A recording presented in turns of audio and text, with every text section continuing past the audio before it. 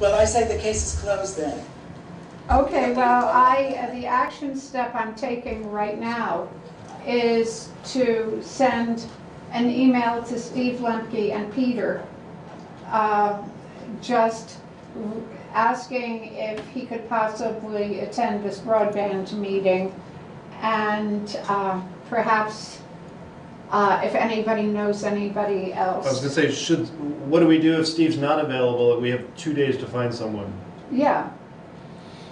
Yeah, so everybody should look and think about who might want to go.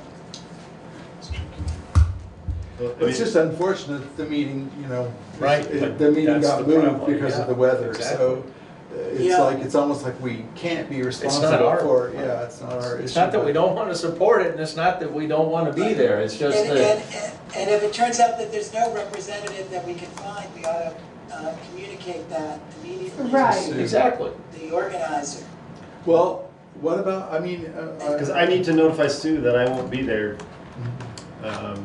And Right. to let her know who will be representing Guilford, if that's the choice the select board wants. I think we should, if anyone has any other ideas as to a person that would be viable for this, if Steve Lemke says he's not in town, get you the information as to a possible person, and then I'll work on it with you, Great, Peter. thank you, Brenda, that's very kind. Okay, good. All right, moving right along, we have finance the warrants. Okay. I will move to pay the following warrants: payroll week ending 2/2/20 for $6,421.80. Payroll week ending 2/9/20 for $9,246.28. Expense warrant number 2015 for $23,192.63, and expense warrant number FW15 for $45.50, for a grand total of $38,906.21. Second. Do I have a second? Yes, Zon seconded. Thank you, Zon. Are there any discussion? I would add the key items coming out of expense warrant 2015 were salt at $5,300. Our diesel came in at about $2,400, and our health insurance was a payment at $7,500. And if we take our Wyndham Solid Waste quarterly assessment of $3,600, we're almost at the grand total of $23,000. Not quite. Good. Thank you. All those in favor? Aye. Say aye, please. Aye. Any opposed? The motion carries. Thank you. Communications, Peter. I have none. Okay. Thank you. Can we summarize the actions? Summary of actions from the previous meeting where the select board approved the town meeting warning. Peter to reach out to VLCT regarding select board liability for childcare, which we've discussed. Veranda to follow up with Tasha, Laura, Dawn, and John Gagnon, which we heard about. Explore the possibility of creating a town meeting day committee. That's very simple. If the select board feels it important for a committee to be created, you would say make a motion to create a committee and then find people to fill in on that committee. But I think from the discussion, I don't think that's necessary at this point. And then last but not least. Okay, so can we put that on the agenda for next meeting? You mean creating a town meeting day committee? Creating a town meeting committee. Yeah. I mean, are you open to the idea of maybe putting it on 2 meetings from now so that we get done with the town meeting and then have it right after that? Yes. It cannot go on that's good, Zon. Yep. It can't go on the meeting immediately after town meeting day. We have a whole prescribed thing that we need to do that day. Okay. It would have to be the second meeting in March. Okay. But that still will Okay, be well, let's put that on the action. Okay? future meeting. Good. And then from this meeting, add the town administrator and administrative assistant job descriptions to the agenda for the next meeting. you took the action to allocate $100 from the BCA budget to fund childcare at town meeting day. Add the future needs of the town garage on the agenda for the next select board meeting.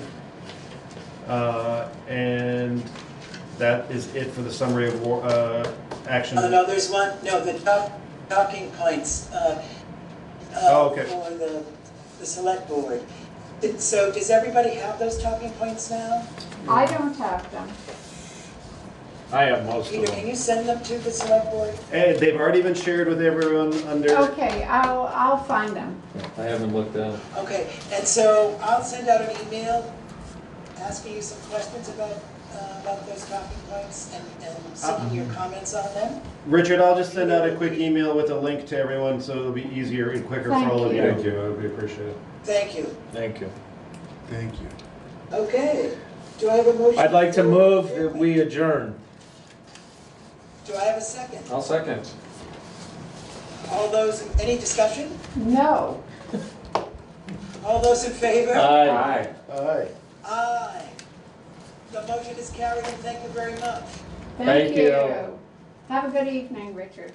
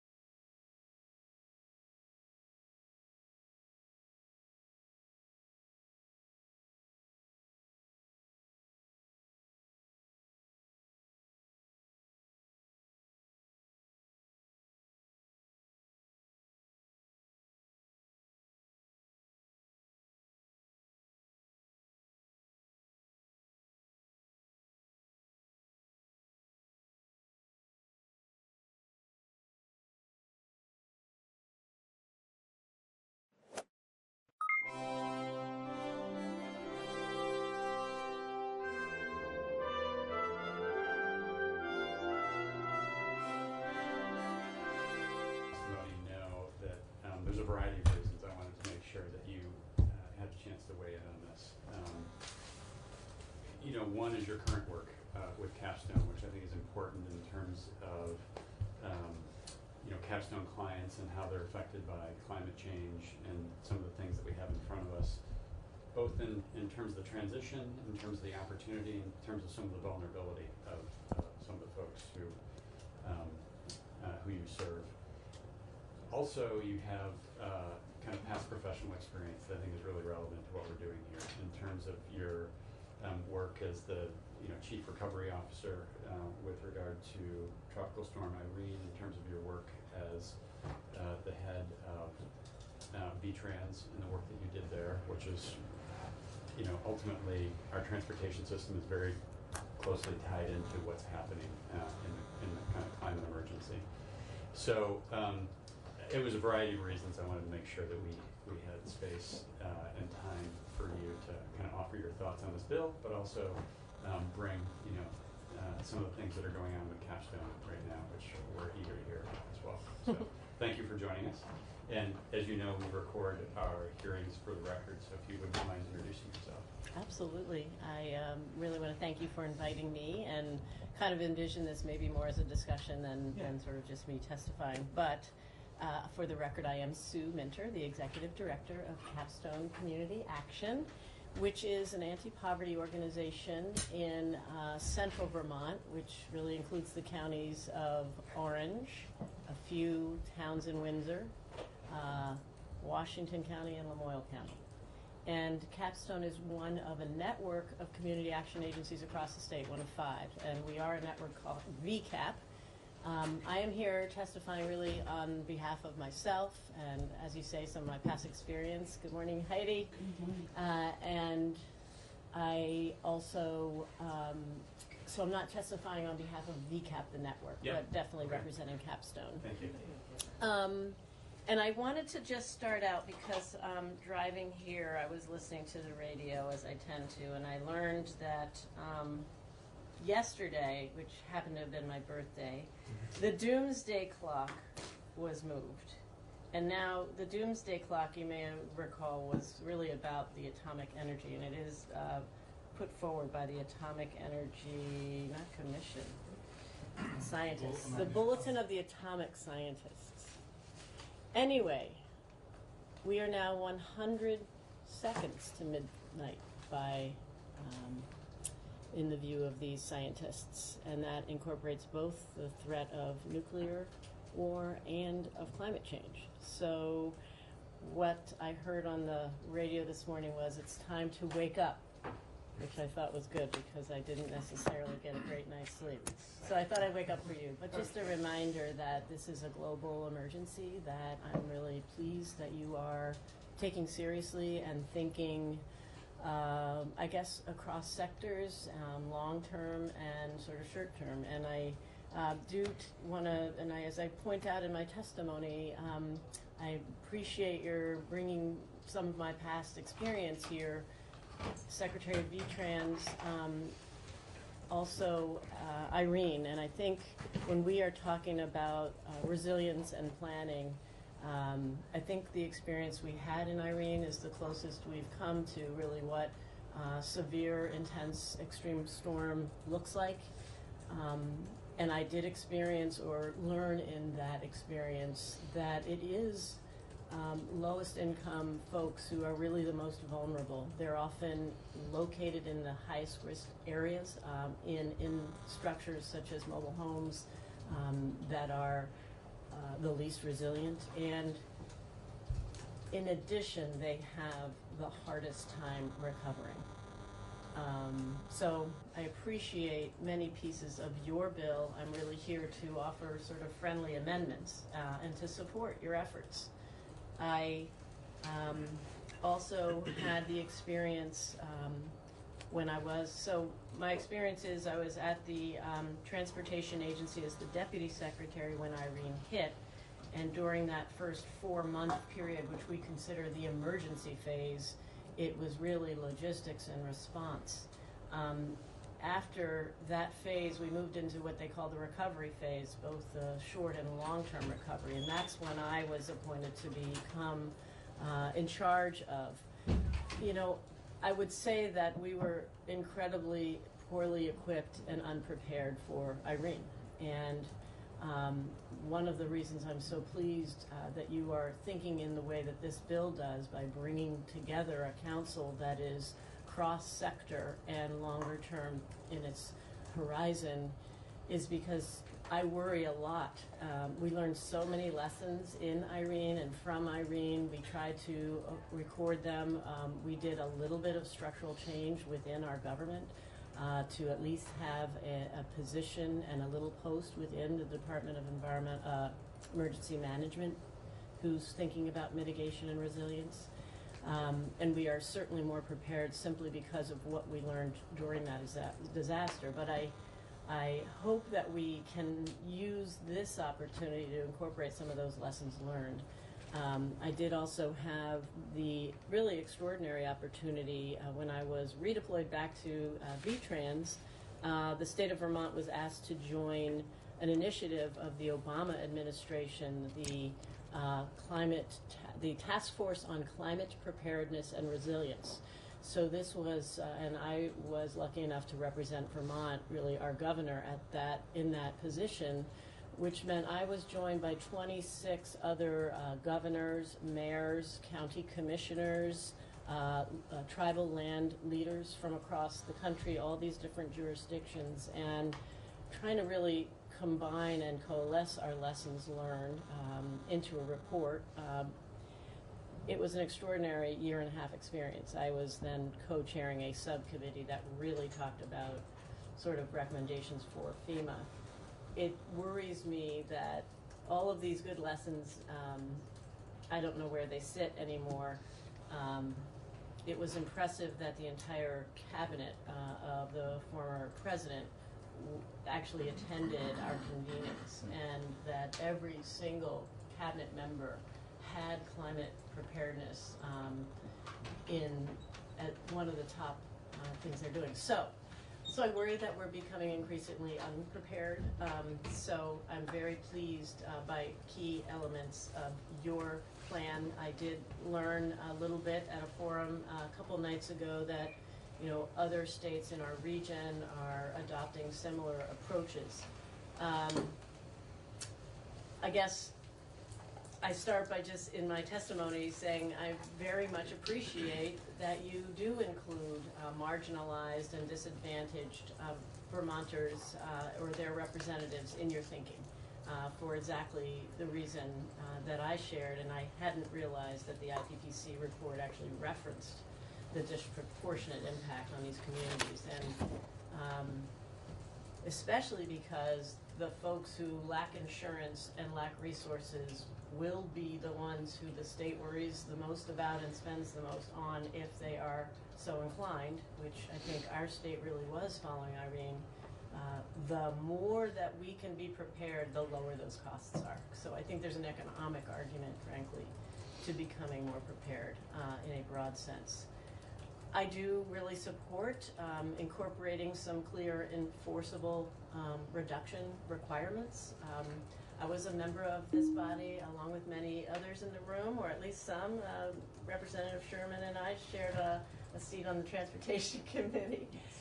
And when we, I think, first adopted this legislation, I think we set forth goals, and I think it's hard to achieve goals when they aren't really staring you front in the face. And I don't think we as a state have figured out good, constructive ways to measure where we are relative to where we want to be in a consistent way, and thereby think about strategies to reduce. So I can't possibly think to testify about what the right targets are, but I've certainly seen, and I did as a graduate student study environmental policy, and at that time watched very serious positive impacts under the Clean Air Act by mandating emission reductions and with targets, and in certain states, and I certainly think of California, who have already started adopting greenhouse gas emission requirement reductions as part of their air quality infrastructure, have really seen differences. So I support that. It's not going to be easy, but I think it's the right approach. One recommendation that I'd like to make about the council and is really in the structure and who you have as the chair. And again, I think this is my experience after Irene. So I would recommend that you actually have the Secretary of the Agency of Administration chairing that council. You know, when I was the Irene Recovery Officer and I followed Neil Lunderville in that position, he was there in the most intense first 4 months. And he had been the Secretary of Administration. And he, in that experience, understood in a way that few others could, the levers of power and influence and how to conduct significant response. I learned then by being within the Agency of Administration just how much, you know, when you are a secretary of one agency you are on a parallel, you are not above the others. And unless you have someone who has the authority to actually oversee those other agencies, I don't think it's effective. I learned that, you know, I was in the Irene Recovery Office, and I think Neil Lunderville specifically set it up this way because of his understanding, having been in that position, that the Secretary and Agency of Administration oversees all of state government on behalf of the governor. It's separate from the governor's chief of staff and staff. It's really responsible for government. And we created a multi-sector, interagency, essentially, cabinet around Irene. And I think because I had the authority of the Secretary of Administration, I was able to be more effective. And that's why I suggest you consider that structure. The couple of people who I think you may want to add to your membership, the regional planning folks, VACTA, I think are very important. I didn't see them, at least on the draft that I had. And they're not on there. Yeah. You know, after Irene, and certainly, okay, I have to say I have a degree in planning. I believe in planning, but I think what this council is about is trying to plan for our state, and we certainly relied tremendously on the regional planning commissions to undertake a lot on behalf of their member states, so that makes some sense to me. The other thing, I don't know whether it makes sense, but at least you should hear from the Department of Public Service. One of the recommendations we made after Irene that was not adopted was that the emergency management leader actually become higher up within the cabinet and a member of cabinet. Many other states do that, and those are states who are much more used to having emergencies to respond to. Can you just walk? So Say that again. So Yeah. right now, we have, you have the Agency of Administration, and then you have the Department of Public Safety, and within that you have a division of emergency management. So that person and group is really the ones who understand, and they have relationships with FEMA, and they are schooled in that field of work, but also have a lot more practice in emergency response and drills. And they're just so far from the cabinet, and that is not the case in many other states, I observed. And elevating it. I had recommended that, but it wasn't adopted. But we did create a position, actually, which is still there. We had never had someone at that time really full-time focused on mitigation and resilience planning. Wow. This is pre-2010 Pre-2011, yeah. We have a very, we're frugal, let's put it that way. And we haven't had to respond to emergencies of that scale, had we ever before. And we were, I would say, under-resourced in that area and not nearly as educated as many of our neighbor states in everything that is expected of us by FEMA, by our federal agencies. By contrast, I was running the Agency of Transportation. Our federal agency was the Federal Highway Administration. We are very, I would say, well-resourced in the Agency of Transportation relative to many other states in state agencies and departments in Vermont. And I think it has a lot to do with the fact that we have federal dollars and that we understand, and that the transportation world understands what it takes to do the incredibly important work. But because of our partnership with Federal Highway, they were right with us every step of the way. We were interagency. So the damage that was done, and there were 600 miles of roads completely wiped out overnight, the damage that was done to the state highway had federal resources and an entire infrastructure to support how did we manage that, and an entirely different way to get emergency funding. But significantly, and then all of the infrastructure that the towns, the culverts and roads, let alone the buildings and homes and business loss, but just the infrastructure, for example, totally different federal agencies, totally different practices and standards. And we were able to implement very different standards in the way we responded, the size of the bridges and culverts that we built after Irene. The Federal Highway Administration supported. They went out, we went out on tours together, understanding why we were doing this. It was a much larger investment, and they supported and funded it. I mean, we had our battles, but they were agreed to. The challenge after Irene was with FEMA and every one of our towns, especially in some parts of the state that were desperately tiny towns, impacted by 8 times the cost of their full annual budget.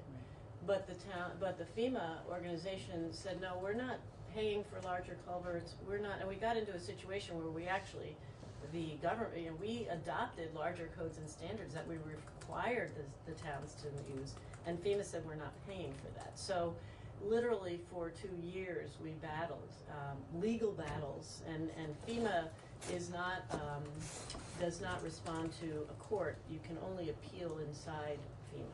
So we had appeals to the local level, and then we went down to Boston, and then we went to Washington, and it went beyond that. And thankfully, because we have a senator, 2 senators with very strong relationships at that time, right up to the president, but we had advocates going to the head of FEMA, and we had calls to the president of the United States in order to get the dollars for our towns, for our state hospital, for our state complex, for major things. It was a political battle, sadly.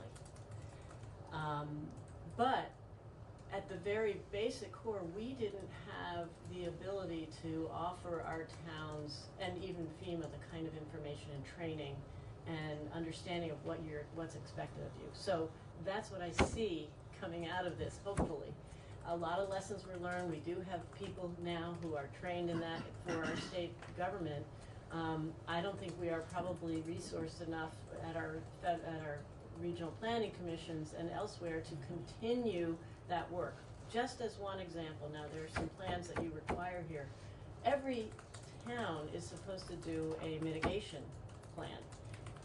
When FEMA hit, almost nobody had done it. And so we very quickly, and then we couldn't start getting the dollars flowing until they had adopted and approved these plans, and it was a nightmare. So it's the kind of work that must happen for us to get expeditious dollars. Now I worry if we were to suffer from a disaster at this time, where we don't necessarily have an administration who will look kindly upon our state the way we did at that time, and I think the budgets are so much tighter than even they were then for disasters.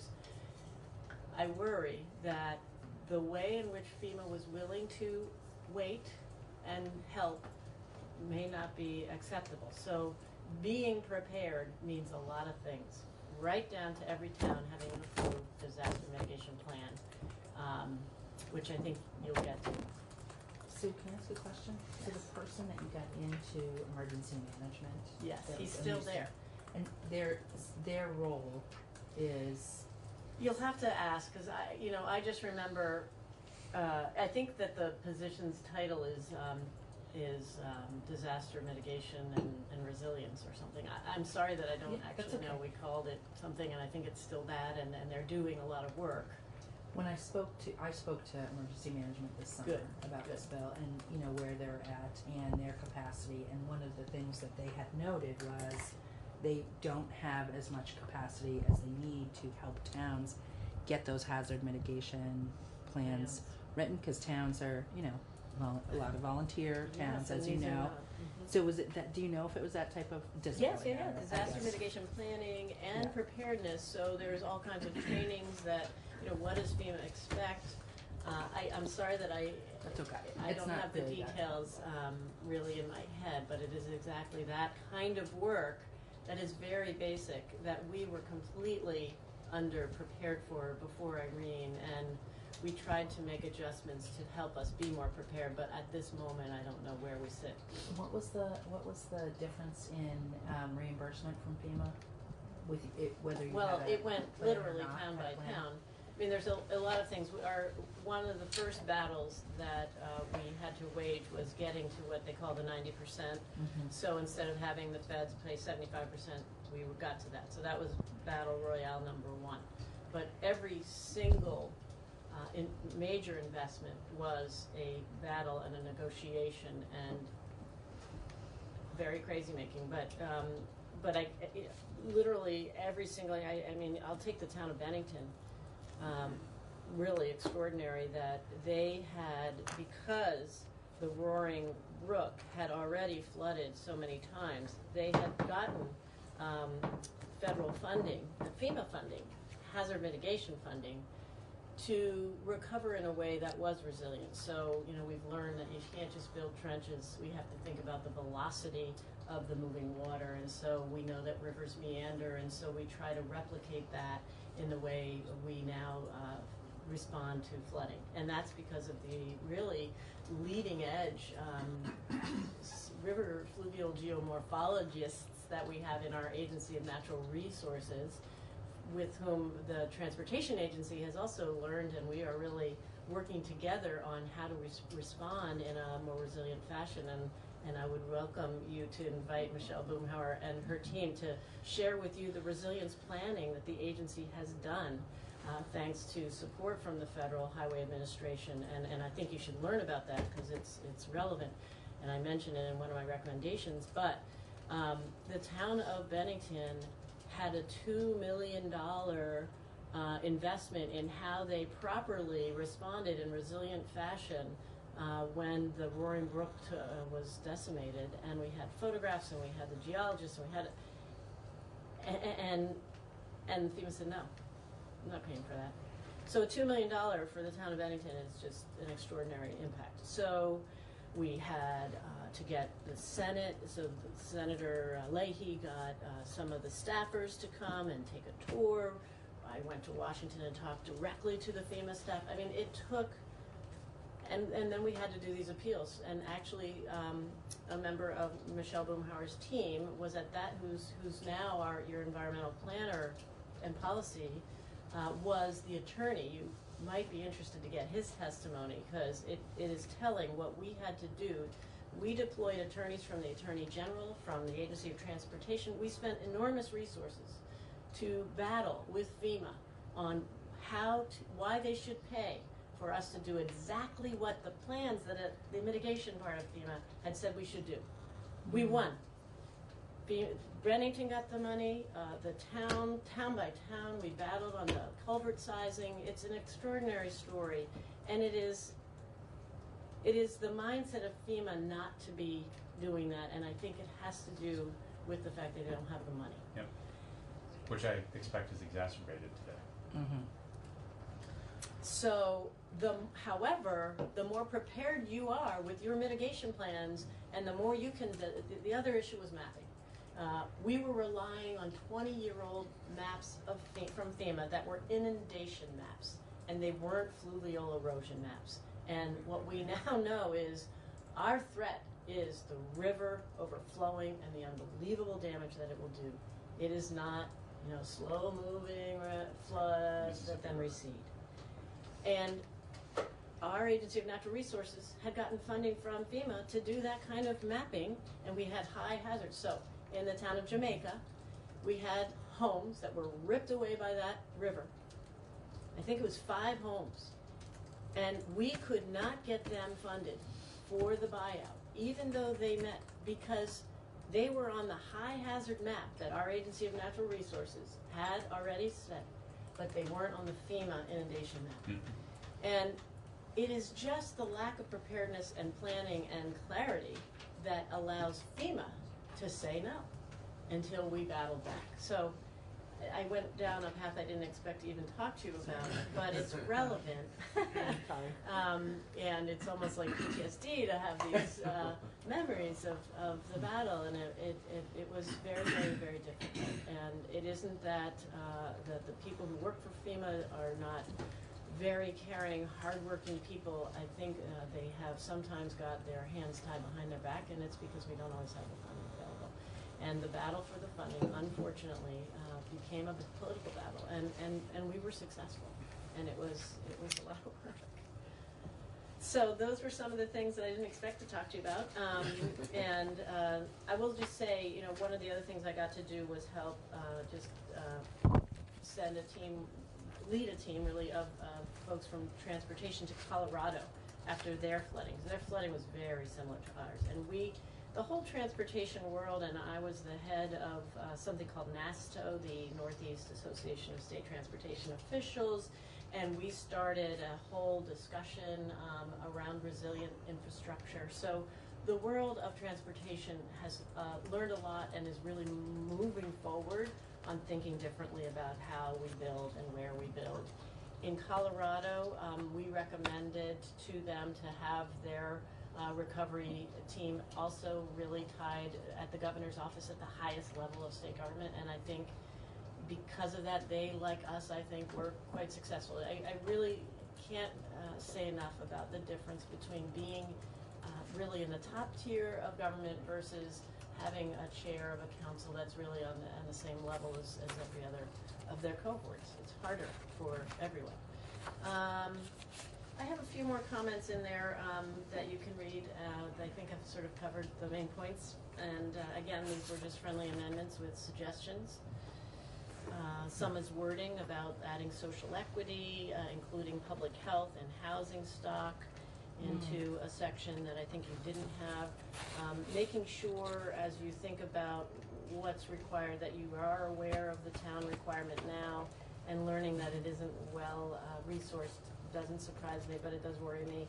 And that's what this council, I think, can help bring to light.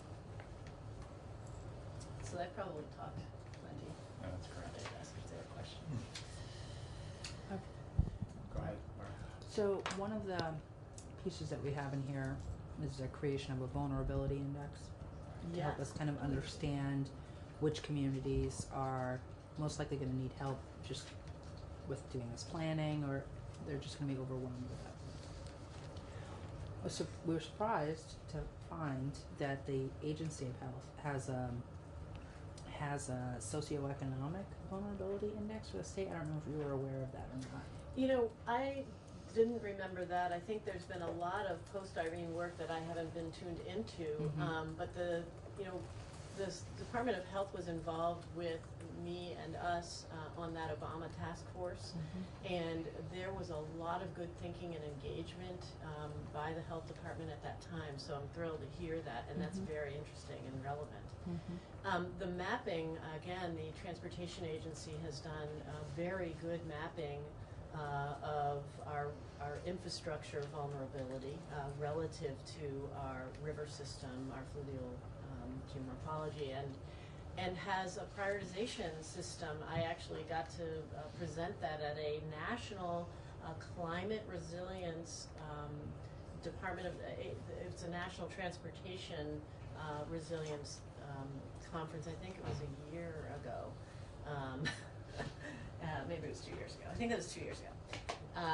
But anyway, we've done a lot of thinking with the support of the federal government to actually map our vulnerabilities, and I think that all of the different mappings that may be going on may already be put together in some way, but if they're not, that's a great thing. And if they are, then that's the resource the council can begin to really utilize, because while we're mapping, and we even have a way of prioritizing, I don't know if we've adopted those priorities and thought about the investments that need to be made, and being strategic about getting going. Right. That's what's not, I To don't reduce think. the vulnerability. Yes. And in some ways, it's about which bridge, we've thought about redundancies. When this bridge goes down, okay. And so it's a very complicated formula of thinking about, okay, what do we need to do next and why? Specifically to make ourselves stronger for the future. Can I keep going? You can. Mike wants to get in Oh. here too. Oh, okay. I'll wait. But if you want to continue on Well, this, this might I be just as actually, easy.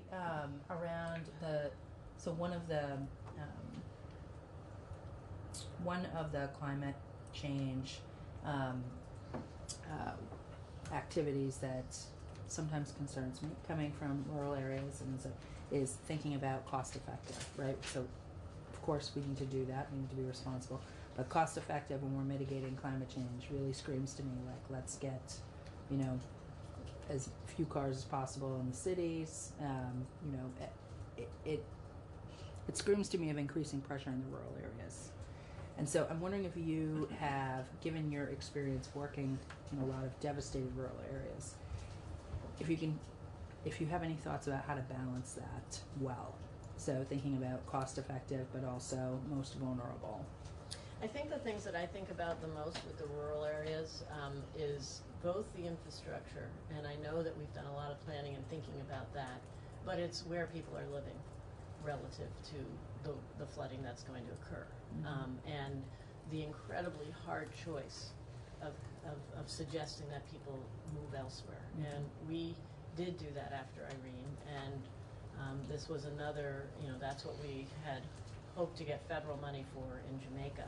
But, thankfully, in Jamaica, the philanthropic community stepped in a tremendous way to help those families. But there are whole areas that we've mapped that we know really are higher risk, and we should be talking about buyouts. And some of the funding, we still have a pot of money. Again, this is stuff you should learn more about, and I'm not sure I get clear, but we have mitigation funding, sort of a percentage of every federally declared disaster, a pot goes into a pot for thinking about how to utilize these funds. So probably there is good strategic thinking going on.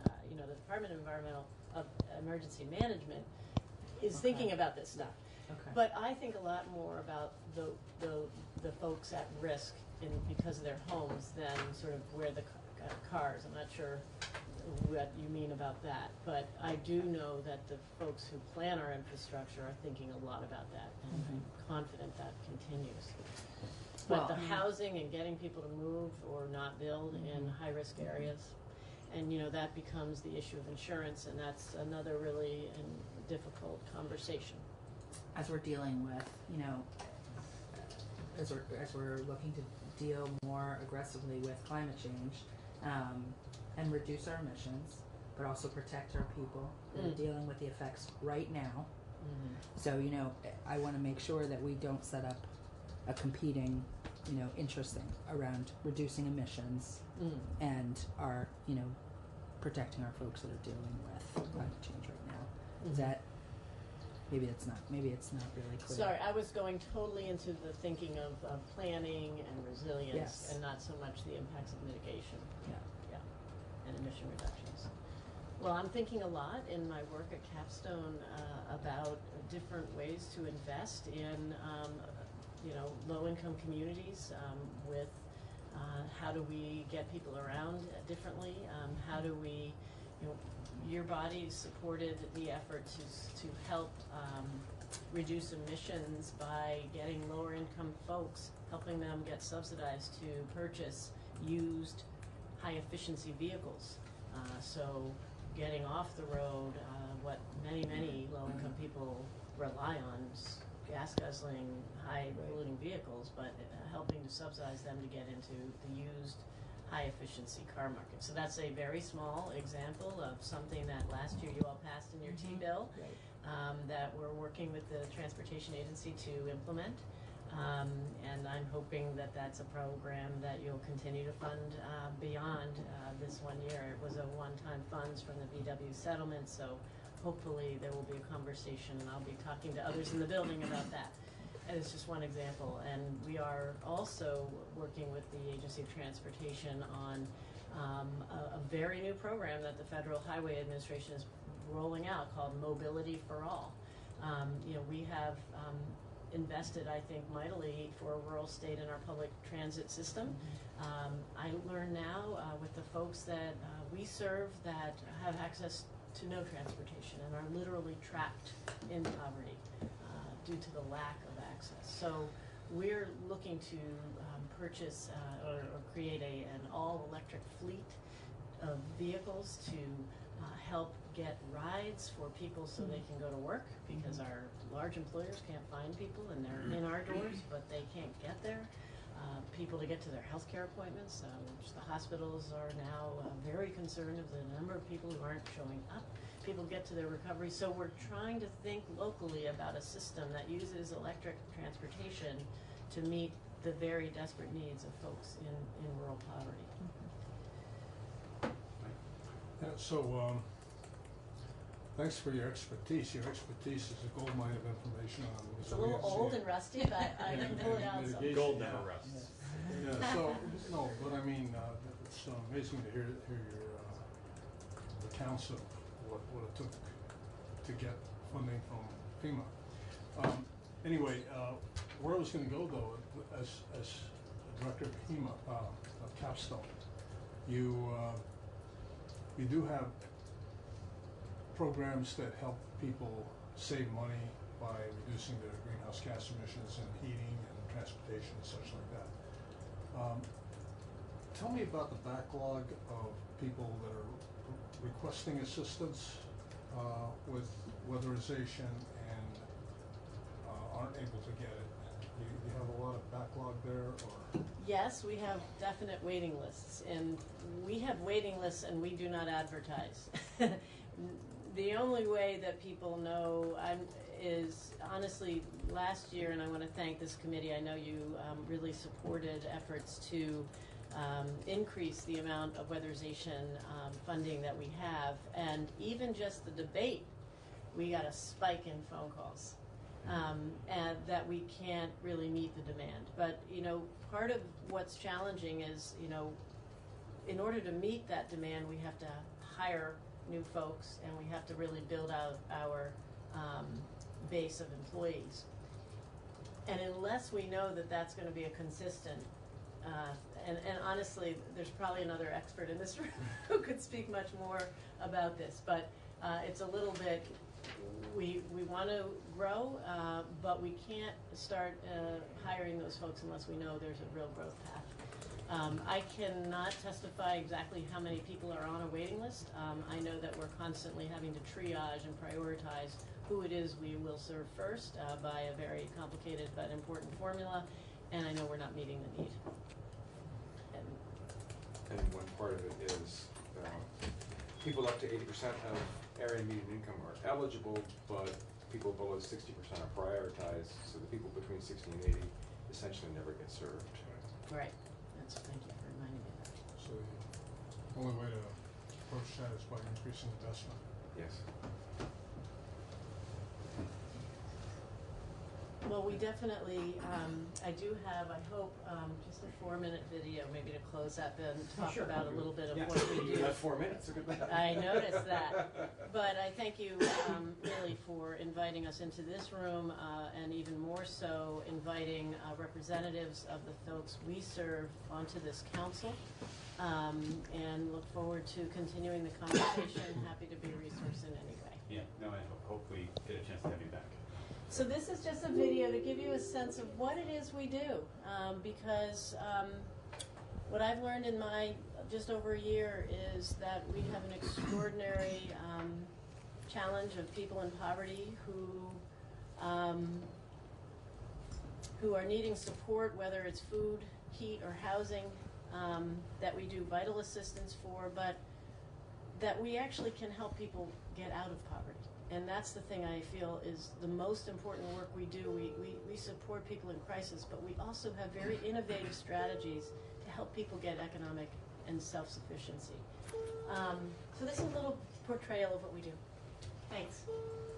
My wife gets a check one week, I get one, a couple weeks later, and then I get one from the VA. It's just, you got to plan all your money for each pay period. I didn't do a whole lot of good. I did a lot of drinking, and I wasn't able to maintain jobs or relationships. I really didn't feel like I had much opportunity. A lot of people right now, their income is so limited, and they really cannot make ends meet. I made the mistake of marrying to support for my family, and got myself into a very bad relationship. I did 22 years in prison, and I got out here. I didn't understand the seriousness of what I had forfeit, not knowing that my life was going to be changed forever, that I wasn't going to never raise my son or be a father to my child. I'm 71 years old, and my wife and I are both retired, and we're raising grandchildren, so my parents just weren't able to raise their children and raise them properly. And DCF stepped in and took them away from them and gave them to us. As a single mother, it was really hard. I lost apartments, and I had to choose between feeding my kids or clothing them. I was homeless a lot of the time. We stayed in cars or couch surfed. Without a second chance, what could we do besides go back to the old things that we used to do? We were struggling with, we got handed 3 kids, and financially it started getting harder and harder and harder. I wanted more. I wanted to open a business. I wanted to be more successful. I wanted a better life for my son. The program is there. The opportunity is there. It's providing jobs for others. People want to help, so you take it, you do it, you run with it.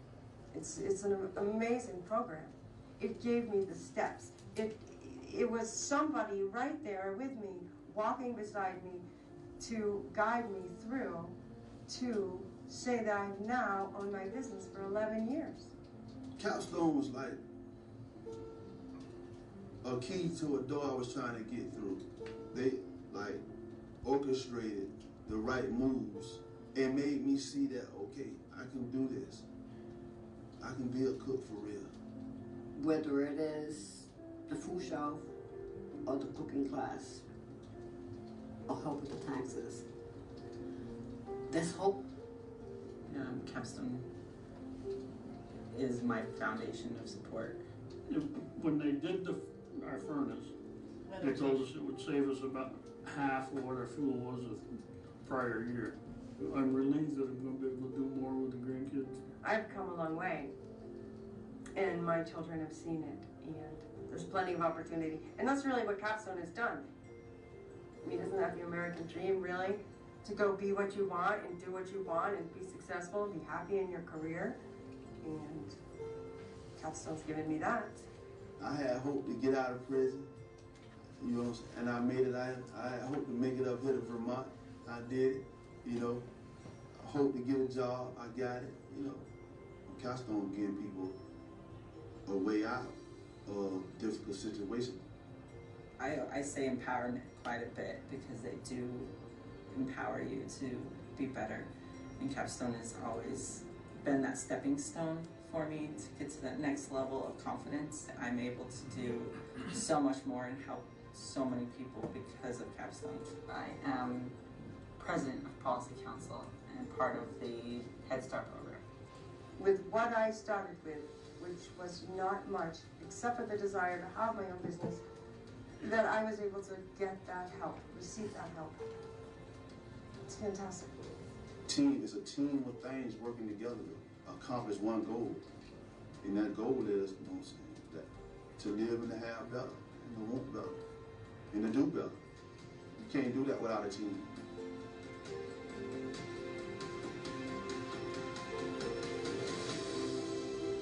Thank you for listening.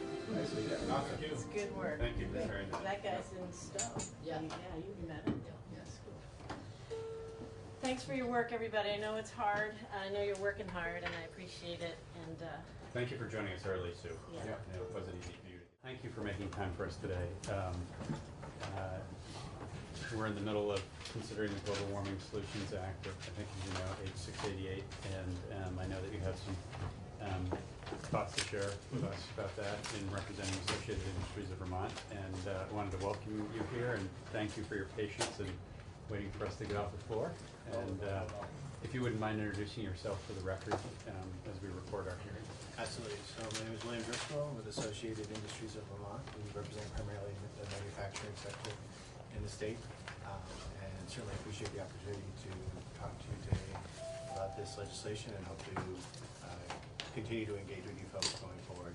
I'd like to maybe address some sort of high-level issues today, and can certainly follow up with further comments in writing and more specifics, and obviously engage in some of the questions and answers and discussions as you folks try to figure your way forward with this legislation. So just want to maybe start by putting into context, it's not that it shouldn't probably be pretty obvious where we're coming from, but just the perspective we're trying to bring to some of the issues and the specifics in the bill here. For us, this issue is not, these issues, because obviously this is a broad and complex topic, it's not about whether or not to have climate policies. Our primary focus is how do we have the most reasonable and balanced policies. One of our concerns, not surprisingly, is trying to avoid undue economic harms, but also harnessing positive economic opportunities as well as we get into eventually what are detailed and specific proposals. Because however important climate priorities are, obviously there are many critical priorities that we're all charged with trying to address. And although climate and economic priorities don't have to be in conflict and often aren't, there are always the possibility that they can be when you get down into specifics. So that's the perspective that I have some sort of basic comments or recommendations both on the Climate Council itself and sort of how it's set up, but then also the sort of implementation and accountability provisions further on in the bill. With regard to the council, and again from the perspective of trying to make sure that you're getting the kind of perspectives and kind of balance input that I think is important, both in putting forward things that you ought to do and things you ought to avoid. Obviously there are a lot of perspectives and stakeholder groups represented already in what's proposed, but I think it could be adjusted to be include additional representation that I think is important to the topic. The first thing is that, if I recall correctly, you have farm and forestry combined as one representative, and I think honestly a lot of both the challenges and opportunities in farming and in forestry are not necessarily the same. I think it would be beneficial to separate those two and have one from each. Second, having a representative from the manufacturing and industrial perspective I think would be helpful. Obviously a lot of emission concerns and economic concerns and opportunities stem from manufacturing and industrial activity, so I think having somebody from that sector would be an important ingredient. And similarly, transportation and freight providers. From our perspective, obviously, our areas of either concern or opportunity are not just operations and facilities in Vermont. But as you folks know fully well, a big chunk of our emissions portfolio is transportation based, and the hauling of supplies and goods, primarily over the roads in Vermont, is both a big part of that issue, but also very critical to our operations. And so having folks that can speak to those issues is important, and that's not necessarily entirely within the manufacturing sector. A lot of that activity operates on its own in terms of a business sector. So those would be the primary sort of membership recommendations. The other one, which obviously you provide some some flexibility in the subcommittee structure and approach, but I think we think it would be helpful if, in addition to, I think you have 2 subcommittees specifically cited in the bill. It would also be helpful to have one that's specifically charged with looking at avoiding or mitigating economic harm, but also realizing economic benefits from, again, the interaction between whatever proposals come forward and businesses in the state. I think that's an important part of the overall discussion, and I think having a subcommittee that makes sure that that's really looked at, I think would be helpful as well. One question I have, and this maybe speaks to the sort of next area of suggestions, is also the question of the decision-making mechanisms of the council. Anybody who's ever put together, served on, or sat in the same room as study committees and things like that the legislature puts forward, the whole question of do you have the right mix of people and do you have a fair decision-making process is a very difficult one to get right and to figure out. And unless I missed it, I don't think that this really speaks to exactly how the council will make its decisions. Like, for example, majority, consensus, unanimity. That could be a factor in how the sort of the quality and the reception of their final product could affect that. Although I think that can be addressed with what we would propose on the implementation side. So unless anybody has any, I think hopefully fairly straightforward, but if anybody has any questions about anything recommended so far. You are accurate. There's not in here a mechanism that says, here's what the vote count is, for example. Right. If it was that straightforward in terms of adopting the plan, so you're right about that. So what we would recommend, the next part, which obviously has to do with deadlines and schedules and frankly the cause of action and role of the courts, which we have concerns about that for a number of reasons. What we would really recommend is, rather than what you have on the implementation side in the bill right now, is you have the council make the recommendations and reports that they're required to do, but have those not simply submitted to the legislature, but require their approval by the legislature. That, I think, first of all, given the balance of considerations that need to go into specific proposals, I think having that go through the legislative process is both important and reasonable. That can also serve, frankly, to be a filter or if you will, for the other challenges of trying to make the council the perfect representative body with the best process for approval. I think similarly how we don't have study committees and working groups go straight from report to law or rule. There is good reason why those go through the legislative process. I think, given the significance of the issue and the policies and proposals that are likely to be coming forward, it's all that much more important that those should be approved by the legislature. Excuse me. Sure. Just looking for clarification on what it is that should be approved. You said that so we require reports. Mm-hmm. Is that what should be approved, or are you looking? Is it before that? Is it involved in the rulemaking?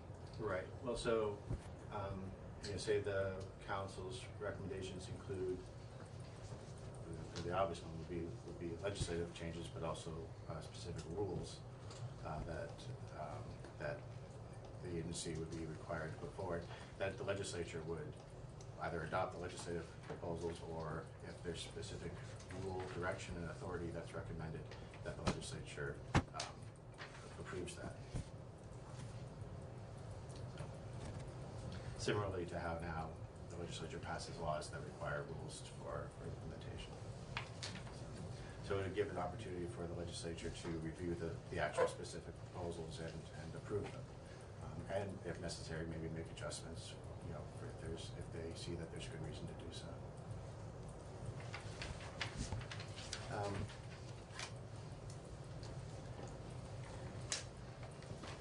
Yeah, and I think this addresses some questions whether, in the collective judgment of the legislature, whether the council has gotten everything right in terms of balancing priorities or specifics. Also addresses the question of getting that balance of representation and fairness in decision making correct as well. And I don't see why having that legislative approval step would necessarily really slow the overall schedule or progress of what you're trying to achieve. I don't think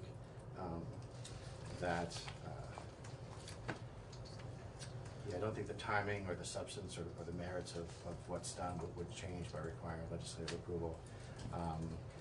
And I think you might be able to achieve some balance and judgment that sort of a more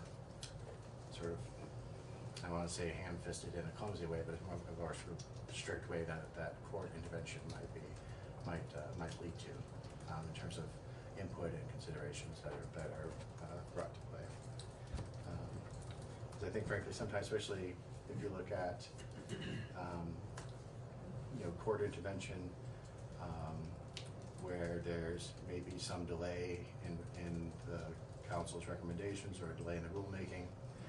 Sometimes there's good reason for those delays. It's not necessarily something that warrants a court case, just because you're off by a month or a couple months or whatnot. There may be practical reasons for that.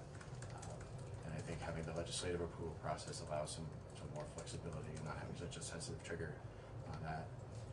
And also, when it comes to meeting the goals and having cases brought to the court to have the court direct rulemaking, I think that raises questions in that kind of a context. Are you going to have the same sort of public input process that you would have in the normal rulemaking process? Are you going to have a consideration of different perspectives, and also some judgment in terms of weighing the pros and cons of specific proposals? I think having the legislature really driving that allows for that much better than setting up a situation where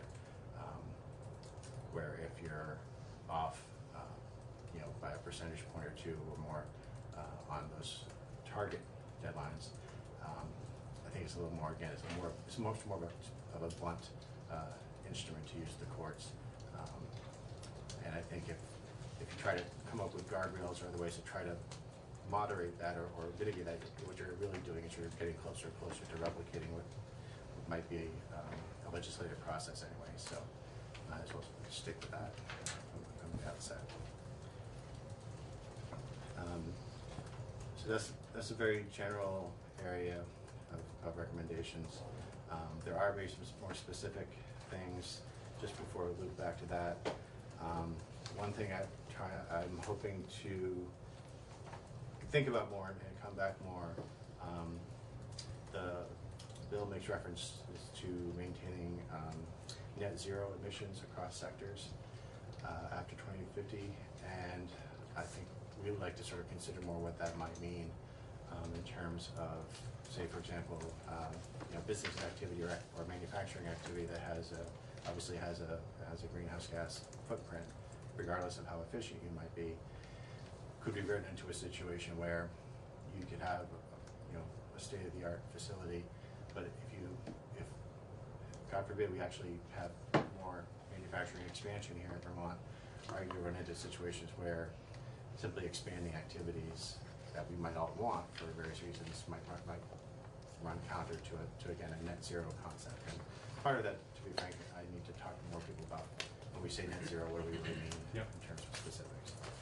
Can I just mention something Sure, about that? Because I think it's actually relevant to a number of your members. And, you know, I think some of the consideration of this is reflected in looking at what New York has attempted to do. And part of the New York law acknowledges that there are sectors of the economy that are going to be really challenged. It's not clear what the technological path is to completely eliminate, in 30 years, fossil fuel as part of the fuel mix and greenhouse gas emissions as part of a manufacturing process for site. Not specific to manufacturing. Right. That's an example. And I think what New York has tried to do is provide a path, very strict and narrow, as to, for industries that have difficulty getting there, finding where there is mitigation through other means. That, there may be industries that can't get, off the fossil fuel, may be able to reduce but not eliminate. And whether it's, just generally speaking through sequestration means or other, can get to net zero, even while they still may be emitting. But it's a very prescribed and narrow path. But that was one of the concepts that was embedded in New York legislation. So it's something we can talk about more. But I think it's very relevant to probably some of the people that you represent. Yeah, and certainly if we're talking about goals and aspirations, and trying to find ways forward, that I think that allows some flexibility as we get closer. Obviously, it's hard to predict where we're going to be in 2050 today. Yeah. And whether if we're locking ourselves into some things today that may not really work, then there could be some challenges. That actually, I need to get back to another thing on that, but one other aspect, which again I'd like to come back to you folks on, but just want to sort of flag now on page 23, line 18, which is the only line reference I was going to make, in energy policy and planning. Currently, energy policy is based on a concept of least cost things, which includes environmental priorities, which I would think would cover greenhouse gas reduction. This bill would set greenhouse gas reduction outside of and alongside least cost. So right now, least cost is a basket of critical priorities, which are then balanced as best they can by taking greenhouse gas reduction sort of out of the basket and having it co-equal with everything else combined. Again, obviously, employers can debate about what the language really impacts, but that raises a potential concern of are we upsetting the balance of all the priorities that we need to focus, and is that really appropriate or necessary? And again, I'd be happy to come back to you with more thoughts on that.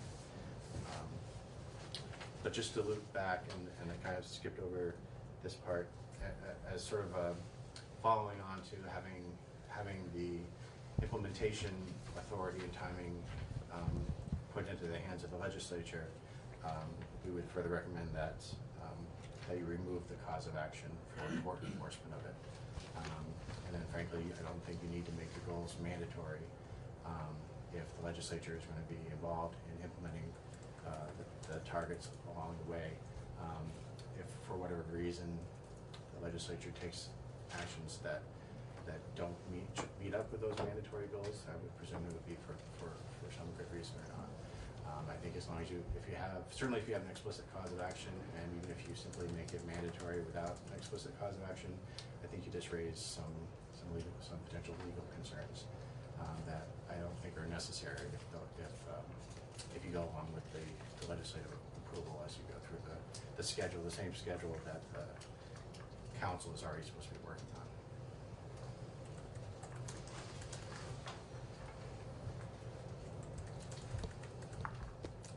There you are. Other than that, so if you want me to go back and draft that up for you? I think actually that would actually be pretty easy. Anything I could do to help. Just a comment following up on what you said and what the comment the chair just said, because I think about this a lot in terms of the manufacturing sector. I'm very aware that depending on what it is they're manufacturing and what the manufacturing process is, that some industries are at this point in time and for the immediate foreseeable future, much more dependent on fossil fuels than others. Those that require huge amounts of heat as part of the manufacturing process, that's where it comes from now. And I read of other alternatives, coming along the pike, but not next year. 10 years, maybe 15 years from now. So I think that's something we should be cognizant of, I think, and it's just an observation because it came up. I'm not making a particular suggestion or proposal in terms of representation on the council or anything like that at this point. And I think a big part of that part of it too, in terms of what can be done and how quickly it can be done. The challenge is, like you say, certain production activities lend themselves better or worse to electrification versus fossil fuel. And frankly, in terms of if you're looking at a reduction path, the ability to convert from basically diesel to natural gas, for example. I know you folks may not be aware of this, but access to natural gas and natural gas infrastructure is kind of a complicated issue. Really? Heidi has experience on committees where I've actually been able to make everybody laugh quite a bit. If I come back more often, hopefully I'll get you guys there. But yeah, it's a complicated question. So.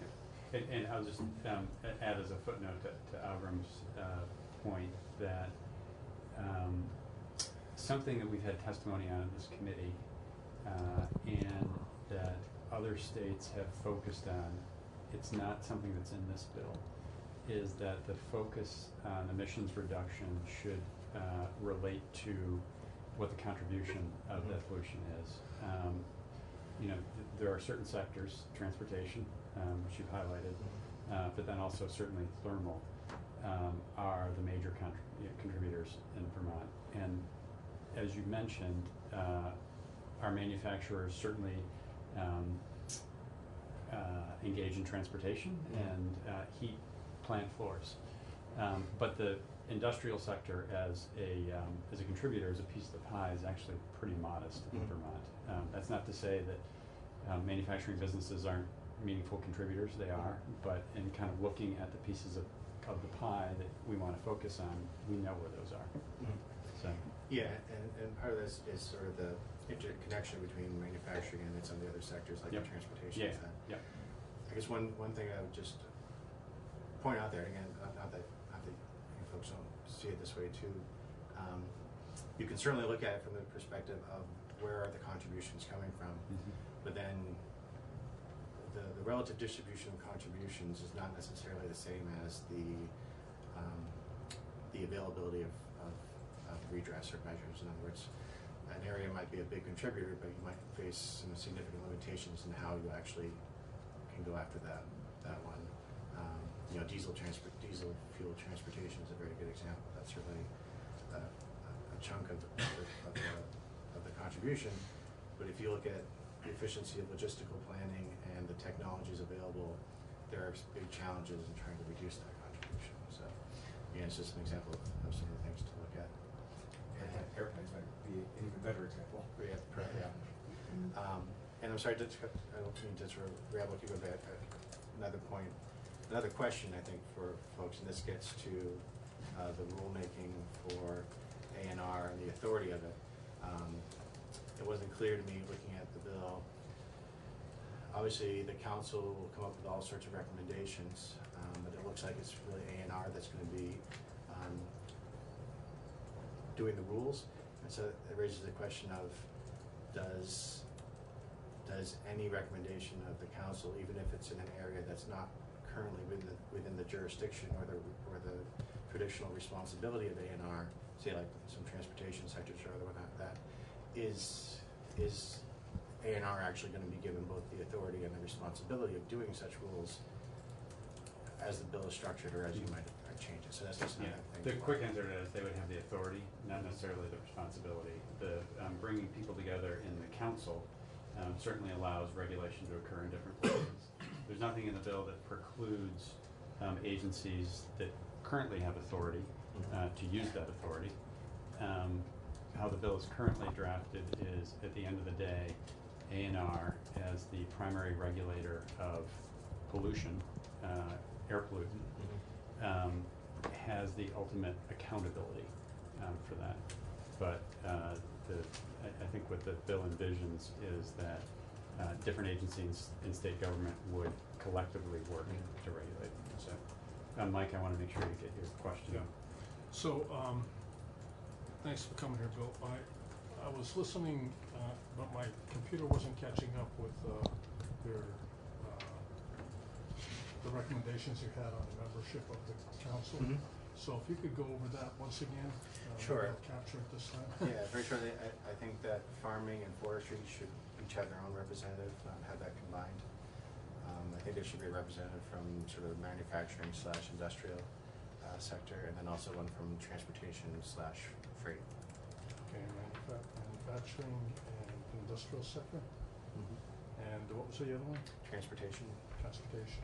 And in our mind, we're primarily thinking of goods and supplies, sort of commercial freight transportation, but I think there are organizations out there that represent those folks. Okay, thank you.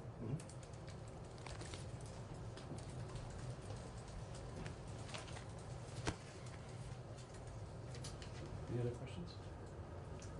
Great. All right. Thank you. Thanks for joining us. Thanks for the specific suggestions. Yep. Wonderful.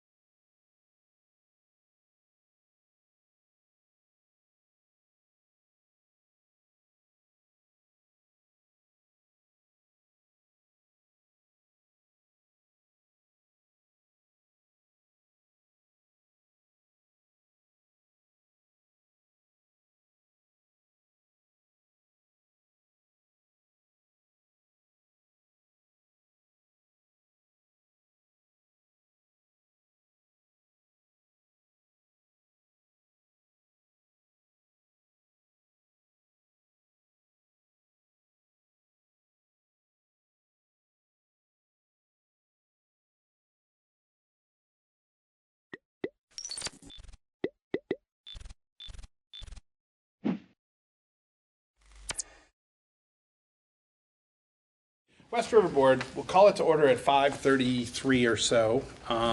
Thank you all for coming. Apparently, we just dropped this off the last agenda. Single-purpose meeting. All we got to do is make a motion to approve the warning. Everybody has a copy of it attached. Skim through it, make sure we have all the right dates in there, you know, no 2019s. Second page. No polling date, no polling hours wrong Look at your or own places town. wrong. Check your towns. We checked with all the town clerks on those because specifically Wyndham toggles between, and Jamaica wanted to be at 9 a.m. I think historically, are they 10 a.m.? Yeah. Yep. So they I want mean, to be 9. I went through it once, but I'm like, just do it again one last time. Because I'd hate to have an emergency meeting to correct the warning that was improperly warned. Jamaica wanted to open at 9. It says 10. It says 10 for Jamaica. Oh, that's Wyndham. That's Wyndham. No, It says look at it 10 for from- Jamaica in the preamble, it says 9 for Jamaica in the back. Okay, so then. In the back. Page 2. Oh, I was gonna say the hours on the back. Yeah, the very top Yep. page. First page. Yep. Okay, we'll check in here and see. It says 9 a.m. Brookline, 10 a.m. Jamaica. Yeah, it's So right in the other side. It's right in the back, but not in the front. Correct. Okay, so this should be 9 9. in Newfane, 9 in Townsend, and 10 in Wyndham. Perfect, though, but the sign-in This sheet, one so I is can the one change that's- that. Yeah, you can slip sheet the front cover. Okay, thank you. Well, I'll make a motion that we'll accept the warning with the adjustment of the time for Jamaica. I'll second that. All right. Any discussion on the warning? Anything on the warning? All right, ready to vote? It's been moved and seconded to approve, accept, approve, adopt? What's the right little word there, You're going to Bill? approve the warning. Approve the warning? And you can make one motion where you approve the warning and allow the chair to sign. That was your motion, right? And on to my motion, allow the chair to sign the warning. You were seconding that? Sure. Excellent. Thank you. All right. All in favor, please say aye. Aye. Opposed? Abstentions?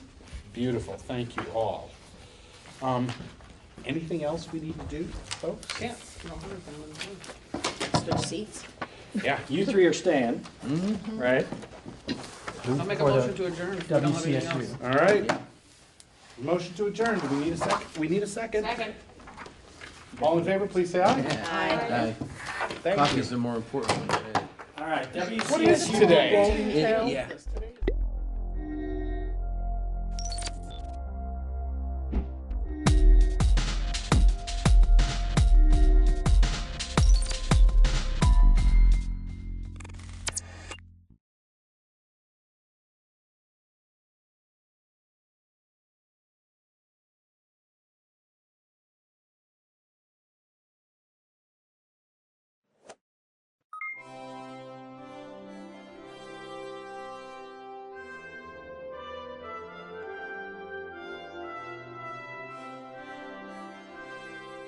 Good to see you. Good morning, everybody.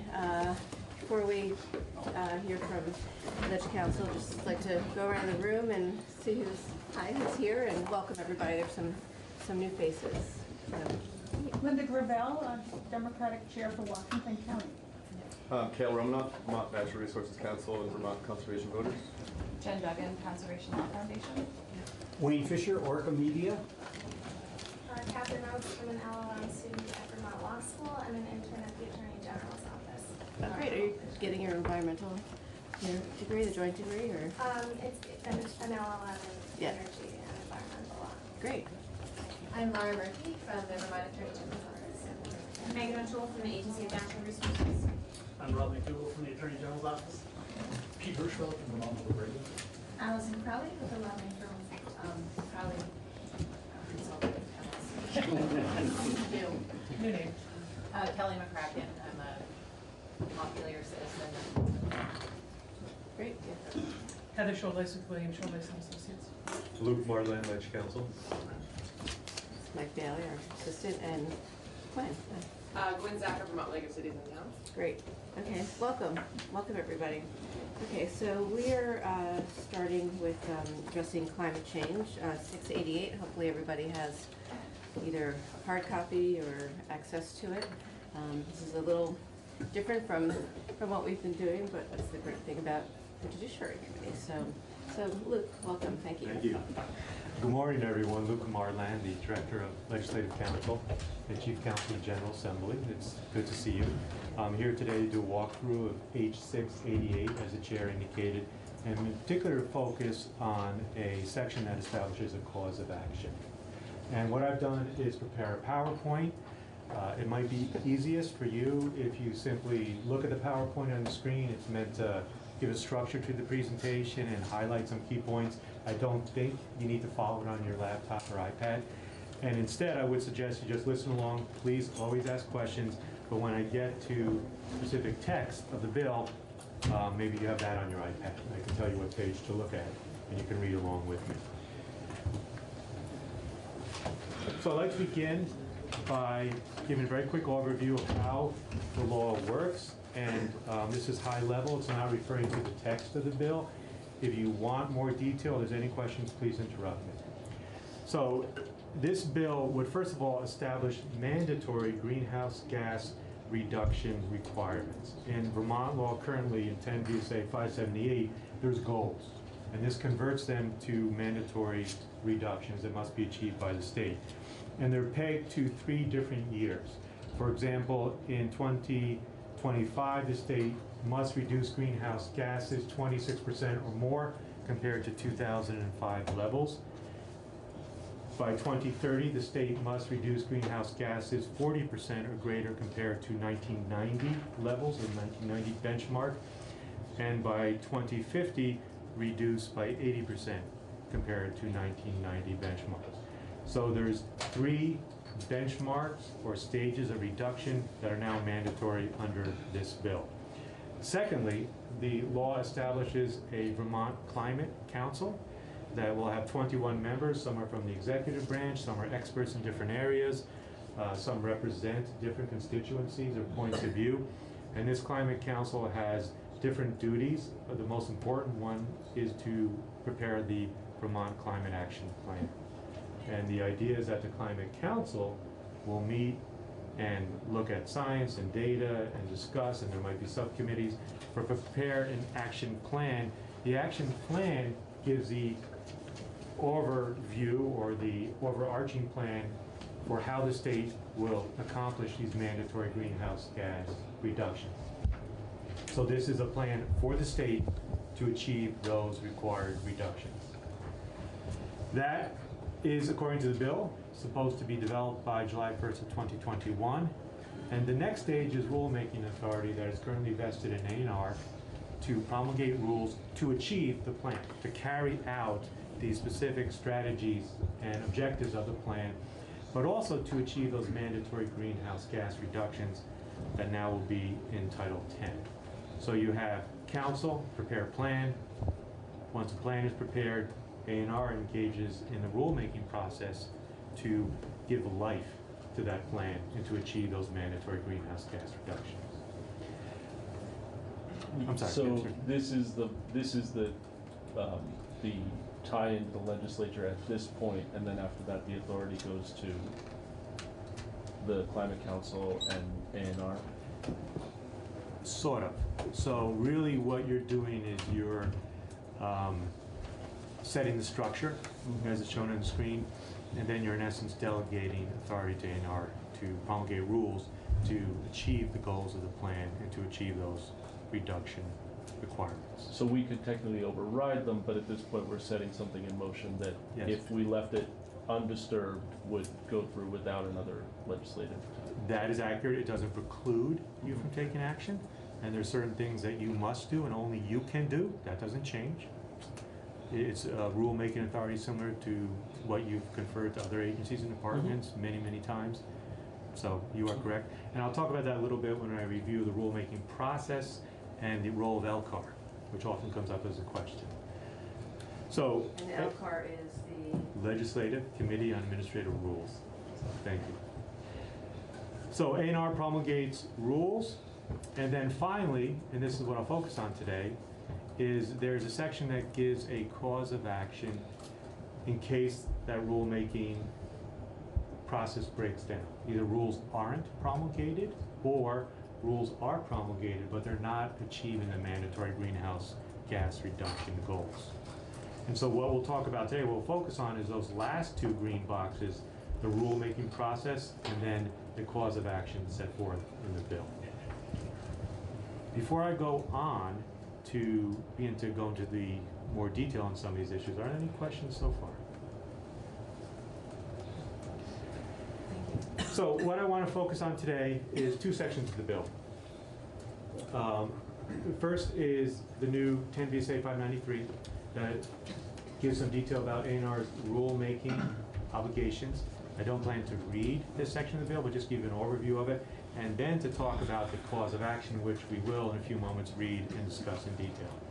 So pursuant to 593, A&R is obligated to promulgate rules that are consistent with the specific initiatives, programs, and strategies set forth in the action plan. And if you remember, the council develops the action plan. To also achieve the mandatory greenhouse gas reductions, and in doing so, A&R is required to develop and file, and we'll talk about the process in a moment, file a detailed record of its process and its decisions. And this record goes beyond what is already required for most rulemaking. A&R is also required to conduct public hearings as it develops its proposed rules. And we'll talk about the stages in that in a moment. The timelines is that its rules to achieve the 2025 reductions that I just mentioned have to be promulgated by 2022, to achieve the 2030 reductions by 2026, and to achieve the 2050 reductions by 2040. And there's also a required mechanism when A&R comes out with its rules to implement the plan to achieve those benchmark reductions, and then every couple of years it goes back and reassesses its rules, and it can modify them or change them if necessary if the rules that have promulgated are not achieving the required reductions. So for example, you'll see that 2040 develops the rules to achieve the 2050 reductions. There's language that every couple of years it goes back and reassesses whether those rules are on track and can update or modify them as appropriate. 594 is the section of the bill that is the cause of action. That's what we'll focus on today. It is written under two different scenarios, and I'll be the first to admit that those scenarios are a little, there's probably some gray area in them, but as I introduce it to you, I'll talk in terms of two different scenarios just to make it a little easier, but in reality there might be some overlap. The first scenario is that A&R fails to engage in rulemaking. So if the bill becomes law, A&R is required to engage in rulemaking, it doesn't do it. Or what it does is so obviously deficient that it's not carrying out the plan for achieving the greenhouse gas reduction. That's what I call scenario A, and that is set forth in subsection A of this part of the bill. The other scenario is that A&R does engage in rulemaking in good faith, but those rules, for whatever reason, aren't achieving the required greenhouse gas reductions. And we'll talk about that in some depth. Now, what I'd like to do today is, before we get into the specifics of these sections, is provide you some background on the standard rulemaking process in current law, the role of LCAR, and then also talk about remedies under current law. In other words, if there's no cause of action language in this bill, what remedies, if any, would still exist? And then drill down on what's in the bill and how it's different than current law. So let's begin. Before I jump into the rulemaking process, any questions on what I covered so far? Is it all relatively clear? I know it's a lot. I know I'm talking fast, so please interrupt if anything's unclear. Thank you. So let's talk, give some background on the rulemaking process. Vermont's rulemaking process is set forth in Vermont's Administrative Procedures Act, which is in Title III, Chapter 25. Remember that this bill is exclusively a Vermont law. There's no federal Climate Change Solutions Act. In a lot of areas, there's a state law and a somewhat similar federal law, or there's a federal program that the state is implementing, so there's some crossover with federal administrative procedure law and state administrative procedure law. In this context, we're talking about a state law that has no federal direct counterpart. So we're talking about Vermont's Administrative Procedure Act. As background, in Vermont law, rules have the same force of a statute that you passed. So it's the same force of law. There is no implicit rulemaking authority vested with an agency or department. You have to confer that authority. And in this bill, that authority is conferred on A&R. And rules cannot provide for penalties, fines, or for that matter, fees that are not authorized in statute, or for that matter, taxes that are not authorized in statute. In addition, a rule cannot enlarge or expand the authority of an agency or allow an agency to issue permits or licenses unless that is also authorized in law. So those are some of the big picture guardrails as to what a rule can and cannot do. So for the rulemaking process, there's numerous stages set forth in Title III. First, the agency pre-files a rule with the Interagency Committee on Administrative Rules, ICAR, as it's often called. That is an executive branch committee where the members are appointed by the governor. And the purpose of ICAR is to review rules for consistency with the governor's policy and objectives and law. So really, ICAR is an executive branch committee that looks at rules before they go to the next step. It's not legislative, it's executive branch.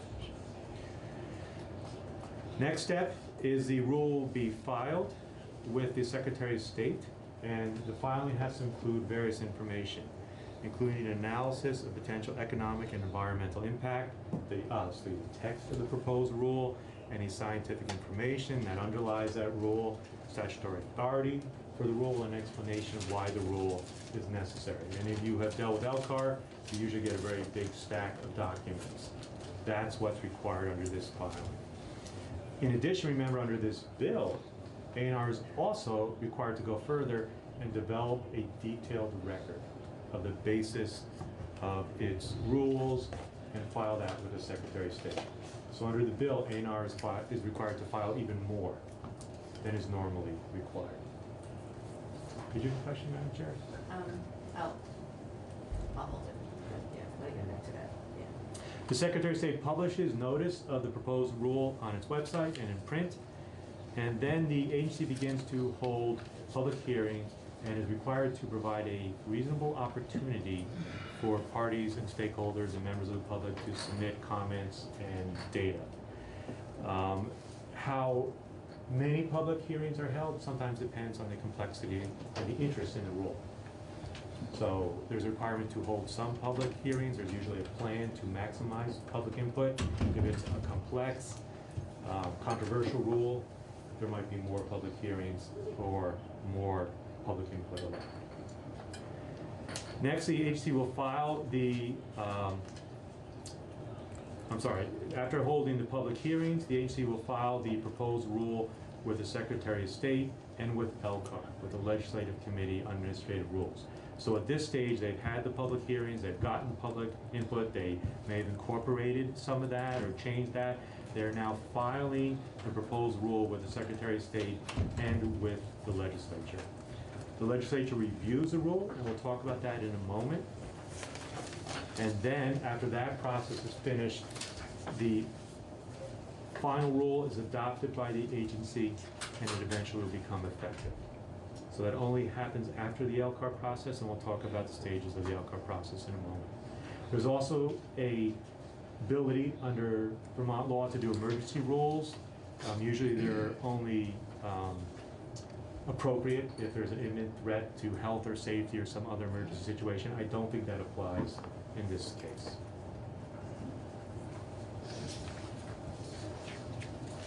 So we talked about the general way in which rules are suggested, and then the public hearing, and then finally adopted. Now let's talk about the process for the Legislative Committee on Administrative Rules. So LCAR can approve a rule. It can approve a rule with modifications that it's agreed upon in a back and forth process with the agency or department. It can also take no action on a rule, and it can object to a rule. But the basis for objection is limited. In other words, LCAR cannot object just because it thinks the rule is bad policy. There's only 7 grounds upon which LCAR can object, and they include things such as the rule goes beyond the authority of the agency, it may be contrary to legislative intent, it's arbitrary, which we'll talk about later, which is a defined term. The agency failed to maximize public input, the rule wasn't written in the correct style, or the economic and environmental impact statements were not sufficient, were not carried out in an appropriate manner. Those are the only grounds upon which LCAR can object to a rule. So once again, it can't object to a rule just because it disagrees with the policy set forth in the rule or the decisions made by the agency or department. Now, in actuality, there's often a back and forth in which the people on LCAR may express their opinion, the agency may modify the rule accordingly. So often there's a back and forth and modifications to the rule. If LCAR does object on one of those 7 grounds, it can recommend that the agency amend or withdraw the rule, and then the agency is required to respond to that objection. And the agency may revise the rule. It does not have to. The agency may revise the rule, or it could withdraw the rule. But once again, it does not have to. And if the LCAR objection is not withdrawn, LCAR can certify that objection, but the rule can still be adopted, and this is important.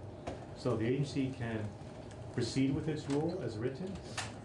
LCAR, if it decides to certify its objection, all that does is switch the burden of proof in a subsequent court case. So LCAR can't prevent the agency from promulgating the rule.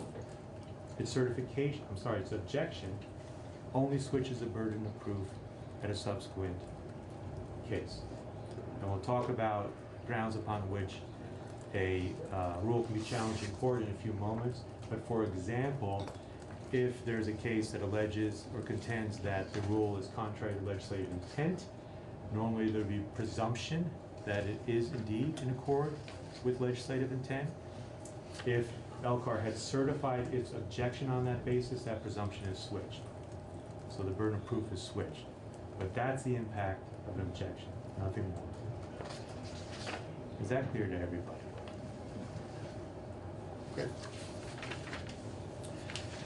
I want to now give an overview of some of the remedies that are available under current law.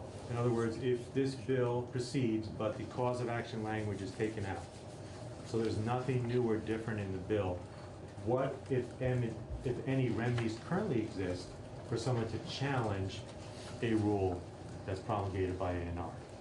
There's 5 current remedies under current law. 1, you participate in the rulemaking process. And remember that I mentioned that not only are there required stages for the rulemaking process to meet those benchmarks of mandatory greenhouse gas reductions, but there's also every few years, ANR is supposed to go back and assess if the rules are on target, and then they can look at the rules again. So parties, people, interest groups could participate in the rulemaking process if they think the current rules are not adequate. Under 3 VSA 80, and what's the timeline by which ANR would be required to revisit those rules? So there's with that public process. There's the benchmarks I mentioned earlier that let me just go back. So they're supposed to those are the reduction years: 2025, 2030, and 2050. Right. And here you'll see that by 2022 they're supposed to have the rules to meet the 2025 reductions, 2026 to meet 2030, and 2040 to meet 2050. But under the statute, every few years, I think it's every 2 years, Right. supposed to go back and reassess. I see. So there'd be an opportunity to participate on those benchmark years, but also when they go back and reassess to give input. Okay, thanks. Okay? So that's what would happen if somebody couldn't meet the requirements. It would go back there, they'd reassess to see if it's realistic to meet the goals. So ANR promulgates its rules.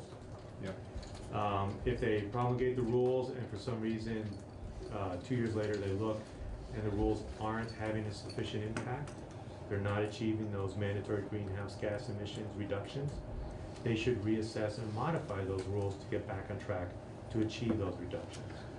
Because a lot of this stuff will fall on municipalities to go and follow this through, correct? I don't know what the rules will contain. The rules, I don't know what the rules will contain. So the rules might impact municipalities, that could be very reasonable. They could impact different sectors. I can't give you more specifics at this point. It's possible there might be an obligation for municipality to do something. Okay, thank you. Sure. So there's participation in the rulemaking process. Secondly, under 3 VSA 806, a person can try to start a rulemaking process. A person can submit a written request that an agency adopt a new rule, amend a current rule, or repeal an existing rule. This is in current law. So this is a mechanism for people to have input if they do not like the rules that A&R has promulgated. Third, under 3 VSA 846, the person can bring an action based on a procedural failure in the rule-making process. For example, failure to file with the Secretary of State, as I covered earlier. A failure to file a rule with LCAR. I can't believe that would happen, but if they fail to do those procedural steps, you can bring a case. These first three options I'm not going to focus on. I'm just giving them to you as background. The next two options are the ones I want to discuss and give you more detail concerning. The next option is to file an action pursuant to Rule 75. This is, I'll call a action under mandamus, and I'll explain that in a moment. That's an action to compel A&R in this case, or any governmental official or entity, to carry out a duty that they're obligated to do under law. And then last, and I think most important, is a declaratory judgment action under 3 VSA 807. So these last two options are the ones I want to focus on.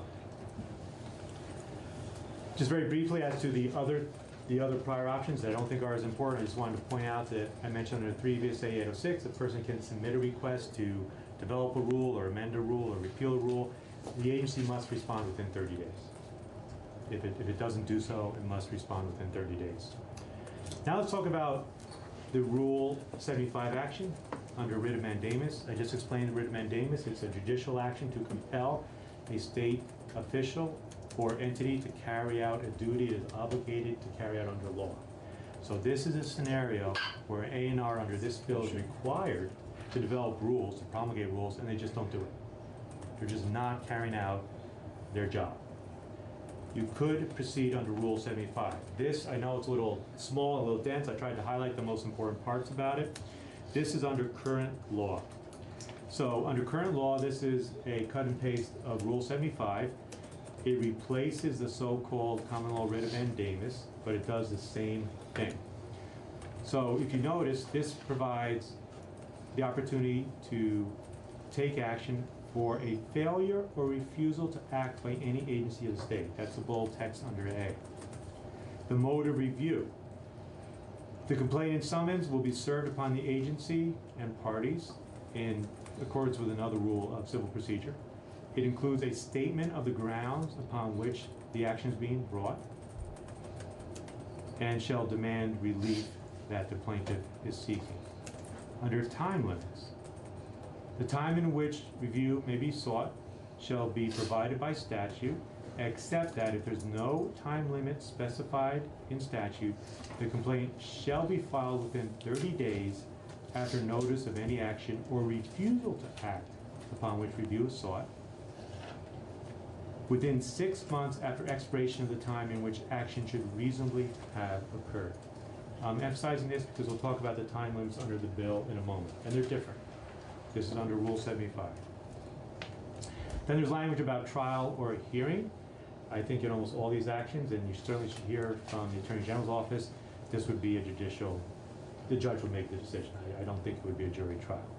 But under certain circumstances, that might be an option. And then review by the Supreme Court. That appeal is to the Supreme Court of Vermont. So it'd be filed in Washington County, appeal to the Supreme Court of Vermont. Once again, this is Rule 75, existing rule of civil procedure in Vermont law. Are there any questions about that?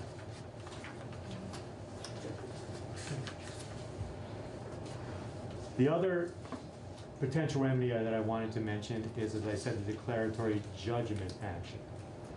So this is under 3 VSA 807, and it entitles an individual to bring an action as to the validity or applicability of a rule. The action for declaratory judgment will be brought to Washington Superior Court if it's alleged that the rule or its application interferes with or impairs or threatens, etc., the legal rights or privileges of the plaintiff. That's somewhat broad language. This is the vehicle pursuant to which a rule can be challenged and pursuant to which these rules developed by NR would be challenged if the language concerning the cause of action was taken out of the bill. Okay? I want to talk about the standard review that would be imposed under this statute. Did you have a question?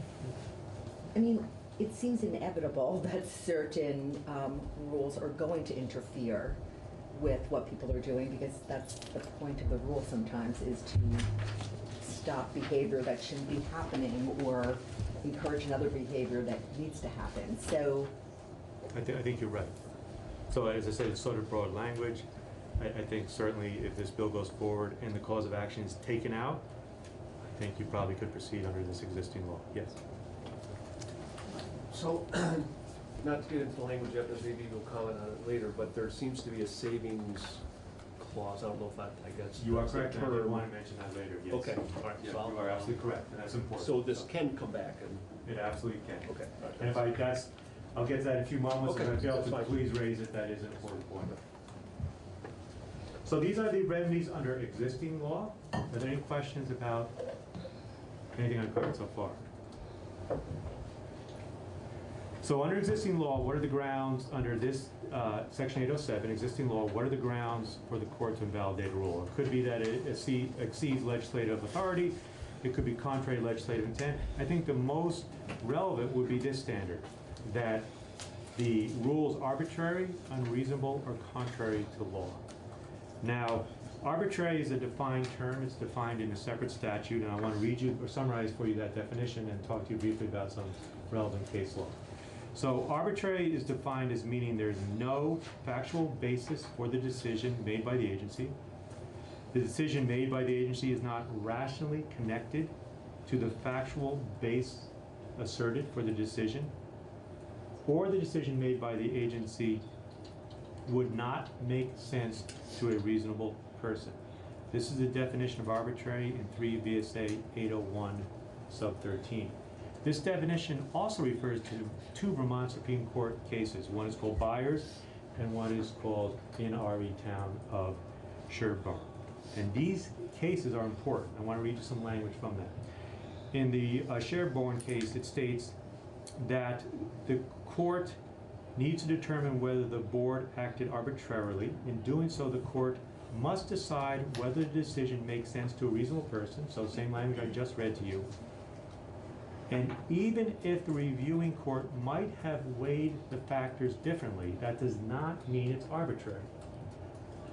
Because the court recognized that the entity making the rule has wide discretion over what weight to give to individual criteria and what conclusions to draw from them. And so long as the decision of the entity making the rules are consistent with legislative and prior agency policy, that rule is probably valid. So even if the record of the board's proceeding contains conflicting evidence, the board's findings will normally be upheld. In the Byers court, the Byers case, Vermont Supreme Court noted that the court will not and should not substitute its judgment for that of the rulemaking body. So I summarized some of that language from the cases because, as you can tell, it's a fairly high standard. There's deference given to the rulemaking body. So even if the court disagrees with how certain factors should be weighted or considered, if the ultimate decision, if the ultimate rules of the rulemaking body seems to be consistent with law and is reasonable, that rule will probably be upheld. What this means, as far as proceeding under Section 807, is if there's a claim that A&R's rules are somehow unreasonable or are arbitrary or not rationally connected to the objectives A&R is trying to achieve, that it probably will be a case that requires detailed evidence. And in other words, it's a deferential standard review, so the court may have to really drill down as to the basis for A&R's decision. It may require expert testimony. It may require quite a detailed record as to the basis for A&R's decision. So not only is it deferential standard review, but if a case is actually brought, it might be a complex case to adjudicate, to litigate. Can such a review be limited to the record? How does Vermont state courts handle that? Because I'm not certain about that, so I don't want to try to answer because I'm not entirely sure. I think maybe that would be a better question for the Attorney General's office. okay, and presumably, if we wanted it to be based just on the record, that could be done out with it. So If that is different or necessary, you can always add language to that effect. Any questions about what I've covered so far? Because I'm about to jump to the actual bill and the language in the bill and then point out how it's different than existing law and existing remedies. Any questions so far?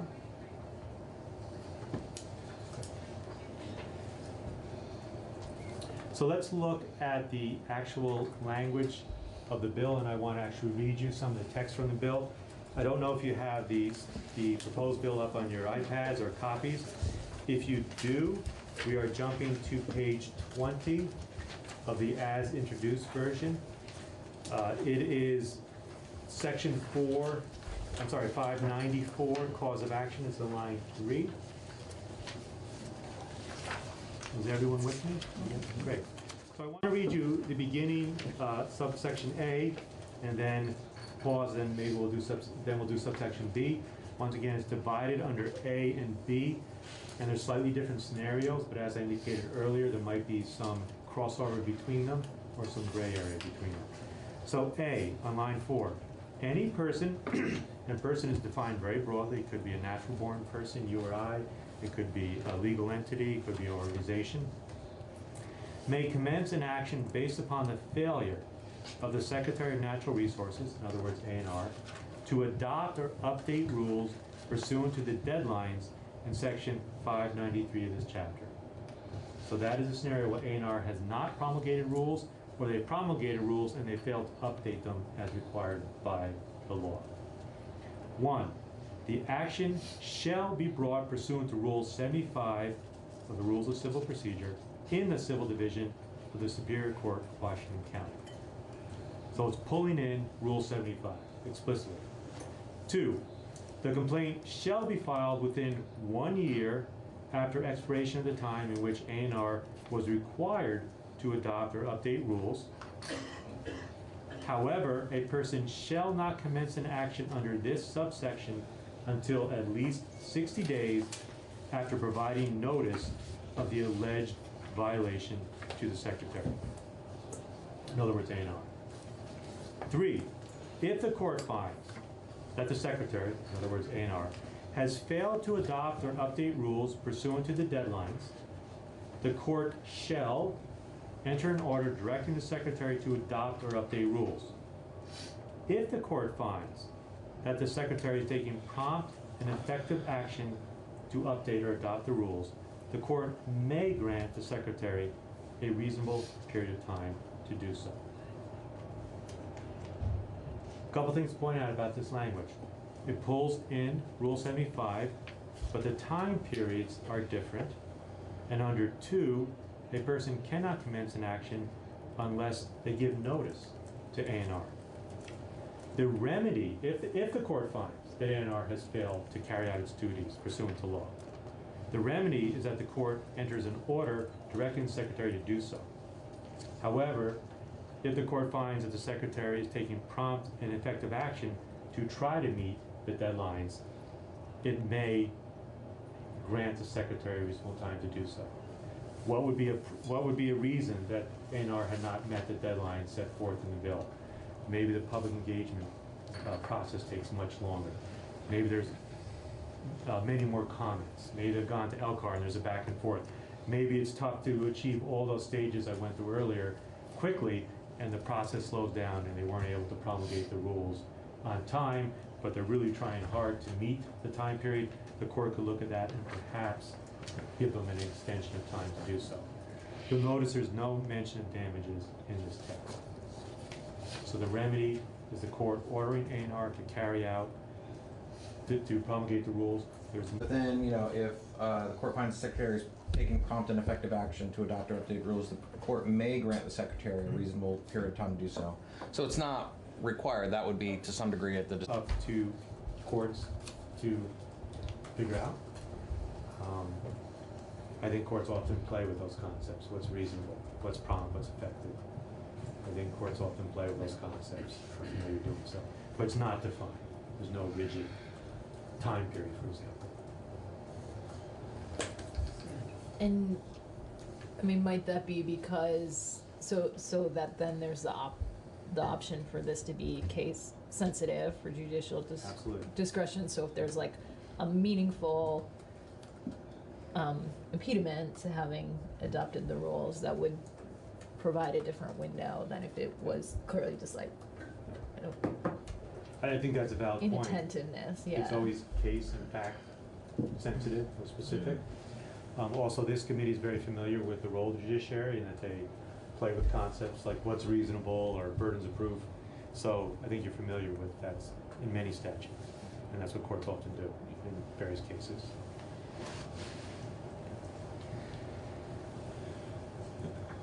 So as to the language I just read, which is under subsection A, how is it the same as or different from Rule 75, in other words, existing law? So as I mentioned earlier, this part of the bill refers and pulls in Rule 75. The time to bring the action is a little different. Under Rule 75, it's 30 days after notice, or for failure to act, 6 months. Under the bill, it's 1 year. So it gives a longer period of time than under Rule 75. There's a notice provision I just mentioned to you that the plaintiff has to give notice to A&R before they commence their action. So a question might be asked, well, it's not substantially different than Rule 75. Does it change anything beyond the timelines? And I think that's a judgment call for you and the other committees that may take up this bill.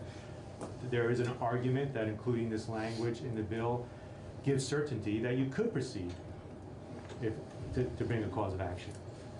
It doesn't leave any ambiguity. By putting in the bill, it makes it clear that you could proceed on this basis. There may be an argument, I'm not sure about it, as to standing and necessity of showing particularized harm.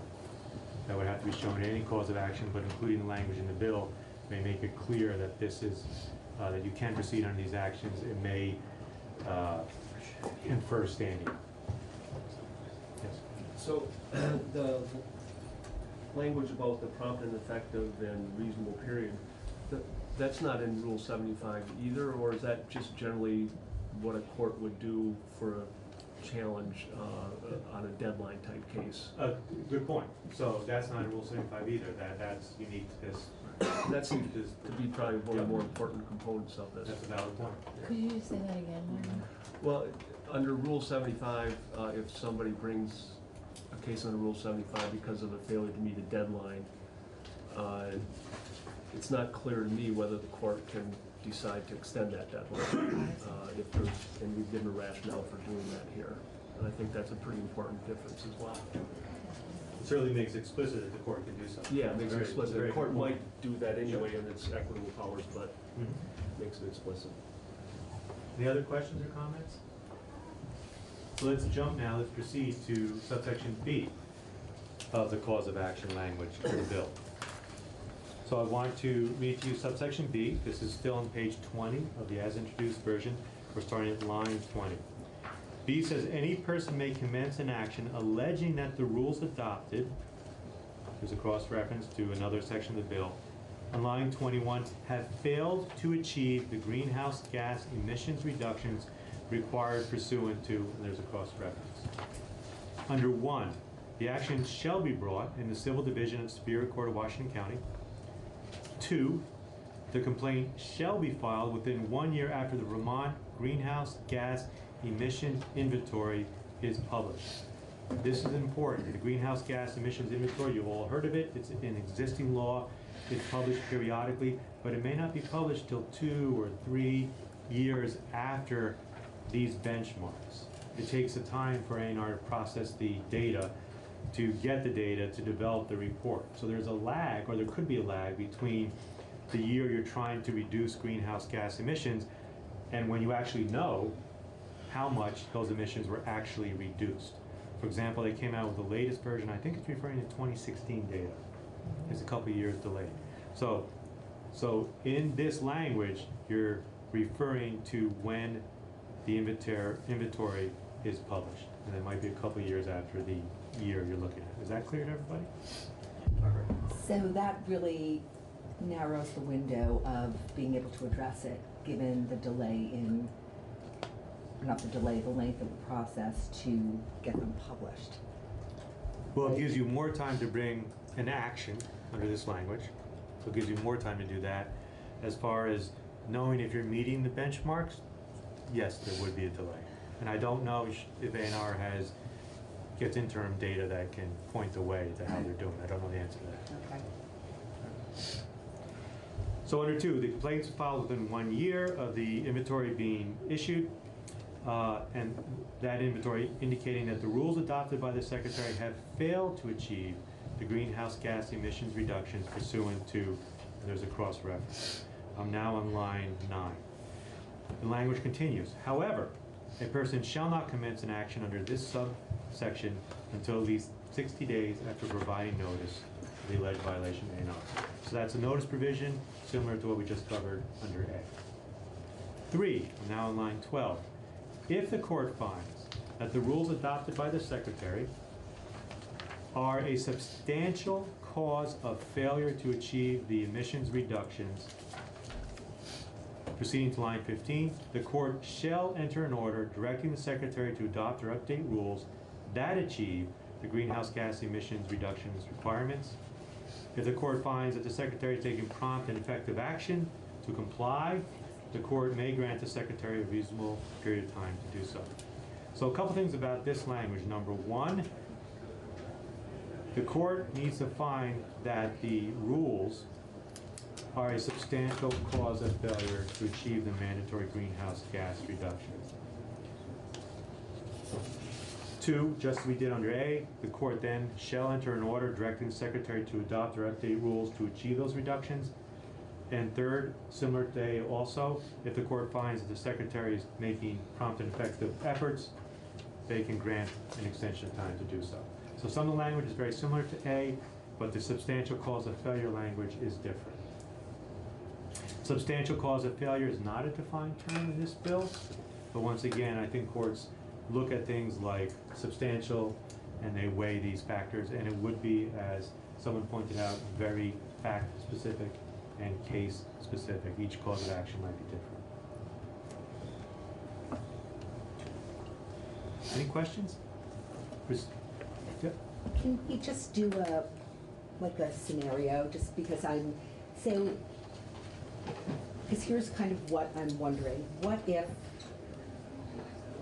I'm not saying this would ever happen, but what if a secretary of this department or commissioner didn't do anything until the final stuff came out and was published? And of course they're going to be behind because they didn't do anything.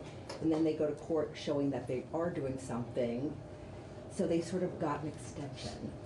Well, 2 answers to that. First is, I think you always assume that agency and departments will make a good faith attempt. Sure. And that's a legitimate assumption.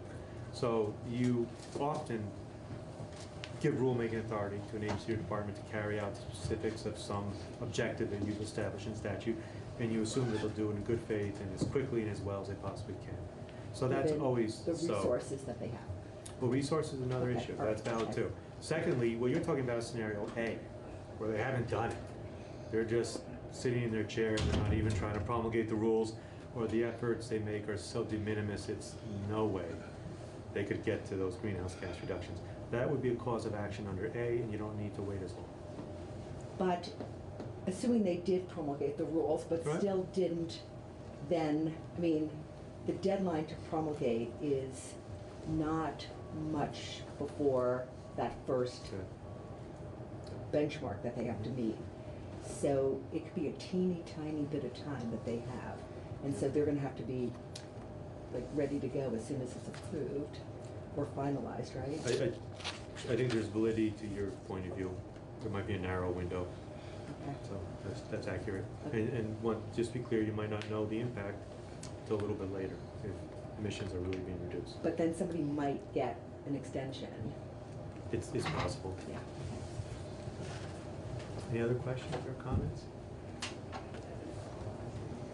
I don't, maybe you are planning on commenting on this. Just what is the scope of the relief that the court can order?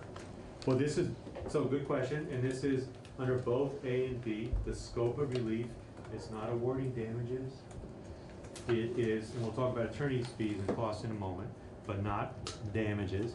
It is to enter an order directing A&R to carry out its duties, either to promulgate rules if they haven't done it, or to promulgate new or improved rules if the rules they have promulgated aren't achieving the emissions reductions requirements.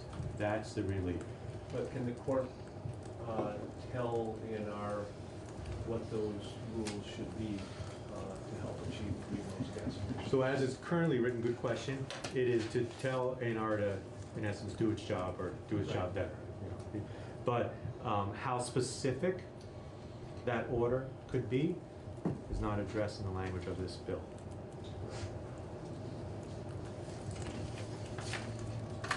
So if I didn't want the court to get into figuring out how to deal with the emissions and such, is there a way to tighten this language a little bit to make that a little clearer, that really it's up to A&R to get the job done, and it's up to them as the experts to figure it out? You certainly can attempt to tighten this language, and there very well might be a way to do so. I think what Representative Milan is getting to is, could the court order that A&R with great specificity adopt this rule, this rule, and this rule? There's nothing in the language that precludes that. Whether that realistically would happen, I don't know. But you certainly could try to add language to prevent that. And let me leave it at that. Any suggestions on what that language would look like, or should I ask the other witnesses, or do you have any other ideas of how we might do that? I do. I think you should definitely ask the witnesses who litigate in this area. They might have good ideas also. I mean, if the committee wants to add language like that, I'm sure we could draft language that would achieve that goal. Well, yeah, Absolutely. and from the other witnesses, I'd certainly like to hear the pluses and minuses of how far we let the court go in ordering the remedy. I certainly want to hear from the services. But if you want to try to narrow it, I'm sure we can get you there. So when you were discussing Rule 75, I don't remember you talking about attorney's fees. Did I? I did not. You're correct, and I, off the top of my head, don't know if or how attorney fees would be imposed. I'll tell you about what's in this bill in a moment. So I can't answer that question. I'm sorry. Okay. I don't know the answer to that. Okay. I'm just not sure if this is different from what's currently there. Okay. I'm sorry, I don't know. Yeah. Shall we move on then to, it's now C. I'm on page 21 of the, oh, I'm sorry. Let me just make sure that I covered all these. I think I did. So this is the differences from B that we just went through and current law, the declaratory judgment action.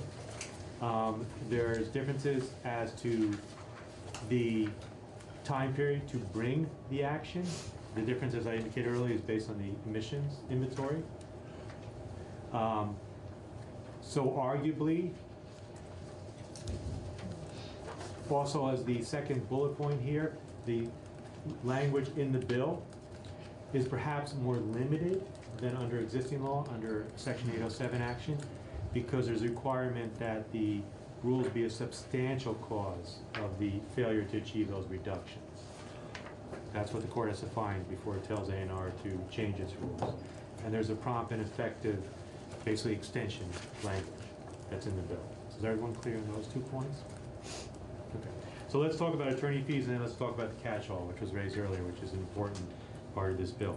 So under C, this is now talking about attorney fees. It says, if an action brought pursuant to this section, a prevailing party or substantially prevailing party, and I think you're familiar with this concept of substantially prevailing party, It could be multiple causes of action. You win some, you don't win others, you still substantially prevail. There may be a resolution that achieves your goals without going all the way to trial or a verdict. So substantially prevailing is a concept that's in a lot of, in other statutes, and I think you're familiar with that. Are there any questions about that? Okay, so a party that prevails or is substantially prevailing, number one, and now on top of page 22. The plaintiff who prevails or substantially prevails shall be awarded reasonable costs and attorney's fees unless doing so would not serve the interest of justice. So a plaintiff who sues A&R will get costs and attorney's fees unless the court finds that this does not serve the interest of justice. And this phrase, not serve the interest of justice, is something I think you also may be familiar with. It has been commonly used in this context of judiciary, and it gives discretion to the judge to decide if for some reason those fees should not be awarded. Under 2, if the prevailing party or substantially prevailing party is the defendant, that's A&R, they may be awarded costs if the action was frivolous or lacked a reasonable basis in law or fact. So if A&R wins, it prevails or substantially prevails, they can be awarded costs, not fees, costs, but it's up to the court. It's not mandatory discretionary. If the action was frivolous or lacked a reasonable basis in law or fact, and that's based on so-called Rule 11 language, which is both state and federal standard for frivolous action. So it's tracking concepts the court should be familiar with. So there's obviously a difference between what the defendant gets and what the plaintiff gets, and I'm just wondering if you can either give me an example of why a court might not award it because it isn't meeting the interest of justice, and or why doesn't it say if the plaintiff has a frivolous or lacked a reasonable, like why isn't it congruent? So defendant A&R may get costs if the plaintiff's action is frivolous. That's what 2 says. What would not serve the interest of justice? I can't give you a specific example. That's discretionary to the court. It's similar to language in other contexts. So. Okay. Now I want to proceed to the catch-all, and I'm almost done. And catch-all is in D. It was pointed out. This is important. D states, I'm now on line 5 or page 22. Nothing in this section. So everything we've talked about, cause of action, A and B, nothing in this section shall be construed to limit the rights, procedures, and remedies available under any law, including the Vermont Administrative Procedures Act pursuant to, and there's a cross reference. So this is the catch-all that this adds to but does not take away from and does not limit any existing right, whether that's under Rule 75, or there's actually another Rule 74, or the 807 action. So it doesn't take away anything. So going back to an example that you used in response to one of Barbara's questions, if the, and I don't assume that this will happen, but if A&R, the rule making that comes out, is pretty clear that it's no way gonna reach those goals. The rule says only we will ask everybody to turn their lights off at night or whatever. Again, A&R will do more than that, but I'm just saying if it's pretty clear that the rulemaking is not going to be sufficient, there could still be the action under the APA, the Administrative Procedure Act, that it was arbitrary and capricious. Yes. Right. So you are correct. But as far as you haven't met that goal, and that's the part that's really quite different.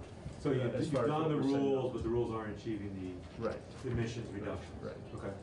And that wouldn't necessarily be a straightforward, standard APA type case, it seems, and that's in I part. think you would bring that action under 807, the existing.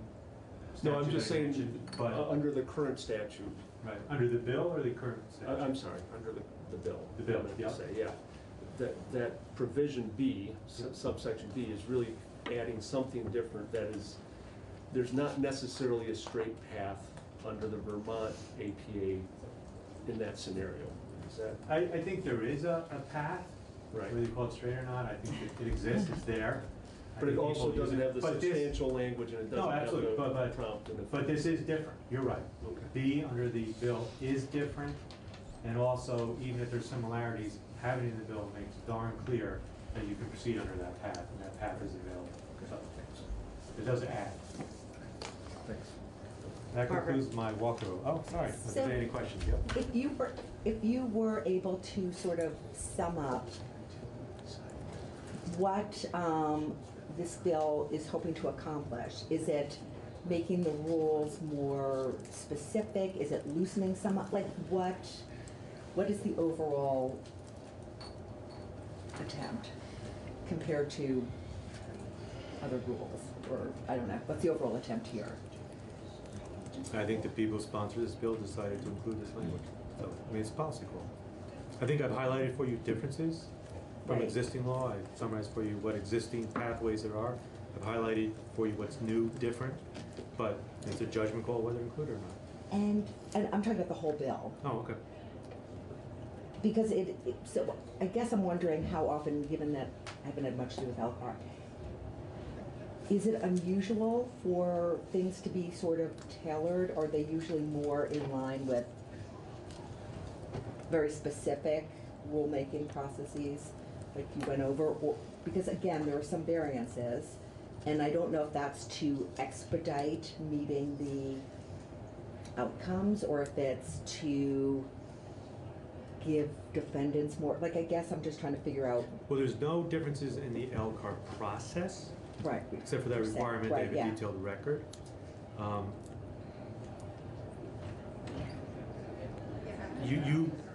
The General Assembly grants rulemaking authority in lots of contexts to lots of agencies and Right. departments, so that's not unusual in that regard. This is very broad rulemaking authority.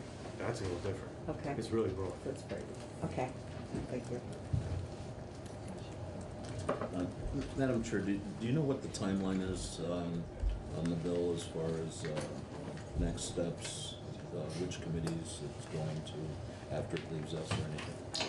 We don't have, I mean, we don't really have, we don't have possession of the bill either. It's just applied by to either bless what we see or give them recommendations. I'm not sure what the committees, do you know the committee's timeline upstairs as far as? Well, the question. I don't know, and there's no appropriation in this bill. So There's no, so right. it may not go to another committee. I don't know. No, it was just a question because if, I wasn't sure if I should wait to amend the bill on the floor, or, Well, it I depends think what- it depends what, if it pertains to our jurisdiction, then this is the place to have that discussion.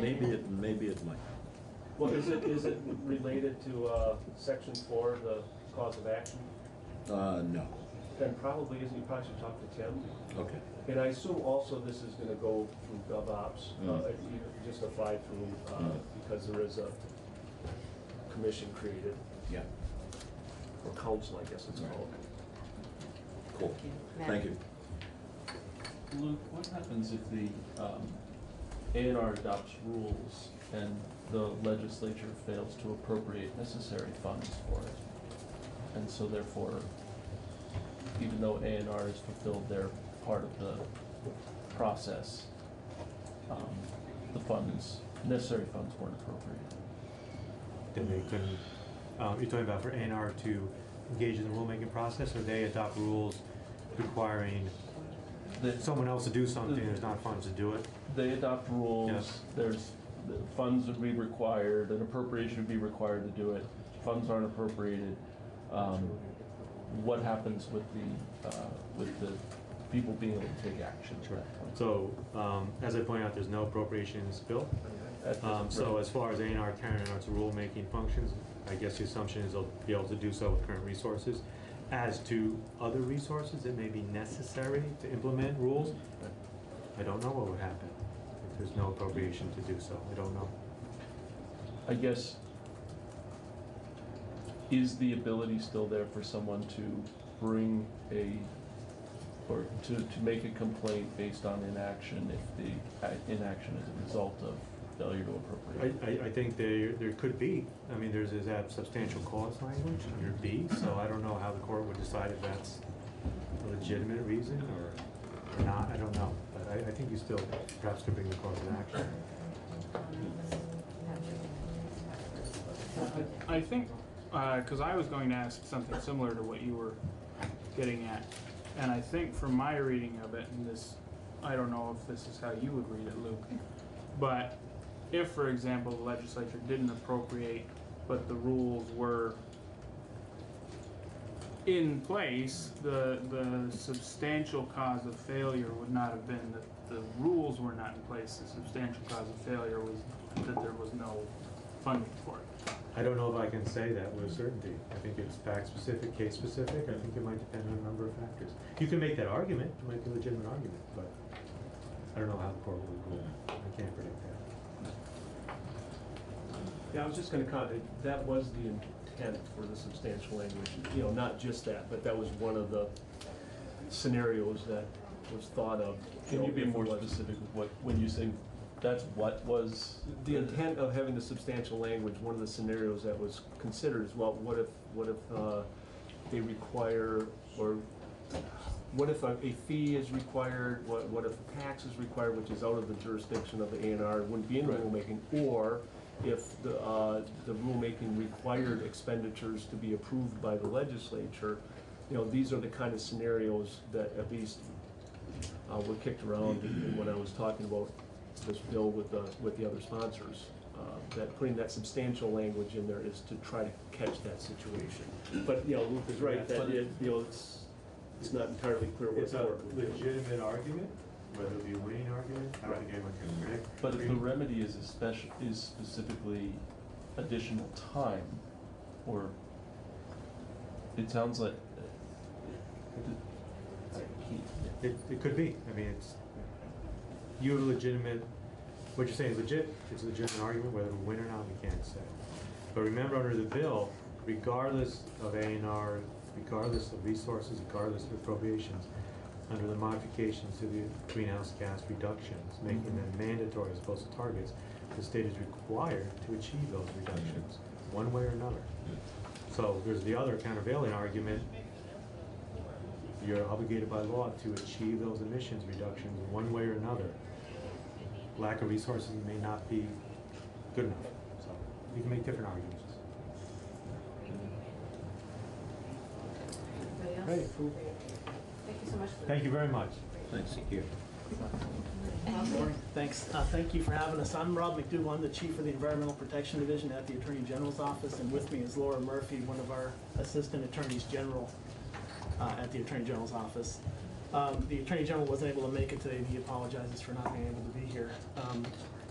We also want to thank the committee and the others that have worked on this bill for their work on it. We believe it's a very important issue. The Attorney General is of the firm belief that the climate crisis is real, that this bill is a valuable tool to fight climate change. It makes goals of greenhouse gas reductions into requirements. It's an opportunity for Vermont to lead. We've fallen behind our neighboring states in our greenhouse gas emission reductions, and this is a chance to get us back where we believe we should be. We also noted when we testified in the House Energy and Technology Committee last week that we can't count on the federal government anymore to do some of the climate change work that they have done in the past. So Vermont really has to take the opportunity to act on its own behalf. It's important in this rule to give the Agency of Natural Resources the resources it needs to comply. It's a very robust rulemaking process, and it's important that the agency have the resources to make this bill work in practice. And then finally, and most importantly probably for this committee, the Attorney General supports government accountability. And so the idea that there is causes of actions with attorney's fees attached to them is an important step to make sure that the state does its part. So that's something we can talk more about, but we're of the firm belief that the attorney's fees kind of put some teeth into this bill to make sure that the state does the job that it's tasked to do under this bill. So with that kind of introduction, I'm happy to take questions, Laura and I both. We can address some of the questions that were asked as well. Laura kept a list. If you want to go through that. That'd be great, unless you have anything else that you wanted to? No, I can certainly start. We can start with some of the questions that came up earlier. But just as a starting place, and Luke talked about this, but I think in terms of conceptualizing the 3 causes of action, there's the existing one where you can challenge a rule after it's written. That's under the APA. You do that within a year, and so that's where the rule comes out and we really don't think it's going to work, we don't think it's in line with the statute, so someone might challenge it. The question came up whether that would be a record review case, and the answer is yes. Under 807 and Rule 74, it's a record review case. It should be, and there's case law saying that these are record review cases. A plaintiff can't come in and put on all new evidence and say, A&R should have done this with the rule. It's going to be based on the record that the agency developed when it was developing the rule. So what that means, of course, is that the agency needs to have a good record. There needs to be a reasonable basis in that record for the rule that the agency made. So there is case law that these are record review cases. I suppose a court could try to go the other way and say, no, we're going to have a trial, but I think that would be really unusual and really not in line with the existing law. So there's that APA challenge, and then the first cause of action in this, yes. A follow-up question Yeah. to that. And I don't want to get into the weeds too much, but are there some exceptions to record review that I mean, very limited, I understand, where a plaintiff can say, well, they didn't consider these 5 other factors which have been critical for this, and here are documents or here's testimony, whatever, to show that this is something that should have been considered and was absent from the record. I think we'd expect that would have been raised in the rulemaking process by the plaintiff, that it would not be new evidence presented to the court on the rule challenge. If that's So they'd be foreclosed from trying to bring that forward in the court case. That's how. So there are provisions for supplementing the record sometimes in rule challenges, and there are specific criteria you have to meet. So normally, yes, ideally the relevant evidence would be before the agency during the rulemaking process. There are some exceptions for supplementing the record, or in this case, or providing extra record evidence, which I guess is what this would have to be. There's specific criteria you have to meet, which I can't recall off the top of my head. If it was, okay. But the other thing is, if the agency failed to consider, X, Y, Z, the court can also say, because you failed to consider X, Y, Z, and I don't have it before me, I'm going to remand to the agency because as it currently exists, there's not a reasonable basis. Without X, Y, Z materials, there's no reasonable basis. So there's a few different ways the court can approach it. So could you explain just generally a record review case as far as how complicated or versus, how resource intensive, et cetera, versus a case that can be brought with testimony, such a de novo review essentially, just so people understand the realm of what we're providing here versus what people might imagine as a trial and such. No, yeah, I was gonna say that the most recent one that we dealt with in the Environmental Protection Division was some of the rule making that A&R did around the PFOA contamination in Bennington. And so Saint-Gobain at various points challenged that rulemaking, and we were teeing up a rule challenge case that was actually dismissed as part of the settlement. And that would have been a fairly complex record because there was a lot of science involved when you're setting limits on the levels of toxins and things like that. So you can speak more, but the rule, it can vary widely how complex a rulemaking process is based on what is being considered. And so that can lead to a very complex case, potentially, because the record could be so heavy with details. But you would have the record existing, right? So you wouldn't have to be putting evidence on in court, and it would be looking at a potentially really lengthy, complex record, hundreds of studies about, in our, the PFOA example, PFOA, its toxicity, documents from the agency, setting the rule and things like that. But you're really just looking at, at this record, are these peer-reviewed studies? Does this make sense? Did the agency consider these things? Is it reasonable? Versus, which I think is the second cause of action in this bill, you would have a trial. Yeah, and before you move on, I apologize. Yeah. I understand the record review cases can be very complicated, but just your example of PFOA, I look at another case that's going on right now, seeking medical monitoring, which is not a record review case. It's been going on for months, if not years already. And it's a different level of how much resource intensive with discovery. I know that record review, but I could imagine a full trial on that issue that you're talking about would be even uglier. I think that Laura was kind of getting at this. The second cause of action, the second new cause of action in this one, the rules not working challenge. That case, or a case like you're describing with the medical monitoring, where you're having experts, depositions, a lot of discovery, things like that are absent from a rule challenge on the record. So I can't say that every rule case would be resolved by motion. It may be some work in court, in front of a judge on our feet. But it's certainly a lot different than a case that requires a lot of kind of pre-courtroom work and depositions, preparation, witnesses, experts, all the kind of things that might happen when you're bringing in new evidence to a judge that isn't part of a record that's before the judge. So it's not as, the cost may be less on a rule challenge than you would have on a kind of open-ended litigation. Agreed. And so that's the APA challenge that we currently have. Then when you get to the bill, there's a first cause of action, which I think of as a deadline suit. And Luke kind of talked about that in those terms as well. At the federal level, that's what they're typically called, is deadline suits, and it's really, did A&R issue the rules on this exact date? And if not, and you have the 60 days notice, one can bring a suit, and it's pretty cut and dry. They met the deadline or they didn't, and the remedy is, as Luke was saying, also cut and dry. Please go issue the rules, or not please, but go issue the rules. And then the second cause of action under the bill, which is the third remedy that Luke talked about, as we sure, yeah. On that one, could you comment on how the language, the prompt and effective, if the court finds that the secretary is taking prompt and effective action to adopt or update the rules, the court may grant the secretary a reasonable time. That seems to add a little complication to the court, not just saying go back and do it. Or could you just comment on that? I think if, and we, the Attorney General's office, we don't write the rules, but we would defend the state in a lawsuit, right? So we're the ones that have to go to court on this, working with our agency partners.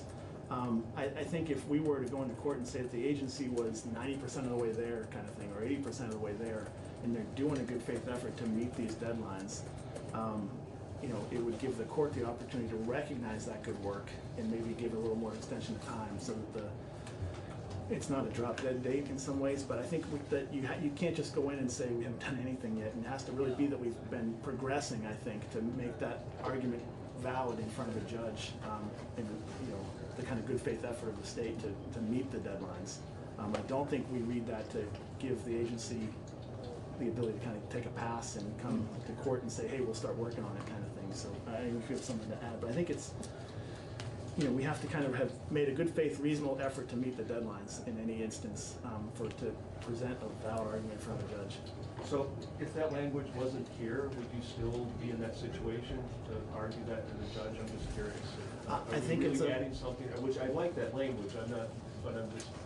I think it does add something because I think that when absent that, it can be really read as a line in the sand, drop dead date, that you either met it or you didn't. And I think that's going to be the theme of that cause of action anyway. It's really black or white. We either met the deadline or we didn't. But if we're kind of meeting it or we're almost meeting it, we have a little more ability to argue that let us finish our job.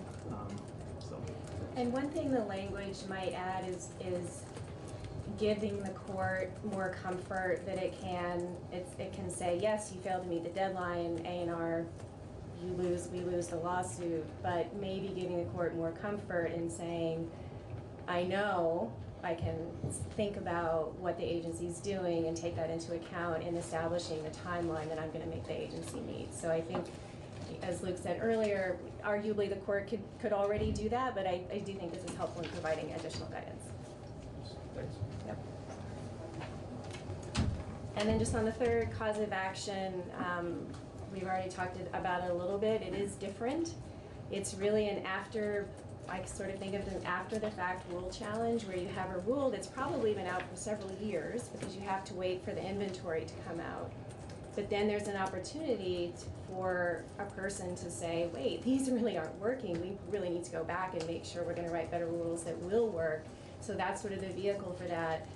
And I would agree with the testimony earlier about the substantial cause language and some of the questions around that. That is really helpful in ensuring that if this case is brought, it has to be shown that the rules themselves are really the problem, right? Not a failure of the rules to be followed or some other sort of failure, because otherwise it won't do any good to rewrite the rules. So those are the thoughts on that. As to attorney's fees, on those, I'm sorry, yeah. before you get some questions on, so I was asking a question as far as whether we should tighten the language as far as what relief the court could order, and if you could kind of give me input on the pluses and minuses of doing that.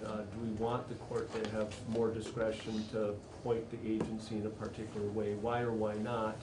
And if not, what your suggestions might be for narrowing this? And so that's a question that came up last week when we were in House Energy and Technology as well. The question was kind of, is the court going to write the rules, or is the agency going to write the rules? Or could the court write the rules in that second cause of action instance? And so we're finalizing a written response to that question for the House Energy and Technology Committee, but we can preview the thought on that a little bit. And if you could provide us that answer too.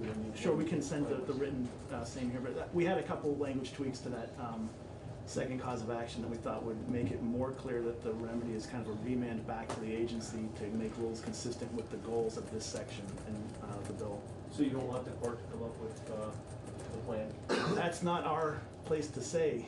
It's really, but I think that the thought that we heard in that committee last week was that they want the agency to do their job as the experts and write these rules and not have a judge that's not as familiar come up with the rule in the court hearing. So we'll have that, send it to your way too.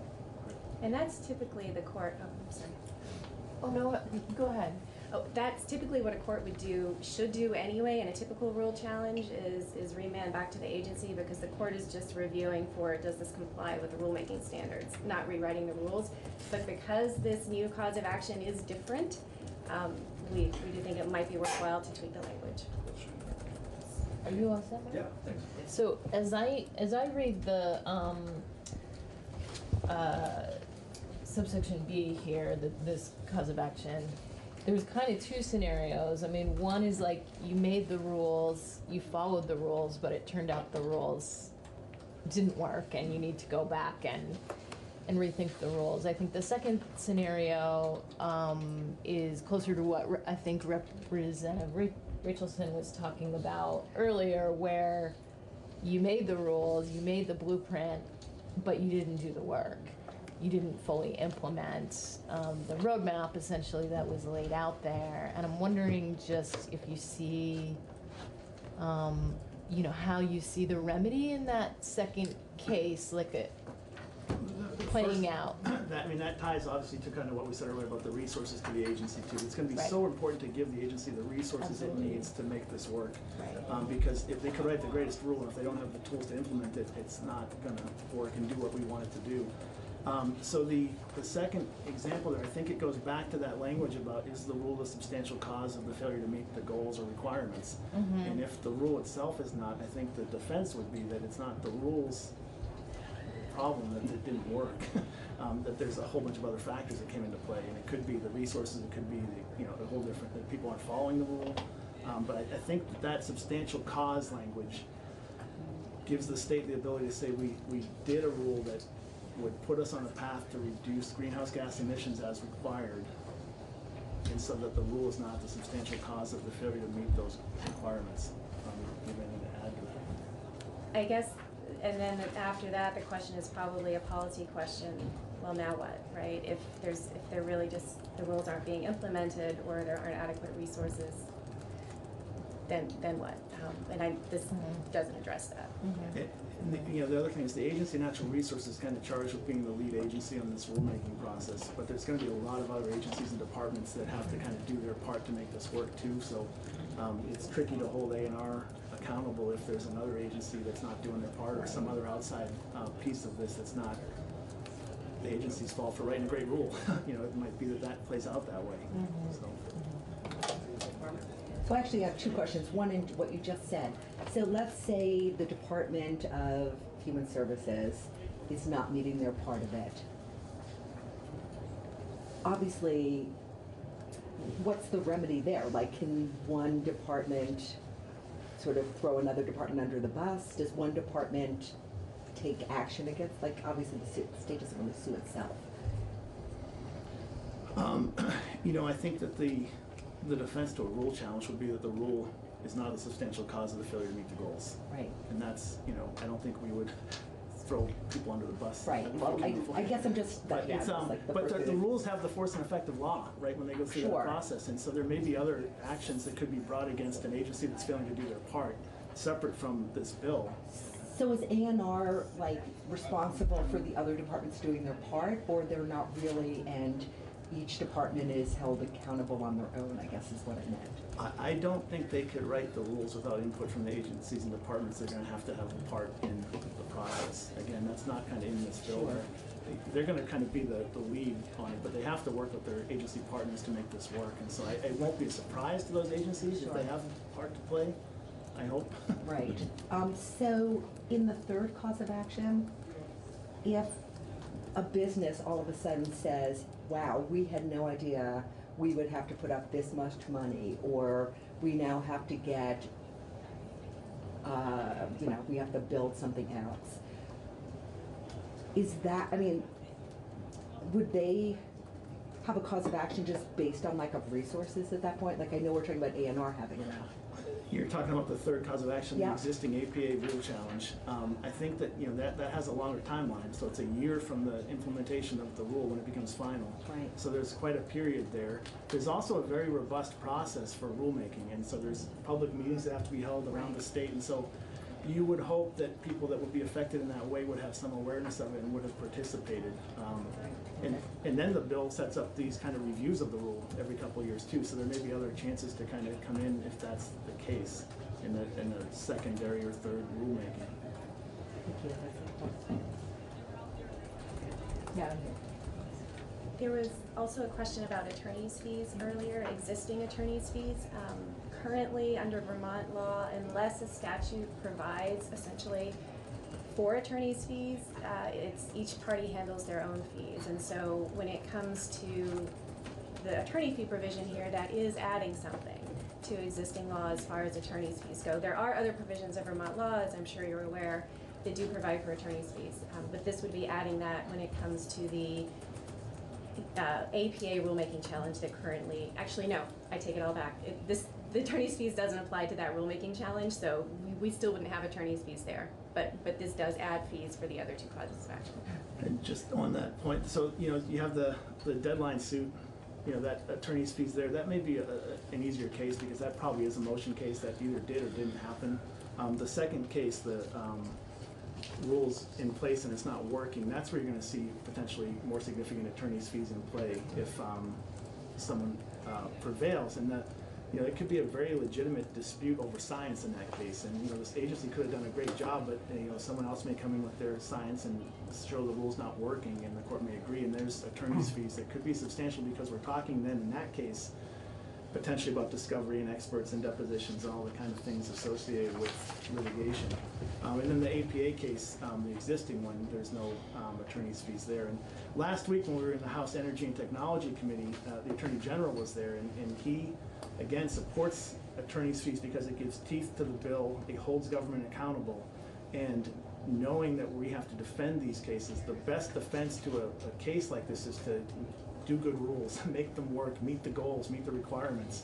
And that's, again, the resource issue too. We want to make sure that works and then we don't have to, you know, there's no damages here. It's just attorney's fees and we can prevent that by making good rules and meeting the requirements. So this may not be a question for you, but I'm just wondering, because I don't know how government works compared to like private organizations. Does the state have the kind of insurance that covers the suit if somebody does sue to help reimburse for lawyers' fees, or that's just a surprise in a budget in a year? I don't know the answer to that. Okay. We tend to do enforcement work and not the defense Sure, work, I didn't so it know. might be, yeah. And if the state wins and it's frivolous, does the AG's office get reimbursed for the time? Like, so you actually would bill out, like, what, this is what? The fees, and the Okay. same rules would apply to us as would apply to plaintiffs, and it's important to know that, you know, when the court looks at attorney's fees, you have to keep a documented record of your time that you spent on this. And the court also applies a reasonableness standard, and that applies, you know, kind of a localized, value of attorney's time. So you're not looking at like a New York rate, you're looking at a Vermont rate. And so, we would track our time. If a case were frivolous and we prevailed, we might seek our attorney's costs as well. And again, you don't know where that money goes. The money we get goes to the general fund. Okay, yeah, I did, so I'm assuming the lawsuit money comes out of the general fund or what, but again, Sure, I'll ask yeah, someone. I don't have an Okay. answer. Thank So, you.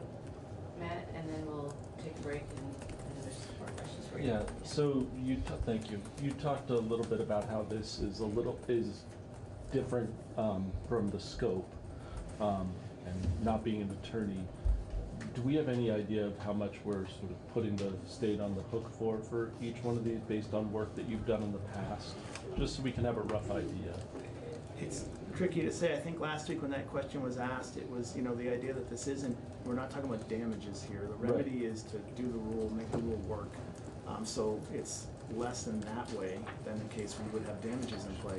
But it's tricky to say on the attorney's fees what those might be, except to say that, you know, and I'm channeling my boss from last week, and he said that this climate change is so important that we kind of all need to be in on that, and that the worry of attorney's fees should not trump the need to move forward with meaningful greenhouse gas emission reductions. And So I guess that brings me to the next question. Should we be looking at amending the current law and the way things work so that attorney's fees can be sought in any situation where someone's challenging a rule? Well, the APA, you're saying add that to the APA challenge? I don't think that's our place to say, in that But the Attorney General's office is testifying very strongly in favor of doing it in this case, so why would it not be your place to talk about that in other cases? in all the different rulemakings that the state does. You're the ones that We're not asking handle for it in the APA rulemaking for this bill. I mean, we're only saying for these two new causes of action they're created for the deadline suit and for the does the rule work case, attorney's fees will be appropriate there. We're not saying that in a rule challenge there should be attorney's fees to these rules. But isn't there an accountability and transparency piece to those as well? I think that's a fair point, and but I don't think there's so much rulemaking that goes on in state government on varying levels of significance that I don't know that we're in a position to say. I'm not authorized to say today we're. Well, I understand that. Yeah, but I think I'm just happy. Yeah. So. Just a follow-up question kind of relates to the attorney fee. As far as the number of cases that we can think might be brought under this, my understanding, tell me if I'm wrong on this, is that you have a deadline that's missed, if it's missed, and I guess any number of people could bring a lawsuit for that, but presumably that would be all consolidated into one case because it's one challenge. And I would think the same thing would happen if the target's not met. You know, when there's a definitive time when that inventory comes out, and if everybody wants to bring a lawsuit on that, once again, it would be consolidated into one case, would it not? I mean, it's a limited scope of the number of cases that we're talking about in this bill. When we get those questions last week too, it was the consolidation question and also kind of what about a class action kind of scenario where you might have multiple. And so in both cases, we thought that a court would consolidate similar cases. We probably are not looking at a situation where you're paying 5, 6, 7 attorney's fees. It's really one plaintiff's attorney's fees, reasonable fees that a court would then distribute among multiple attorneys. But that's the way we would envision it It happening. would seem like in the next 10 years, if all goes wrong for the government, we're talking 3 cases, maybe big cases. The third case being if there is a challenge to the actual rulemaking, which is not necessarily going to happen. That's fair. All right, let's take a break, and I think you have more questions. Yeah, I had some more Yeah. questions on Yeah, this. okay, so let's take about 10 minutes or so. Thank you. Do you want to touch base really quick on? So I'm not sure if you had additional comments or if what we're looking at so far, otherwise I'll I have some other questions. So, just in a preface, this all looks great, I think. It's coming along really well, having the causes of action, but I'm still concerned that when plaintiffs get to court sometime in the future, they have the barrier of having to prove standing to be able to proceed with the case. They have to show their particularized injury, they have to show causation, they have to show redressability. My question for you, and it's really not on the particularized injury component of it, but is if there's anything, well, first of all, your view of the bill as it stands right now, and if there's anything additional we can do to help individuals be able to establish standing. And I just looked recently at the Juliana case and out in the Ninth Circuit that looked at an issue of standing with respect to climate. It's different, it was suing the federal government and such, but that's kind of really brings us to the fore for me at least. And so I'm wondering if you could comment on that. And again, if you don't have anything particular right now, if you could think further, if there's anything in here as far as establishing redressability through a procedural injury type approach or something. I know that we alone are not going to solve climate change through this bill, and so we have to make sure there's still an avenue for having folks proceed. So I'll be quiet, just stay on. So on the standing, I mean, Laura, if you want to answer that, you've done some research on the standing piece. Sure, and I think the committee may already be aware of this, but as currently drafted in the two causes of action in this bill, it says any person may bring the cause of action. And that language, the federal courts have interpreted to be as broad as possible under Article 3 of the Constitution. So under Article 3, and this is both state and federal, in order to get into court, there has to be a case or controversy, and part of what that means, case or controversy in quotes, part of what that means is that a person has to have standing, and of course that's injury that's traceable to the defendant that's redressable by a court. So when the language any person is used, that typically means, and courts have interpreted it to mean, if they have Article 3 standing, they get in the door. So there's not any other statutory barrier in this bill to prevent a person from getting into court. So what is that called? There's the Article 3 standing, and then there's kind of something else that you're referring to. Is there? Sometimes for statutory causes of action, there may be additional requirements. So for instance, it may say any person, I'm making this up, who lives on Wilson Street can bring a cause of action, right? So any person would be anyone with Article 3 standing, but Wilson Street further narrows who can bring a cause of action. This bill doesn't have that. It's broad, right? And it's consistent with the federal similar citizen suit bills that we're familiar with in environmental law. And in terms, this idea that any person can bring a challenge is consistent with kind of similar provisions in federal law for different environmental statutes that have citizen suit provisions. So it's a model we're familiar with in environmental law. and the environmental court is familiar as well. I understand on the federal side where you want to say anyone can. On Vermont law, would there be a possibility of limiting it to people within the state or lawyers or groups that are practiced or registered in the state? I think that's kind of getting to her point about kind of that Wilson Street example, if you wanted to kind of put those But down. can we? Is that allowable? I think that there are other examples of that where we've seen similar limitations on what a person, Article 3 standing plus. So that's something that's in law in other places. So the answer, I think, is yes. So I think that as a commentary on this, if we are going to sort of create a new mechanism for people receiving court costs and attorney's fees back, it may be worthwhile to examine, if we want some citizens group in California being able to sue in Vermont courts for this purpose. So, yes, we can ask some of the other folks about that as well, but does Article 3 standing already do that, if you could go on? I mean, does it already limit in practicality to Vermonters, or not necessarily? But if you could describe Article 3 Sure. standing, maybe answer that question in that context as well. I wouldn't say necessarily it has to be Vermonters, but certainly if there's a group out in California that really has no interest in Vermont or is not going to be, would not benefit at all from the rules that Vermont is supposed to promulgate and adopt, that person would not have an injury, or that group would not have any injury for what's happening in Vermont, so it could be difficult for that group to get into court. So Article 3 standing is already a gatekeeper in that sense. Even when referring to global climate change. Well, that would be a question. So I think the question would be, does a group out in California have a sufficient injury from Vermont's failure to adopt sufficient greenhouse gas reductions to be able to get into the court? That would be a question. Or New Hampshire, Or New Hampshire. Or perhaps there are Vermonters who come here in the summer and they enjoy the lake and now there's more algae blooms, and so that would be an example of something that would probably qualify. Yeah, I guess the question is, would the injury have to be tied to Vermont? And you're saying not necessarily. I suppose one would have to, and this is just, hypothetically, one might have to show that Vermont's failure to reduce greenhouse gas reductions actually has an effect on this person in California. And what that would look like for that showing, it's hard to say.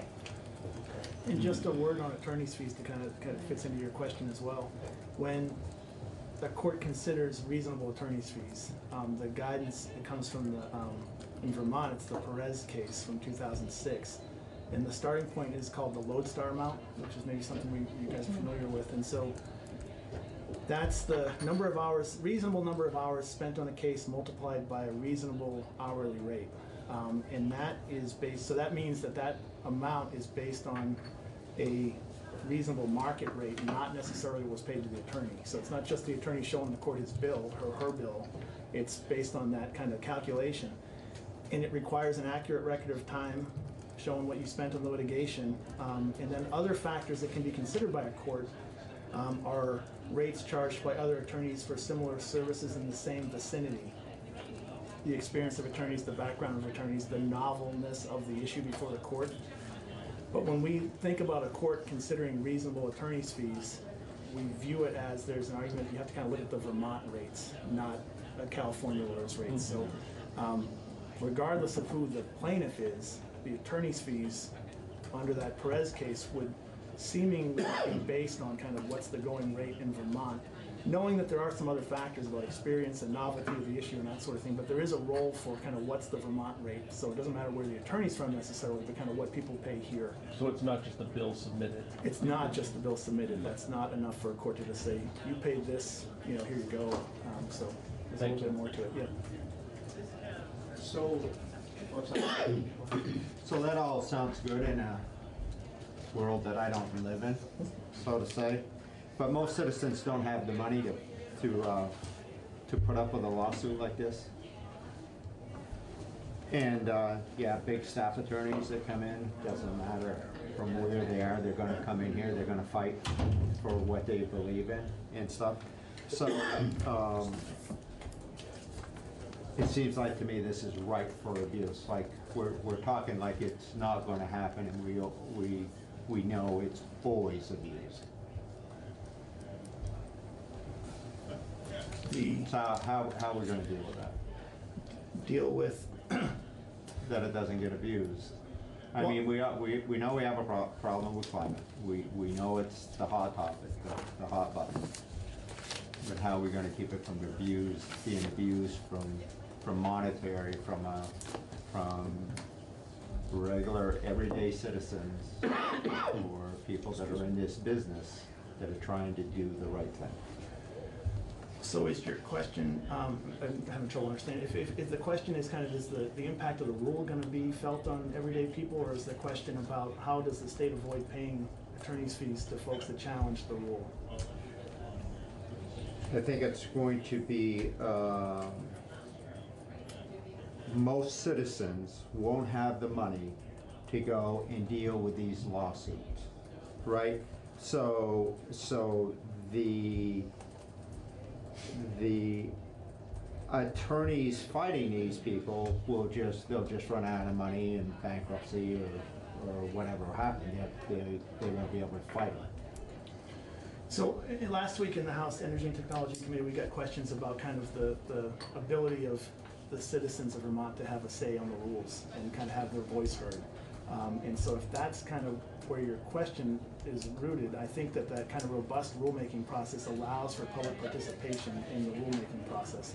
When a case gets brought, you know, I think that if your question is, will people have the resources to take on the state? I don't know that there's an answer for that we can provide. So can I clarify as well your concern, Ken? Individuals can't be sued under this. Is that the concern? Well, what about business? Businesses can't be sued under this either. This is a law. This is opening up a lawsuit against ANR, the Agency of Natural Resources. Okay. I mean, I don't know if the rulemaking would somehow create an ability to sue an individual or not. I wouldn't. No companies, nobody that's trying to conform to these statutes? I think the question goes to kind of what is going to be the effect of the rule on Vermonters that, as a whole, and I don't know that we have an answer for that because we don't know what the rules are right now. That's. And if can I clarify one other thing, and maybe you should do this instead for me. Could you explain how the Clean Water Act works with enforcement, where individuals can actually bring a lawsuit against a private citizen, and that this is not that? But maybe you could explain a little. Sure, and I'm happy to say that we have a water law expert here with us today. So Laura will be happy to answer that. Here's the box. No, but it's basically just what you described. Under the Federal Clean Water Act and lots of other federal environmental statutes, citizens, not just the state, can bring enforcement actions against persons or entities that are violating the law. So if someone is discharging toxins from an industrial facility into the Winooski River without a permit, if that's a violation of the Federal Clean Water Act, any person can bring a suit, any person with standing, against the violator and get an injunction and penalties, no damages. In Vermont, we don't have a citizen suit provision currently for our environmental laws, and so the state is the only entity that can enforce those provisions. So that's basically what it is. So for this current bill, the cause of action is just creating a cause of action against the state, not against entities that may be subject to the rules that ANR is going to adopt. So currently, there wouldn't be a cause of action for citizens to bring for violation of the rules, if that answers the question. Ken, is that clear? Well, Yeah, for right now, yeah, I mean, at the level that we're at, yeah. I mean, I have a lot more to do with money with this, so. So, digging back to Article 3 and standing, if you describe that briefly for us, and also, again, if there's, how that works with this bill, if there's anything else we can do to address the barriers that Article 3 standing could possibly raise in this kind of a case. And then if you don't have any ideas right now, you can ponder it, but if you could just kind of describe the. Sure, so it's basically to be able to get into court under Article 3 standing, a person or an organization or corporation needs to have an injury. And that's typically can be pretty broad. It does need to be imminent and actual, meaning it's not something hypothetical that may happen in the future. Trying to think of, there's lots of good examples from environmental law that I'm sure some of the other witnesses could testify about as well. But for instance, there was a federal case that's kind of famous where a citizen was trying to bring a case under the Federal Endangered Species Act to protect a species, but the Supreme Court essentially said, well, you don't have an injury, and the species was not somewhere this person lived, right? It was, I believe, overseas, and the court said, or far away. You don't have an injury because you don't have any concrete plans to actually ever go back to that place, to ever see the species again, or ever enjoy the species again. And so that was an example where there wasn't a sufficient injury because it wasn't imminent, it wasn't actual, there were no plans. Things that have qualified certainly if you live near a river that's polluted because of an upstream industrial facility, you smell the pollution, you see the pollution, you used to go fishing, you can't go fish anymore, those sorts of things qualify as injuries. For the next requirement is basically causation, but it's not that stringent. Is your injury fairly traceable to whatever the defendant has done or failed to do? So in the industrial facility example, you would say it's fairly traceable because this is the facility that dumped the toxins into the river that's killing the fish. You can fairly trace that to the defendant. In terms of redressability, and this is the third requirement for standing, the court has to be able to do something about it. So if it's a problem that the court simply cannot fix, if there's nothing the court can do to actually help to fix the problem, there's no redressability and there's no standing. When it comes to the types, certainly the first deadline suit, the first cause of action, those cases in the federal level have certainly held that citizens do have standing to bring those suits. And the redressability, I think, and my initial thought is the bill, I don't have any ideas right now about what can make it more clear that a court could provide redressability, because the bill clearly says if A&R doesn't write the rules, the court has to tell A&R to write the rules. Or if A&R doesn't write sufficient rules, the court has to tell A&R to write sufficient rules. So those both seem to me to be fairly straightforward in terms of, yes, the court can redress these issues. I don't know if you have additional No, thoughts on that. I mean, the findings play a part in that, kind of the intent. Of the bill? Yeah, In terms of injury? setting out an injury. Well, and when it comes to climate, I guess this isn't something that I have looked at closely, is what is sufficient to establish an injury for climate change and greenhouse gas reductions. I think with the deadline suit, it's pretty easy. There's been a failure to adopt the rule. The court might look to, as Rob was saying, might look to the legislation to figure out the injury, and the injury needs to be tied to the problem that was supposed to be addressed, right? So you can't just have an injury that's not tied to change under this bill. So the findings in the bill might be relevant. The court might look to that to say, oh, climate change is a problem. It's causing X, Y, Z. This person is suffering X, Y, Z. That could be relevant.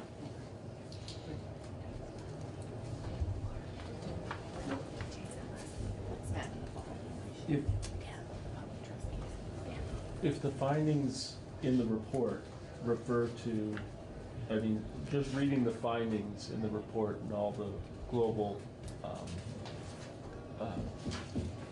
issues related to climate change, I'm just wondering how that doesn't open this wide open for legislative intent.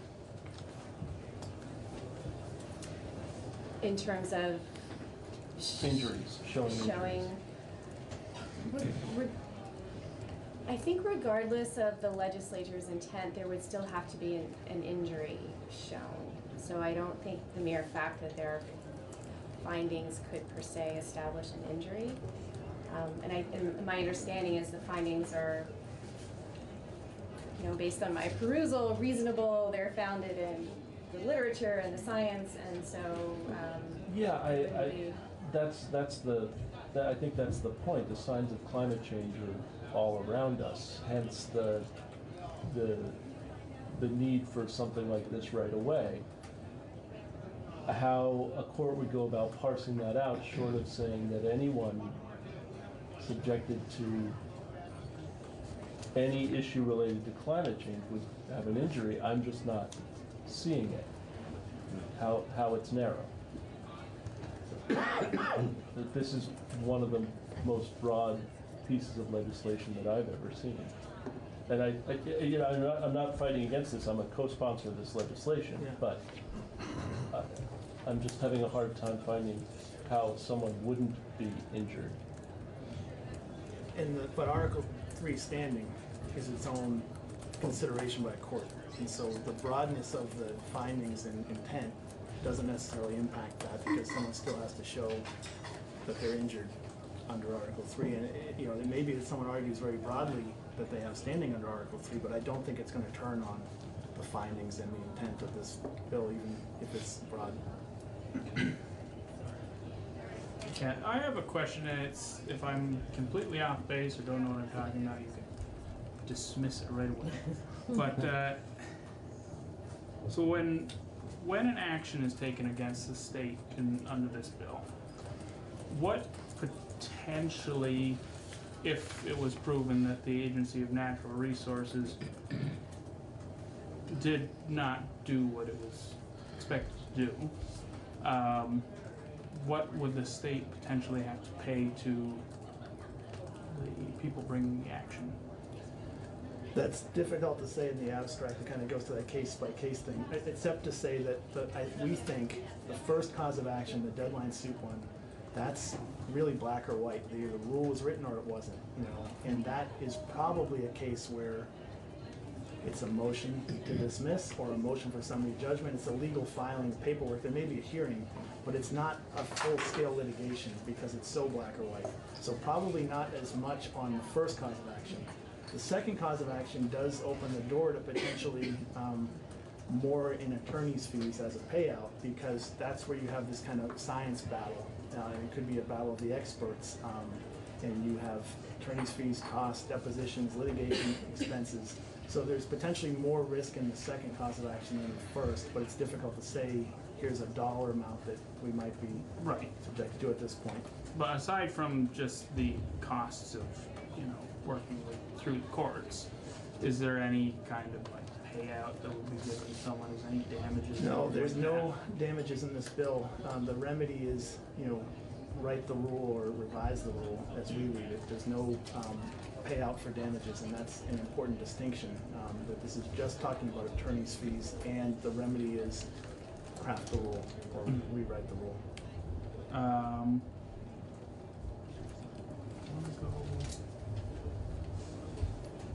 I think that answers my question. If I remember the second half of what I was going to ask.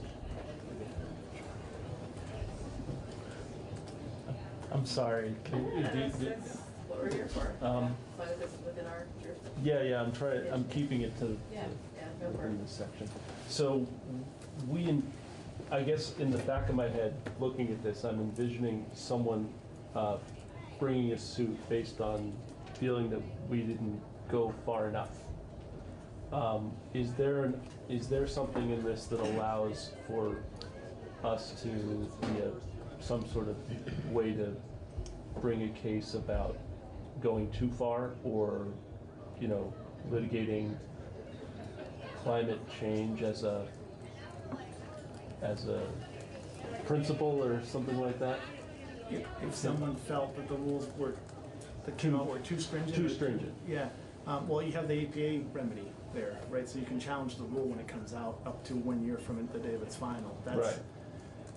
Potentially, I don't know that there's a new cause of action created for what you've described, except to say that third existing cause of action is where a case like that might happen. And that's what happened in the St. Gobain challenge to the PFOA rule.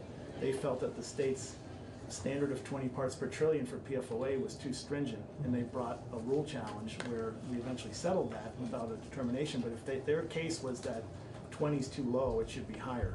And so they used that APA process to bring that case, and people do that with rules. They say they're too restrictive or too stringent. And that's under current. That's existing law. There's no attorney's fees with that. It's just, yeah. And I know that other states have done this as well. Is this sort of modeled after, do we know if this is similar to the way other states do it? I know it's going to be slightly different because we have a different process. That might be a question best posed to the Legislative Council. We have kind of reviewed, yeah. Do that at some point. Yep. Thank you. I'll ask you.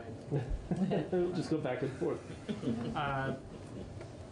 So the costs, because I don't know, and this is a good question in general, the costs of attorney fees and things through court proceedings, what funds does that come out of? I mean, if this comes to be a fairly expensive trial that ends up being one decent amount of attorney fees paid to the winning side,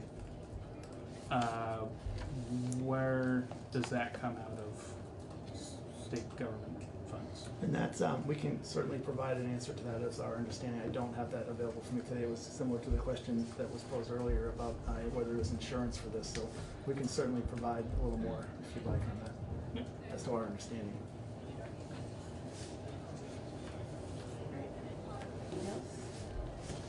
Thank you.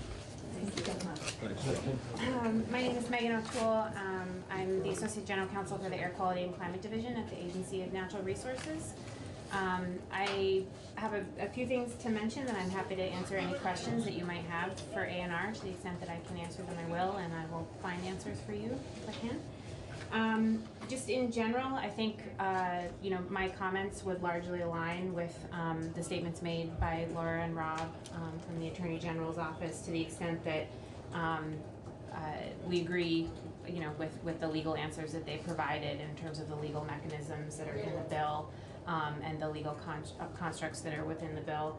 ANR is in the process of kind of getting feedback to House Energy and Technology Committee regarding the resources that would be needed to participate in the Vermont Climate Council process that is established in this bill, and then also the rulemaking activity that would be required of the agency, and then the implementation of the rulemaking. So that information is being compiled right now and will be provided to that committee.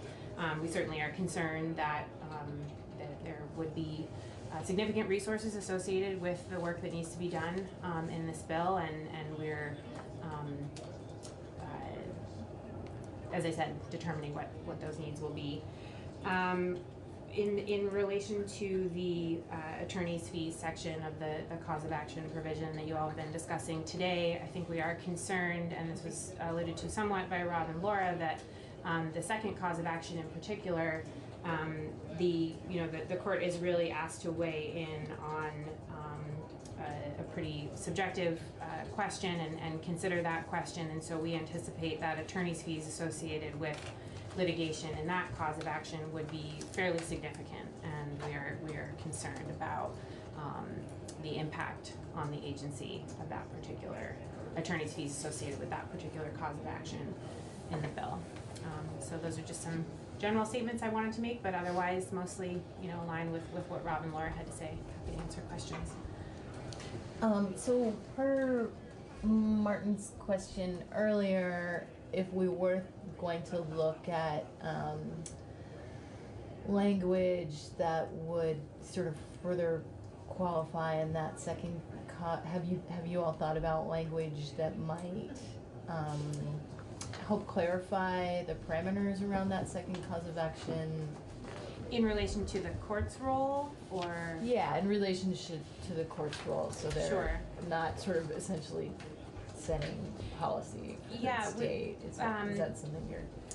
And we've been talking with the Attorney General's office about that language, and I think we agree that, a remand to ANR to determine how to mitigate, if that's what the court decides needs to happen, would be appropriate. Okay, thank you. So, the litigation that you would perceive that would happen under the subsection B, that would revolve around whether the rulemaking or the rules were a substantial cause? Is that the concern? That is the language in the bill. Regarding kind of the subjective nature of the question? Yeah, the concept of where this big battle of experts and whatnot would be, because it seems to me that the starting point is you get the inventory and you've either made it or not. And then, of course, you get into was the rulemaking a substantial cause or not? I mean, how do you see that playing out, that would be as complicated as you suggest? And it may be, I'm just curious, I think much like Rob and Laura said, it's really hard to predict what exactly that's going to look like, but I think I would agree with you that it would require a lot of resources in terms of fact witnesses, expert witnesses, to answer, that very subjective question. And so I think that's where our concern lies, is that it would be a very resource-intensive matter that we would need to be engaged in.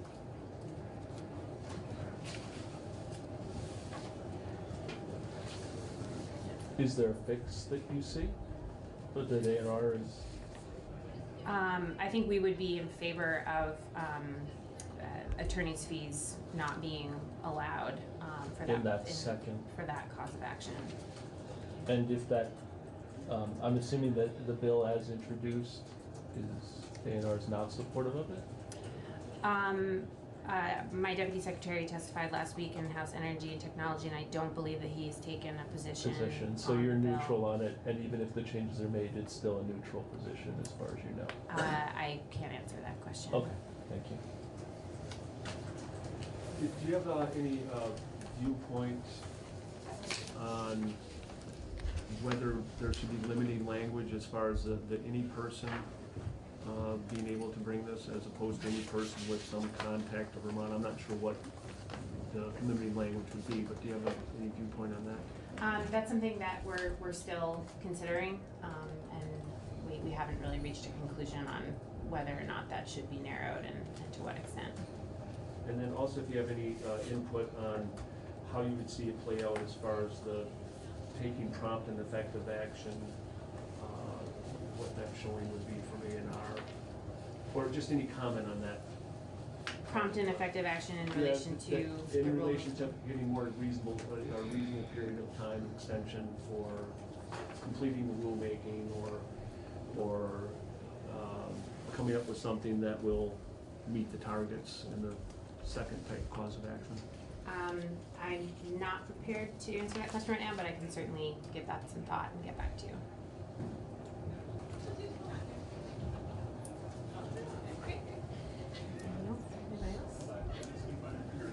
All right, thank you very much. Thank you. Thank you. Thanks for having me. I appreciate the opportunity to come and speak with you. My name is Jen Duggan, and I'm the Director of Conservation Law Foundation. Prior to joining CLF, I was the General Counsel for the Agency of Natural Resources.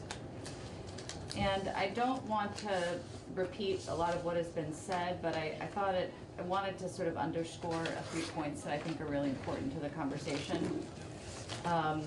One is that this cause of action section is really a backstop. You know, as the Attorney General said last week, you know, the best defense is compliance with the law. And so this cause of action section does not kick in unless A&R has not done the rules that are required by the statute, you know, or we haven't met those emission reduction requirements. So it's already sort of narrowed and limited. The other thing to highlight is that the sponsors have been really thoughtful in terms of thinking through how to narrowly draft this accountability measure. There is no financial exposure in terms of penalties for the state. There's not an ability for you know, private citizens to create, you know, to get a windfall. And the remedy is really limited to a remand back to the agency to do what they're required to do under the statute in the first instance, and reasonable fees to support that policy of making sure that there are resources available for government accountability. And the third concept is that, you know, we're here because this is really necessary. We need binding requirements and we need accountability. We are not on track to meet any of our climate commitments or the goals. In Vermont, we have the highest per capita greenhouse gas emissions as compared to our neighbors. And we have an obligation to take action to do our part for global climate change, but also to respond to the impacts that our communities are already feeling from climate change. And we've talked a lot about how this bill addresses mitigation of greenhouse gas emissions, but it also requires action to build resilience to make sure that our communities are prepared for climate change. And we know that even mitigation and all of these resilience measures bring about economic benefits for the state, public health benefits, environmental benefits. So this, you know, we've tried the goal route.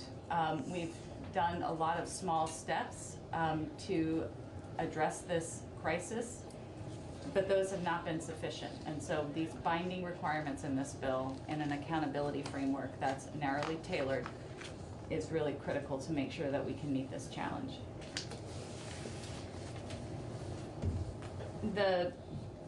some of the, I'm just trying to, I don't want to repeat, what folks have said, and I want to make sure that, my testimony is as helpful as possible, but maybe one of the first places that I'll start, and then, please interrupt me with questions, is the question around standing and any person. And, standing, Article 3 standing is actually a fairly high bar, particularly in the context of climate change. And so, your question about can some, interest group in California bring suit and claim that because, the state of Vermont hasn't done these mitigation rules and they're impacted by climate change, they somehow have standing to sue. There's an injury in fact component to it, but there's also causation, right? And so that individual in California may be able to say, I'm being impacted by wildfires. We know this is caused by, climate change. But they also have to say, and this injury of mine is fairly traceable to the state of Vermont's failure to do rules to mitigate GHG emissions in Vermont. And so the standing inquiry is robust, and I think will really limit who is able to get into the door. And the folks that will be able to show those types of injuries are more likely going to be closer tied to Vermont just by nature of that standing test. So I'll stop there in case folks have other questions on standing. That's helpful. I'm wondering if there is anything else that can be done in the language of these findings, although findings don't necessarily make it all the way through this body, or intent, or if there's anywhere else, because frankly, that is my biggest concern about this bill, is that we're gonna have this all laid out and people aren't gonna be able to get into court, because it is a very high bar. And I know we can't lower the bar very easily, because it's Constitution, the federal Constitution. But do you have any input on if there's anything else that can be done, or if you do think that there is a clear path to establish Article 3 standing, although it's a very high bar? Yeah, I think that, Laura Murphy started to touch on this. There is case law with around procedural causes of action. So where a statute gives a citizen the right to challenge agency action that's been unlawfully withheld, so a failure to act in compliance with the statute, like in subsection A of this bill, there is a somewhat relaxed standing requirement for redressability and immediacy. And so recognizing that there is a lack of clarity about exactly what those rules might be when they're promulgated, the courts have found that there is standing where the rules are designed to address, the injury that the plaintiff is complaining about. So I think that's an important concept, is that there is case law that addresses the procedural injury of the kind that a plaintiff would be alleging here. Is it clear enough in here that that's available? That is federal case law, and Vermont courts have adopted, the Article 3 standing test, and frequently look to federal case law when they are making decisions about standing. Is it clear enough in the bill that avenue is available? I think so, because that is the words of, the subsection A, where it's, there's a cause of action when A&R fails to do a rulemaking by a deadline. But how about subsection B? In subsection B, that is a little bit different, although I think that there are some similarities. This is an interesting component of the bill. But I think that the causation component, this, as I mentioned in the opening, when we reduce greenhouse gas emissions, there's global climate change. That's one of the things that we're trying to get at here. But when we reduce greenhouse gas emissions, we also have very tangible public health and environmental benefits that look more like traditional injuries under environmental law. And so I think that, you know, you can always include additional information in the findings and the purpose of the statute to say that, you know, this bill is intended to mitigate and reduce greenhouse gas emissions, and doing so, and also to get all of the benefits associated with doing that in terms of public health and environmental benefits. So you can always include more robust language in the findings, you know, and a purpose statement in the bill. Is that something that's being done upstairs, Energy Committee, or? They are considering, you know, I was in there on Friday afternoon when they started discussing potential issues.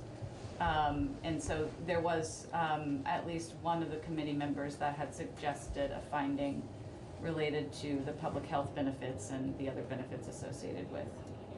Yeah, I guess it's just whether we would weigh in on that or not. Catching it. Yeah, this is just so given the barriers to the broad term of any person, is there any real reason not to restrict any person a little bit, because as to avoid frivolous cases in courts of something that won't have any actual, couldn't actually be brought forward as frivolous? I think that there already are several deterrents to bringing those types of claims. One is sort of the attorney ethical rules. If you move forward with a case in bad faith or something that is frivolous or lacks any reasonable basis in law or fact, you can be sanctioned, and you can have ethical challenges going forward as a lawyer. That's a really big deterrent for a lawyer. And then the attorney fee provision, in the statute, also, makes clear that if a plaintiff, that a defendant, may be entitled to fees if a plaintiff brings a case in bad faith or that's frivolous. So I think that there are already pretty significant deterrents from a plaintiff that would be acting in bad faith. So what's the argument for leaving? Oh, I'm sorry. Great. Well, if that's a follow-up question on that. Yeah, it's just a quick follow-up. What is the argument for having that broad, for having any person without any qualifiers? I think that if the intent is to ensure that there's accountability for government action that may impact an individual, you want to have that be accessible to them. And I think that I would worry about trying to define who is in and who is out in terms of who is a Vermont citizen, who is allowed to bring a case and who isn't. I think that because the Article 3 standing test is a fairly high bar and is an important gatekeeper, it's not necessary, and it would create other challenges if you tried to start defining who is in and who is out in terms of protection of the statute. I was going to ask just a broader question, which is, I know because I was involved in the earlier bill and this bill, that part of what we were looking to is what states like Massachusetts did and what the impact of having an enforcement mechanism was. And I know the Conservation Law Foundation was really involved in the lawsuit that came, helped bring the lawsuit that came forward in Massachusetts. And I wonder if you could just talk about the value or impact that enforcement mechanism had there for somewhat comparable legislation, and maybe how what we're proposing here kind of is similar or different from their experience. Sure. There is no express cause of action provision in the Massachusetts Global Warming Solutions Act. And so there was a significant sort of pathway through the courts to establish that, to get to an agreement on what the remedy would be. And here, because there is an express cause of action section, there's a very clear path to court. There's certainty for both the agency, for the plaintiff. It reduces uncertainty around the litigation, you know, to a greater extent than there would be otherwise. And it really, you know, this particular provision is really narrowly tailored to focus on making sure that, you know, there is accountability, and that A&R does what they're required to do under statute and nothing more. And I think that, you know, without that, without a clear procedural pathway, without that certainty around remedy, there is more to, you know, to discuss with a judge. And there's just lack of clarity there. So I think that this sort of gives certainty to everybody about what the rights are and what the remedy is. And can you tell us just in the Massachusetts case a little bit about what the remedy was there and how that may or may not happen? You know, it's been a long time since Okay. I looked at the specifics, and I'd be happy to get you a really detailed summary of that. But basically, you know, there was an order to implement the GWSA, their GWSA. But I can get you more specifics on exactly what that order entailed. When you brought this, or when the Conservation Law Foundation. Yep, I wasn't there, so I wasn't here. Do you know if it was under a similar provision to the Section 2 cause of action, or do you have any idea? My understanding was it was under the Massachusetts Administrative Procedures Act, or their Declaratory Judgment Act, and there was not an express cause of action in their Global Warming Solutions Act. Okay. I'm just trying to figure out, you know, I guess it's the History of Appropriations Committee for me. I'm having a hard time getting my head around something that I don't know the cost of, and voting to move that forward without even a rough idea of what that costs in the. Could you comment on A&R's concern about removing that attorney's fees from the second cause of action? Sure, and just in thinking through potential costs, it's very hard to put a number on that, but you know, under subsection A, that case really looks like motions practice. So people are filing a brief, papers that say they either did or did not meet that deadline. So that's going to be really limited in terms of the time for both parties. For B, just as a reminder,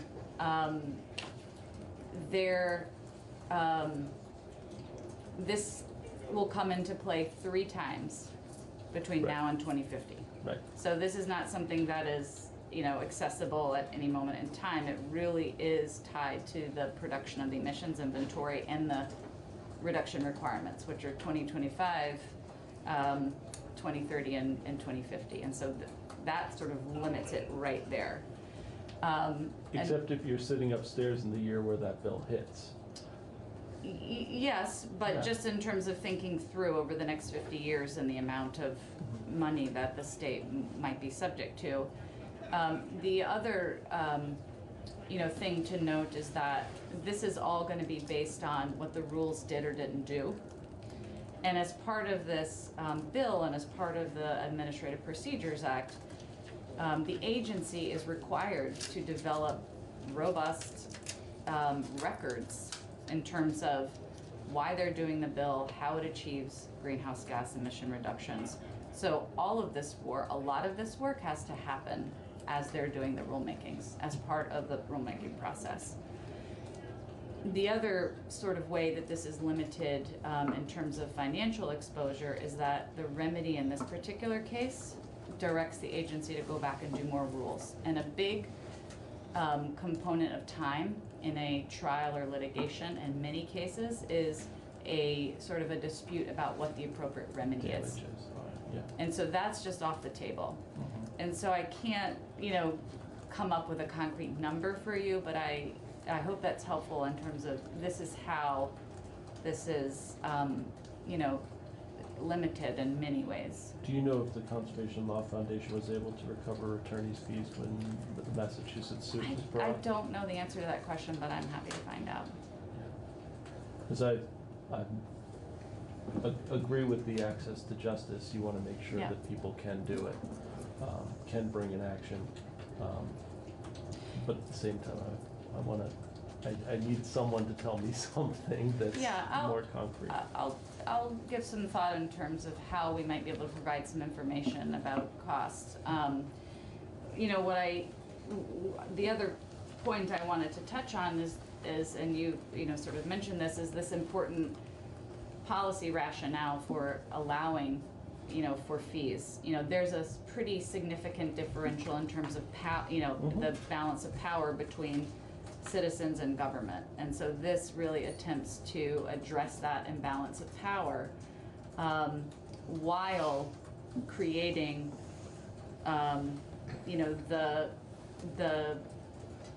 while balancing against, frivolous or bad faith lawsuits. There is a deterrent built in here. Thank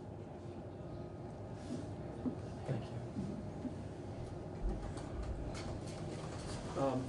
So I want to make sure I understood, for the subsection B, the substantial cause of failure, that component, it's your understanding as well that it's just a remand, straight remand that we're intending here, and if, I won't have you comment on language that we don't have yet, but we'll certainly, when we see language that hopefully tightens that and makes it clearer. Yeah, and I think that it's important to just remember that, the separation of powers doctrine applies, and judges are not allowed to engage in, legislative making or implementation of laws, and so they're in terms of the roles of the legislature and the executive branch, and so there is some discretion that judges have in terms of remanding for rulemaking. They may give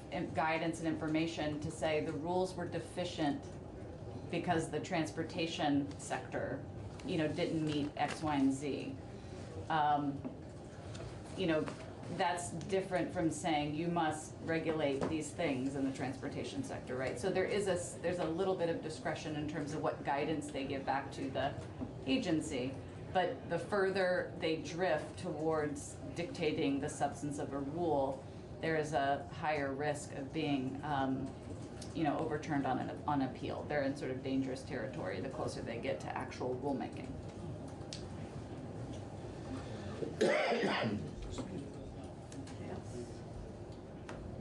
Continue on if you had a heading, Just trying to see if there's anything else I wanted to touch on.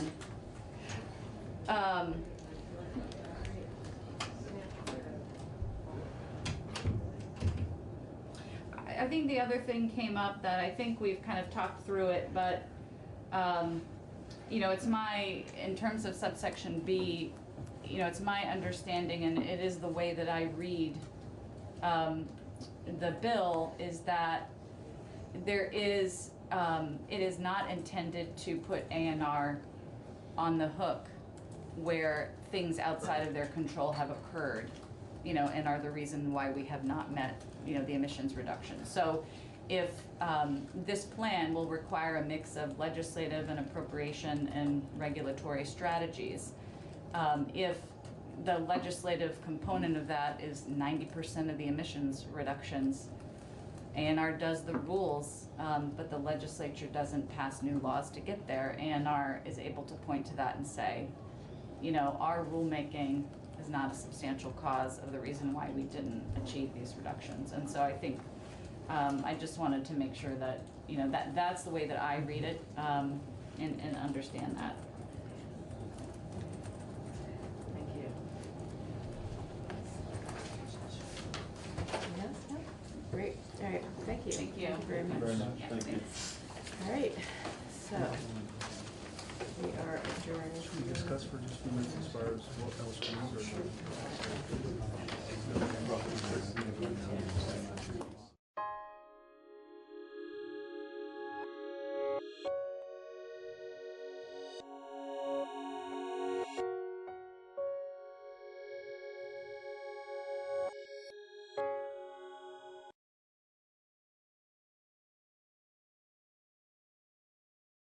I want to point out that the sun shines down its power to all the world and makes the wind blow strong as it will. I want to hope gentle rains can fall upon the land so lovely earth can stay lovely still.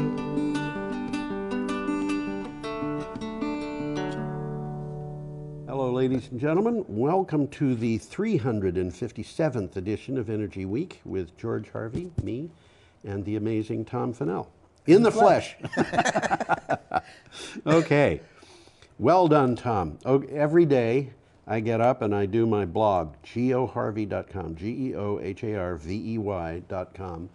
You can go there and read the articles that we reference. Some of them worth reading. Yes, Some of them definitely worth one or two of them is worth reading. The rest you can ignore. Well, that's about right. Thanks, Tom. Takes a lot of work to do this. You know, I spend about 4 hours every day doing it, and nobody pays me for that. I do get donations to the blog, and they're just about enough to cover expenses. Well, that's encouraging. It is, and the donations that we got for the show were just about enough to cover it too. Uh-huh. We came just that close to it. Okay. So I'm going to pay a couple of dollars extra for my membership dues this year. Anyway, what happens is the news goes up daily at geoharvey.com, and if you want to read one of these articles, which we will start with on January 30th, you can go to the blog and click on the calendar for, you know, the date starting January 30th. We'll try to keep you up to date on when these things appeared. You can click on it, and then you'd have about 15 articles usually to search through to find the one you want. So. Well, obviously I read the articles. Yeah, Tom reads the articles. And some of them, as I mentioned, are worth reading, and I'll try and mention those that are. Yeah. Because some of these are long. Some of them are long. The long ones I do not read all the way through. Tom reads the long articles all the way through. And I, on the other hand, have to look at about 400 titles every day to figure out which ones we want. And if you think about this, over the time that blog has been active, I've probably looked at over 1 million titles. I wouldn't be at all surprised. So there we go. Let's get started here. We got a picture we coming have a up picture. Of an UPS truck. And I'm not going to make an appeal for money today because this is, you know, we're into a new cycle. That's an UPS truck. That's an UPS truck. It's funny because I have, just to make it fit on my computer, I've shrunk the picture. Oh? So on my computer, it looks like a much longer truck. Oh, really? It looks like here.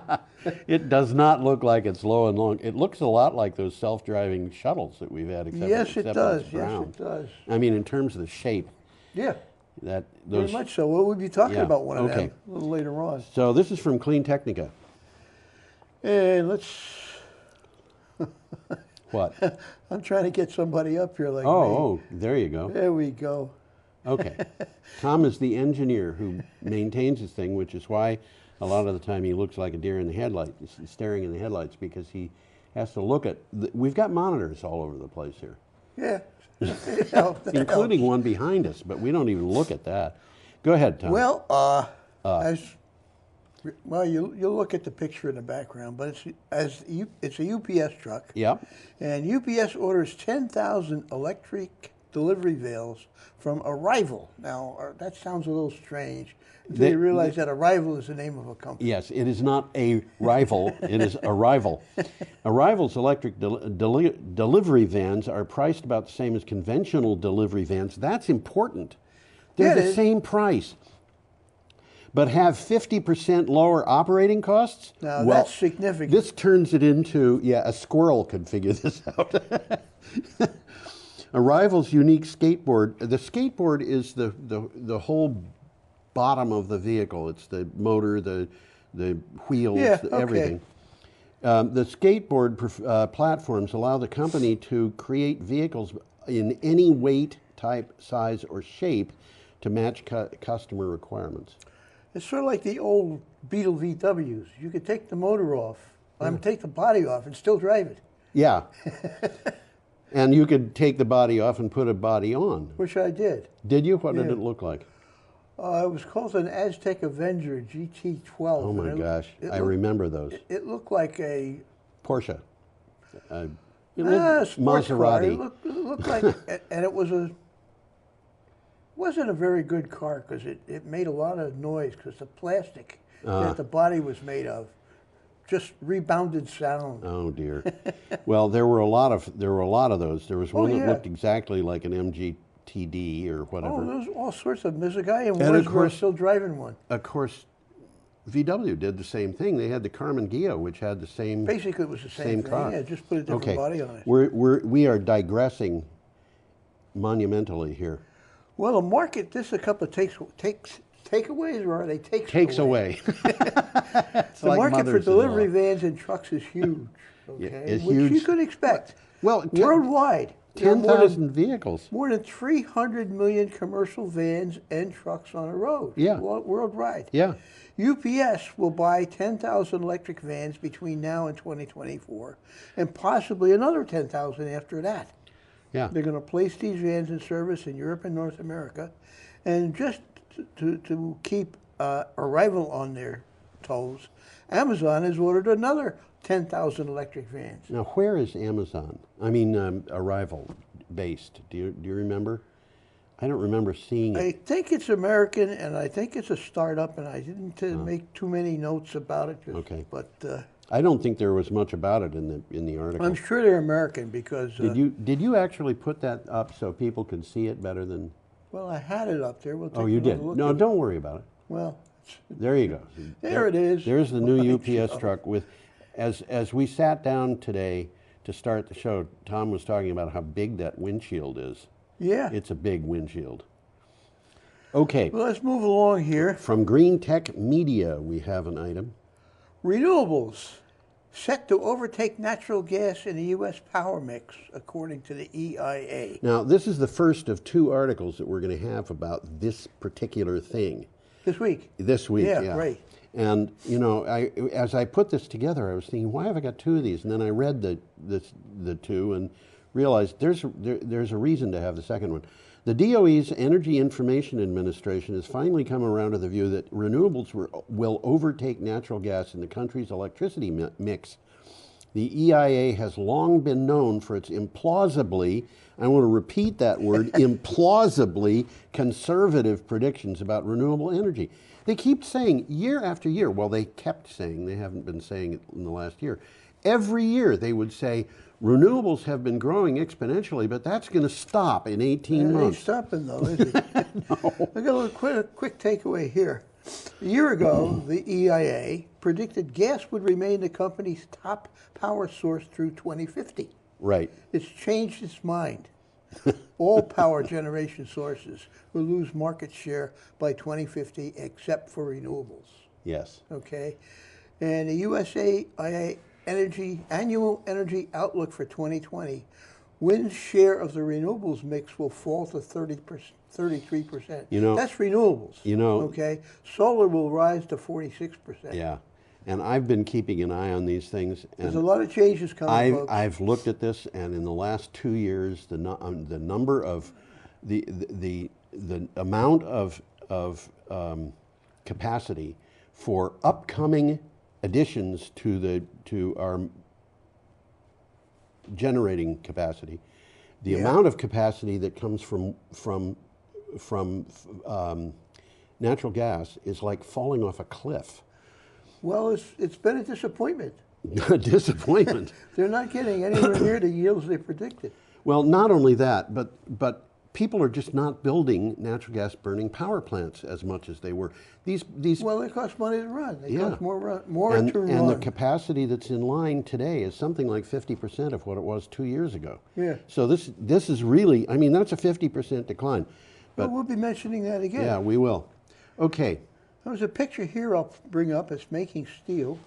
There it is. Wow, And that's if I can get this bright. mouse here. There you There go. we go. Get the mouse up. There you go. And there is steel being made. Yeah, if you dropped your toast on that, it would burn. I think it would. I think it'd get around pretty quick. Well, the article says a Nordic steel giant to use renewable hydrogen to produce fossil-free steel by 2026. That is significant. It sure is. This is excuse me. We've seen things about this kind of thing in the past. This is just another one of these. But still, it's really interesting, and it makes sense to look at. Momentum is growing toward the decarbonization of one of the world's most energy-intensive industries. Svensk Stål, which is badly pronounced, I apologize for that. Swedish steel. Yeah, is turning to renewable hydrogen to replace coal in the production of steel nearly 10 years earlier than it thought would be possible. Well, this is very interesting. I got a quick takeaway here. Yeah. The production of steel is highly energy intensive. Yes. Okay. Significant amounts of heat are required to melt the iron ore to produce the steel. Right. In addition, carbon is an essential ingredient. The carbon is added to the iron to make it steel. Yes. Okay, so they have traditionally used coal Yes. for this purpose. Now, they can't eliminate the carbon because then it wouldn't be steel. Yes. But they're eliminating the carbon-based heat. Yes. Okay, so the use of hydrogen for thermal heat dramatically reduces the amount of coal required. So this company, Svensk, expects to have fossil-free, carbon-free steel. They say carbon-free steel. They mean it has the carbon in it. Yeah, But it's not. They're steel's not using actually an alloy Well, yeah. between iron and carbon. Yeah. Yeah. It's a weird idea to think about. Why is it that you take something as soft as carbon and you put it into steel and it all of a sudden makes it into iron and it all of a sudden makes it steel? Well, you can think about that and ask yourself, why is it a diamond is so hard? Because that's carbon too. Carbon's a very funny thing. There's a bunch of images in this particular link. Yes. And it says here, well, this is from the images. Breakdown of the steel production process using thermal coal versus using hydrogen. So if you want to get technical, you go look at It's an graphs. interesting article with interesting material with it. Okay, we've got an item here from Utility Dive, and this is one of the articles that I thought was really interesting this week because of its implications. Go ahead, Tom. Coal plants increasingly operate as cyclical, load-following power. That's interesting. Oh, man. You're going to explain what that means. Leading to inefficiencies and costs. Yeah. Increasingly, coal plants operate as cyclical or load-following generation units as the power market becomes more saturated with intermittent resources. Well, they traditionally didn't. You turned them on and you just left them run. Yeah. A white paper from the National Association of Regulatory Utility Commissioners says, well, these are the baseload power plants that people used to say and still do. We can't run without these plants because you have to have baseload to know that your electricity is going to be there when you turn on the light at 2 o'clock in the morning. But now we have different ways of acquiring baseload.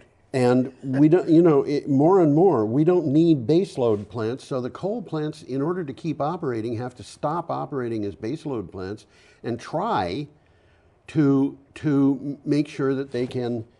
Well, that's exactly right. I mean, the follow times the they load. are changing. Yeah, and one of the things to remember here is that a power plant, coal burning power plant, natural gas burning power plant, any thermal plant, nuclear, is like a gigantic tea kettle.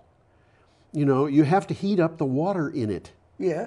Well, it takes a long time to heat that water up. So it's really they keep them running. Yeah, it's really, really hard to change the output of one of those things. I see nuclear plants come online after they've been down for a while for maintenance or fuel refueling or whatever. Sometimes it takes 2 or 3 weeks to get them online. I was thinking days, but you say weeks, huh? Not very often, but sometimes it takes a long time. Yes, it always takes at least days. So, we're up to Friday, January 31st, and we have an interesting picture here. Coming up here. This, to me, is an interesting picture. Yeah, well, that's Block Island. That's I've Block never been Island. there, but I looked it up on the map. Yeah. Trying to figure out where they were taking this picture. Yeah. And one of the things that I find interesting about this, they took this picture from a long way away. Those wind turbines, it's hard to believe, but those wind turbines... They look like they're right adjacent to the island. Yeah, they're 3.5 miles from the island. Okay, so this is really a telephoto picture. Oh, man, was it. Big time. It was a telephoto picture taken from so far away that it's got all 5 of those wind turbines. But just look at how small the boats are in the harbor. You can see. They're tiny. So anyway, what do you got? U.S. government sees renewables passing natural gas in 20 years. Yeah, this is the second of the 2 articles that we had about this. For the first time, the EIA's default projection replaces renewables as the largest single source of electricity generation, with renewables surpassing natural gas sometime around 2040. But the renewables prices seem to make the report's projections obsolete already. Well, a takeaway from the article, these reports are very conservative. And they've Yeah, done I a guess. terrible job projecting the rapid growth of renewable power. Yeah, but you know, there's one line in That this. just came right out of the article. Absolutely, and there's one line in this article that's really important that people have to understand, and that is when the EIA is making the projection, it assumes, for the purpose of the projection, that the political environment will not change. So they're assuming that Donald Trump and company will be in charge of things for the next 20 years. Well, it's all a hoax, so why bother? Yeah, well, let's move along. he's been here. let off the hook by the impeachment people, but it's not going to keep him in office. Okay. U.S. wind hits 9 gigawatts in 2019. Yeah. Now, I've always said gig is big. Gig is big.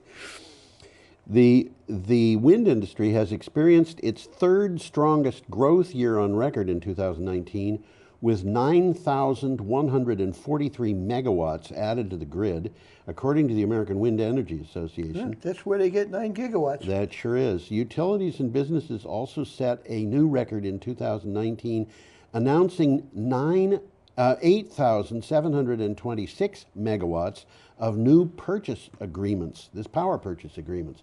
So this stuff that's going on the grid is almost all being sold under power purchase agreements. So the 3rd best year in the history of wind isn't depending on incentives. It's depending upon the fact that organizations like Coca-Cola and GM and They're signing Nike up to buy that are power signing up to for buy the the power future. for the future. That's right. Well, the PPA is proportional to demand. Yeah. Okay, when more people need power, they buy more PPAs. Yes. Okay, well, a quick takeaway here. There's now over 100 gigawatts of operating wind capacity in the U.S. That's more than I would have figured. Comprising more, and you ready for this one? 50,000 wind turbines. Yes. In the U.S. Another 40 gigawatts of wind projects are either under construction or in advanced development. This is changing the whole picture. It's changing the picture. And a lot of that, by the way, is offshore.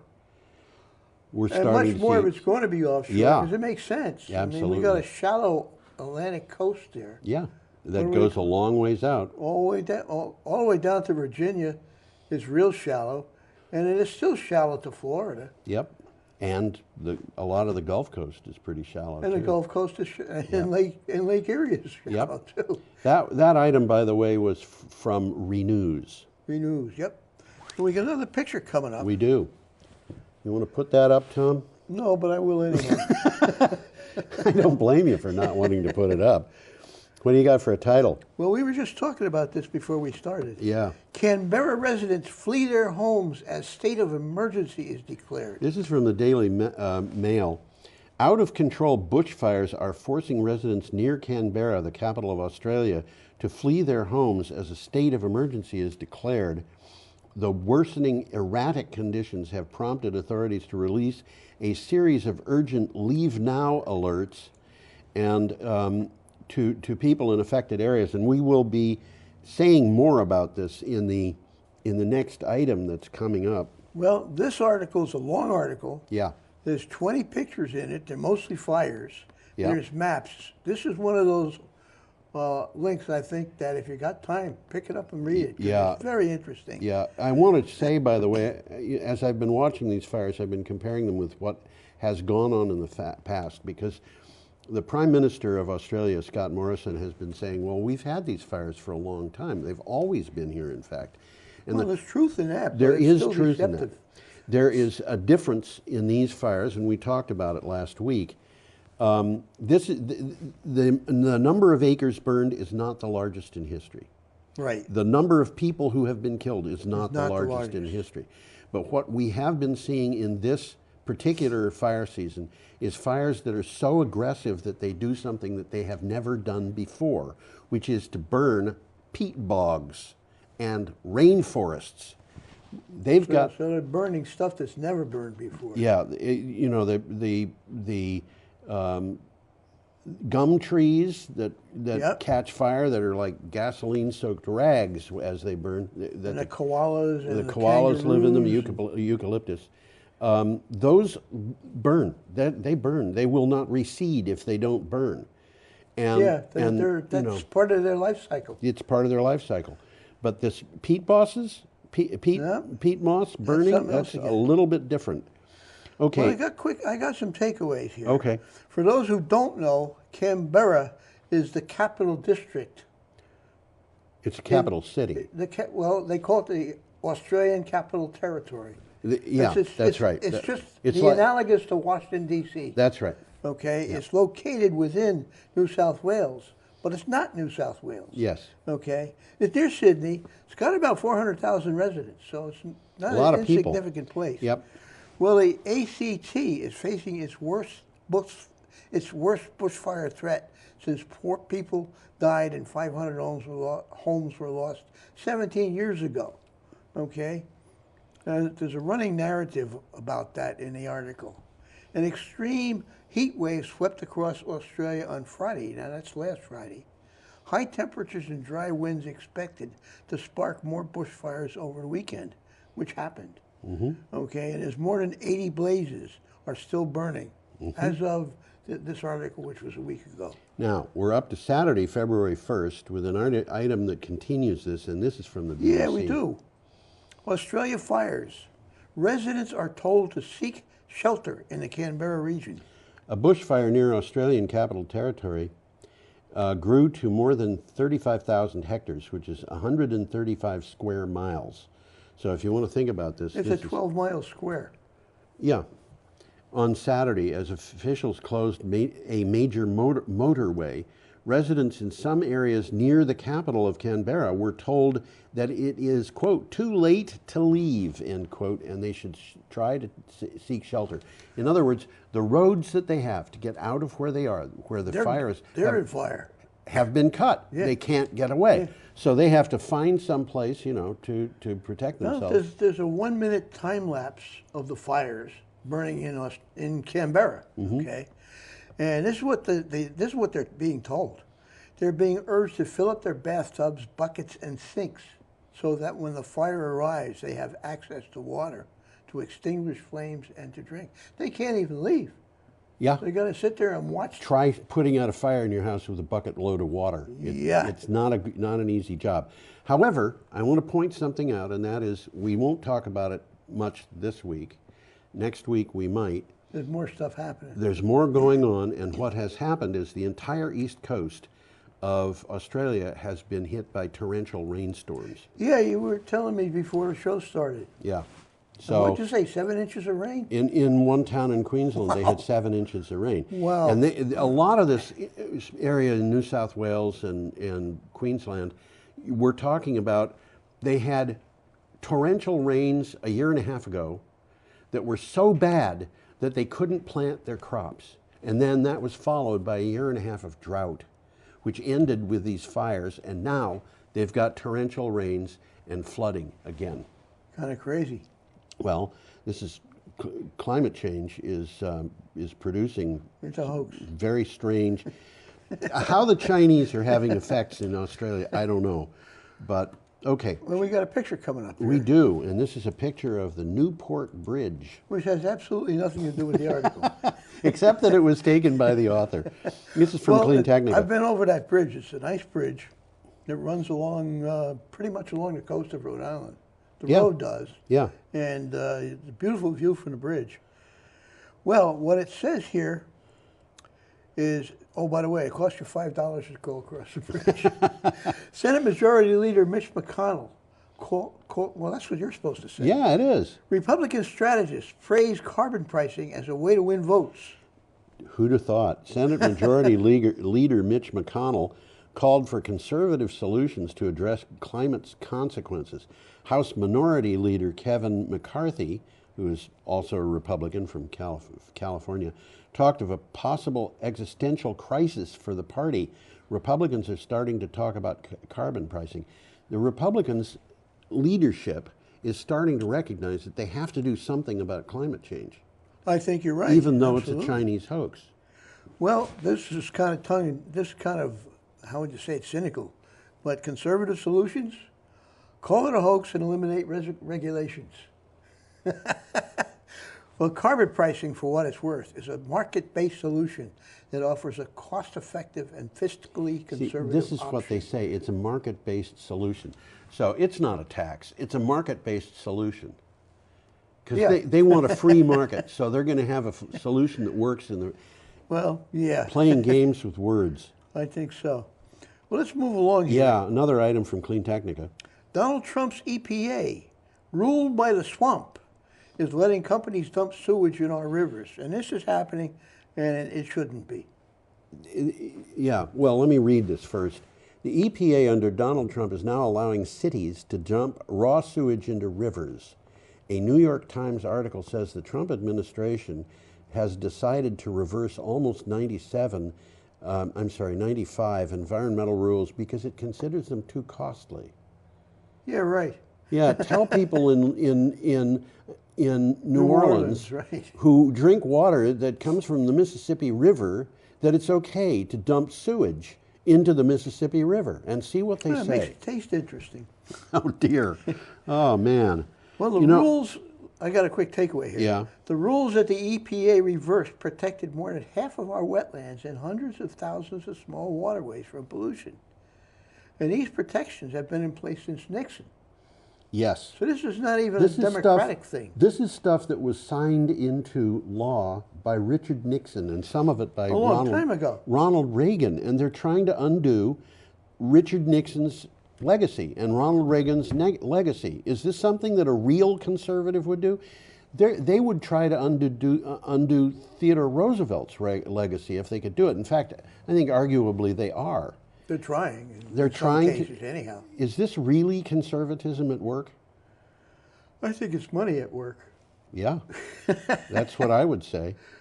Oh, we got another picture coming up. We here. do. Well, let's get a. This is what in the article is called a sea can. Yeah, I was going to talk about that. It means shipping container. That's exactly what it means. It's a term that That's exists. an interesting picture, though. Yeah, it is. It's a term that exists in a country where people speak English, not American. Okay. This is from Canada. From Canada. Yeah. Well, a company braves high winds with high hopes of renewable energy in Nunavut. In Nunavut. Nunavut. Yep. Okanagan. Spearheaded by the Arctic Research Foundation, the project titled Nauervik Inuktitut for fall growing place consists of 2 sea cans. The picture's got one of them. Well, outfitted to grow vegetables that proponents hope will ease Arctic food costs. They're powered by the wind. Now, they can't power these things with sunlight because they want them to run in the winter, and they're north of the Arctic Circle. 6 months of the year, there's no sun at all. So they have to run them with wind power. But you know, if you think about it, wind power is intermittent, right? Yeah. Plants do their growth intermittently. Yeah. Somehow there's a match there. I would think so. Well, this is a quick takeaway. In Nunavut, which is in far northern Canada, and it's about as far north as you can get and still be in Canada. Yes, that's right. Power is generated from astronomically priced diesel fuel. You got to bring it up there. It has to be brought up there. And how do you do that, by the way, in a place where there's no roads? Well, the answer is you have to take it by airplane. Or dog sled. Well, you could take it by dog sled, but I think that would be even more expensive. Well, this entire project is run by wind. And there's only 6 months of sunlight available, so they can't use sun. So. Yeah. And I'll put the picture back up. Yeah. Oh, it is. The picture is still up. Yeah. Now, Duh. What this reminds me of is that I did an interview with if you go down to the co-op, there's a company that sells vegetables in plastic containers down there called Leaf, which is L-E-F with a whatever the bar is above the E. And what's unique about them? Well, it's a New Hampshire company. Okay. And they have a greenhouse. They might have more because I interviewed them, I think, a year and a half ago, and they were talking about building another greenhouse. And greenhouses, as you probably know, could go up pretty fast. But they're doing hydroponic farming in the greenhouse, and they can produce 1 million pounds of produce in 1 acre. That sounds like a lot. Each year. Well, it's 20, 25 times as much as you would get out of a place that's an acre of ground. Right. And so when you look at this shipping container, that shipping container might supply vegetables in significant quantities to an entire community. A couple of those would. So this is not a Chinese hoax. Let me put it that way. Well, this is a very sparsely populated place anyhow. It is, Getting whatever you're bringing up there is costly. Yeah, buy lettuce in a place like this. Well, I would bet that a lot of those people have never even seen lettuce. Yeah, well, and their historic, cultural approach to vegetables is a little different than ours too. Well, these are what people we basically call Eskimos, and they have not been big on vegetables. No, they have not been, but they are big on fermented seal fins. I'll take that. Fermented seal fins, huh? Was it that or fermented seal liver was what it was? Can you imagine such a thing? There was a cookbook that came out from a school looking for support for the school. So they decided they were going to mimeograph off and sell cookbooks. This was about 20 years ago. And they discovered that the cookbook was reviewed by a newspaper somewhere on the West Coast. The school was in the Aleutians, but they all of a sudden got orders for thousands of these things because they had things like fermented seal liver. You take the seal liver, you put it in a snowdrift, you leave it there for 6 months, and then you cook it up and serve it. And the article adds, the recipe adds at the end, children generally don't like this. I wouldn't bet against that one. No. Well, let's move on here. Okay. Documents show scientists revolt at Trump's crazy hurricane claims. Oh dear. I remember seeing him talking about this. And those, he was talking about this Hurricane Dorian crossing Florida and hitting Alabama, and he had a chart that had a little thing drawn on it. Well, we talked about that at the time. Yes, we did. But it's come up in the news again. And this item, by the way, came from the Sydney Morning Herald, which was just a convenient place to get it. It was all over the news. A flurry of emails from NOAA's top officials and scientists show their consternation and alarm after President Trump falsely claimed Hurricane Dorian could hit Alabama. The emails were released in response to a Freedom of Information Act request. Now, that's what puts it into the news now, is that all of a sudden we can see what was going on in NOAA, where, among the weather scientists and so forth, who are, saying, wait a minute, the president is saying something that's absolutely false, and anybody who believes him might want to evacuate or I can board up his remember store. seeing him making this presentation. Absolutely. And I looked at it, I said, that's crazy. It is crazy. Well, this is the takeaway. In September, Trump was depicted in the Oval Office holding a chart with an extended impact zone of Hurricane Dorian. Yeah. Okay, Trump claimed that Alabama was most likely to be hit. Yeah. I don't even know why he did that. I don't know, but I will tell you, I don't think that this is a conspiracy at work. I think it's just a symptom of the way Donald Trump thinks. I think you're right. Well, the National Weather Service in Birmingham corrected him. Yeah. Okay, well, and a top NOAA official called the president's behavior crazy. Yes. I don't think he even knows why he did it. I don't think he knows why he does anything, to tell you the truth. Everything that Donald Trump does. Well, I'm going to get into politics. Well, we got another picture coming up. We do indeed. This is a guy. I actually saw this guy once up close. I had dinner with him once. Huh? Did you? Yeah, a long time ago. He was mayor of Burlington. I remember when he became mayor of Burlington, and a couple of very conservative friends of mine were outraged that a major city in the United States had a socialist mayor. Oh, my God. All right, we're up to Monday, February 3rd, and this is from Politico. Power to the people. Bernie calls for a federal takeover of electricity production. That isn't exactly what he said, but It's not, and this is, sometimes we have to correct these things. It's not what was said there. It may be that what they're implying in that title is actually less than what we're going to have to do, because at some point we're going to have to make up for lost time. Let me read this. Sanders laid out a $16 trillion climate change plan that would transition U.S. electricity generation away from fossil fuels toward renewable resources like wind, solar, and hydropower by 2030. That's far faster than any other Democrat candidate's target. let's mention this. This is a long and detailed article. It's interesting. There's a 6-minute long audio clip talking about it, and it's radical. It's but radical. It's interesting. But it's interesting, and one of the things that I find interesting about it is that if you look at this and you look at things that came from Mark Jacobson and things like that, it becomes clear that this could save us a lot of money. I think it could. Well, this is what he's trying to do. He's not. The article kind of implies, you know, he's trying to socialize America. Well, that's what the title implies. That's what it implies. This is what he says.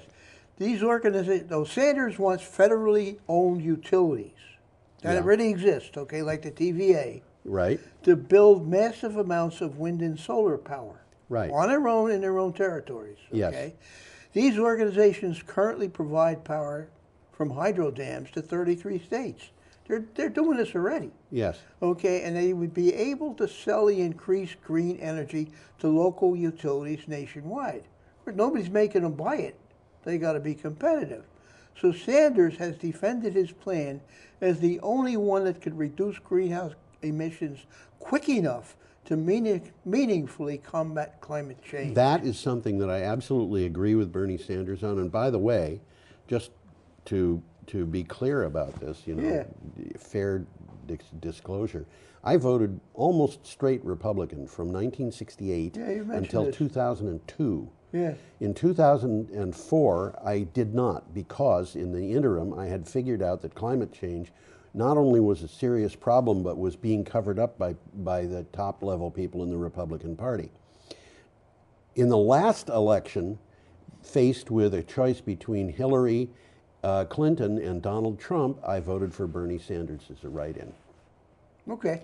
With Tulsi Gabbard as vice president. Vice president, and she, by the way, is the person who was the vice chair of the Democratic National Committee, who left that position in order to endorse Bernie Sanders. Okay. Now, obviously, right now she's running against Bernie Yeah. Sanders, and she Who's on first? Yeah, she made a bunch of points that I've been following, and one of them, and this is something that I think is true.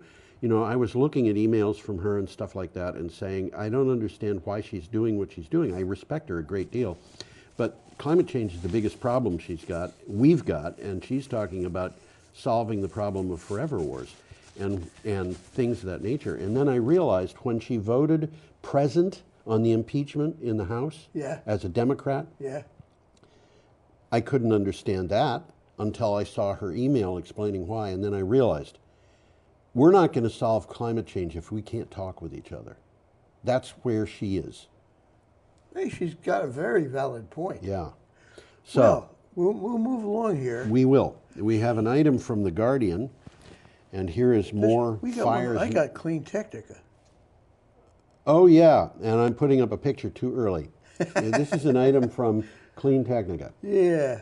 Super Bowl ads announce Hummer electric truck and the quote, quiet revolution. And by the way, the Super Bowl is the biggest single day in advertising. Yeah.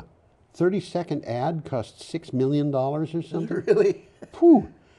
General Motors will start selling a battery-powered Hummer pickup truck in May of 2020 to whet the appetite of the truck-driving public. The new Hummer is a topic of a 30-second television ad. Did you see the ad, Tom? I did. Yeah. You tell us you can see it here, and you can. Yes. Running during the Super Bowl, and I was infuriated by this ad. Were you? Yeah, I mean, they're coming up with an electric vehicle, and what do they say about it?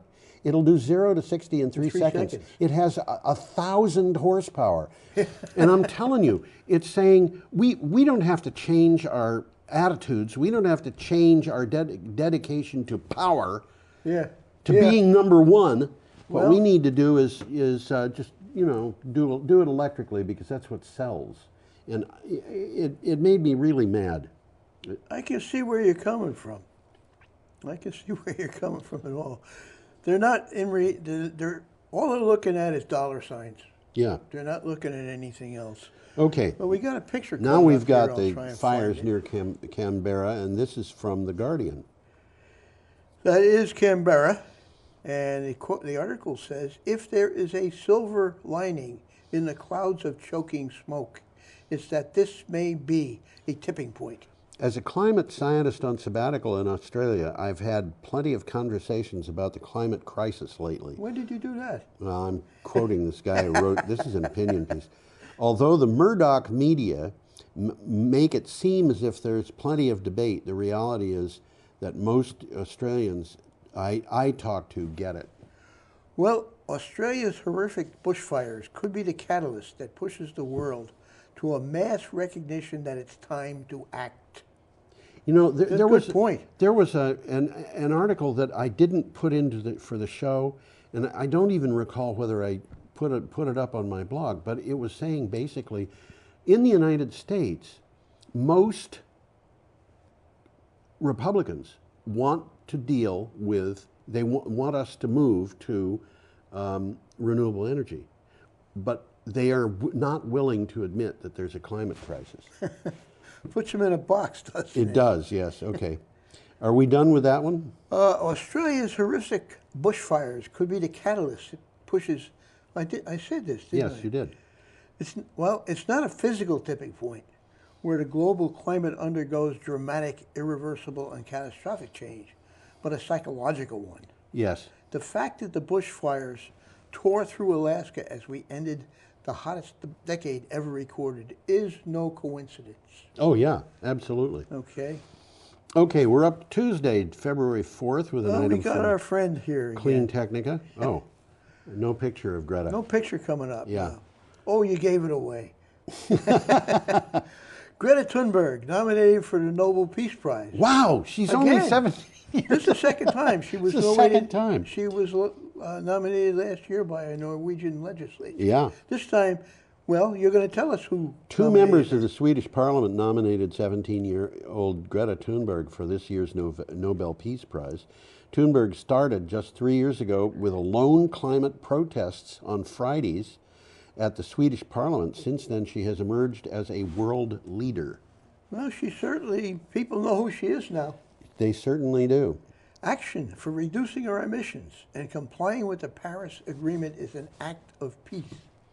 Yes. Okay, that's not me talking. Yeah. Last September, Greta delivered a strongly worded speech to the UN Climate Action Summit in New York City, in which she said, and I remember her saying this, "How dare you? You've stolen my dreams and my childhood with your empty words." Yeah, absolutely. Okay, now we have an item from the BBC, a very colorful item of an oil terminal. It's an oil terminal. It's an oil. Yeah, this that's a I terminal, thought was isn't a it? really interesting article. It was something that I did not expect to see in the news. Coronavirus and oil. Why crude has been hit hard. The world's biggest oil producers could be about to reduce output as they grapple with fallout of the coronavirus. As China has responded to the medical emergency, travel restrictions are in place. Factories, offices, and shops remain shut. The result is a 20% reduction in the demand for oil. That's interesting. Oh, man. Quick takeaway here. China is the world's second largest economy and a key engine of global economic growth. Yeah. Any negative impact in China is almost certain to ripple across the world. Which is why Donald Trump has got a trade war against it. Yeah. The cost of crude oil has hit its lowest level in a year after falling 20% since its peak in January. That's last January. And by the way, today in my news, there was an article that said that ExxonMobil has lost 41% of its market value in the last 5 years. Yes. Wow. And that's significant. It is. And I looked that up and found that, guess what? You know, there's a Dow Jones Oil and Gas Index. The Dow Jones Oil and Gas Index has lost 47%. So ExxonMobil is actually doing a little bit better than other oil companies. That's interesting. But, you know, I mean, they're in trouble. And the trouble... times they are changing. I guess. Okay, we've got an item from CNN. That we do. Scientists find another threat to Greenland's glaciers lurking beneath the ice. The warmer air is not the only threat to Greenland's ice sheet. A study published in the journal Nature Geoscience found that the ice is being attacked from below. Warm water, ocean water is moving underneath the vast glaciers, is causing them to melt even more quickly. This is Greenland. This is Greenland. Last week we talked about Antarctica. Antarctica, yeah. Something very similar, or at least they're trying to find out why it's melting so fast. Yeah. Well, there's an interesting 1-minute video here which depicts a bunch of sled dogs. Yes. Sitting in a lake. Yeah. That's interesting. We actually had that picture at one of our shows. I think we did, quite a long time ago. Well, mass loss from Greenland's ice sheet is currently the single largest driver of sea level rise globally. Right. Okay, it is currently melting 7 times faster than it was in 1992. Wow. The ice sheet holds enough water to raise global sea levels by more than 24 feet. Which would put... Well, it's going to take them a long time to melt all of that ice. We're will. talking like 100 years. But, yes, we are. But, you know... But still, it's significant because every little bit counts. That's right. There was an article the same day about a guy who jumped into what they call a supraglacial lake in Greenland. I bet he was surprised. No, he wasn't. I was surprised. I mean, he put on goggles. Yeah. And he put on just ordinary bathing trunks. Yeah. He didn't have a wetsuit. No, and he just went into the water. The guy's 50 years old. And he said it was really kind of frightening. Invigorating. Invigorating, yeah. This is one of those guys who goes swimming in ice water. Yeah. You know. There's one every year. Yeah, he said that he saw that there were super glacial lakes, something like 65,000 of them or whatever, in Greenland, and he wanted to go and investigate. So he did. And he said, under the water, there are tunnels going through the glacier, and that water is able to move. Dissipating all over the place, huh? It's crazy. He said it was really frightening. Not because it was cold, but just because it was frightening to see what he saw. Okay, We are up to Wednesday, February 15th. We're just cooking along here. Yeah, we're cooking along. We'll And have we to go got- back and revisit some of these things. Well, the Saugeen, or Saugeen, I don't know how you say it, Ojibwe Nation has saved Lake Huron from a nuclear waste dump. Now, you know, This this is is significant. from Counterpunch, and this is the only place I found this. But Counterpunch generally publishes articles because of things that actually happen. So I don't know what the truth of this is, whether they actually, that Ojibwe Nation actually stopped the thing, but this is sufficiently... Well, they did because of an agreement. An agreement was made about 2 years ago that this couldn't go forward unless Without the their permission. Ojibways gave them So they permission. actually did sink it. I missed that. And they in voted the on it, article. and it Yeah. went down. It Okay. went down significantly. In a major victory for Canada's First Nations, the Saugeen Ojibwe Nation overwhelmingly voted down the proposed deep geological repository for storage of low-level and intermediate-level radioactive nuclear waste next to Lake Huron. Well, 85% of them said no. Yeah. And in saying no, they passed up $150 million. Wow. Okay. There's a nice article, nice sub-article on this article called A Sordid History. A Sordid History. If Yeah. you got the time, read it because it's interesting. Yeah.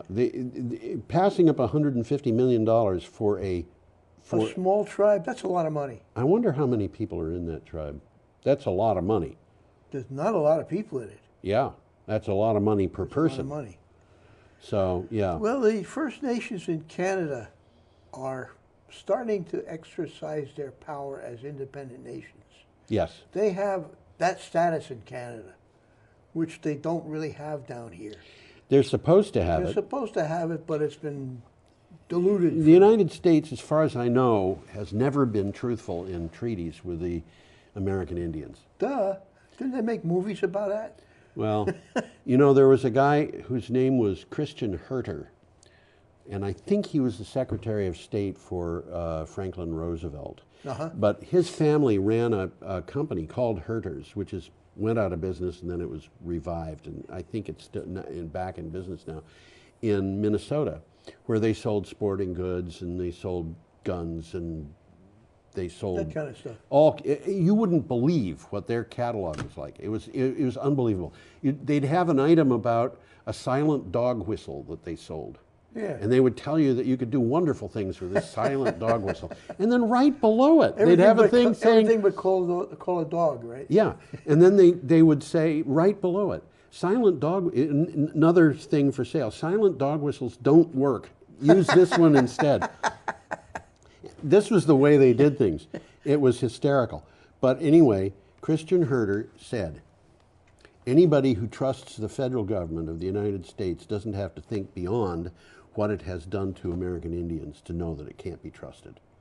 That's a valid point. You know, That's I'm not definitely- quoting him there. No, I'm it's definitely a valid point. But that's the point he was making. Okay.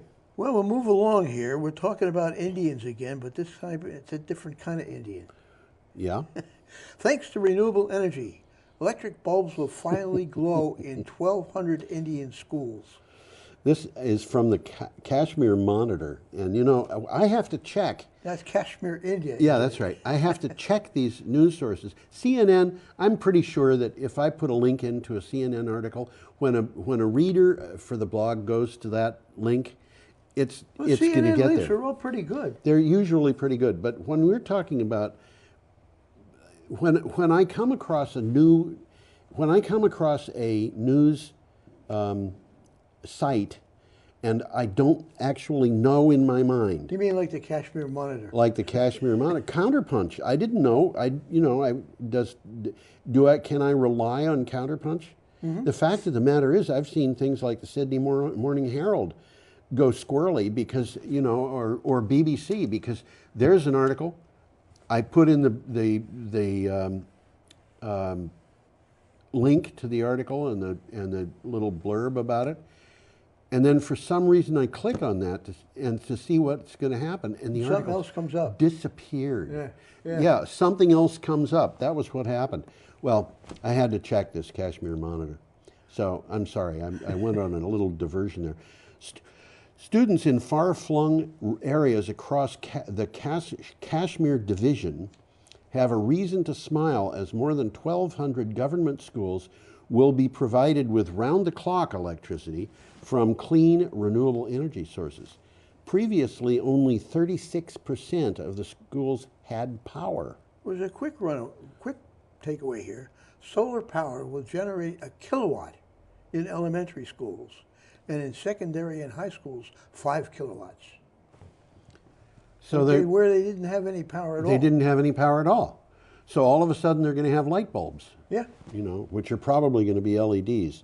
But you know, I had to check this Kashmir monitor to make sure that people would be able to get to it. Yeah. And it seemed to work out. I think it was a slightly different article, but the message was the same. Really? I think so. No, yeah. that's another thing. They changed these It just articles. had a different title. It was basically the same energy. Okay. Same.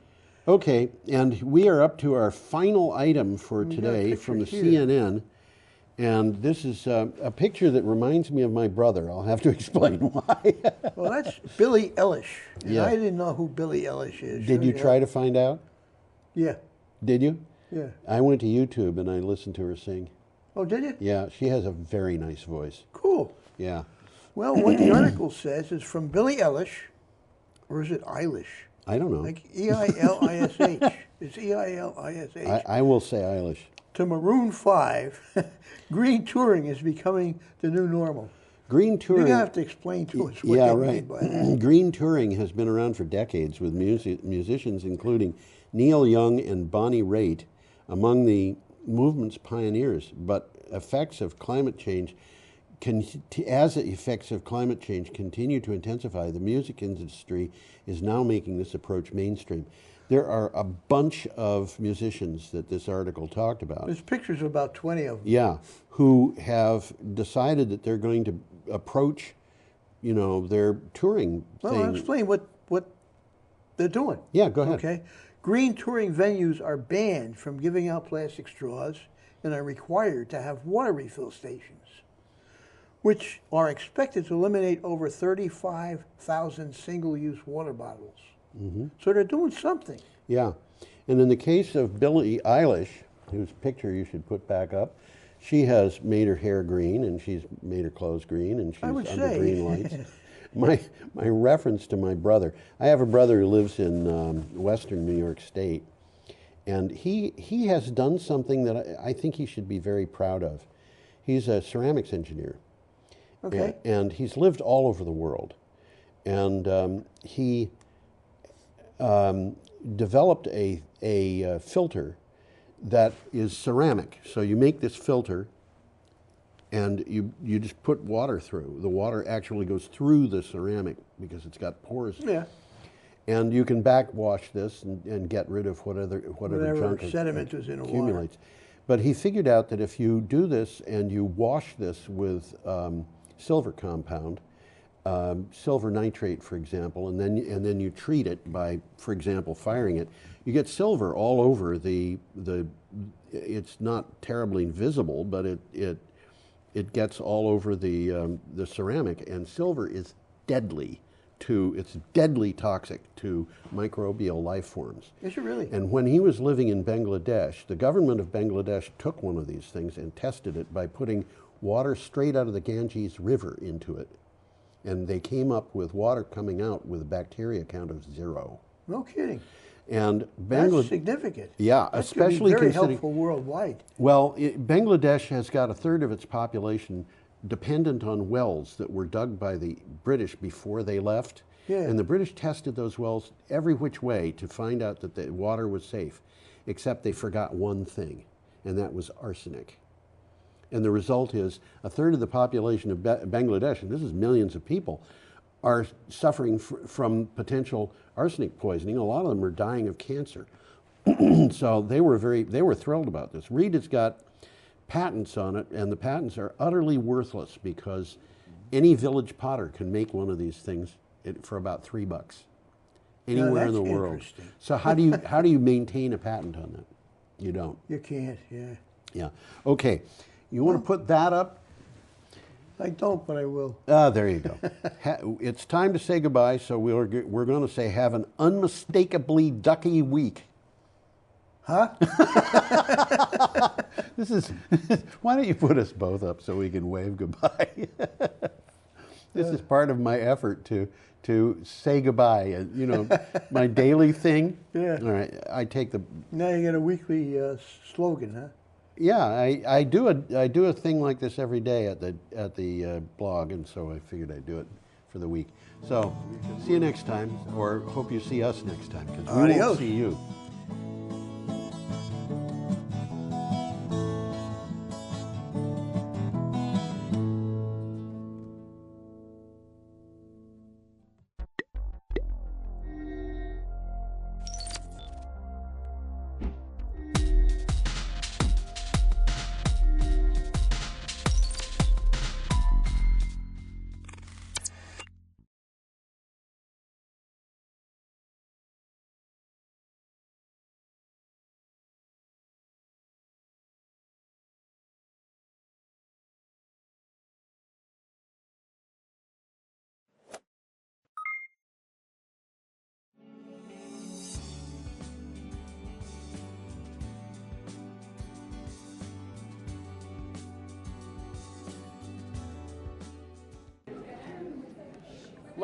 Let me welcome everyone to the lobby of the State House for yet another historic occasion. We're all about history in this building, as well as the history that is made every day in this building and the history to come. And today we're doing something rather important, and that is to acknowledge that for, roughly 180 years, women have been very much a part of this building, but they have not exactly been playing the same way that men have played in the State House. And we're here to inaugurate a new exhibition in the main lobby that we hope tells that story, truthfully tells the story of how women have attempted to be a part of this building long before the past 100 years, when they actually have been part of the politics of this building. And we're here to inaugurate that story. We want you to spend a fair amount of time reading it, looking at it, appreciating it, and then getting back to the State Curator's office with any comments that it may prompt. And we have a wonderful little list of people who are going to help us celebrate today. And at the very top of that list, of course, is the governor himself, Phil Scott.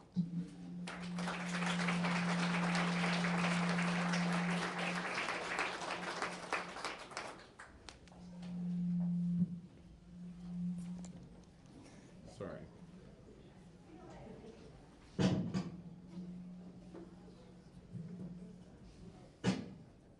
Okay, there you go. Is that okay? That's about all I have to say. Thank you. Well, good afternoon, and thank you all for having me. It's great to be here for this dedication.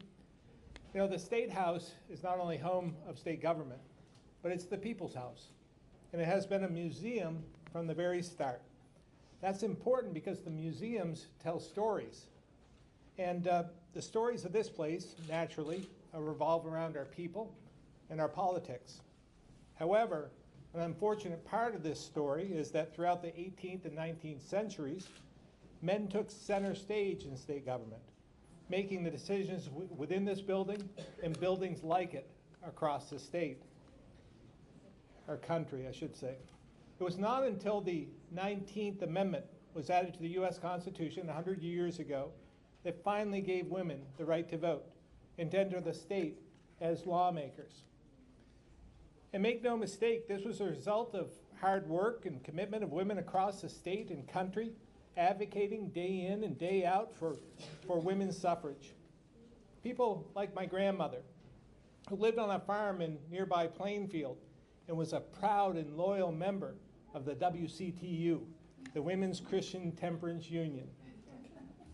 Today, we celebrate the achievements of these advocates and female trailblazers across the state and in this State House. I want to thank those women who blazed the trail all those years ago, and to each of the legislators who carry that torch today. And I'm pleased to be surrounded by many of you this afternoon. It's fitting that we mark this occasion in the same week when we saw Katie Sowers make history when she became the first woman to coach in the Super Bowl.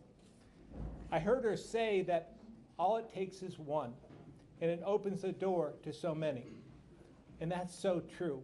And when I think about my two daughters, I want to thank all those women who have been the one who opened more opportunities for my girls and for all women. In the Vermont legislature, that one woman was Edna Beard, Vermont's first woman legislator. In the executive branch, it was Governor Madeline Kunin and Lieutenant Governor Consuela Bailey. And in our highest court, it was Denise Johnson, Vermont's first female Supreme Court justice. And while it takes just one to open the door, it takes many to widen it. So again, I want to thank the Speaker, Majority Leaders Ballant and Krawinski, Minority Leader McCoy, Dean of the House, my friend, Representative Emmons, and so many others serving with them today and who served in the past for showing young girls around the state what they can achieve. Every one of you is helping to move the needle, to bring more gender parity to the State House and to our work. So I thank you for that. Because we've come a long ways in 100 years, but not far enough yet.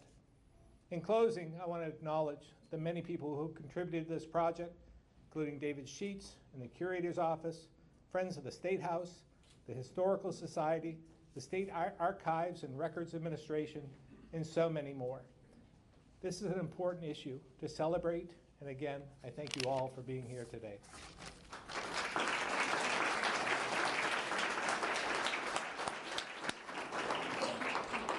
And now, Vermont's third woman Speaker of the House, Mitzi Johnson.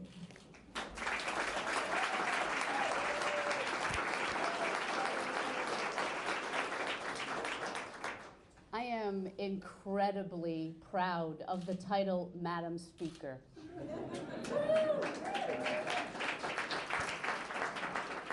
Now here's a quiz. 50 states, about 2 weeks ago, because of changes in 2 other states, we hit a historic high of the number of Madam Speakers in state houses across the country. Think to yourself, don't clap just yet. How many is that? Good job, sir. Thank you for noting. 8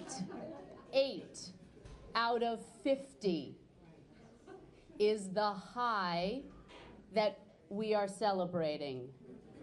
I'm not okay celebrating 16%. And while it takes that one woman to be the first, it takes systemic changes so that others can follow. On the House floor today, we clarified campaign law so that you could use campaign expenditures for child-independent care. Vermont is the last state in the country that has never sent a woman to Washington. And when we look at members of Congress and the US Senate, the vast majority of them started in politics before they were 35, which means we need to make sure that women in their teens and 20s and early 30s have the support they need from their community, from their partners, from their employer to both take care of the family that they share, many of them with men, and also take care of the world around them by running for office, by being leaders in the business sector, by becoming members of the Supreme Court. I am thrilled to celebrate the women that have gotten us here. I am thrilled to own this title of Madam Speaker at this point in history. And we need to all work together on the systemic changes necessary for true equality. Because if 100 years gets us to 16%, we got to pick up the pace, folks. Thank you.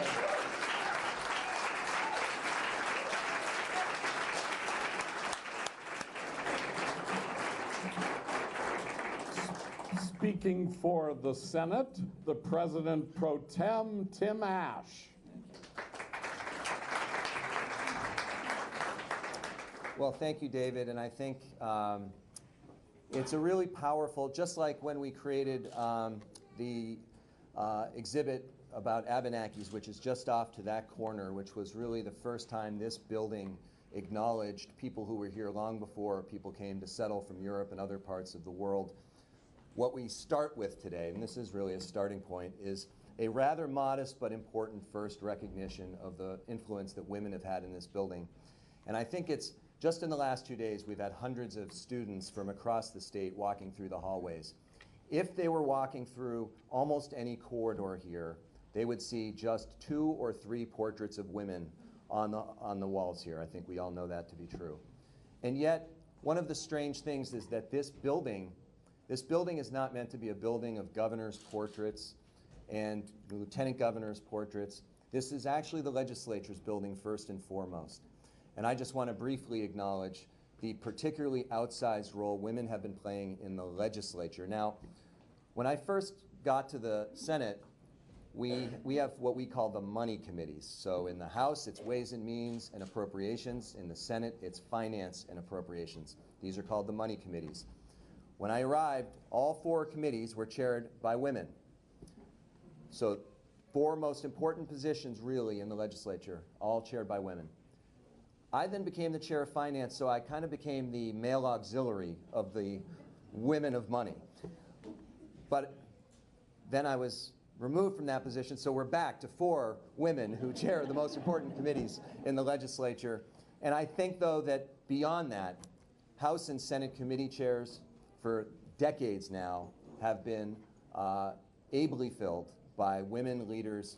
We do not see their pictures on the wall. And I know I see the chair of our institutions committee, which is in charge of capital activities, Joe Benning, and he is interested in making sure that next year when we see hundreds of kids coming through here, they're seeing women representation on the walls, not just the men who have the white starched collars from the 1800s. So I just want to say briefly what a privilege it has been to serve alongside so many very powerful, talented women in my role in the Senate. Right now, it's a lot easier when you only have 30 to do a quick list of them, but Senators Jane Kitchell, Ann Cummings, Jeanette White, Ginny Lyons, Alice Nicka, Becca Ballant, Debbie Ingram, Allison Clarkson, Ruth Hardy, and Cheryl Hooker are all women senators who do such a fantastic job here, and I think that we do need to change the way this building looks so that looking back, people will see their faces on the walls, not just those guys from the 1800s. Thank you.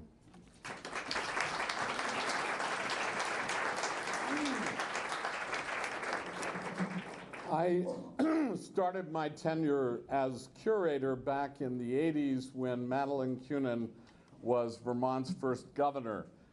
I vividly remember that long after Madeline left this building, in 1993, the State House did something even more monumental and unthinkable at the time. Teresa Randall was elected as the first female sergeant at arms. And I still remember that there were a lot of guys in the building who had trouble with that. They could accept a governor that was a woman, but the sergeant at arms. And happily now, we're on to our second, and that's Janet Miller.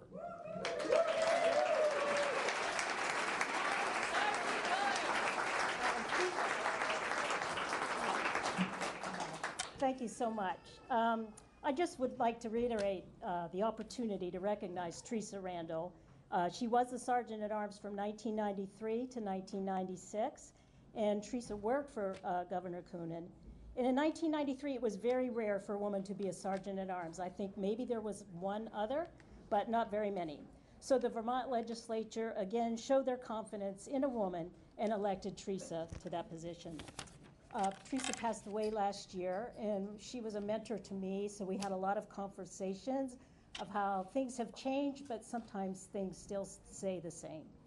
And I think there's still some element of surprise when someone comes up to me and says, is the Sergeant at Arms here? And then I say, well, you're talking to her, so it's a bit of a surprise, but I think people are getting used to it. There are still maybe less than 10, I'm not sure, Sergeant at Arms throughout the country, so it's a privilege to have that honor.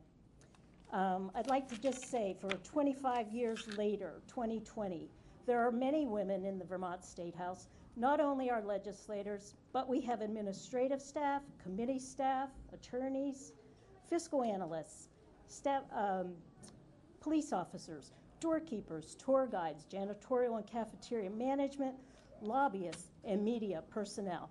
Those were all roles held by men previously. And now our 8th grade pages, who, by the way, were all boys until about 1973, 72, early 70s, I think it would be very strange for them to be here and there weren't any women.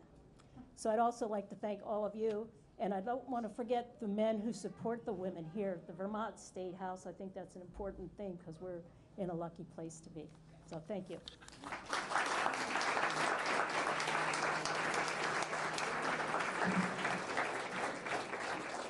Our last speaker is one that we wanted to reflect on the long picture here at the State House, the long view. And so naturally, we turn to the Dean of the House, Representative Alice Emmons.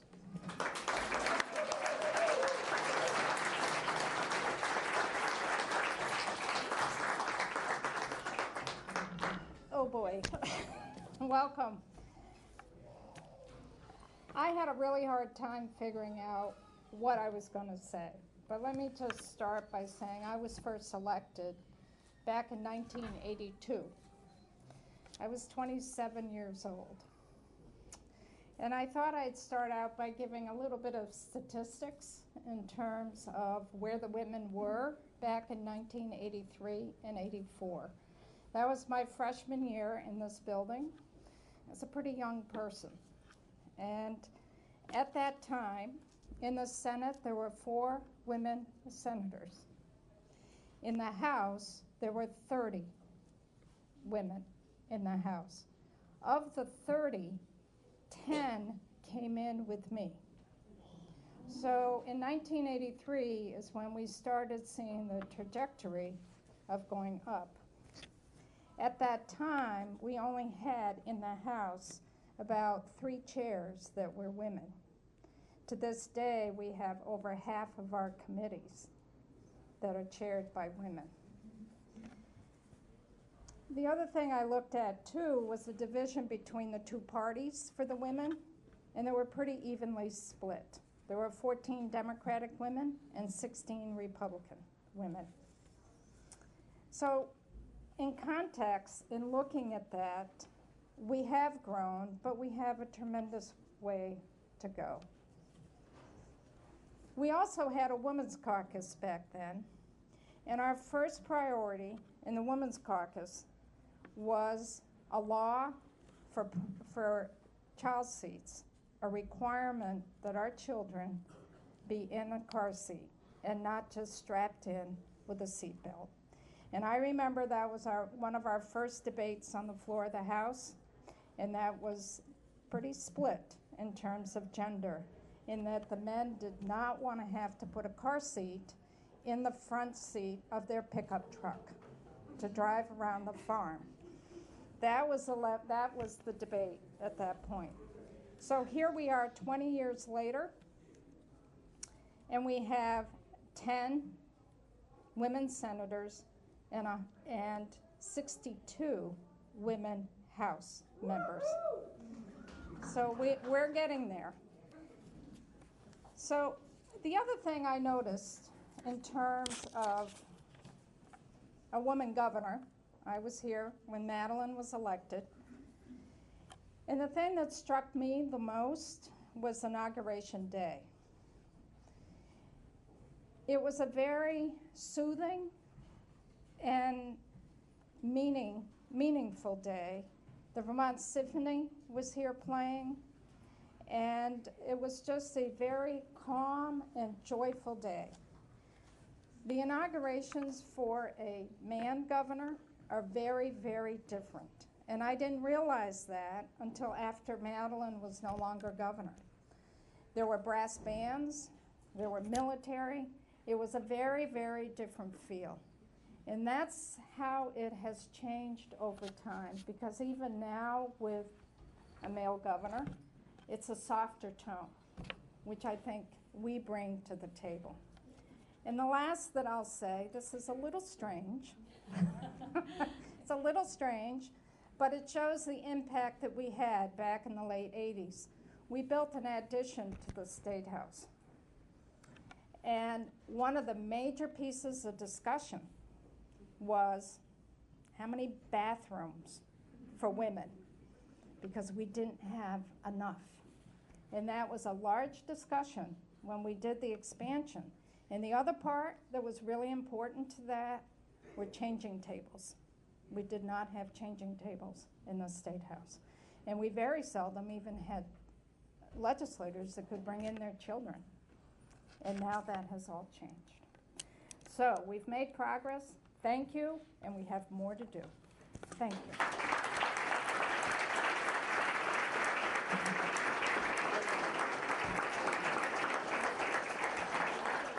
So in wrapping up, I want to thank a few people who made our exhibition possible. At the very top of that list is the Assistant State Curator, who I am so proud is among the foremost women's historians in Vermont, Jack Zylenga.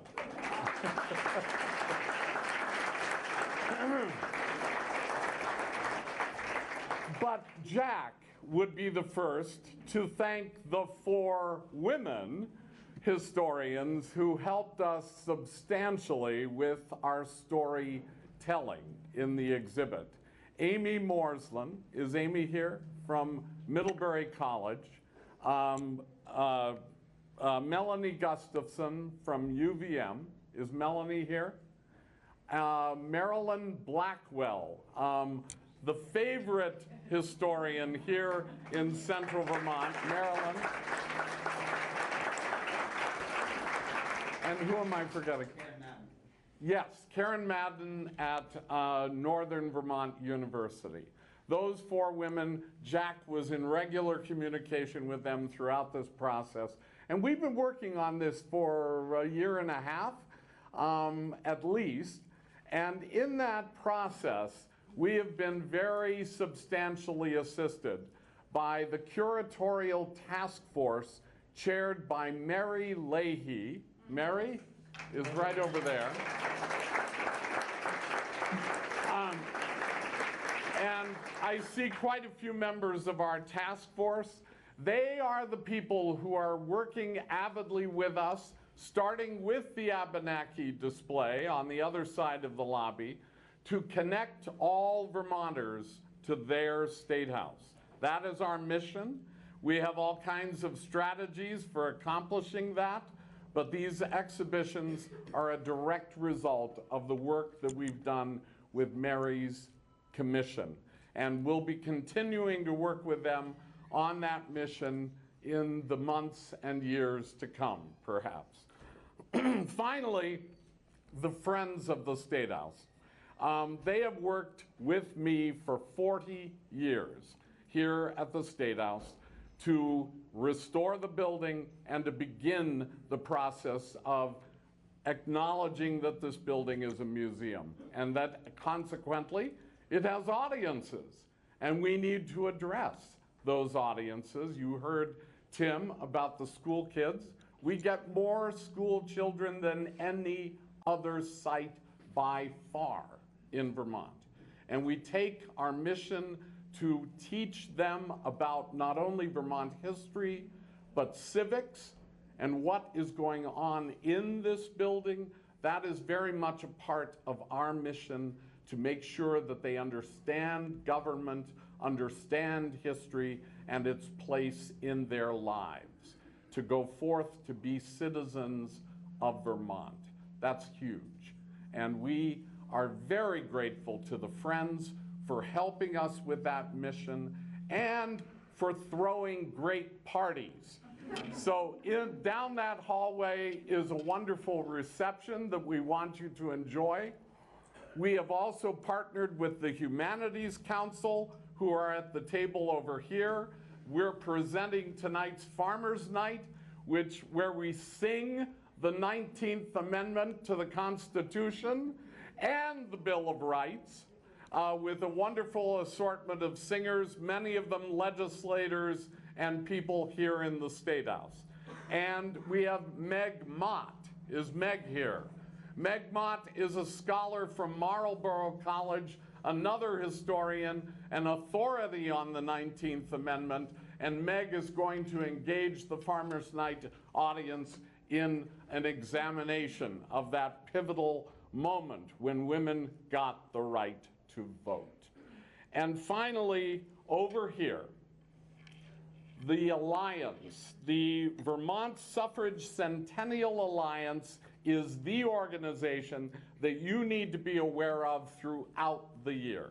This is just the beginning of a whole year's worth of events that the Alliance is on top of.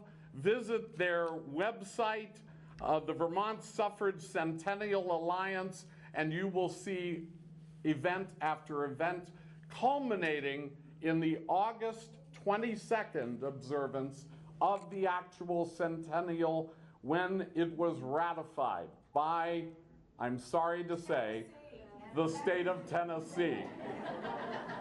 Yeah, it could have been Vermont, but it wasn't.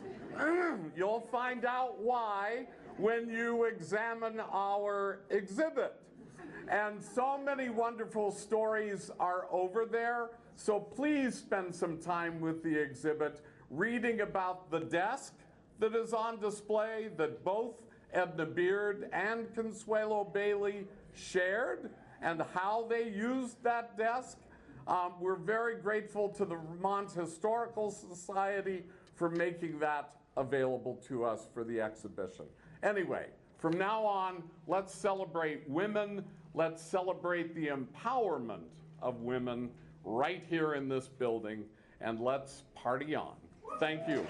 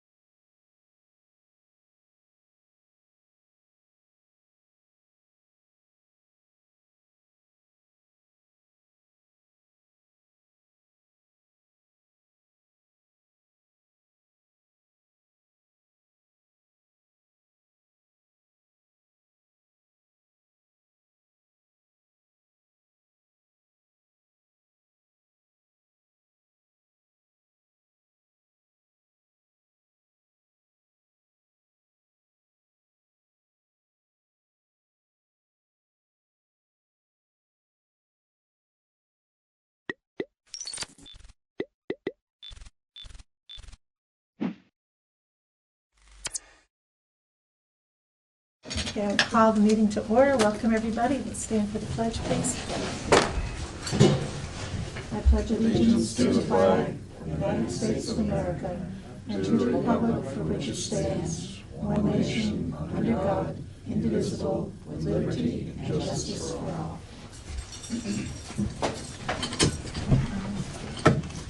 So additions to the agenda. We're going to need an executive session right before department committee reports. We need to add the treasurer under bills and warrants. Under new business, certificate of no appeal or suit pending, and contracts evaluation of utilities. We need to table the emergency services billing and the approval of minutes because the minutes that were published were missing a couple pages. So moved. Second. Okay, any discussion? All those in favor, please signify by saying aye. Aye. Aye. Okay. Chair's remarks. I don't know if those who knew Betty Bailey, but Betty Bailey died yesterday, which is sad. Sandy, it's hard to hear you. You have a wonderfully soft voice. I'm trying to yell.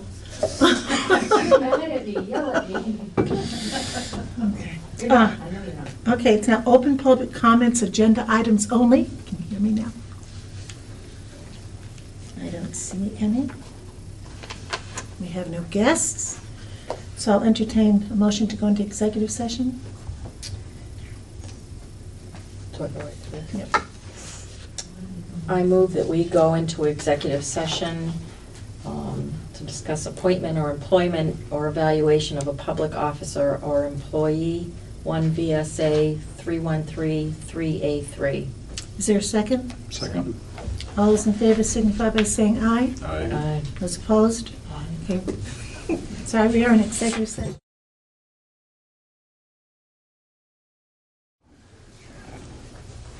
Okay, we met an executive session from 6:32 to 6:45.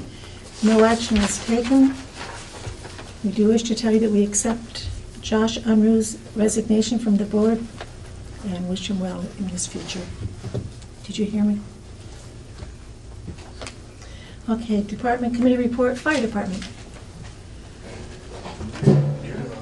Yeah, I'm doing all the talking, thanks.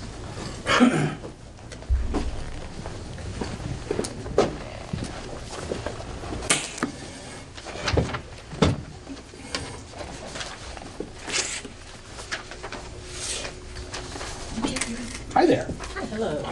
So, we're coming to you folks, due to the fact is that we'd gotten a notification a little while ago, and we were hoping that the federal government would say, let's hold off a little bit longer. The LifePak 12 machine that we have, that we bring out on medical calls to do EKGs and other stuff, is no longer supported by the FDA. As of yesterday, if it breaks, it doesn't get fixed. So the concern is that if it breaks, we have nothing to take its place. And we had been working on this coming fiscal year, next fiscal year, with the capital plan for monies to replace the said machine with two, due to the fact of call volume that we've been watching the past few years. Due that this has come out and the FDA has said, no, we're sticking to our guns, we've come to the board to ask to look at purchasing the two LifePak 15s. I had done research and had gotten information, which I had sent to you folks last week, with amounts, cost. The one that I recommend is from Coramed, due to the fact is that everything we are looking for in both machines and a service contract for $36,688 is the best way to go. The other ones were the 15s of the other companies weren't the right version, They're like 2 versions down. They weren't gonna do everything we wanted to do unless we paid extra money for it. So that was the recommendation I'm coming forth with. My suggestion is that there's already $15,000 in the capital plan for this. The other monies, my suggestion to put to the board is the ambulance fund that is out there. That is, the department is allowed to purchase medical equipment through, which would purchase the rest, or the rest of that amount of the monies would come out of there. And that's only a select board approval for that. And then the rest of the monies that were set for next year's budget of $15,000 for the capital plan would actually be, we wouldn't have to ask for. And the town wouldn't have to put that forth. Jean? How many life packs do you have now? Right now, we have 1. The deal that came out this last week is that for $16,900 and something a piece, you got everything you wanted. And that's when I started I did some quick research and stuff, because we were gonna come to the board in the next couple weeks anyways. We had talked to Chris about this in the past month or so. And this was the best deal out there. I've been trying to work with Rescue. They've been working on things because they also have Life Pack 12s that they're gonna have to look at replacing at some point. And they're still trying to figure out what they're gonna do. So, this letter is saying they'll support you through June 30th. No. No? If you have a contract. We do not have a contract with the company. Oh, okay. Yes. Okay. It's only with people that have the contracts through the company. So I'm thinking that this life pack is on the rescue vehicle? Yes. You would want 2 of them on that vehicle? No, the other one would be on the engine. We've been doing dual responses with calls. And with that, in the past, what the board had asked is, when we initially purchased the Life Pack 12, is we were looking for 2. But what we did is we purchased only 1 and looked at how the call volume was gonna go throughout. We've looked at the call volume. The call volume has shown that with the multiple calls we're rolling out at the same time, it is benefit to the town to have 2 Life Pack 12s, or 15s at this case. Tried to look on your website for your call volume, and it's That's not. a work in progress, so. Yeah, it's not updated, so it's hard to So know what that is. the EMS side runs roughly about 90 to 95% of the call volume in town. Yeah. So. And how many of those are actually at the same time, JJ? Off the top of my head, I couldn't tell you, but you're probably looking a couple times, 3 times a month that happens. Did you have more than 1 call that would require that machine? Yeah. This is an elderly population, and it's not getting any younger, and we're just. So if we don't know what Rescue Inc. is going to do, we have no idea that if we spend $17,000 on this machine, that when they show up, that they're going to be able to plug and play on their way to transport. Right now, they have 4 Life Pack 12s. The rest of the machines they have right now are Life Pack 15s. That's what they're looking at. They're looking at the cost-benefit analysis of which way they want to go. Do they want to lease machines? Do they want to purchase outright machines? That's what they're looking at. So everything that's there is still supported. They're just looking at which way they want to go with. They want to lease the Life Pack 15s, the additional 4 or 5 Life Packs, or purchase them outright. So you guys get toned for a medical call. Rescue Inc. is toned at the same time, correct? Correct. Within a couple of minutes. So chances are pretty good that and I'm not giving you a hard time, but by the time you get your 15 lead or 12 lead hooked up, Rescue Inc.'s probably sitting in the driveway waiting. That maybe is once or twice out of the calls. They're not far behind. They're not far behind. All right, No. so I don't see the logical reason that you need 2 of these machines, and unless you can prove to me otherwise, I don't see why you need to have one on an engine and why you need one on the rescue when Rescue Inc. is toned at the same time you are. Well, let's say, and it has happened, and it's been happening quite often, and if you've been to board meetings for Rescue Inc. You want to take that job now, JJ? I can. Okay. But they're running calls to in the area from Townsend.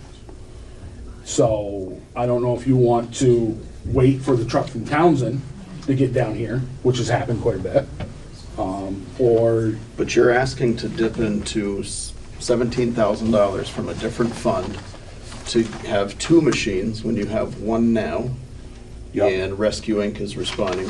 Does the Sheriff's Department have anything in their cruisers? They have an AED 500, which is going out of service.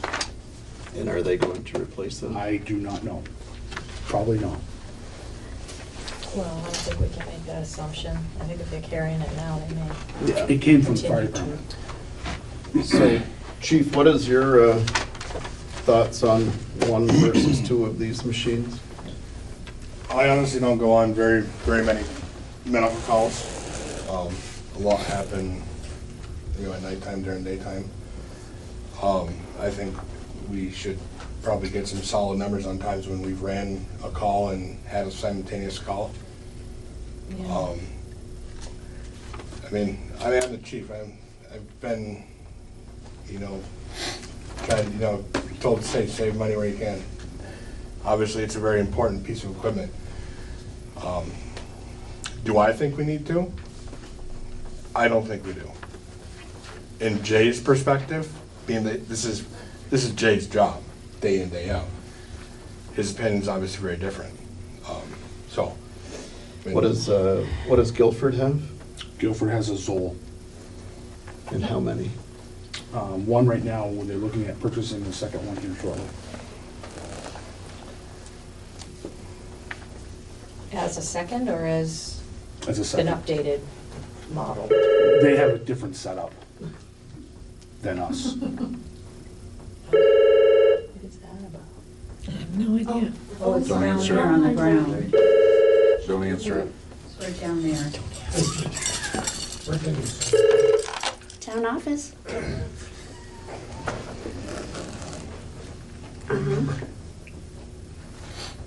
Tom's not here. The I'm not here. Abby from Vermont League of Cities and Towns. Where's that supposed to be? Are you guys calling her? Tell her that, I'll see her tomorrow, tell her. Sandy Harris said she'll see you tomorrow.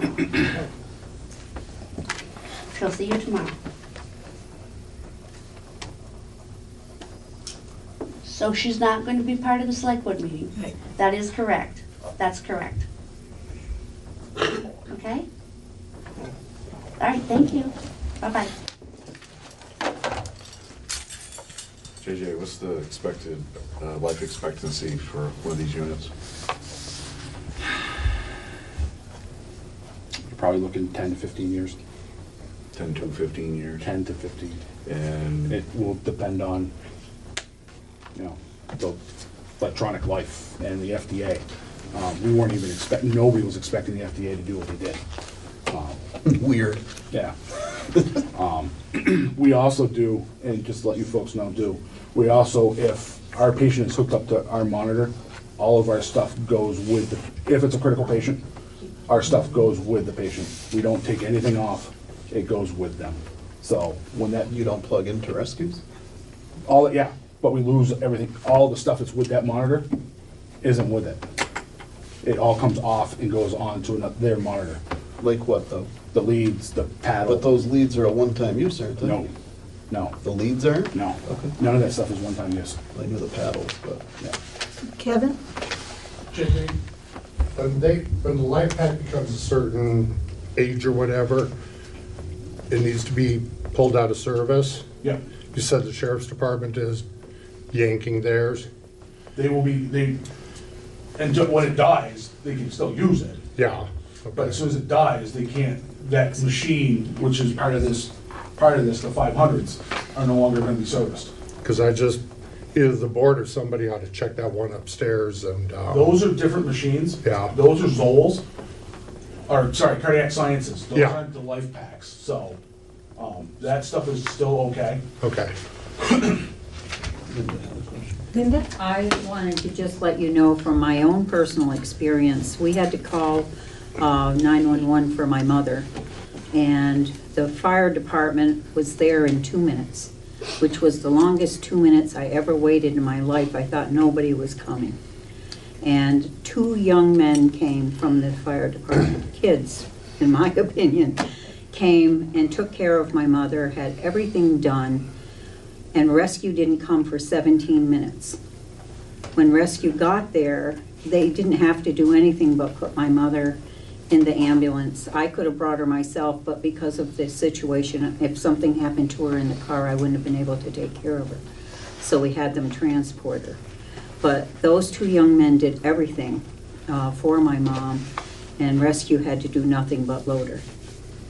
Thank you. And it was 17 minutes before they came, because it seemed forever before the fire department got there, but it was really only 2 minutes. Cindy, how much money is in the ambulance fund? I cannot tell you that off the top of my head. I could have if someone had asked me. Do you want me to run up and look? Well, what do you think about tabling this to the next meeting so he can bring in the figures on how many dual calls they've had? I agree. Specific to dual cardiac that would require the use of this machine, not. My question's gonna be, what happens between now and, I mean, granted, we're just playing it, but between now and then, if the machine I have now, decides to, You call and have a special meeting. okay. And I can think, as of right now, with not doing this, these 2 machines were gonna go away. They were only sidetracked until this meeting, so I won't have these abilities to have these machines after tonight. And I'm not trying to push this, I'm just letting you know. But if the quote says 60 days. But they were already, the quote is, but those 2 specific machines. The quote does, but not the machines. So they don't have 2 other machines other than these 2? At this company. Good. The version 4 is the latest. Are they getting 2 more, or is this the last? They may or may not. Did you say that this was a refurb? Yes. And the other ones are new? Nope. They're all refurbs. Yep. Okay. You're brand new, you're looking between basic life pack is 30 grand. Right, and isn't that what we were trying to get you to the $30,000 for, was so that you could buy 1 machine? Nope, we're 30 grand to buy, purchasing 2. Well, how are you gonna purchase 2 at 30 grand if they're not 15 grand apiece? At the time that was developed, they were roughly about $15,000 a piece. Last year? Yes. And they've jumped up $15,000? They've jumped up at minimum 5 grand a piece. As you can see in one of those, things. Yeah, this one here is 18, and that's a version 2.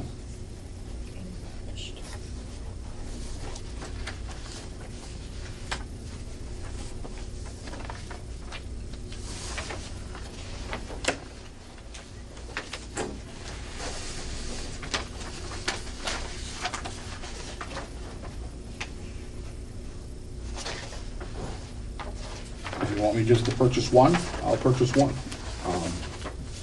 It's just my recommendation. What does the board want to do?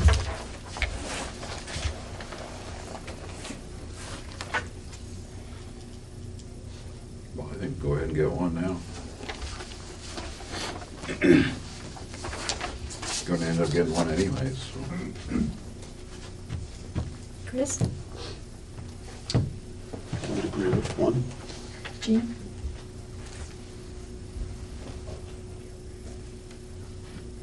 And you're talking about using the ambulance fund money then, right? Because No, there's $15,000. Well, Oh, okay. yeah, we would have For to the use, balance. yes, yeah, for the balance. Okay. Just to let you know, the balance, if we'd gone with the full two, the balance out of the ambulance fund would have been $21,688. So I guess if we're gonna give him permission, we do need to know what's in that ambulance fund before we dip into that. Okay. Cindy will go check it out. Last time I kind of seen it, it was like $100,000.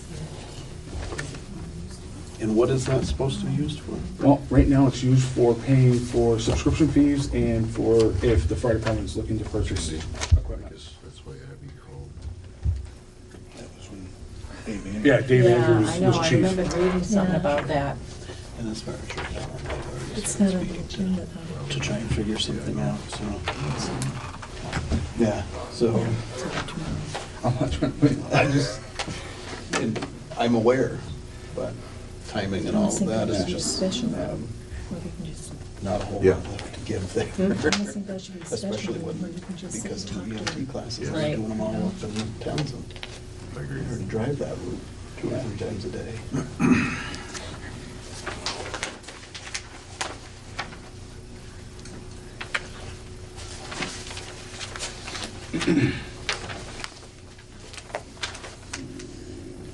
But your thought is that Rescue Inc. is gonna stay with Yeah. the spray, Yeah, the life pack. yeah. Because if they go any other way, they're gonna end up spending a huge amount of money. Huge. So how does that work in Guilford? Rescue Inc. shows up, they have to take everything off and switch it over? Yep. Yep. Yep, they do. So in the last, we'll say 1 year, has there been a time that you've been on a call and said, oh crap, I wish we had another one of these machines for that other call that those guys are headed out to? Yeah. Okay. There's 107,649.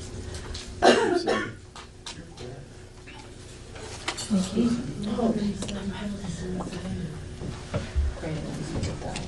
I make a motion that we approve the purchase of one of the recommended life pack.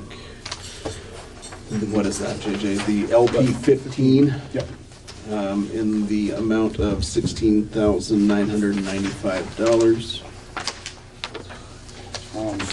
Are you wanting, there's also Yeah, there's a other stuff. service contract? There's also some other things to it. We'd have to add So that, yeah, all right. the 650 for the, which is the CO monitoring, especially for doing rehab for firefighters and stuff like that. That's an additional, and then it would be the $699 for the annual contract, service contract, PM. So if you divide the 36,688, it's 18,344, right? So I would make a motion that we allow the fire department to spend $18,344 in the purchase of one LP 15 life pack. Second. Is there any further discussion? All those in favor signify by saying aye. Aye. Any opposed? Thank you very much. You're welcome. Thank you. Hard work. And if you can get those other figures for us, that'd be great. Okay. Work on it. Thanks. Bills and warrants.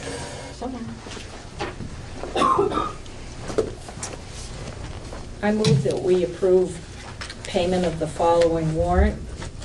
16T accounts payable, $1,809,158. 3S payroll, $8,011.57. 4S payroll, $8,436.85.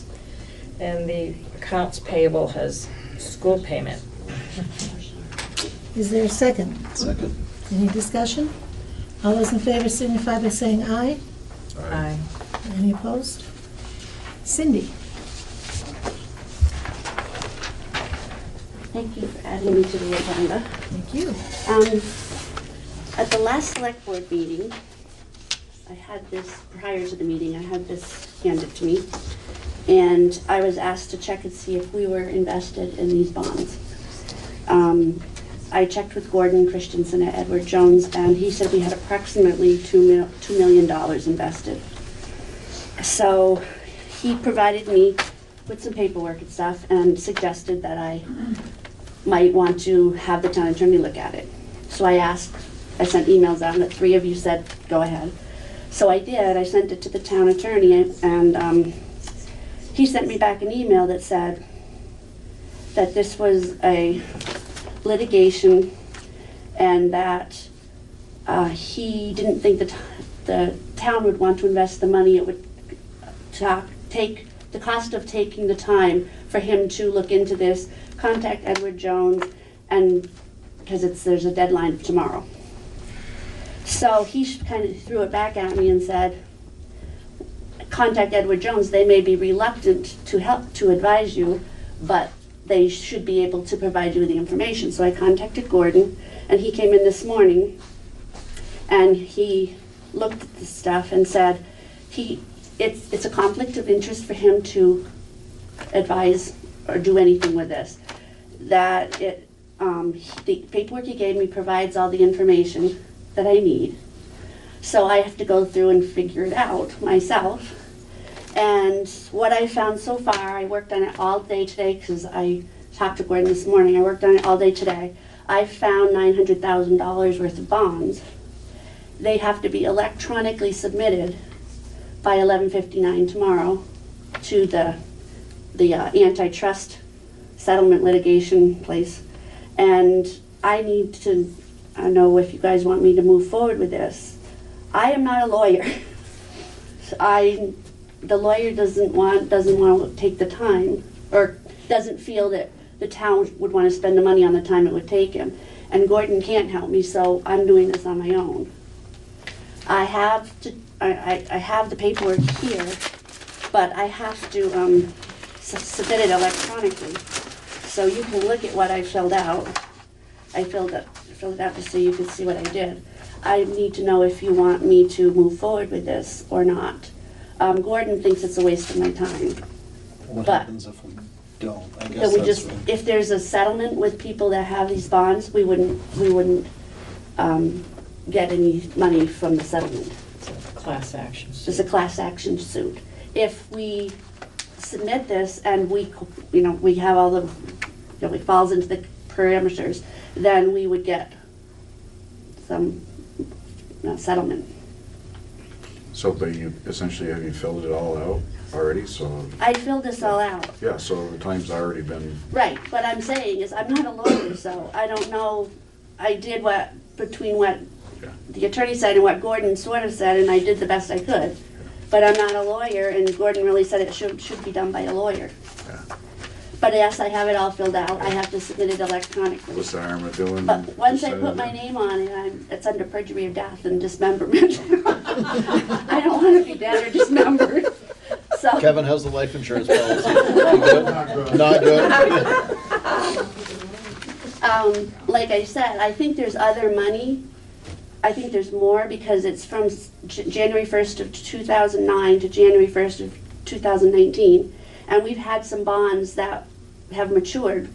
But when I called to find out from Edward Jones, Michelle, Gordon's assistant, said the bonds were bought through People's Bank. They can't tell us when they were bought. And I said, well, can you tell me, like, you get a bond, you get a 10-year bond or 5-year bond. So if you can tell me when the bonds matured, what their year was, I can subtract back. And she said they can't do that. So I think there's more there, but I can't find it.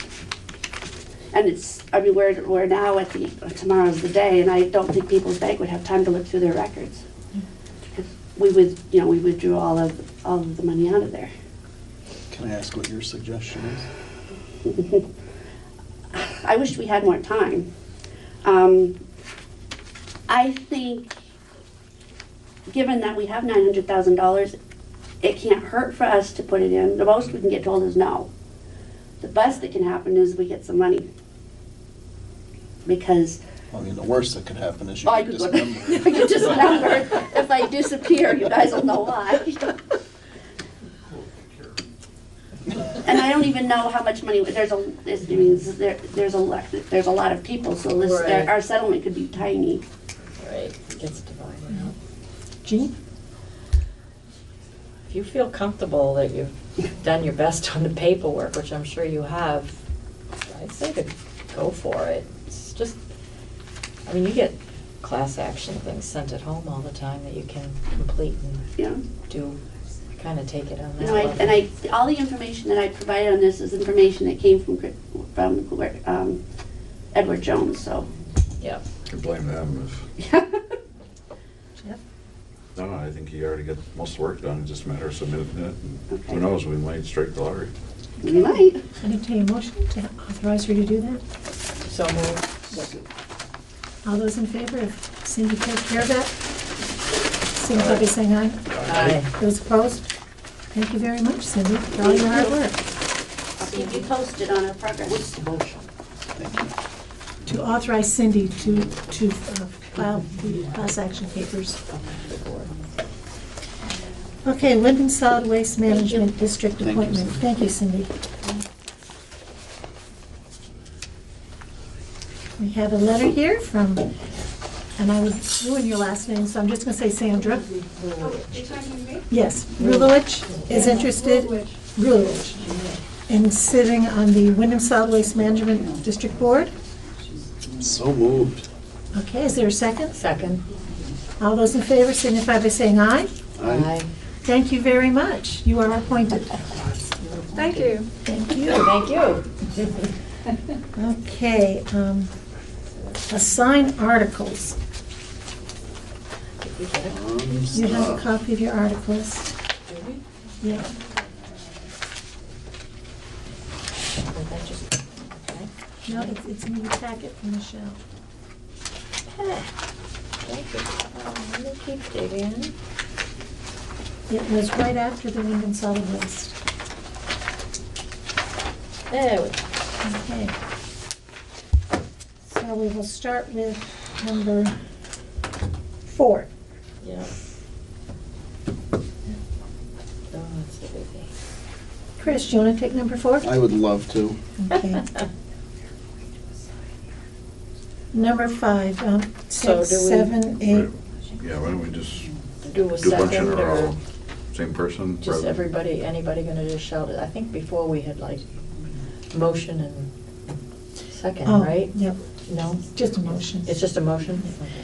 Okay. We usually make the library do the next bunch. Mhm.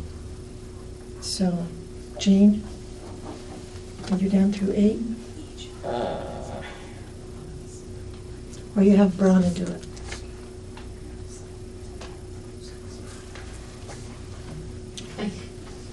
What did we do before? You did them before, right?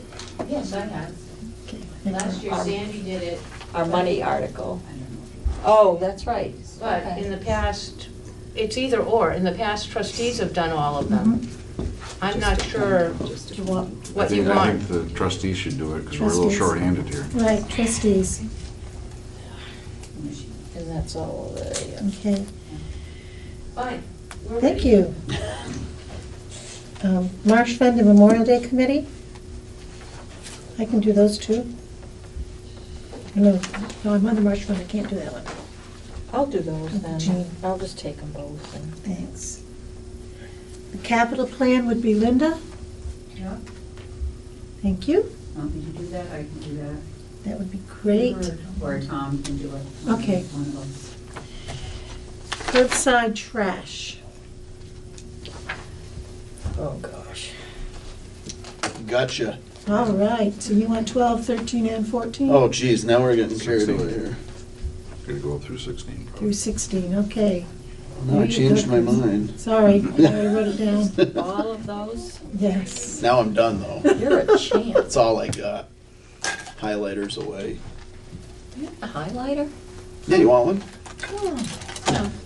I don't wanna know. Okay. I don't know, I can do a bunch of the next ones. So we Okay, how do many? 23, 17 through 23? yeah. Mary Lynn will probably do the next one. Okay. Historians. I can. Do you want to do that one? Yeah. Oh, I just saw Carol jumping up and down over there for that one. Carol, did you want to do the historians? No, okay. Can you give that to Heather? I could volunteer her for that. Yeah, okay, why don't we put Heather down there? Do you want her to do it? Sure. I think it's better comes from. Well, now this is looking awfully unfair here. Oh, I think it's perfectly fair, Chris. I think it's wonderful. I'm not doing that one. The fireworks? No. I'll do the fireworks. Well, no, I'll do it and I'll speak to it. Okay. No, no. You want to? I'll do it. All right. I'll do 27 and 28 and 27, 28. And probably Art Miller will do 29. Okay. 30. 30, that's the change. Too sick, huh? Yeah. I will read it, I guess. I have nothing to do with, All right. ever making any decisions on that. And I'll do the last two. Wait a minute, Jeff. Yeah, okay. Okay. Man, that was so much less work than last year. So There's fewer of us. I will type out the verbiage for each of us. Oh, okay, like the whole script? Yeah. Okay. Because I can do that. Could All I right. be a complete pain and ask that we type out the number so I don't fumble my way through those numbers? That was much easier last year. Oh, really? Type it out. Yeah. Okay. Type out Oh, numbers. the word, you mean? Yeah. 8,000. Oh. It was just easier last year to make sure that I didn't get lost somewhere in that number. I know what you're saying. Okay, okay, I can do that. All right. Presentation points, I don't know what that is.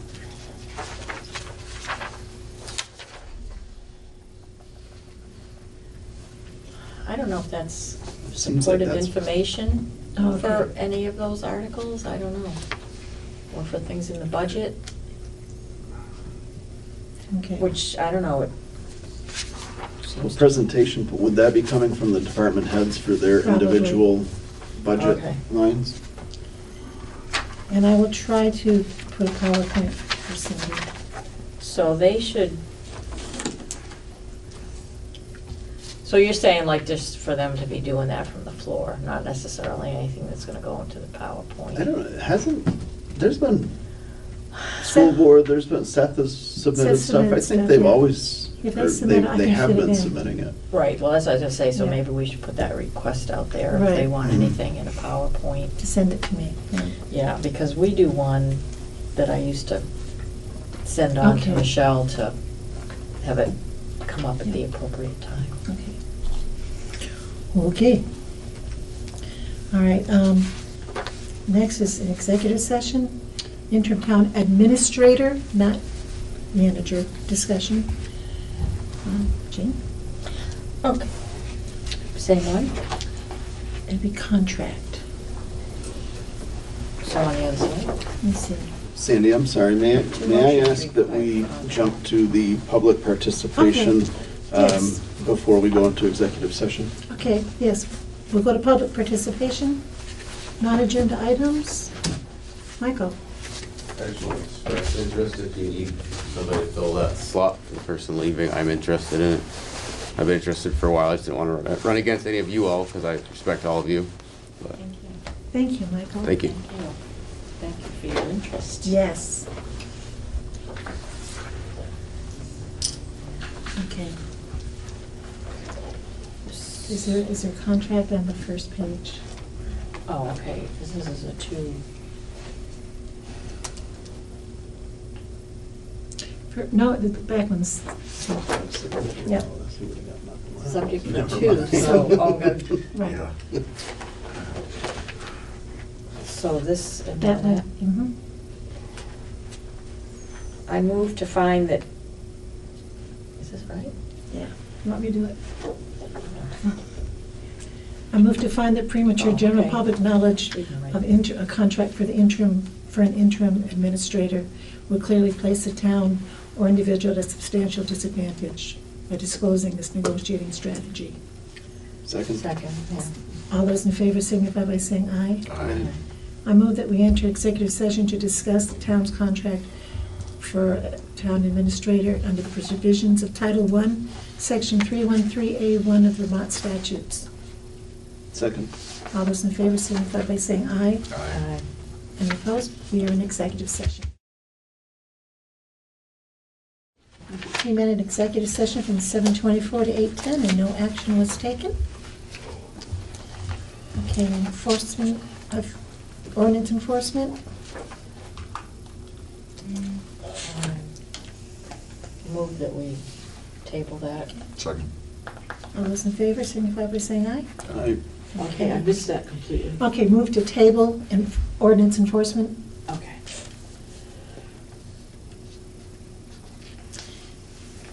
All right. We have a certificate of no appeal or suit pending, saying that the listers have no appeals pending or suits from the grand list. We just need to approve and sign it. Okay. We need to have a motion. So moved. Second. Okay, all those in favor signify by saying aye. Aye. Okay. We have while she's doing that, we have two contracts from George Sansucci for appraisals of Great River Hydro and First Light Flowidrites and New England Power.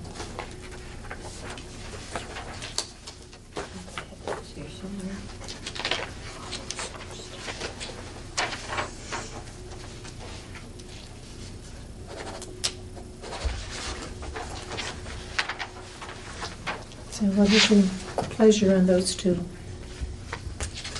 We'll sign them. Okay, is there a second? Second. All those in favor signify by saying aye. Aye. Okay.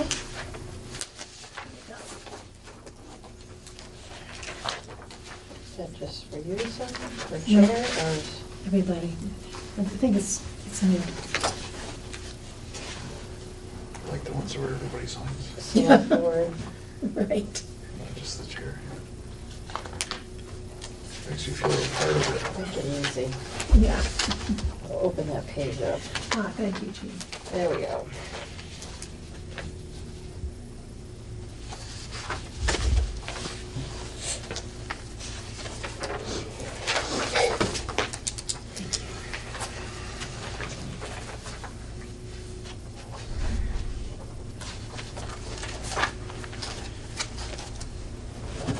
Carol, can you be the witness for these? Sure. Okay. Oh, it's nice.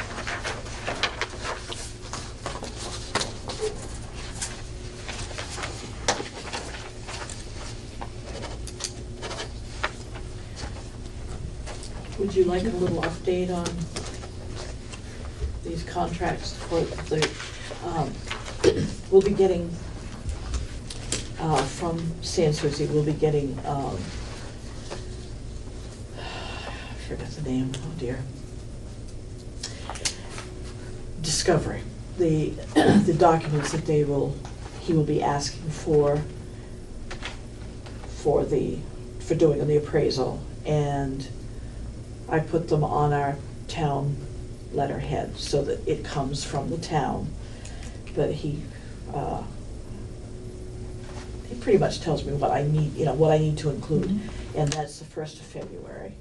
And then we should have everything back, if they cooperate, so that we will have a value by June 1st. Great. Do you want these? Yeah.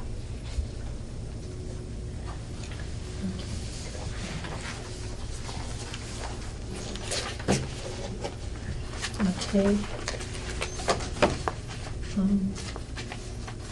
Building report. Yeah. You're up. So, the phone system is very crippled in the building right now. The phones weren't working at all at a point, so it was discovered the problem was in the answering machine. the batteries were so corroded. And when they were gonna pull the card to stop the answering machine, and everything was all corroded inside. So they kinda got things so that the phones are ringing, not correctly, but somebody will pick up the line. And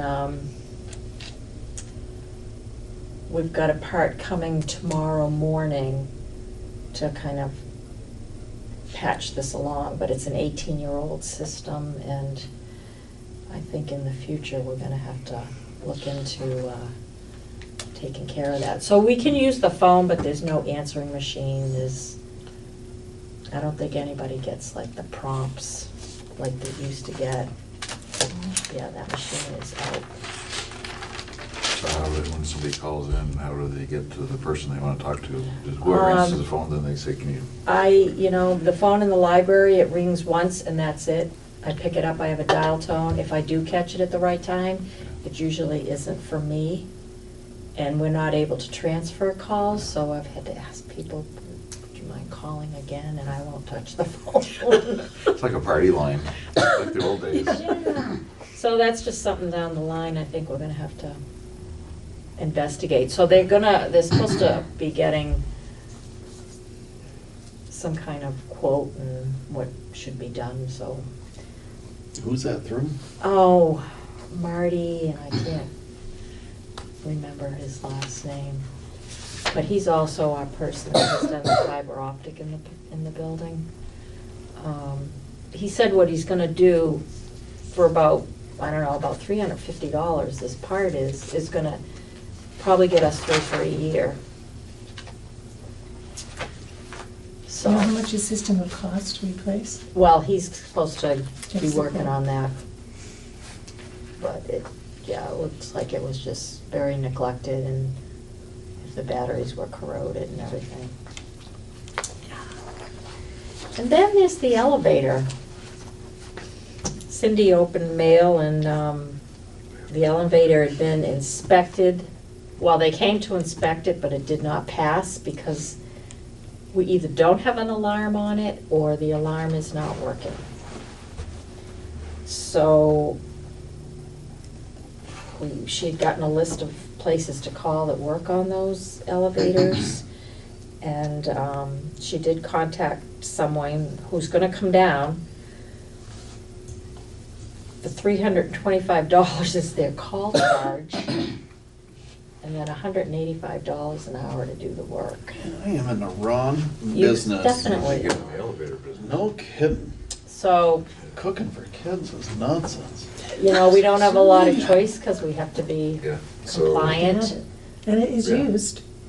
Yeah, so we're gonna be taking care of that. You gotta figure out where to find the money. Probably like the building repair and Yeah. maintenance. Yeah. And this company has recommended that we have a yearly maintenance contract with them where they would come down and check it all out, like before the state were to come. For $325 plus $180. $375. Oh, sorry. For a yearly contract. But they would maintain, they would supposedly fix little things that might be not right. And we have till April 22nd before the state's gonna come back to inspect that. We have till April 22nd to get that thing in compliance. So that's been my week, and my new job is How many building. companies did we reach out to about that? She called a couple of Okay. others on the list that said, we don't actually do elevators. They were, I don't know, whatever, but this was the closest company there in Williston. Others were even further away in Is the there state. a Bay State elevator? I think there is. Bay State elevator? But they're probably out of Springfield. Springfield, Williston, Springfield's closer. Closer, yeah. Yeah, sometimes with state lines, I'm not sure if they know the compliance and Yeah, they might have to. inspection Is it situation. state of Vermont inspection? Well, I'm pretty certain Yes. that Bay State does BMH. Okay. I think so. And I have no idea if they're any cheaper. I was just curious. Well, this is a lift Right. elevator. It's a little different than what you have in other buildings. So there was a big list, and there were only certain ones that even, We have just that a exact few. same one at the high school. I will ask our maintenance guy tomorrow who they use for theirs, Okay. just to see. We have until April, right? Yeah, if she hasn't gone ahead and Okay. called. I'll still ask just in case. Yeah. Thank So, you. there we go. And you all got the Next Track and Michelin Group email. I guess our contract runs out in March 1st. And this is, he says, significantly cheaper. Does anybody know about this? What is this? It's a GPS tracking for the vehicles. She was working with Michelle. Yeah. We have a contract? Not with them. Oh. With whoever we have right now. David would probably know. We actually put those in? I was just gonna I say don't think there- we ever went all the way through with that, I did we? didn't know they got put in. I know that it was discussed at one meeting when I was not here. It was Okay. discussed again at a meeting that I was here, and I don't, do you remember if we voted on that and actually implemented it? I thought we went ahead, I don't know if it was implemented. Okay. They said on September 13th, the state of Vermont accepted their GPS offer, and now it needs to go to the town for approval, to the board. Michelle had said that we looked it up, and told them we would address it in January, and told them to call back in February, so they called. Our contract comes up the end of March with whoever we have right now. End of March. Right. Yep. So we can put this off. Yep. So that's like it's already been a year? I mean, it's probably an annual Somebody contract? else, no, it's a different company that the contract that we have is with. And this, she Right, said. but how would we have a contract that would be up in March if we didn't discuss it? This hasn't been on the table for that long. I've never. It was this fall that we started discussing it. Yeah, this is an option to what we have now. Right, but I don't. We're all like, what do we have now, and how did that happen? Yeah, so And we it need to certainly talk to wouldn't have David. been last March. No. So we need to talk to David and ask him about it, because he has he has all the town vehicles practically except the van. Well, he has that too. Right, because in the fall time, we were still discussing what vehicles we even wanted to put those in. Right. So what could this contract be that's up in March? I don't know. Would you mind asking David? Sure. I gave you a copy, I think. Yeah, it's in here. I have to set reminders or I don't accomplish anything. Okay. That's, if you have any correspondence that Michelle, do you have? Upcoming meetings, we have a special work session this Thursday at 6:30. The select board meeting February 18th at 6:30. Town meetings March 2nd. The reorganization meeting March 3rd after the vote count. Let's see, did I forget anything? We are adjourned.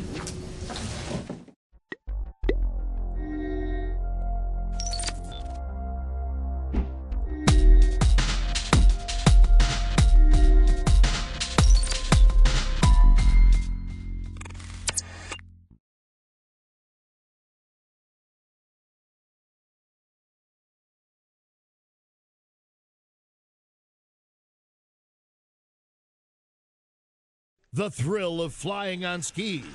Take a deep breath and soar.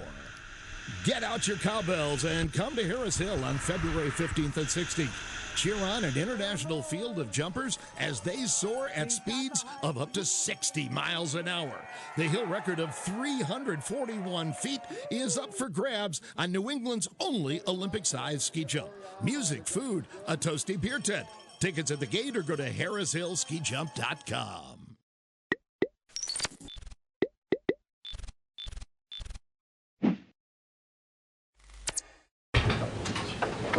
This is a good turnout for a public hearing, actually. We usually have maybe upwards of 5 people, information session.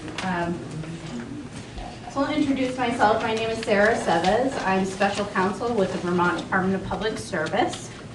And we thank you for coming to this information session regarding the joint petition filed by Southern Vermont Cable Company and Comcast for approval to sell Southern Vermont Cable's cable television system assets to Comcast. So before I get started, can everybody hear me okay? Okay. As I said, I'm with the department. I am, for all intents and purposes, the lead attorney in this case. This is kind of a form of litigation. And so I am the go-to person for the actual procedure. This is my colleague Clay Purvis, our Director of Telecommunications, and we also have with us Carol Flint, our Director of Consumer Affairs. And we're here to answer any questions you have of the department. We also have representatives from Southern Vermont Cable. We have Ernie, and please say your last name for me. Shalaba, thank you, from Southern Vermont Cable, as well as Eli Emerson. And then from Comcast, we have Dan Glanville, Melissa Pierce up in the back, and Jerry Tarrant. So the purpose of this information session is to just give you really an overview of the regulatory process involved for the proposed transaction, as well as to answer any questions you might have regarding PUC procedure, because I realize it's not very intuitive if you don't do it every day. And this is kind of an informal session prior to the public hearing, which will be on the record. This is not on the record, but I do see we have public access here, so it will be likely be on your access channel. So that said, we do have representatives from Southern Vermont Cable and Comcast here, and I will offer them up to answer any questions you may want answered, because the difference between this and the public hearing, of course, is you can't get any questions answered during the public hearing portion. That's really just an opportunity for the Public Utility Commission to take your comments. What else? So I'll just start with a real broad overview of procedure. We at the department represent the public interest in utility regulatory cases such as this. We're separate from the Public Utility Commission, which many of you may know. They are the tribunal that will actually make the decision in this case. We are, for all intents and purposes, like the prosecutor, but we represent the public interest. So we, the department, requested a full litigation schedule in this proceeding, meaning that there will be discovery conducted. We have already served discovery questions on the joint petitioners. We served that on Friday, and if you follow the case in EPUC, which the PUC will explain during the public hearing, you may have seen those questions. Many of the public comments that were filed in this docket informed our discovery questions, so I thank you for those. What else? Once discovery is conducted, then we, the department, will file pre-filed testimony that is informed by the petition that was filed, the testimony that was filed, as well as the responses to our discovery questions. And then we'll have an evidentiary hearing in a couple months, and that will be in Montpelier.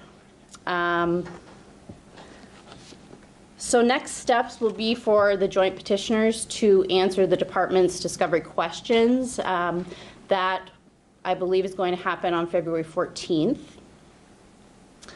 And like I said, we will craft our pre-filed testimony based on those responses in addition to the petition that was filed. And that is where we will recommend that the PUC either grant the petition or deny it. And so that's kind of a general outline of how the procedure works. If you have any questions on that, me or one of my colleagues will be happy to answer those. We have business cards that I'm happy to offer up, and you can also access our information on our website, publicservice.vermont.com. Yes, sir. Can you spell your last name for me, please? My name is Sarah Aceves, Aceves. Thank you. I think yes. Thanks for coming down, and we appreciate you coming to us to hear us out. Do you have any sense of what the timeline might be for this process? Yes, so actually just today, the PUC adopted a schedule, and that was issued on ePUC. So the schedule goes through April 3rd, and we are right now at the February 3rd public hearing. So we have a few deadlines between now and April 3rd, which is when the evidentiary hearing is. The main ones being the department will file our testimony in the case on March 3rd. And then the petitioners will have a chance to serve discovery on us after they read our testimony on March 6th, and we will respond to that on March 13th. There's also room in there for motions to intervene, which the PUC will explain, but in this case, BCTV did file a motion to intervene, and we will be responding to that this week. And those are the main deadlines. So April 3rd is the evidentiary hearing, and that will be in Montpelier. And the PUC will issue an order after that April 3rd hearing. That's right. So after the evidentiary hearing, the PUC will consider all of the testimony in the case, as well as various conversations that happened during the hearing, and then they will issue an order either granting or denying the petition. Any question? Yes? And the petition is for a certificate of public good, correct? That's right, yes. So, well, the certificates the petition's for a number of things. One of them is for a certificate of public good to be issued to Comcast, and the certificate of public good that Southern Vermont Cable currently has would be revoked. That's just the way the process works. Anything else that we can answer for you as far as the department goes? And remember, the petitioners are here as well if you have any questions you want answered from them. Okay. Yeah. Can articles or terms be added to the certificate of public good, and what does that process look like? Yes, so there can be conditions that are added. Procedurally, that can happen in two ways. The department, through its testimony, can recommend that certain conditions be included in the certificate of public good. I should mention that Comcast already has a certificate of public good to serve a number of towns in Vermont, and they have conditions in that. The other way is for the PUC itself to come up with certain conditions. Yes. One of the considerations that I've been looking at as one of the legislators who represents this area is continued expansion. And while we appreciate what Ernie's done over the years, we keep wanting to try and expand to people who don't have it. And Clay, I think you mentioned at one point that Comcast has a certain amount of miles that they are committed to. Can you go over that piece again? Yeah, that's correct, and I'll ask Dan Glanville with Comcast to also assist with that question. But in Comcast CPG, when the PUC awarded a CPG, it required, I think, 350 miles of construction during the length of its CPG. So we anticipate that if Comcast is awarded a CPG here, for the Southern Vermont Cable property, that its commitment to build 350 miles could be satisfied in the Southern Vermont Cable area, as well as the other towns that Comcast is already certificated for. Do you have anything else you'd like to add to that? I have a general statement. Do you want me to read that? Whatever you're comfortable with. Yeah. So good evening. Thank you to the college for welcoming us here this evening, and also thank you to all of you. Happy to take some of your questions. So the CPG that we currently have in the state has a requirement in it that we serve 350 additional miles during the term of the CPG. In the filing that was recently filed, we specifically outlined and requested that we be allowed to build that mile requirement in this service area of the new CPG. Our goal is to continue to expand services across the footprint as you identified. We have a long history in Vermont that dates back to 2006 of building in areas that required further expansion, and we hope to continue that. We are open to considering additional areas and continuing to build in those areas so that we can continue to service people who want and need our services. Yes, sir. This 350 miles of construction, is that predicated on new construction, or is that upgrade to bring fiber to areas that don't have it? It's unserved areas. So we currently have, whatever we have built today, that 350 additional miles is in addition to what is currently built. So it's new construction.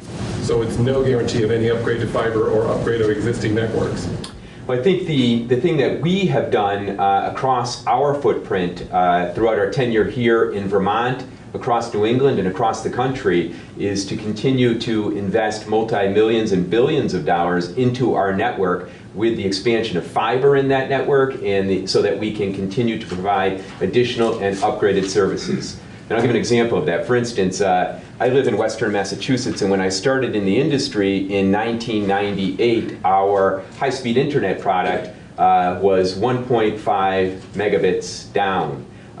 Today, we have multi-gigabit platform that's available across our footprint. The same speeds that are available here in Vermont are the same speeds that are available in Boston and other major cities across the country. So our goal is to continue to expand fiber into the network, continue to work to enhance electronics that are available on our network and in consumers' homes, so that we can continue to expand speed as we have done over the past 2 decades of providing this service. But there is no mandate or requirement within your proposal to do that, to upgrade to fiber for areas already served, correct? So there is not a technology requirement to upgrade. There is a requirement to continue to expand services. Yes, sir. The 350 miles of new construction, what does that represent in terms of the construction you've already done in Vermont, and how many customers do you serve currently? We serve a little over 100,000 customers across Vermont. So the 350 miles is, so I'll give this as an example. When we entered the Vermont marketplace in 2006, we absorbed some requirements from our predecessor to continue to build our network. We met those requirements to build that regulatory required build from 2006 very quickly after that. And from that period, we continued to expand our network at an average pace that exceeded 50 miles per year of non-regulatory build miles.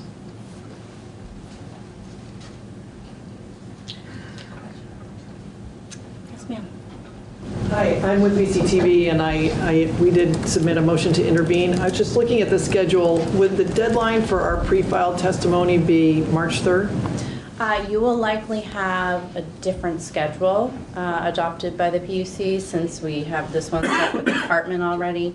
And that will be based on if and when you're granted intervener status. So I think in today's order they said, well, let me look at it so I don't misspeak. I was just looking at the non-petitioners thing. That's right. So this says the schedule may be modified as needed if additional parties intervene and require discovery. So I think that's probably a conversation that we can have between BCTV and the department, possibly the petitioners, and we can figure out the schedule that might work better or if you want to have a uniform schedule, that's something we could talk about. If you want to have your own schedule, that's a possibility as well.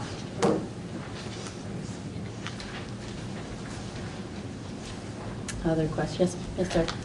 Are there any requirements to continue to serve seasonal customers? Because I know this area will have a lot of people that are looking for just seasonal service. And Comcast can answer that for you.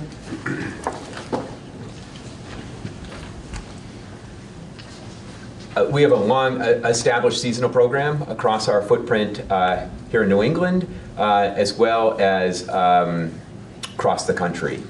So we continue to do that as a business need and continue to do so without regulatory requirement. You mentioned the 350 miles that you're required to add. What is that as a percentage of your existing miles? And can we assume that that same percentage would apply to the, I think it's roughly 100 miles that Southern Vermont Cable currently has? So I don't have the percentage here with me off the tip of my tongue. I can tell you that we will build those miles likely before the requirement requires us to be complete on that. We also look at multiple ways to continue to expand our network. Recently, we have partnered with the state on several public-private partnerships for further expansion of the network. I will say that those requirements under the CPG are completely separate and distinct from the 350-mile build requirement. So anything we do in the public-private partnership realm with regard to any state dollars allocated is separate, and we still have our requirement to build. Even without those, I think a thing worth saying is that our actions probably speak for themselves in the sense that we built what was required in the post-Adelphia build, and then we had an unregulated period where we had no requirement to build. We built on average, in some years it was 75 miles, in some years it went down to about 40 miles, but on average it was about 55 miles per year during those years. So we would have the 350 miles required to be built. We'll continue to look at programs that may exist for us to partner to build. In addition to those, we have what we call BAU, with business as usual, where we will continue to build in the residential marketplace as well as the business marketplace and any residences that might be built as a result of those expansions. So you don't know what percentage what miles you have in Vermont? I don't have that detail with me right off the tip of my tongue. I can get it though.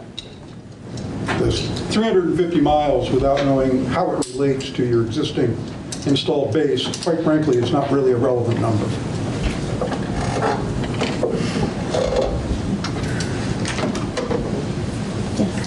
I have a couple sort of one-on-one practical questions. So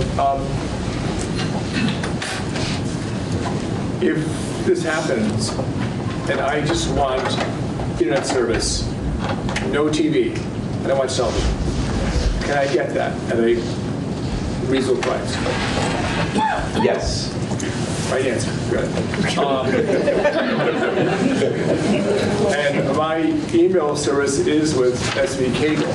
What will happen to that? Will I have to change the email address? We will eventually, in all instances where we have a migration that occurs, we have migrated emails over a period of time. So more likely than not, we will have a migration of emails. Last question. Yes. For some unknown reason, where I live in Newfane, I have deeded rights for cable because at one time in the history of SV Cable, they used my property for a dish garden. Will that still stand? So I didn't hear you. Could you repeat that? In my property, once upon a time, there was a dish garden that belonged to SV Cable, and they used my property with a deeded right to have free cable forever. I don't watch TV, but just curious, will that be acknowledged? You have an easement right of that? Something like that, perhaps. But yes. I have to look at the easement. But if there are easement rights, we would abide by what is in the easement. Okay. Sir, I'm sorry. Yeah, that's fine. Yes, sir. Okay. Are you going to have, Comcast going to have a physical presence for your returning of equipment? In Pennsylvania, obviously, we used to live in Pennsylvania, you had places where if you change your equipment or if you return your equipment, you would take it back to the drop-off place in a mall or something. Is Comcast going to do the same thing here? Because I'm assuming we're going to have to swap out our old SV boxes for new Xfinity. Are they going to come and take it? But are you going to come in and take it? Or are we going to have to go to a location, get the new equipment, and hook it up? Because frankly, it's not that hard to hook up. And that's what they did in Pennsylvania. You just got the new box and just plugged it in, and the instructions just took over and did it. So I'm not sure which.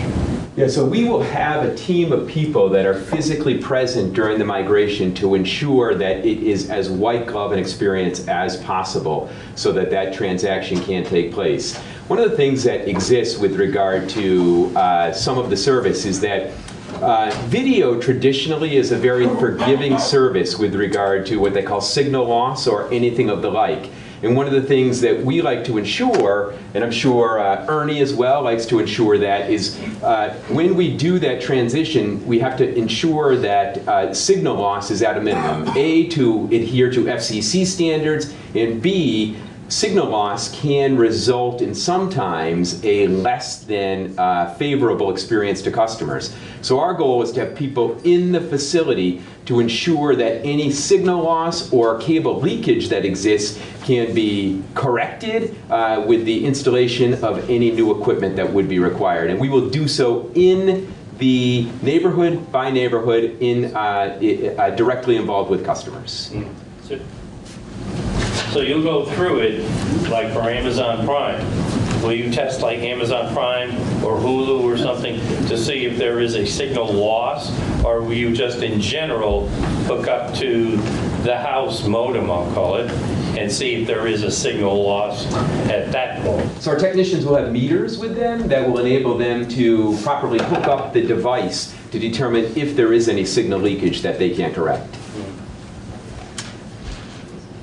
So you said you'd have a team available during the migration, but his question, I'm not sure I heard the answer to one of his questions, which was, will there be a brick and mortar location when people are upgrading their equipment, or it fails, or what? Yeah, or returning failed equipment, or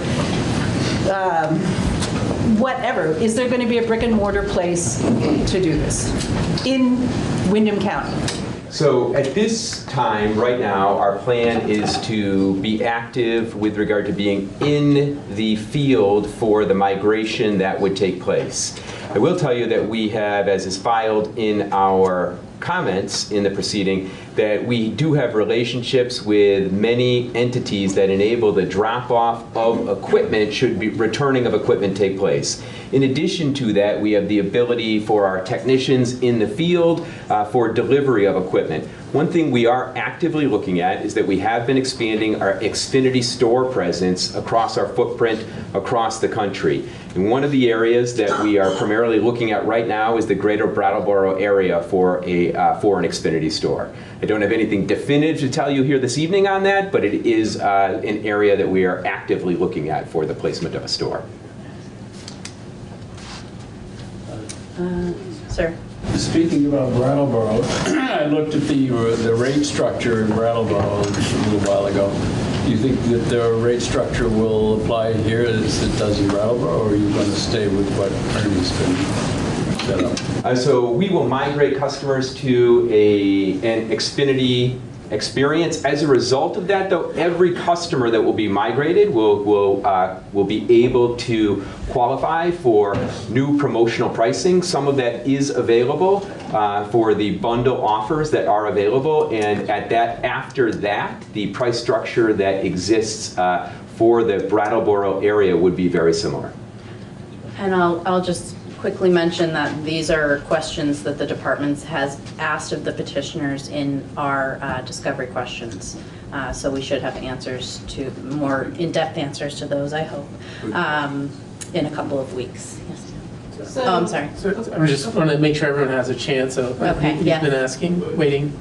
The technicians that will be servicing the area, will they be physically living here in Windham County, or will they be coming in from out of state? And how many will there be? So we have a source of technicians that serve the Vermont area out of our facilities in Vermont, that live in Vermont, work in Vermont. We also have technicians that will sometimes, in necessity, cross over from Massachusetts, which is the greater Greenfield area, to service if there could be storm issues of the like. But we do have a physical presence of technicians in the state of Vermont. Right, but meaning that they could be coming down from, I could be waiting for someone to travel from Burlington or a couple of hours away as opposed to a technician that lives here. So we have 1 and 2 hour service windows that are scheduled for our visits from technicians. Our technicians are assigned their work orders before the day of service, and those 1 and 2 hour windows are scheduled so that they can meet the requirement of the customer in a particular place. To see the same person 2 times in a row, though. Yes, that's what I'm getting at. Yeah, I think that would be a fair belief that you could actually see the same technician on multiple visits. But our goal and hope would be that you don't have the need for multiple visits, that one visit will be able to solve any issue that you might have. Yes, ma'am. In the white vest there.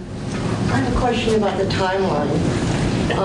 There are a lot of homes that you have to service to get the system up and running. What's going to happen to our cable service in the meantime?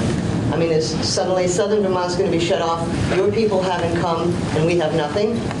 So that's a very good and fair question. There is a requirement in the agreement that we have with Southern Vermont Cable. Well, Southern Vermont Cable will, after the regulatory approval, will continue to operate for a period of time. We will then roll neighborhood by neighborhood. Customers will be notified directly of a time and place that works for them in order for us to make our services available to them. It is our plan that there will be 0 interruption of service, but for the interruption that will take place immediately at the time of the appointment to the turnover of the new services. Yes, sir. I want to start by thanking Ernie for tremendous customer service experience. I've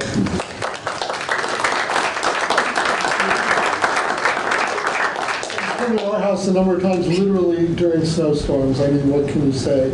I'm going to get some of the details wrong on this. We're in the West Hills, and our internet was made available by some of our neighbors got a grant of some kind to actually put it in, and then we committed to a few years of paying above market rates to support that. I just wanted to make sure that someone had looked at the verbiage in that grant and made sure that this is all consistent with whatever happened. Yes, Connectivity Initiative grant, right? Yeah. Yes, we have. It might be a CIAC too. I'm not sure of that. It was the BBID project. That was the Okay. BBID. Okay, that was the VTA Okay. grant. Yeah. Yeah, we have looked at that, and that would transfer over. Yes, sir. Looking at some of the public comments that have been filed online already, one of the major themes is customer service. And I guess I'd like to throw it back to you to say, tell us about what sort of metrics you use for customer service and how you would expect that to apply to Windham County. So it's a good question. I thank you for the question. About 5 years ago, Comcast made an active direct investment in increasing customer service because we recognized at the time that we needed to do better as a result of that. So across the board, we engaged in additional training for employees, but on top of that, we made a significant investment in our call centers across New England to better service customers on a regular basis. In addition to that, we implemented a Net Promoter Score variation so that we could directly poll customers immediately after a transaction to find out what went well, what we could do better, and how we could improve service to customers. We have seen a significant improvement in customer service over the last 5 years. In fact, some recognition as a result of J.D. Power's surveys last year was some of the first that we had received in significant time. We believe that whether it be our video service, our internet service, or other services that we offer, that we are in a highly competitive marketplace here in Vermont and across the country. And we believe that responding to the needs of customers in order to ensure their satisfaction is the way that we succeed in business. We take customer service seriously. We believe in advancing the needs of it. And I can give you my promise that in my 22 years in being with the company, I have seen significant improvement in the last 5 years. I will tell you that on a particular day, we could have an instance that is escalated to us, but we do focus on it in order to resolve it in a way that is satisfactory to the customer. Thank you. I could take the metric question. One of the things that will happen for customers that are served by Southern Vermont Cable now is that when you transition to Comcast, Comcast will then be reporting on customer service for the metrics that they're regulated under their current service quality plan. So that reporting will be for your service area in addition to their current customers. They'll be rolled right into that report. So if you want to see Comcast service quality reports, you can go right to ePuck, epuck.vermont.gov, and you can look at their service quality reports and see the metrics there and how they've done across the Vermont territory. I think we've maybe one more question. Yes, you've been waiting. Okay, well, actually now I have two questions. You said something about your competitors. So I have the experience of managing my mom's finances down in Florida for like the last 15 years, and she ended up with Comcast. There were no competitors, and after her introductory promotional period was over, the bill just ramped up and up and up for the minimal service that she wanted.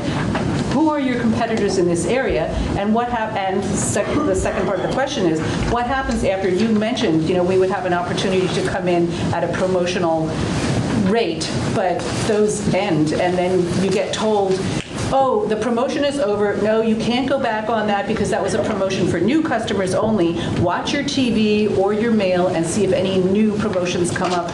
They never do. So who are your competitors, and is there anything? I mean, I have a friend who lives in Vernon. Her bill with Comcast has went up like $50. She's not happy. She's getting rid of almost all of her service. So it's a good question. Traditionally, cable television, which is the regulated portion that we're here to discuss, when we first entered the marketplace some 50-something years ago, they were primary providers in a particular town that were the only providers. But today, if you look at the video marketplace is served, one of the highest penetrations of digital broadcast satellites are available here in Vermont. So you'll see the Dish Network and the DirecTVs, which are direct video competitors to us. In addition, some of the competitors that are outlined in our filing is the over-the-top providers for video and streaming video programming that is available across multiple marketplaces. That today I could name 5 to 10 of those that are actively available for people to choose. Those are direct video competitors. You are correct that when I spoke of promotional pricings, that promotions do expire. Traditionally, you'll see our promotions for new customers are in the 2-year time frame. But even at the expiration of promotions, prices do increase with those, but there are options and multiple options available for consumers to choose from in that particular consideration. I think we're out of time for questions, but I don't want to speak for the petitioners, but I think they would likely make themselves available after the public hearing if you have additional questions. But I think we're turning into turned into a pumpkin already. So we thank you, and we'll turn it over to the Public Utility Commission now. All right, good evening, everyone. Can you hear me okay? Great. We are here tonight for a public hearing in case number 19-4845-PET, which involves a joint petition by Southern Vermont Cable Company to sell substantially all of its Vermont assets to Comcast and for a CPG for Comcast to own and operate Southern Vermont Cable Company's television system. My name is Micah Howe, and I'm a staff attorney at the Public Utility Commission. The purpose of this segment of tonight's meeting is to hear from you, members of the public, about the proposed acquisition. Today's hearing is not the only opportunity to submit comments. You can also provide written comments through the Commission's electronic document management system, which many people have already done. We've received quite a few comments in this case.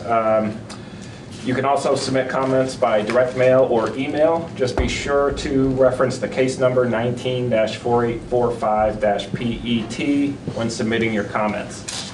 You can also subscribe to this case in our document management system, EPUC, and receive email notifications when documents are filed in the rulemaking.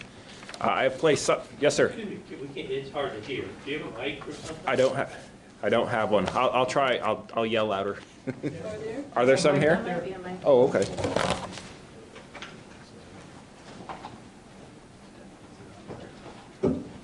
Can you repeat your name and that number again, case please? number. The Yes. case number and your name. Yes, it's Micah Howe. I'm a staff attorney at the Public Utility Commission. And the case number is 19-4845-PET. I have placed a few handouts. Sorry about that. Up on the back there on participating and finding our websites and getting involved in the process. I also placed several copies of the schedule in the case, and that will have the case number on it if people are interested. This hearing is being transcribed by a court reporter, and a transcript of the hearing will be available on EPUC along with all of the other documents filed in this case. If you wish to speak tonight, there was a sign-in sheet that was up in the back. I have it here now. I've got a number of names on it. If you didn't see it and didn't sign in and do wish to speak, just let me know and I can bring it up to you. The sign-in sheet is just to help the court reporter keep names straight on the record. So at this point, we'll open up the floor to public comments. I see we've got microphones on either side, so if I'll call the first name on the list, and if you didn't sign up and would like to, just let me know. Sign up? I'm going to sign up. Okay. So the first name I have is Core Trowbridge, I believe.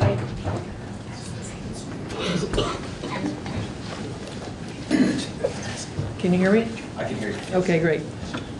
Hi, my name is Core Trowbridge. I'm the Executive Director of BCTV, or Brattleboro Community Television. BCTV has contracts with both Southern Vermont Cable and Comcast Cable to provide public, governmental, I know you're reading, but yeah. Can you slow down a little bit? While Sure, I can hand this to you. Oh, that's okay. Well, that's not that useful, right? Okay. Public. Southern Vermont Cable. Okay, good. And Comcast Cable to provide public, governmental, and educational access, or PEG access television programming and services, which is required by the state of Vermont for cable providers. BCTV's contract with Southern Vermont Cable is for services to the towns of Dummerston, Jamaica, Putney, Newfane, and Townsend. The contract with Comcast is for Brattleboro, Guilford, and Vernon. Together, these 8 towns constitute BCTV's service territory. Each town in our service territory receives staff coverage of their select board meetings and town meeting day. Residents can join BCTV and learn how to use video production equipment to create their own shows that air on our cable channels and online. Municipalities and nonprofits may have additional meetings and events covered for a small fee or at no cost if produced by a volunteer. These services, along with our studio and editing facilities in downtown Brattleboro, where residents can create their own shows, enable BCTV to fulfill our mission to promote civic engagement and transparency, and to empower community members to share their knowledge, views, and creativity without prejudice. BCTV's financial stability as a nonprofit and its ability to provide these services relies on a federal funding mechanism established in 1984 through through the Cable Communications Policy Act, by which cable providers, in exchange for the right to install their infrastructure in the public rights-of-way, are required to allocate a small percentage of their revenues to a public benefit, which in Vermont is designated to support local PEG stations. Through this mechanism, local cable subscribers provide 80% of BCTV's funding, while the remainder comes from donations, underwriting, and income from production services. The public benefit that residents receive is video coverage of their local government meetings, along with access to video production equipment, studio and editing facilities, and support for creating and distributing their own shows. BCTV annually produces 1,200 hours of new content each year and has won numerous national awards for overall excellence. BCTV has applied for intervenor status in this proceeding to ensure that the conditions and benefits related to PEG access will be equalized for all towns in our service territory following Comcast's acquisition of SVC. Regardless of which cable company serves the towns in our service territory, BCTV provides the same level of benefit. There is a difference, however, in the contracts that BCTV holds with the two corporations due to the difference in the size of the companies. Rule 8.4 of the Public Utility Commission, which governs PEG access in Vermont, places a cap on the level of funding from cable providers.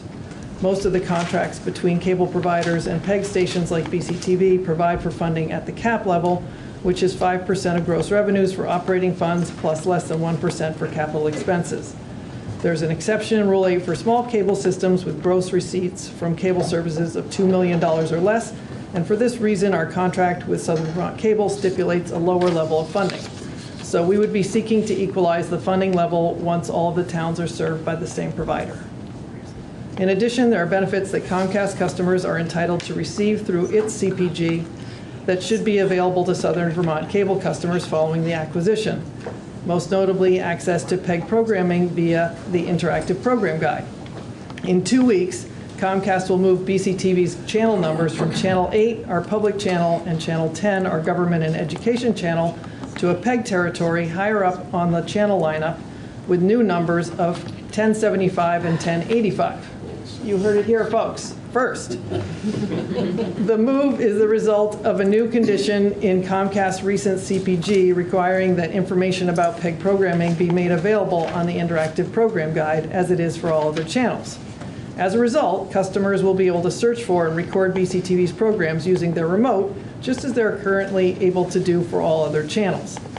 Comcast CPG, along with BCTV's contract with Comcast, contains other terms and conditions that will benefit Southern Vermont Cable customers, such as future provision of HD channels for PEG programming. In short, BCTV calls for all residents and customers in its service territory to have the same funding, benefits, and conditions related to PEG access in a timely manner following the sale of SVC to Comcast. The final issue BCTV wishes to raise here on behalf of its producers and viewers is that of signal quality. When Southern Vermont Cable applied for renewed CPG in 2010, its customers could only receive one channel, Channel 8, and one of the main issues to be resolved at that time was significant signal quality problems on Channel 8 that were well documented by complaints from frustrated producers and viewers.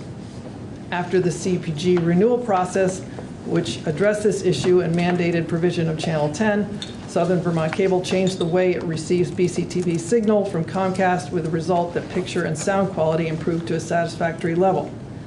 10 years later, however, we are again witnessing significant signal quality problems due to outdated equipment. While all of BCTV's content is created in high-definition digital files, after leaving our digital broadcast server, it goes through two 1970s-era standard definition analog RF modulators for transmission to Comcast and from there to SVC. This transmission process not only lowers the resolution of the programming, but also degrades the quality. In fact, over the past fiscal year, the annual report that BCTV is required to submit to the state and cable providers documented 6 major incidents of signal quality failure that were reported to Comcast XOC Operations Center. Comcast technicians attempted to address the problems but had difficulty due to the age of the equipment and lack of training to troubleshoot obsolete equipment. One of the state's criteria for issuing a CPG to a cable operator is whether the operator can provide adequate and technically sound facilities, equipment, and signal quality. Comcast has stated that it meets this criteria by providing excellent signal quality and 100% digital picture and sound to its customers, and points to its record of investment in infrastructure to support advanced video services. To deliver on these plans and promises, Comcast should provide reliable 100% digital transmission of BCTV signal and should add HD channels for PEG access content in the near future. In conclusion, BCTV has a stake in these proceedings because it has a contractual relationship with both Southern Vermont Cable and Comcast. We ask that the state ensure that there are equalized obligations, conditions, and benefits, including funding levels, among all involved towns now served under separate provider CPGs and contracts within a reasonable time frame. BCTV will continue to advocate for improvements to signal quality and updated transmission methods, including the provision of HD channels for PEG content, until locally created content is delivered to customers in the same resolution and quality as commercial channels. Thank you for the opportunity to speak on behalf of Brattleboro Community TV. Thank you. Next up we have Mike. I'm going to go with Moroniki. I should ask you to say it in Polish. Please don't. And I'm going to put this sign-up sheet, I'll just put it over here by the microphone, so if anyone does want to speak, to get through this list, they can just jump up and sign it. I think so. So how is it pronounced? In Polish, it's Morawicki. Most of the people here know me as Mike Merwicki, though. And for the record, I'm Mike Merwicki. I'm one of two state representatives for the Wyndham 4 District of Putney, Dummerston, and Westminster. My partner, Nada Hashim, is here as well. So currently, Southern Vermont Cable serves Putney and Dummerston, so I'm not speaking for the other people from other towns here, but hopefully some of what I say will resonate for them as well. And first of all, I want to give a shout out to Core here for all their good work at BCTV.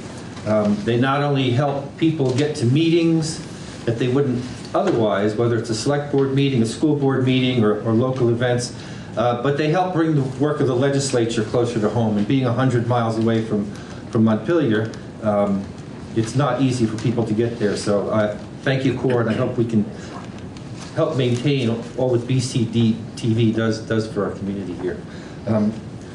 While I know it's important for a lot of people to have the entertainment value of what cable can bring, I think the primary reason I'm here is for continued broadband access.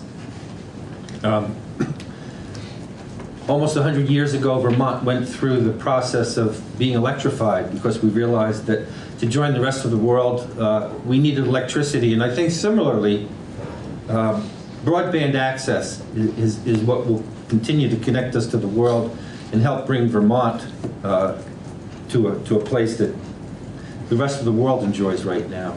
And whether it's businesses, students, or now telemedicine, that access is essential. And one of the pieces that I especially hope that we can continue expanding. I think the number of customers that Southern Vermont serves in Putney and Dummerston registers in the hundreds, while there's over 4,000 people. So we've got a lot to go.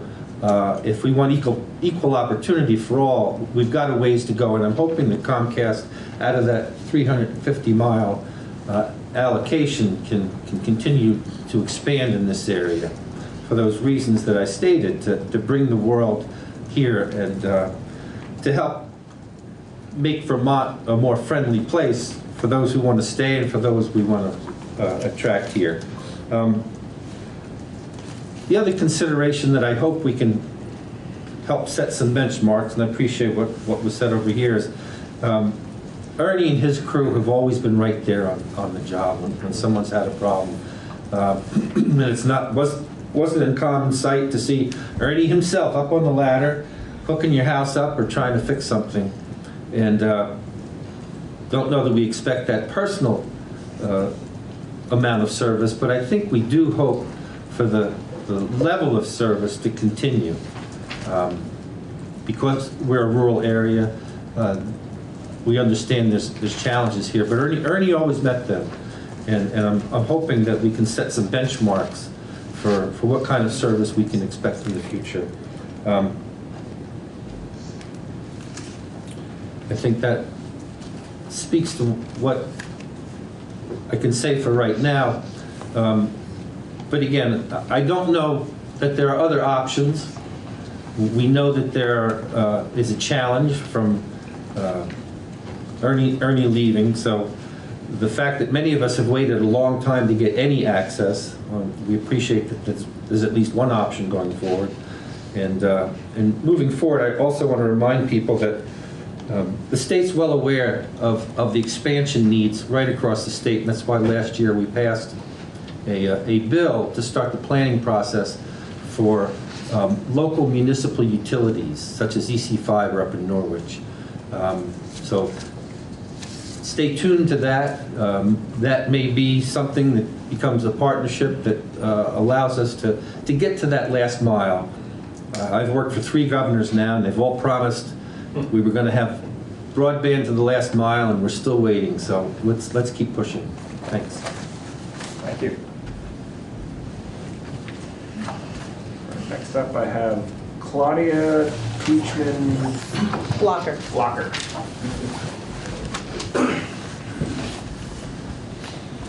So my name is Claudia Teachman Blocker. I live in Dummerston on the Route 5 side. We've been very happy. We don't have any problems with our services. Very happy. You've provided us with just the amount we need, not too much, not too little. I'm the sole proprietor of a small home-based business. I travel for work, but a significant portion of my income is derived by the use of internet to inform my customer base and to receive and fulfill orders. I have a concern that, based on what I'll explain later, that the internet service will become cost prohibitive for my small business, causing me a financial hardship, particularly after the introductory promotional period of 2 years. I'm saying this because as almost the sole person responsible for my mom's bills and finances for the last 15 to 20 years, and she lived in Florida in a huge area, I wouldn't even call it a town. Comcast became the sole provider down there. They had no competition other than Dish or some other kind of nominal cable network. And my mom was on a fixed income, and yes, she had a wonderful promotional first 2 years, but when that ended, she was told, okay, she no longer qualified, or I was told she no longer qualified for the promotional service. There were all these other packages and bundles available, so we bundled, but that came at a cost. And then the 4 channels that she watched as a little old lady, maybe an hour a day, weren't on the low-cost bundle, they were on the expanded bundle. So I watched as her bill went up and up and up to the point where she was about ready to throw in the towel, but we wanted to have her programs and have access to her through TV and through phone and internet. So we just kept on paying. But it was really disappointing and frustrating to see that. I have an acquaintance who lives in Vernon that I was just speaking with today, telling her that I was going to be coming to this event. And she said, oh, what, Comcast? She said, I've had them. I've had a bundle with them. And it just went up by $50 a month. I'm canceling almost everything. I'm going to get rid of my landline. I'm going to get rid of this. I'm going to get rid of that. Because she said she's on a fixed income. She can't afford it. And yes, they offer other promotions, or they tell you, no, I'm sorry, your promotion is over. You don't qualify for the next reasonably priced thing because you're no longer a new customer, and what you have to pay for is exorbitant for a person on a fixed income. I don't know how this can be addressed, but I just felt like I needed to say that. And I've been really happy with the service, and that the prices have not skyrocketed in the time that I've been with SV Cable. Thank you very much, I appreciate it. You're here. Thank you. Next up, I have John Field. Hi everybody, I'm John Field. I live on West Hill Road in Putney. I first just want to say how distressed I am about this dilemma we're in. I can't say enough about you, Ernie, and the kind of business model, and not just the model, but the way you've delivered local, dependable, human service to us. I was very involved in the struggle to get our area of Putney wired. We had no coverage till what, Ernie? What year did you come in with service finally? Did you connect us? Sorry? 4 years ago. 4 years ago. Up till 4 years ago, we had nothing. We had HughesNet. We suffered under that behemoth. We had, and people couldn't, students couldn't do their work. My wife, who's a physician, couldn't do her medical records. I couldn't do my work. It was a mess. Nobody, our governor made lots of promises. Our then governor, Shumlin from Putney, made promises which he did not keep.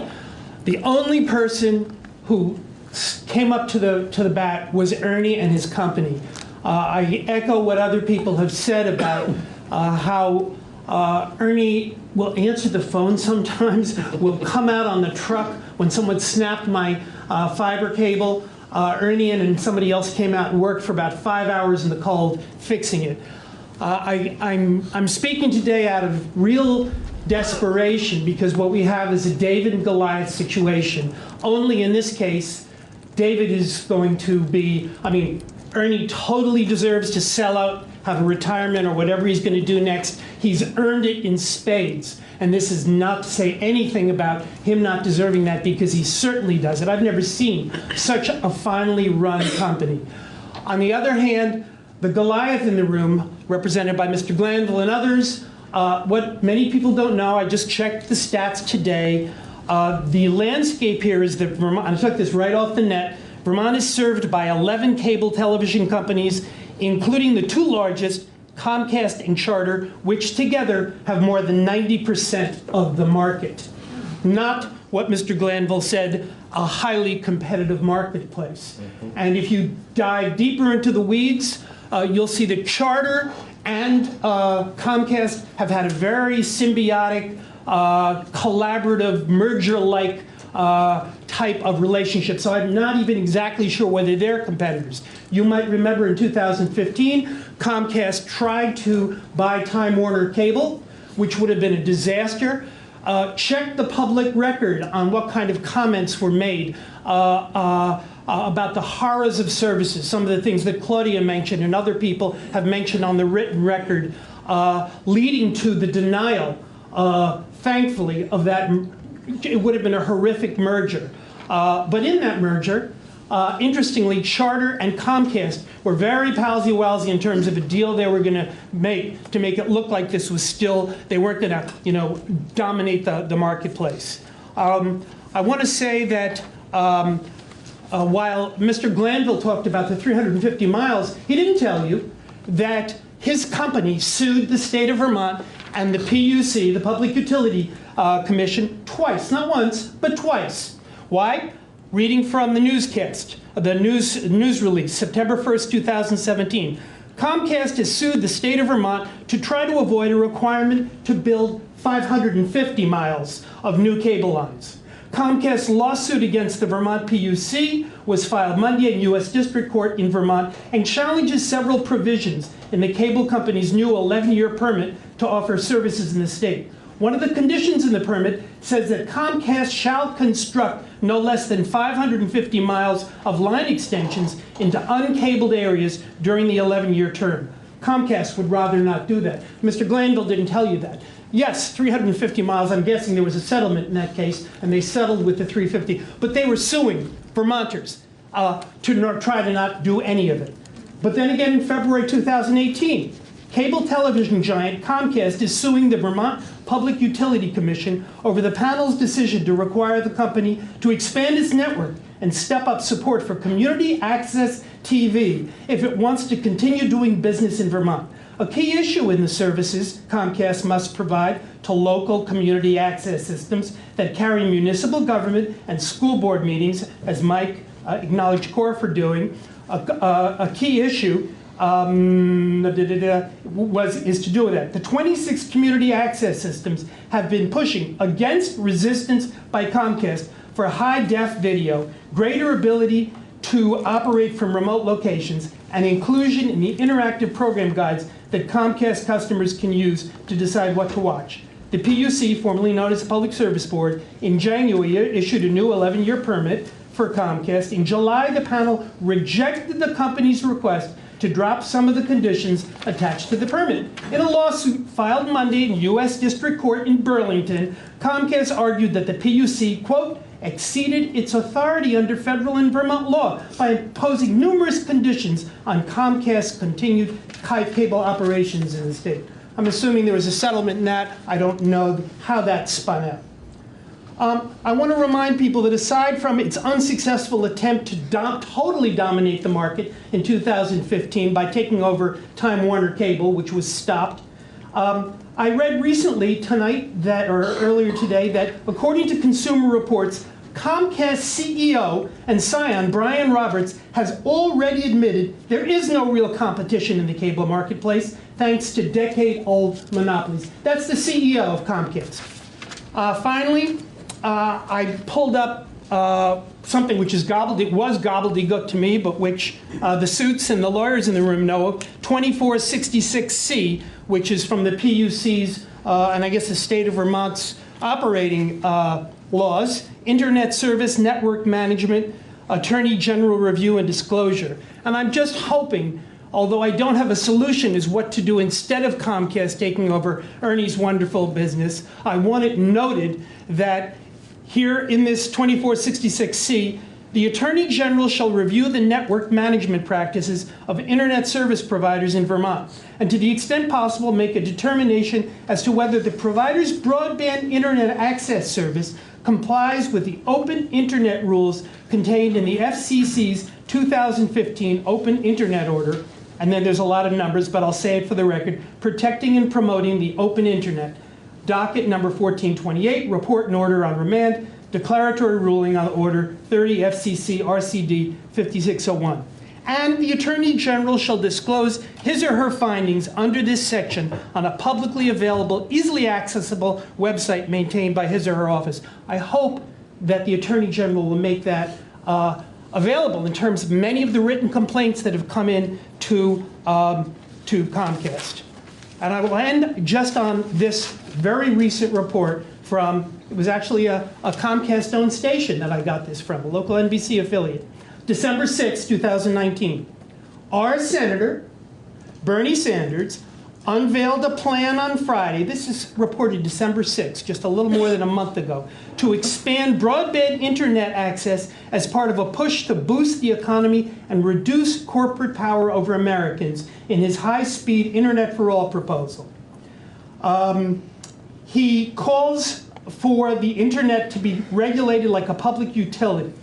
He argues that the internet should not be a, quote, price gouging profit machine for companies such as Comcast. The proposal would also break up what Senator Sanders calls internet service provider and cable monopolies. It would stop service providers from offering content and end anti-competitive mergers. Senator Sanders concludes, access to the internet is a necessity in today's economy, and it should be available for all. We're going to take on the greedy internet, telecom, and cable monopolies and put an end to their absurd price gouging. I end by just saying I don't know what the answer is. I would love to see a publicly funded cooperative buy out Ernie instead of what I see as a Goliath. And it's not just me, but people all across the country have seen this. Thank you.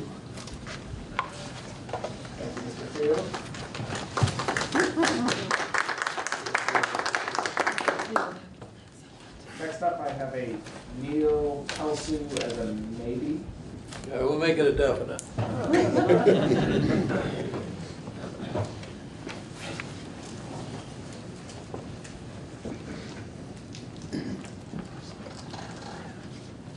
Name is Neil Pelsu. I live on Newfane Hill, and we have had at least 25-year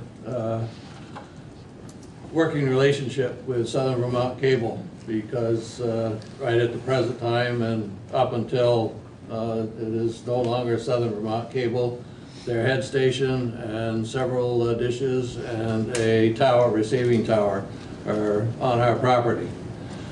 And as many of you have spoken tonight, Ernie and his brother Sam and his crew have spoiled us with the level of service which they provided. I've seen Ernie down at the head station at 1, 2 o'clock in the morning, not on a nice warm July evening, but on a cold December or January evening. And you've all seen him out working in his bucket truck or on a ladder. So in whatever direction this goes, Comcast needs to know that we as Southern Vermont cable customers are going to be keeping a very fierce eye on maintaining that level of service. And I did not get to ask this question during the earlier session, so I will, since we can't get answers to questions right now, I will offer it as a comment. But if I've been hearing things correctly this evening, they've talked only about internet and video and television. And Southern Vermont Cable, as we know, also provides telephone service. And my question would have been, is the telephone service included in this acquisition proposal? So I have every confidence that Southern Vermont Cable, Ernie and the crew have full belief that Comcast can provide a level of service. But hearing discussion tonight about the introductory promotional service and then going on into the regular subscriber rates is an additional concern that I hope that your organization will pay particular attention to, because there are quite a significant proportion of residents in this area who are on fixed incomes, low income, and any jumps like the woman earlier told about in rates would be equally disastrous to the residents in our area. So I know that your job is to keep an eye on those types of things and be well assured that the current Southern Vermont cable subscribers are going to be doing the same. Thank you. Thank you. Next up, I have Alan Seymour.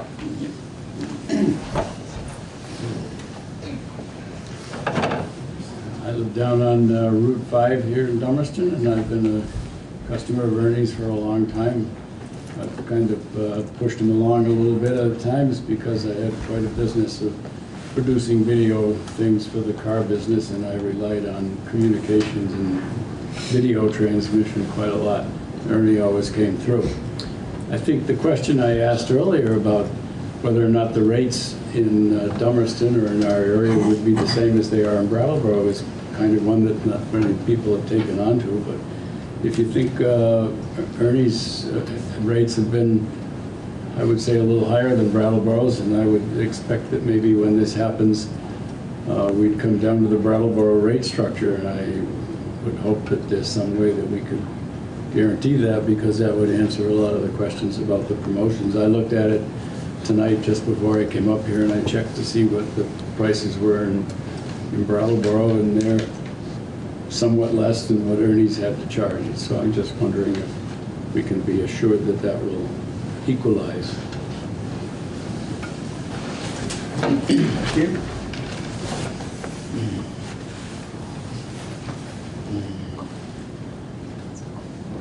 Go with Chris Leroy.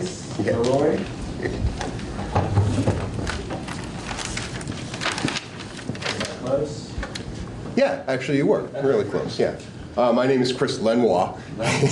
I'm president of the board of directors for Brattleboro Community Television. I wanted to echo some of Cora's remarks about our organization's choice to file for intervener status in this proceeding. But I did want to just address some of the general concerns in the room about local techs being dispatched to handle service calls. And being a Brattleboro resident and somebody who's a Comcast subscriber, I know two techs who are fellow graduates of Brattleboro Union High School who are responsive to come out for calls. So there is local presence for that sort of thing.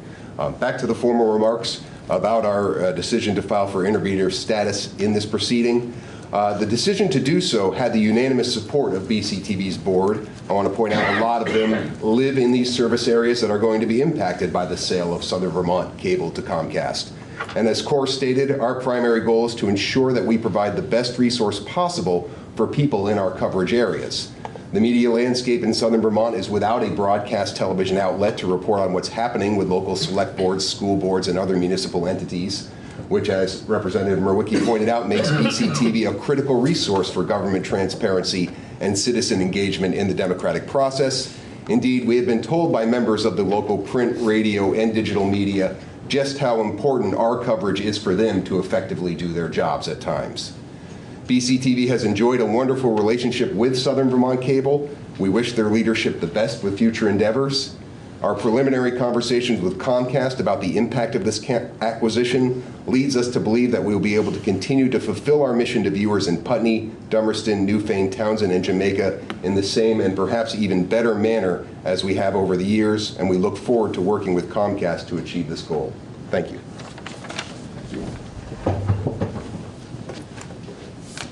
Last name on this list, and I'll grab that list as soon as this next speaker is done. It's Joel Blooming. Yeah. Hi, I'm Joel Blooming, live in Jamaica. Just to make people aware that there is a proposed alternative for internet service, which is a broadband study that's being done right now by the Wyndham Regional Commission to implement broadband to the last mile, as the expression goes, and people should look at it for future development. We've just begun the study, and we're looking towards a survey which you'll be approached to comment on. So there is alternatives as far as internet is concerned and streaming. That is not an alternative for television. Thank you. The next speaker I have is Stephen West. Hi, Steve West, as you said, easy to pronounce.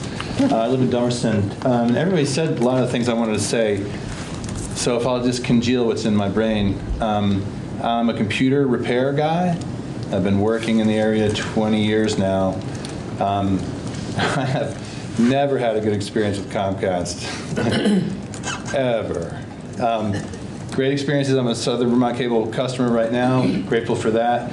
I was excited to leave Brattleboro and live in Dummerston so I could be a Southern Vermont Cable customer, and I have successfully never paid a dime to Comcast in any form, and I hope to never do that. I guess the crux of what I'm driving at is I don't think I have another choice for internet where my home is. I think Consolidated Communications doesn't go to my house on Middle Road in Dummerston for some reason.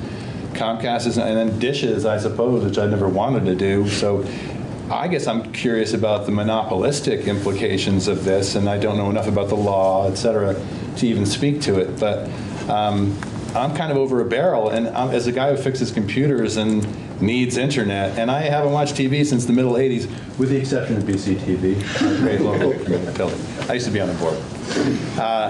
But I have no interest in television, but I am very interested in internet, and as was said earlier by Mike Murwicki and others, like this is it's like a utility. It's something that we all need. You can't not have it in many ways. I mean, I suppose you could, but for most of us trying to run small businesses, you kind of gotta, bad English, but you have to have some form of decent speed internet. I lived in West when it was still dial-up. The second I left, it went to DSL. I was like, what?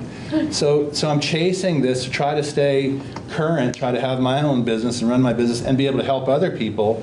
But I'm telling you, as a guy who's been doing this for 2 decades now, I can't think of a time I haven't had a problem dealing with a Comcast modem or a Comcast intervention in some way.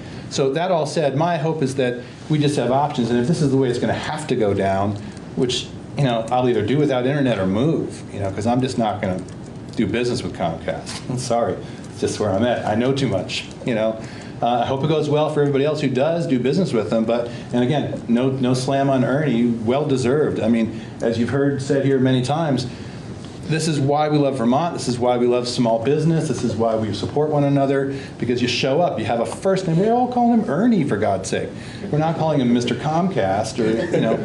So this is why we choose to live here. Let's also acknowledge that as electricity comes, phones come, people grouse about, oh, those damn phones are going to ruin everything. You know, times move on. Vermont is a small 625,000 people. This is what it is. But you also get people coming out like this to talk about this. It's important. It matters. It not only matters to us as individuals, but we're concerned about our neighbors. We're concerned about how everybody is. And I'm concerned that when a monolithic, monster-sized, multi-billion-dollar corporation comes into the pristine condition of Vermont, you can stand there and talk very eloquently about all kinds of promises and how great it's going to be, and it just isn't ever, you know. So I'm concerned that we're going to get a lot of bait and switch here. So my hope is that we, in this room and others, continue to lean in and press, and as was said, we'll continue to watch and watch and watch, because this is how stuff happens under cover of the night, where sure we're going to be nothing but good to you, and then lo and behold, it's not. So I guess my wish is that we stay vigilant, and that, you know, Ernie gets to retire and do what he wants to do. And that Comcast is held to task like any corporation ought to be. And they have a record of not really being held to task very well. So anyway, I'll leave it at that. Thank you, Mr. West. Next up, I have Bob Meyer.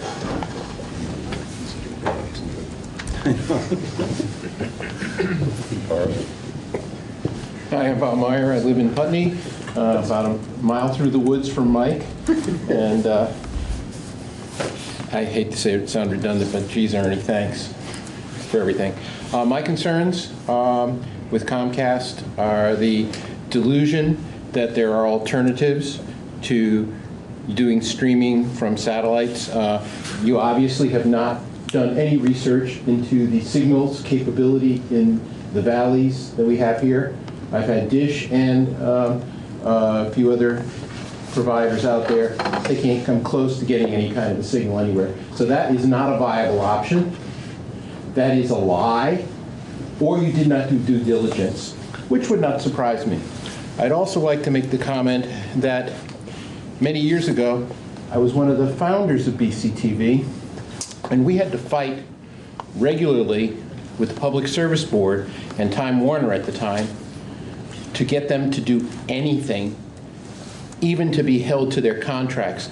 These big conglomerates go along with the public service, the Certificate of Public Good, say we're going to do all this stuff, and then they sue you shortly thereafter, and it's easier for the Public Service Board to go, yeah, okay, you're kind of providing a good service. We're going to let you back out of all the promises that people wanted you to, that agreed to give you that power to have this monopoly.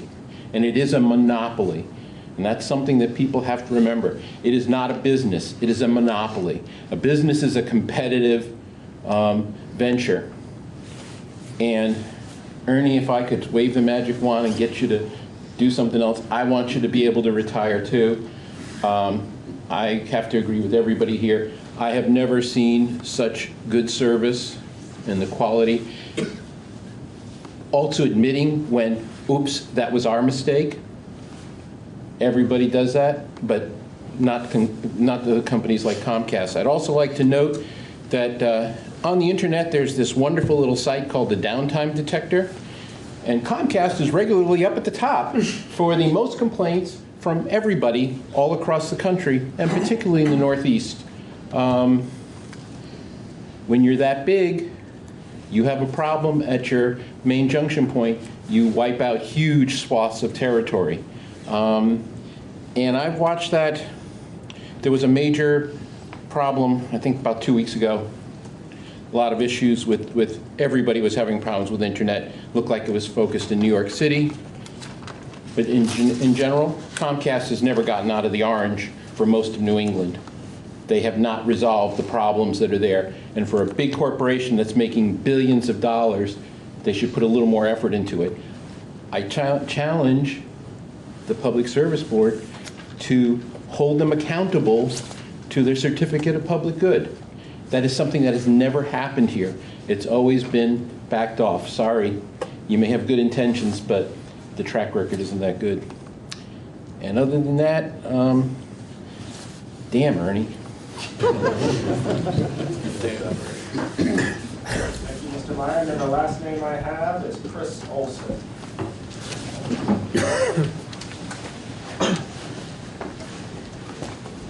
Hi, my name is Chris Olson. I'm a resident of Dummerston. I just want to speak a little bit more in the abstract. We've had a lot of people here, as was mentioned by Steve, that everyone is referring to Ernie by his first name and thanking him for the service. I'm also a very satisfied customer.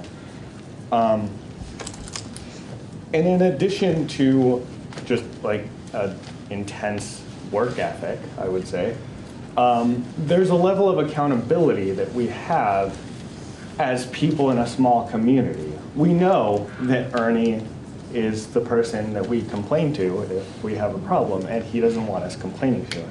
It's a pretty simple formula there. Contrary to the Supreme Court, corporations are not persons. And therefore, they don't have that level of accountability.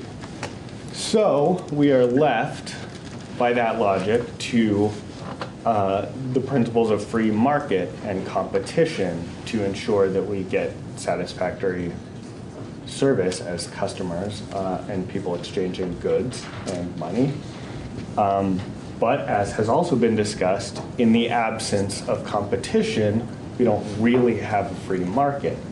And there, again, we have no competition. We have no insurance that anything Comcast says that they will actually be held to, because what else are we going to do?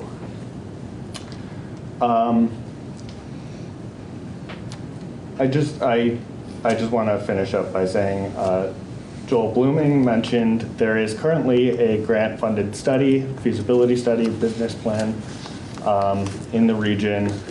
Talk to your town clerk, find out who the town lead is. We are Vermonters. We can build this ourselves. Ernie did it. Let's figure it out. Thank you.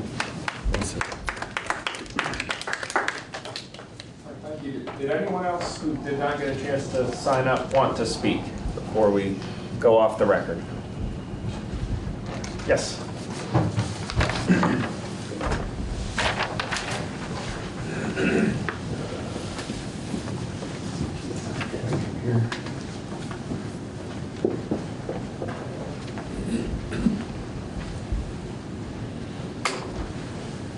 Good evening. My name is Lawrence O'Neill. I'm a recent convert to the School of Ernie.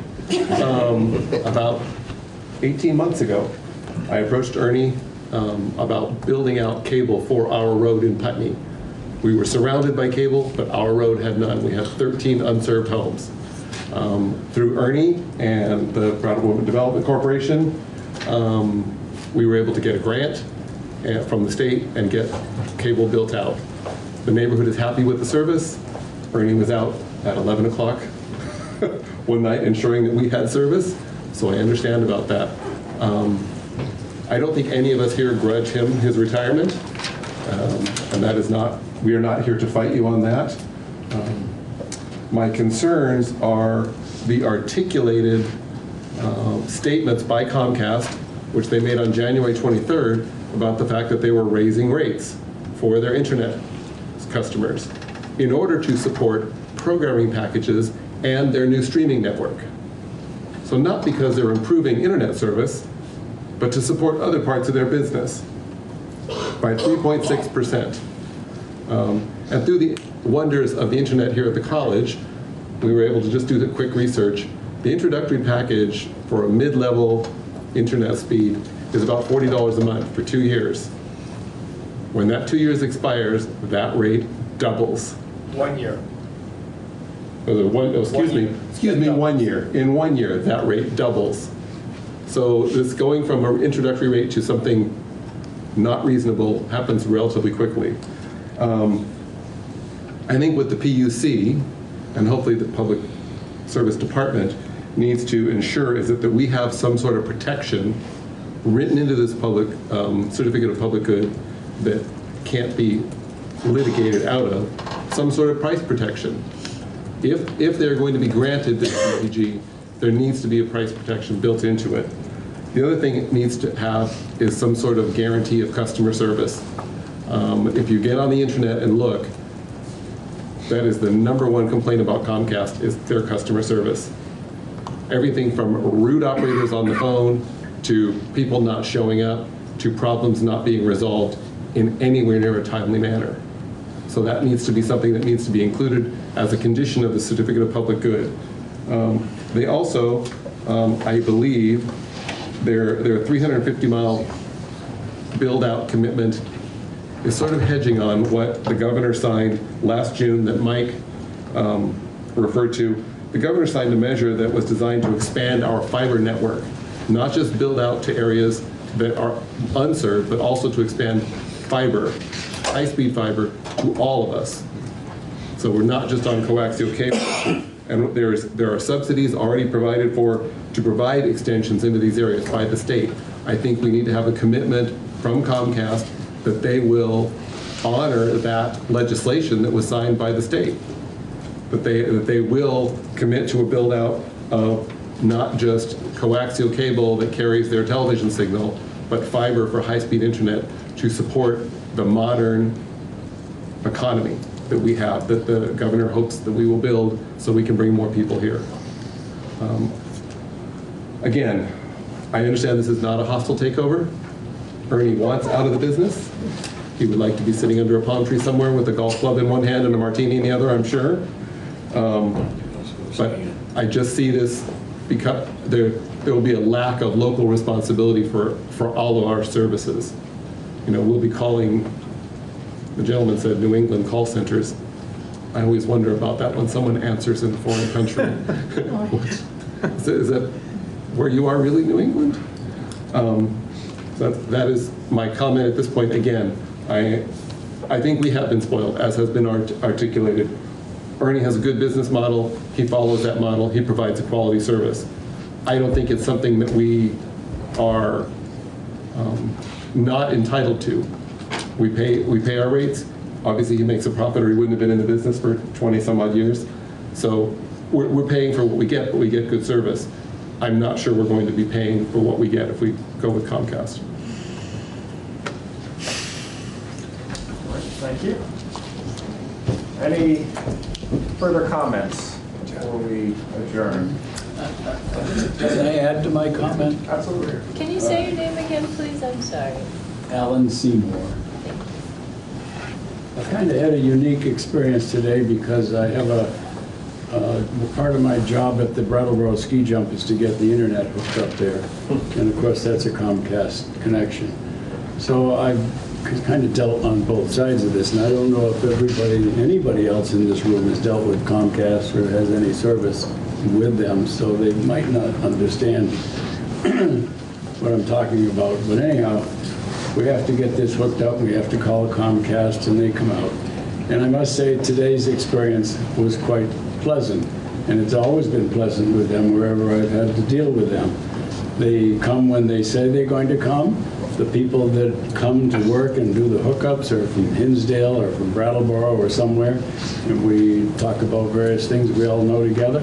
It seemed like I was talking with Ernie's crew, the same things. So I don't know that Comcast in Brattleboro is quite the big ogre that everybody's saying about it. Plus, as I've been harping about rates, their rates are somewhat, and I don't want to say considerably, but they've been somewhat lower than Ernie's rates. And those aren't introductory rates, those are the standard rates. So I'm not sure that they're being represented fairly. That's all I would say. Thank you. Anybody else? Yes, sir. Yeah, just sign in at the sign please. And say your name also. Jay Palmazzani. I've lived here for 3 years, and I've been from central Vermont and moved down here 3 years ago. I've had Comcast up in college, at my home, and like you said, it's never been a big concern. I'm actually all for one to say, I'm happy for that. I just wanted to make that a comment, kind of pigtail off of yours. Thank you. Thank you. Anybody else? Last chance. No takers. Okay, well, thank you everyone for coming out tonight, and we are adjourned.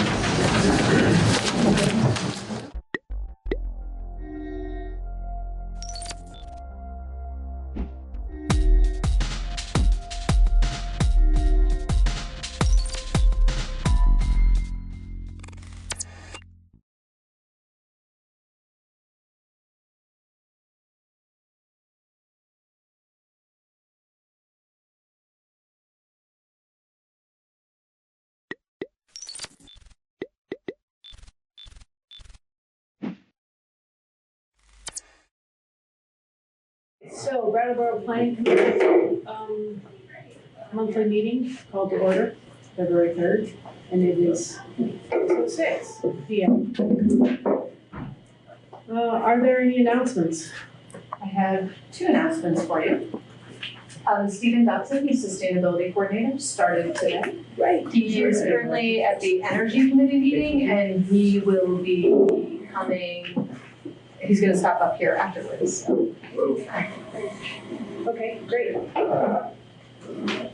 Any other announcements? Oh, I have one more. Sorry. Andrew and I met the Green Mountain Power people out at the substation today, and we got some clarification on a couple of things with that development. So the lighting that they have on site is only in the event of an emergency. So it's not on in the evening. It's just if there was power issues at night and they had to have workers there, then the lighting would be on.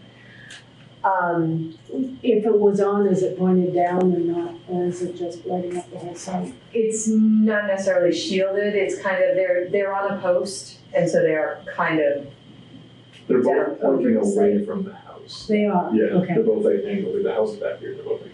But there are a couple of lights that are on the fence, kind of like they have now, that kind of go straight out, but they're down lower. And so it's really only for emergency. Did they speak to the residents about that? I don't know that they spoke to them about. Because I know when they came to the meeting, they had been trying to contact them. They had been the residents, them being Green Mountain County.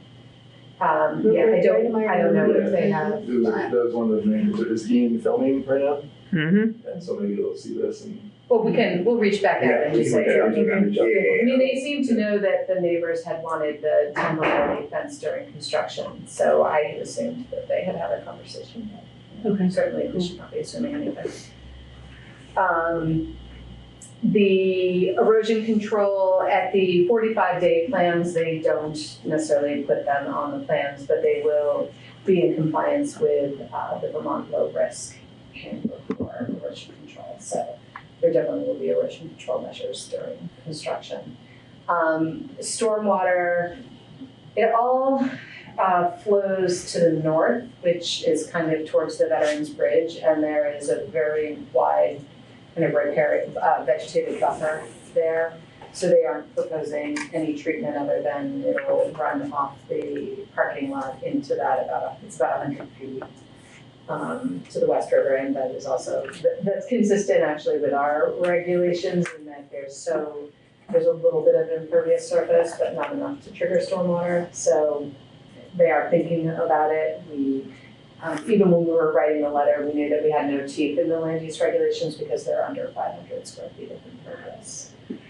The area inside the yard is considered to be pervious because they use this gravel that is, there is kind of a containment berm in case there's any oil releases, and there's this product in there that basically if oil hits it, it kind of, because there's drains out, and so if there is oil in it, it blocks it up so that the oil doesn't release.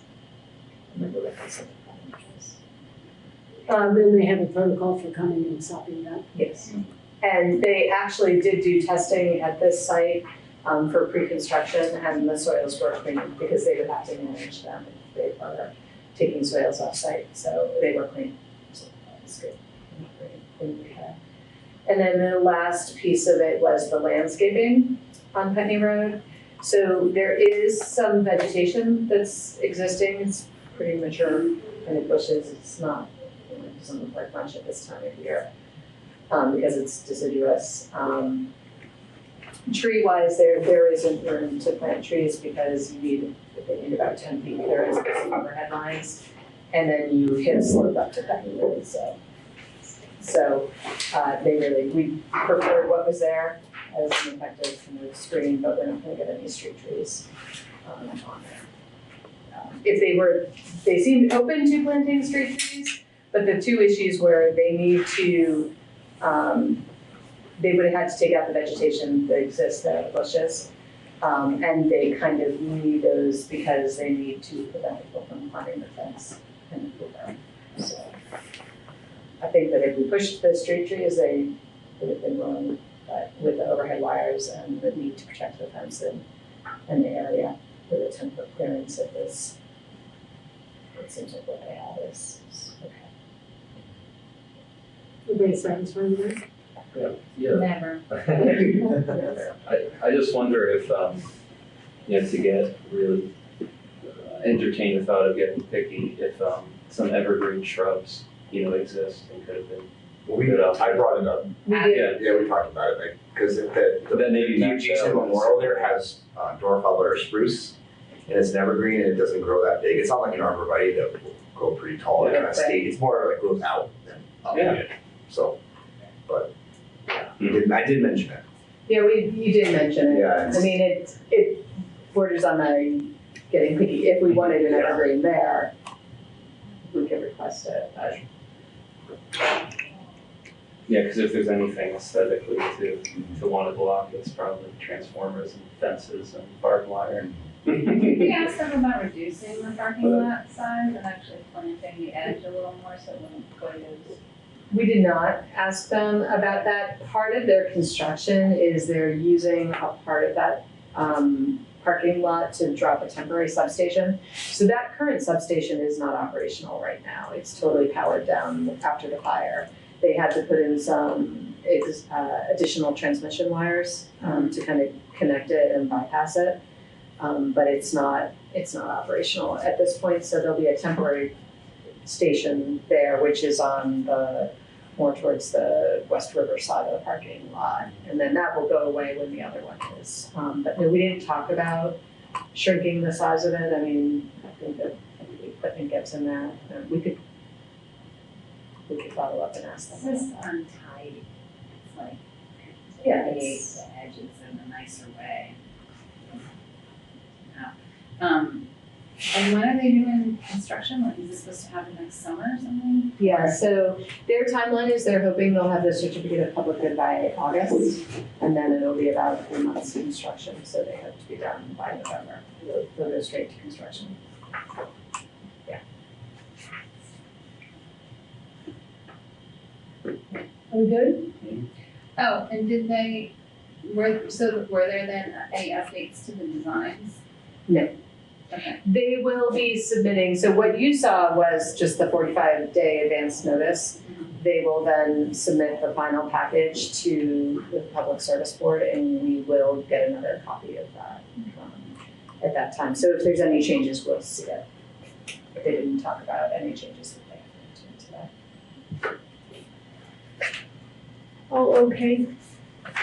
Okay, so we're still on announcements. Is that it? Anybody else got any announcements?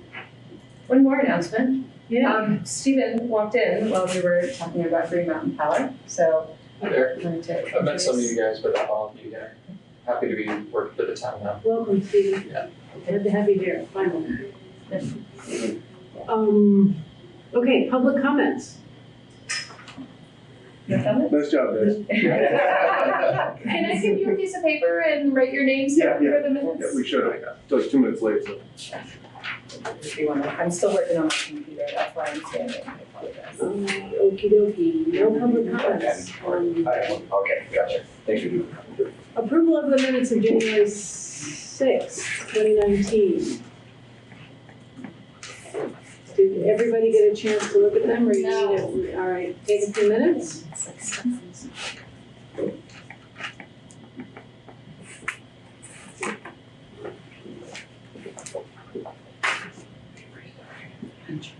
It's not like, it's just. It's obviously.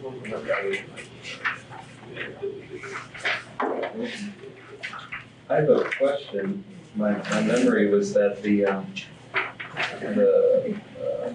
scoping study for the bike Yes. plan on High Street would be from the intersection of High and whatever the other road is where the old gas station or something used to be, but it's actually gonna be from Main Street all the way to exit. The scoping study is gonna be Main Street to exit too. Yeah. Yeah. There's. 1 mile. Yeah. Yeah.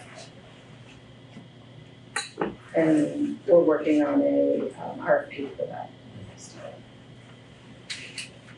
Segue between, segue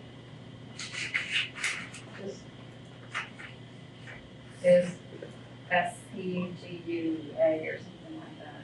That segue is the one you ride on. Is where you ride. That's a trademark. They get like autumn, must be autumn. SEGUE. We'll get to Yeah, that. that's it. And then what is that? SU for the state of the range? SEG. Segue is like the connection from one to the other. Or I could use it. That's a mile too. Segment. So, yeah. Oh, okay. Yes.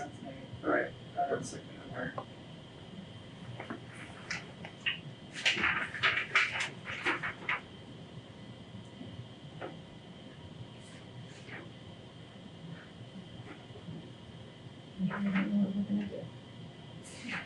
Are we good? Yep. So is there a motion to approve?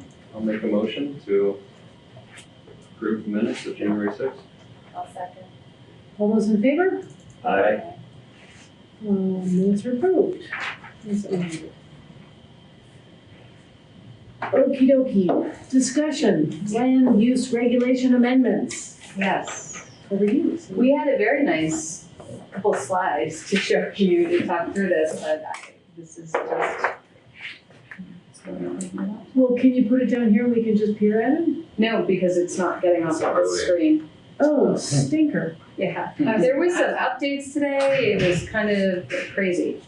A little bit crazy, we put some software on it, so I don't know if I totally. Oh, that's it, so it's on a Crashed little the vacation. computer. It's got too much stuff in it. So we can do this the best we can. Okay. Walking through it. It's fun. You want to skip to after go back? Well, that's the Hinsdale Bridge side. It's up to you, I don't know that that's gonna kind of resolve itself, to be honest. We can soldier on without it. No? Oh, for the noise. What we do, we can always send it out if you guys want to see that PowerPoint. And you have the notes, so that'll Yeah. help. Yes. Oh, yeah, that would be great. They're not the full detail, but at least it's a nice guideline. So what we wanted to do was kind of go back to kind of the basics, which some of you might be more familiar with than others. And we just had a couple of graphic representations to let you know where our zoning came from and kind of what everybody had decided on at the time. So do you want to go through your slide, Sure. through it, or I'd love to. start with that? So we did kind of get to the basics of what zoning is. I'm pretty sure you guys all understand what zoning is, but just to kind of rehash at its core, it's just the dividing up of land, obviously, into different uses. And then the regulations and laws that regulate land use and structures that can be built upon that land. And zoning is a regulatory tool to implement the town plan or any plan. That's a tool to promote what that plan is. What is the plan? And then going to, I guess, the purpose of zoning, one of the things is to protect negative impact on adjacent land uses, and then provide for orderly development. I think are the two really kind of at the heart of that. So And I giving think that. the first part, kind of protecting the properties, it's really down to health, safety, and welfare. So if you think back to its origins, it was big industrial plants, popping up in neighborhoods where people were living. So there's, pollution and other things that were of concern, or it was big buildings crowding out the light on other buildings. So it's really, its origins were health safety. The big case that upheld it was Euclid versus Ambler. One of the bigger land use law cases. So that, It's like the 19th. zoning is a police power that the municipality can use.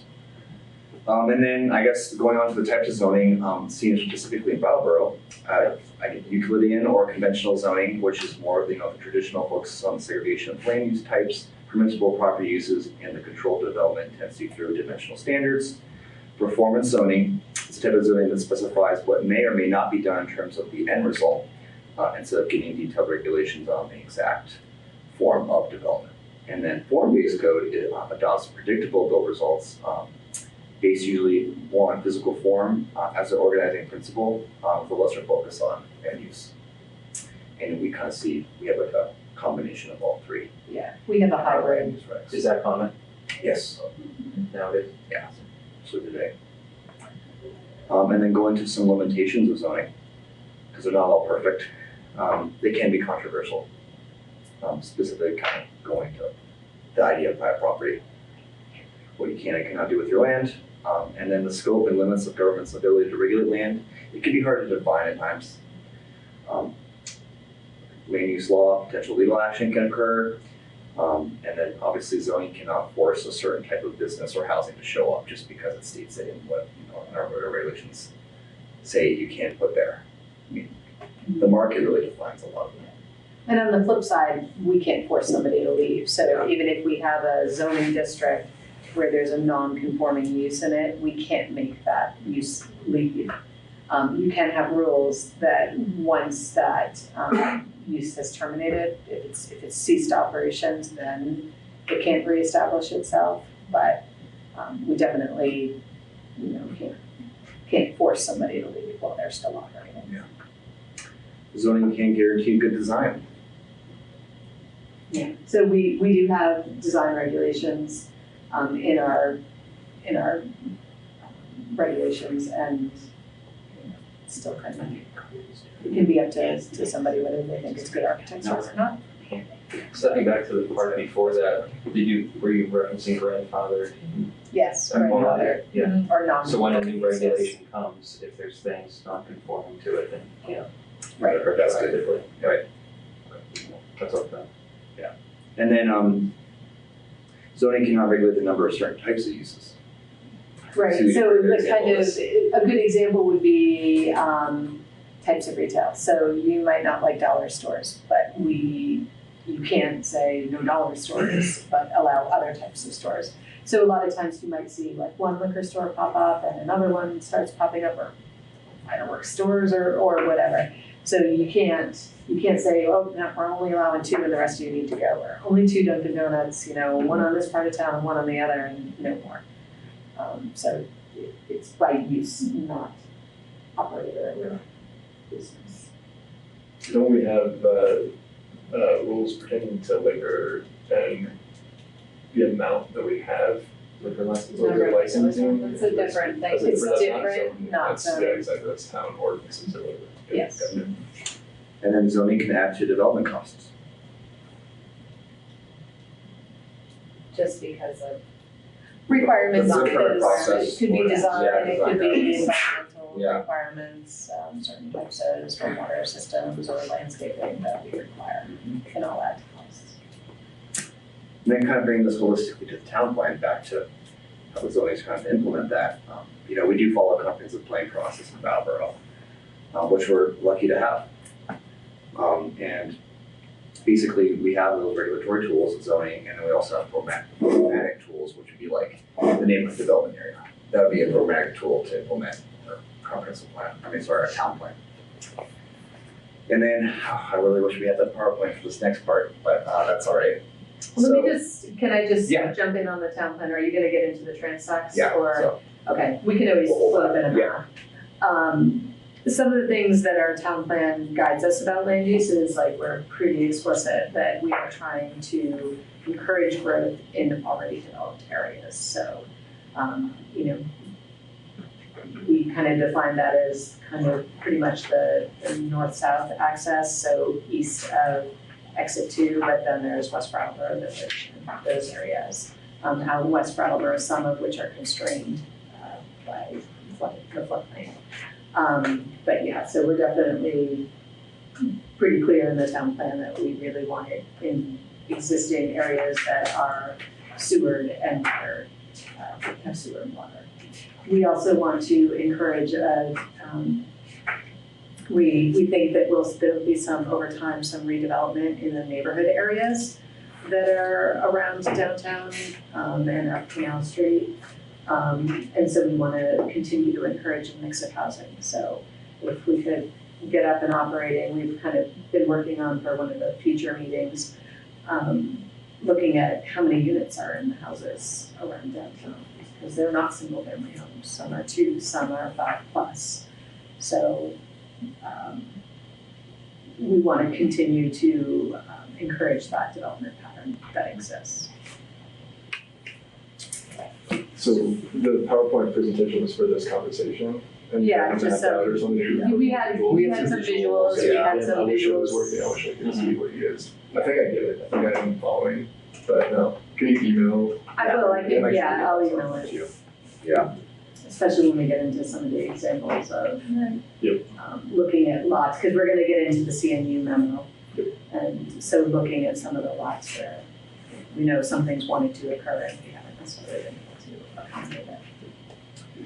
So I guess looking at, Brattleboro at a like transect level, so there's something called transect planning, which actually stems from the Congress of New Urbanism.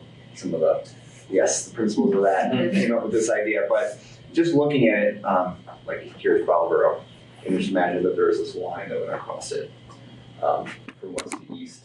So you would have what would say rural or natural landscapes going to more of the working lands like agriculture, to more of the suburban pattern. This, cul-de-sac development, Stockwell Drive, some of those, I think 1980s, maybe late 70s development. And then kind of moving towards 91, you get more to the urban center areas to our downtown, which would be the urban core, the most density. I would also say Putney Road is suburban as well. Here. And then obviously so somewhat urban south of downtown. So that would be the transect scene in Brattleboro. But the whole idea is that you kind of move across that continuum. And the idea of, protecting the natural landscapes. And then you can still preserve that compact walkable pattern of the growth area, which would be the downtown and as they call it, urban south. Which I think in a way is kind of corresponds to like our neighborhood center, and that we have that's at exit 1 and then right off Putney Road. So there's some similarities, but it's just another type of planning and concept. And it kind of works. I mean, when we were doing the zoning districts, we weren't necessarily thinking about doing it as a transect. But we were aware of the development pattern that, Canal Street development happened in the 1960s. It's kind of the 1960s commercial development, where Putney Road was the 1980s commercial development. And so we were thinking about the needs of each of those areas, and like Putney Road, which we have zoned as the service center, we're like, okay, that's the bigger buildings, it's primarily commercial, but we really want to make that, infill it with residential development. So there's certain rules for out there. Well, I was going to say, and I think the future land use map, which is right here, kind of also dictates that as well. Dictates or portrays? Or portrays of, where, the darker purples are more, dense, and then you can see how it transitions out. So, because what did you guys call this? Transect. It's a transect. Transect. How do you say it? Transect. Transect. Yeah. It's just to encourage development in already developed areas. Well, that's what we laid out in the town plan, is we really wanted to encourage development or redevelopment. So infill development or redevelop the existing properties.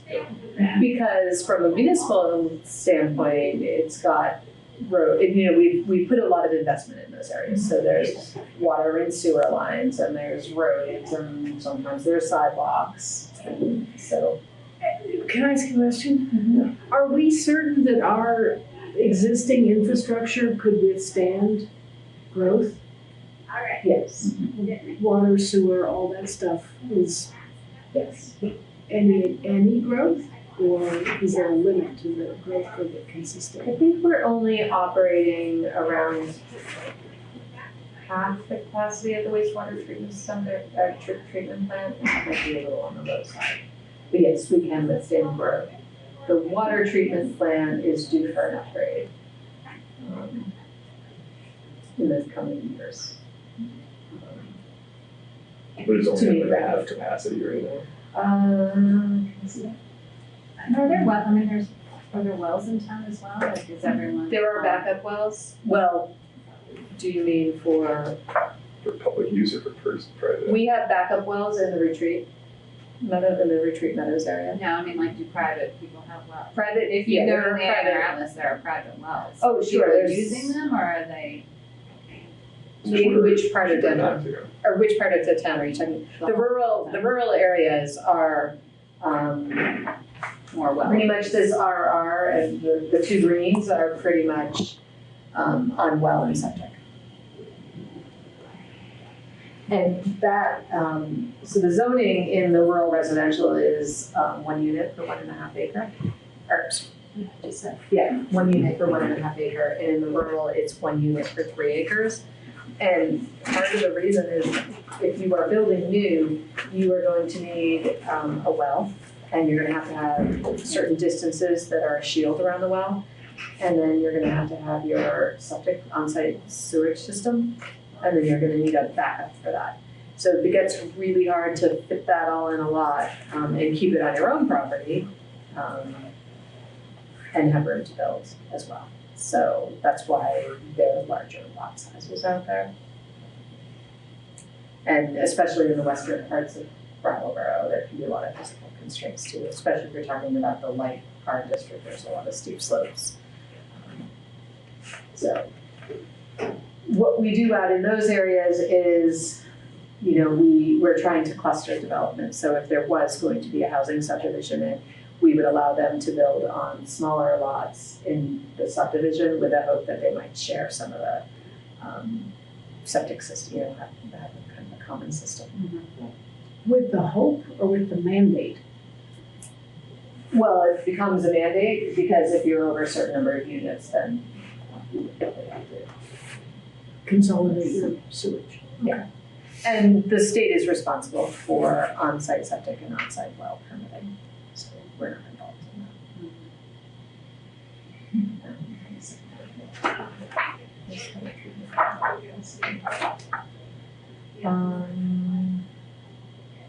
So in 2018, the wastewater was at 50% capacity, and now it could depend on what kind of load they're taking, like breweries and that kind of thing have different needs that they might need to balance out. And then the water supply has 3 backup wells. It's actually, it's got a capacity to process 3 million gallons per day, and on average, it's at 1.2 to 1.3 million gallons per day, so there's capacity. So why is there such a dire need to upgrade the water treatment plant then? Federal regulations. Okay.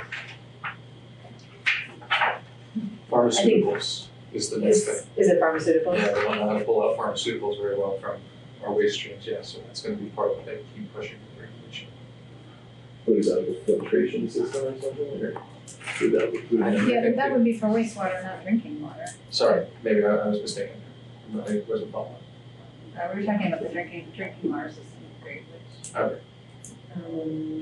As a condition of a state permit to operate a water treatment facility, the facility must be evaluated every 20 years. let's see, it says that upgrades must be done to the filters and the aluminum sludge lagoons. So, I think it's state and federal. Do we get in, do you know, given this drinking water upgrade that's coming, there'll be like some public tours or something, or? I don't know. I will share that information. I mean, I think we're still a couple of years. Yeah. For sure.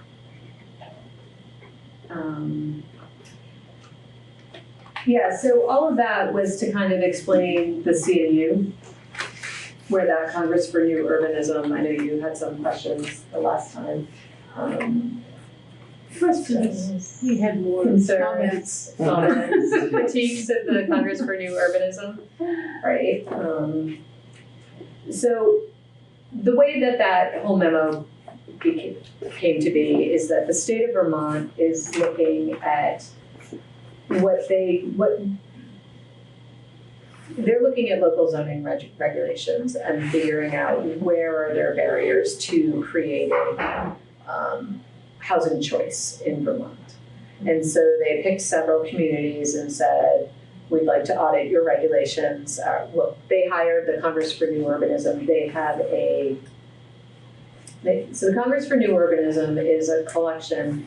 It was started by 3 planners, and they've been architects, with the goals of creating walkable communities, having more equitable housing choices, and creating mixed uses. And what was the other one? I'm not sure where it started, but now it's kind of climate change. They're trying to plan around climate change. And so that was kind of what they were looking at. They are very much design oriented, so they're kind of the form-based code. The Congress for New Urbanism is a collection of engineers and architects and landscape architects and planners and whatnot, who are involved. So they were hired by the state to kind of take a look at land use regulations and even state planning policy as to what are the barriers to creating housing choice. And by the state, what agency? It's the Department of Housing and Community Development. And so I was contacted by staff there. They knew that we had done our land use regulations in 2015, and they said, hey, would you like us to look at them? And I said, that'd be great, because we were talking about some changes, and we knew that housing has been a concern of the select board, and Brian and I were aware of tweaks that we wanted to make, things that weren't working, because we would see projects come in the office and really couldn't. We thought they were good projects, but there was a barrier in the land use regulations. So that's where this memo came from. I went up, I did a presentation on our regulations and what I thought were some of the barriers, and then they had one of their fellows who kind of spent a little bit longer with the regulations and wrote this memo. Some of the criticism of the Congress for New Urbanism is that if you use the New Urbanist principles as like a marketing tool, that you could actually be creating like new neighborhoods that are detracting from what you already have. That's not like we're kind of the way Andrew and I look at using their principles. It's kind of it is the walkable neighborhoods. It's kind of focusing on the public space, wanting to create a mix of uses. I'm thinking of an area in. Come on up, Jessica. Come on in.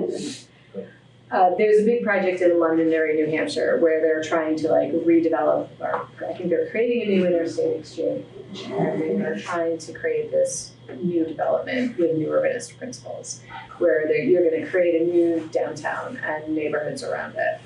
That's not what we're trying to do. We're trying to take the principles and figure out how can we create that infill housing for more choice and make it walkable and reinvest in our developed areas. So can you define housing choice? Like what is that? Is there a definition for that, or is that just we work it out by knowing what housing is and knowing what choice is? Well, or do they mean something specific when they? No, I think that's my term that I'm using. Oh, okay. A mix of housing types, so, multi-unit housing, rather than just single family, which we already allow, but, accessory dwelling units, anything that, might meet, if we use the word, that's probably gonna raise some hackles, but might meet market demand. So our zoning regulations right now, because we say, you have to have a footprint of this size for the building and you can only get, 12 dwelling units per acre on it. We're saying, we're kind of dictating what a builder can build and what their market is, because all of a sudden that in itself can raise housing costs. Where we know we live in a community where there are a lot of single person households. So, say you have a 12,000 square foot building and you're getting 6 apartments out of it, so you're pretty much looking at 2,000 square feet. This is just hypothetical. Obviously, most apartments are not that big. But we're saying at 12,000 square feet, you're only getting 6 apartments. So that cost is going to be spread among the 6 units because they want to maximize what they can get to help bring down the building costs. Whereas if we said, okay, we're not going to put a cap on the density, or we're not going to say what the building footprint is, we're kind of letting, in my mind, we're letting the market say, okay, well, this is Brattleboro, like we need single bedrooms or we need studios, so maybe we can fit more in it than these larger apartments. Am I explaining that well? Yeah, no, you are. I mean, I guess the general term housing choice makes me think, somebody could choose to have a big old house on a big old lot. And that wouldn't necessarily go to our desire, right? So when we're talking about housing choice, we're actually talking about more units on less space. That's what we want the choice to be. Well, we're at least allowing it, we're not mandating. Diversity of options, so that it's not all one kind, it's like you can. And the demand would, if there's demand like you described, then it would veer it more towards small studios than a big old house on a big old lot. Even though It that wouldn't would be prevent, allowed, it wouldn't prevent somebody from building a single family house. Right now we do have a maximum building footprint, so in like the residential neighborhood, the biggest you could build is 4,000. That's a very big house. That's a big, because then it can be 2 stories, that is a big house. But so I had examples. The building on the corner of High and Oak Street that is in the residential neighborhood zoning district, that's the yellow building. I don't know exactly how many pictures of it from Google. My computer is in memory. Was it? Yeah. Interesting. Really cool. Really? Andrew, do you recall what the building footprint on that was? It was over 4,000. It was over 4,000. 4,400. You're on Google Earth. One that's a school now? No, it's across the street from the school. Yellow, It's a northeast yellow corner. apartment. Oh, it's a house. apartment, yeah. Another example, That one, that tree's in the way. yeah, that, Right. right there.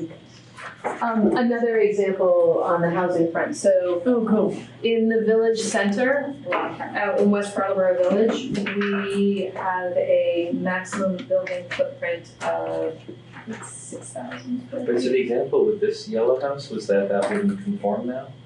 Right. No. You couldn't build that because the footprint is bigger, and also it has lots of units in it. So I feel like that is about a 1/4 acre, is that what we figured out? Wow. So Probably 12 units in there or Yeah. something? Probably something like that. So under our density regulations, you could get about 3 units in that. Wow. Really? Yeah. Mm-hmm. Wow. Yeah, so When was that built? I don't know. But Yeah, before zoning. 1910. Oh, yeah, before that. Well, and Well, but when was it considered to have all those units? Yeah. After that. yeah, Well, I guess the question to ask is if that seems to be working well, then we shouldn't disallow it. But if it's Right. not working well, I haven't heard any complaints. I think that it's under good management, and so the parking issues are resolved, but at the same time, it's close to downtown, so you could rent that out and conceivably have a permit in the transportation center, or use the high street lot or something like that. I have to ask a question about the choice of larger properties, larger parcels used for single dwelling. Should there be something in there because we want to increase walkability about maximum like road frontage for a parcel like that? So that is something that we could do as well. They didn't pick up on it in the Congress for New Urbanism memo, but what I would say is our frontage requirements are pretty suburban. Like a village center is a 60-foot minimum frontage requirement. You could set a minimum and a maximum, so that somebody who didn't assemble a bunch of lots, tear down, and all this is you could trees protecting my beautiful house. Yeah, because that's not consistent with the development pattern. So we might want to drop what the frontage requirement is to maybe 30 feet, and then set a maximum of 150 or something like that. I've seen that done as well. To prevent that kind of thing. And knocking down. would the choice impact, sorry if you've already gone over this, but like setbacks from property lines, and so that there is room between? So setbacks is another thing that we could tweak. I was gonna show you an example. So one of the things in the Congress for New Urbanism letter is they talk about how you can only have one principal number of buildings per lot. So there's an example out here on Grove Street where it's a lot. DD Grove. It's right back there. We're doing use this as an example. What's the address? 80? It's the second. Yeah, everybody's got computer. It's kind of like an L-shaped lot, so it's got wide frontage, like a reverse wide lot.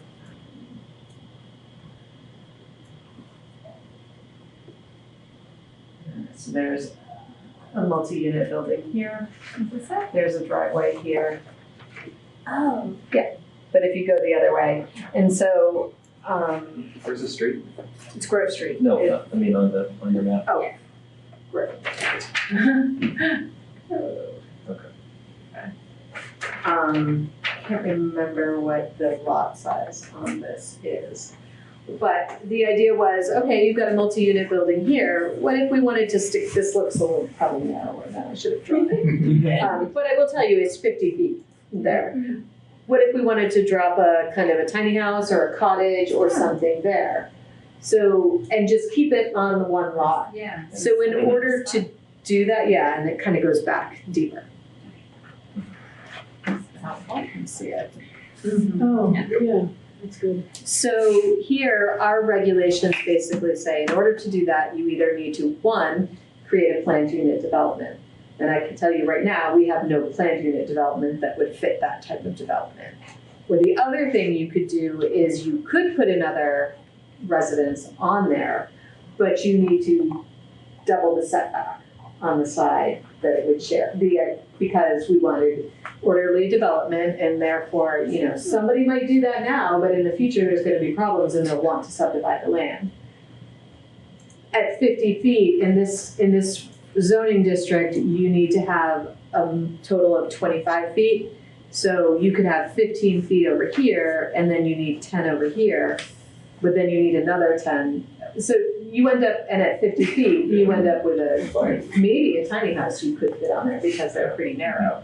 But you're probably not going to get a cottage or, you know, maybe something that's 500 square feet or something. Would it be in our best interest to do away with setbacks? Like how, I mean, it's starting to sound almost as if we'd have to do this on a case-by-case basis, which obviously we can't do. There's a couple of things. I mean, we could look at it, and Andrew has started to do some analysis to figure out what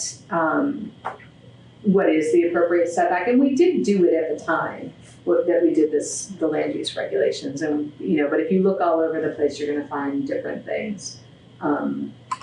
What I think that maybe needs to happen is we've got these dense housing around downtown that is all in one zoning district. So whether you're on Stockwell Drive or whether you're on Grove Street, you have the same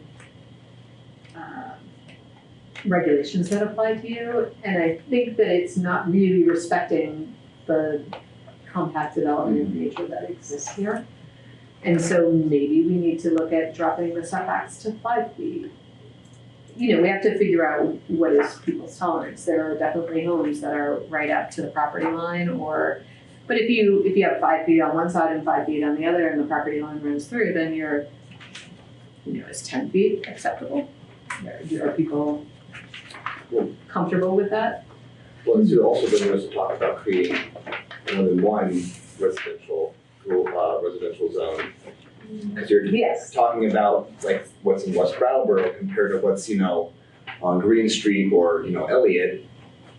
Right, so the yellow is what we're talking about. So we're looking at, and let's leave out this because this is Mountain Home Park and it's a bit different.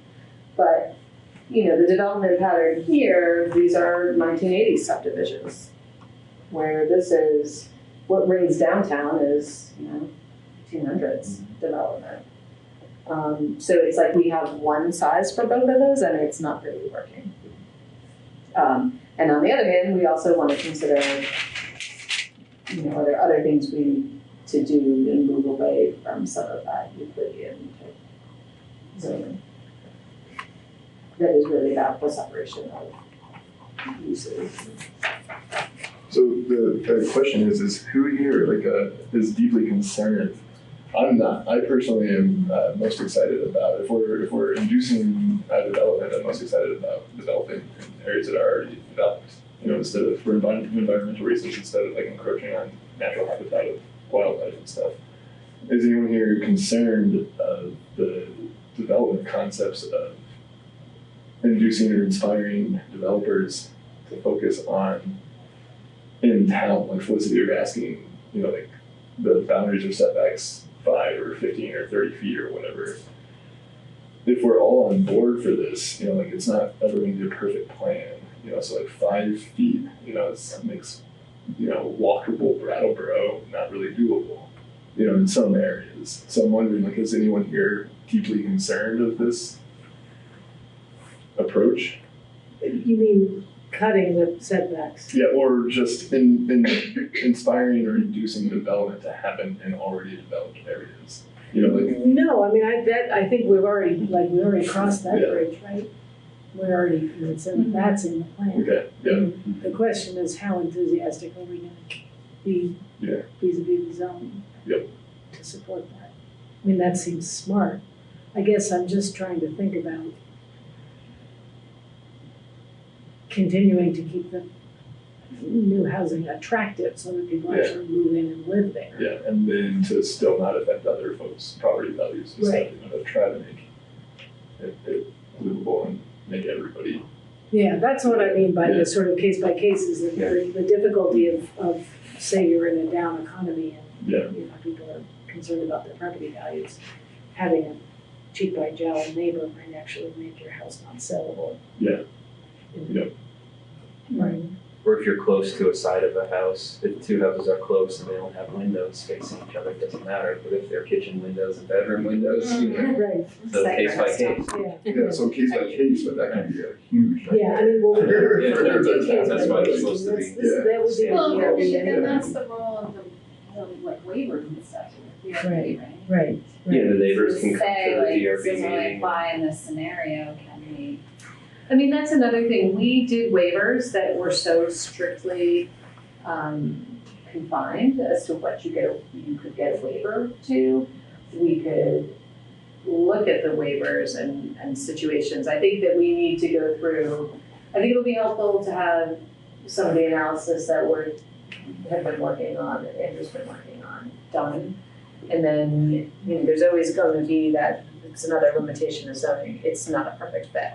So there's always gonna be the one, unique, or more than one unique situation that you don't have a perfect fit for. And so maybe we need to think about what those are and check our waiver criteria to see if it really works. But in the meantime, weren't we thinking about figuring out how we could actually make more consistent the neighborhood so that we would be able to make decisions neighborhood by neighborhood as opposed to having to do case by case? Sort of this area is doing this sorts of things, so we want to encourage them to do more of that. This area is doing this, we want them to do more of that. Right? So does that mean breaking the zoning down? Like, when we went through from the last iteration, we broke it from 12 or something to what we have now, whatever it is. So it would be breaking it to even more like granularity of like zoning districts, or I don't want to get too crazy with the zoning districts. I think that we might want to look at boundaries. I think that we should consider having a second residential type, maybe a more urban residential neighborhood type that deals with the areas that surround downtown. And then I think we need to look at some boundaries. Well, the mixed use boundary is not really. So the mixed use neighborhood, the mixed use became an area where we didn't really know, we were struggling with where things fit in. So these were areas that had a lot of offices, maybe some commercial. They had building sizes that were bigger than other districts. They were a mix, but it really was more about, we kind of got these uses, we're okay with more mix of uses in there. But I think that in some areas our mixed use is pretty limited. We've got one example that is on Elliott Street, where we've been talking to a property owner. Right across the street is the urban center, and then it goes right to residential neighborhood, and then on Flat Street down below is mixed use neighborhood. And there's some churches and offices that extend down Elliott Street. We really drew the urban center to kind of coincide with the block buildings. But I think that's an area that we should probably take a look at again, because there's parts of Canal Street where one side of the street is mixed use and the other side is residential neighborhood, and there's offices on both sides. And so I find with our existing zoning that we really zoned it to preserve the existing pattern, but not really to be thinking about growth.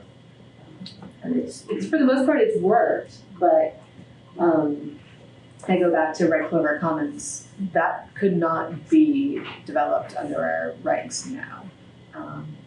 And I think that most people think that that was a good infill project that fits in with the neighborhood. Wilson's Woods is right behind it, but if you're in Wilson's Woods, it's not like you have this large building that's towering over you. We haven't had complaints, I should say. Some people might not feel like that. But if we think, and that's type of apartment building might not be everybody's favorite thing, but it's got 50 units and it's in a great location because the hospital is nearby and there's restaurants and retail and pharmacies. And it's kind of exactly the type of development that we want. And it's had almost no negative impact on the neighborhood too. So when it was first going up, I was definitely deeply concerned, but then I was okay, just be cool, see how it plays out. It's totally fine. Yeah. Totally fine. Except for we need some sort of traffic calming, especially in the morning. I don't want to say traffic calming, I mean some sort of something for the mornings when school is in, so that to get people to slow down, especially when there's old folk walking around. Yeah. So, but that's not a complaint. I'm still excited. I mean, we could look at West Brattleboro Village. There's several properties that right now are not zoned in the village. We've talked about the Melrose Terrace property, and what happens once that floodplain is restored. Actually, some of those buildings come out of the floodplain. So, what is the future of that? Or even some large parcels that are in the residential neighborhood. I think it's in the residential neighborhood, touch the village. What's the future of those properties?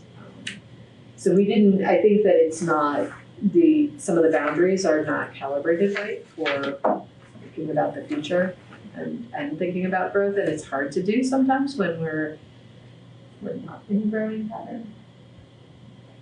But at the same time, by having it so tight, we might be precluding some growth that could happen. Well, and this is what we anticipate. I mean, when we looked at it, we were like, we'll see how it goes for a few years, and then we probably need to go back and like tweak it based on like what comes up, what applications come up.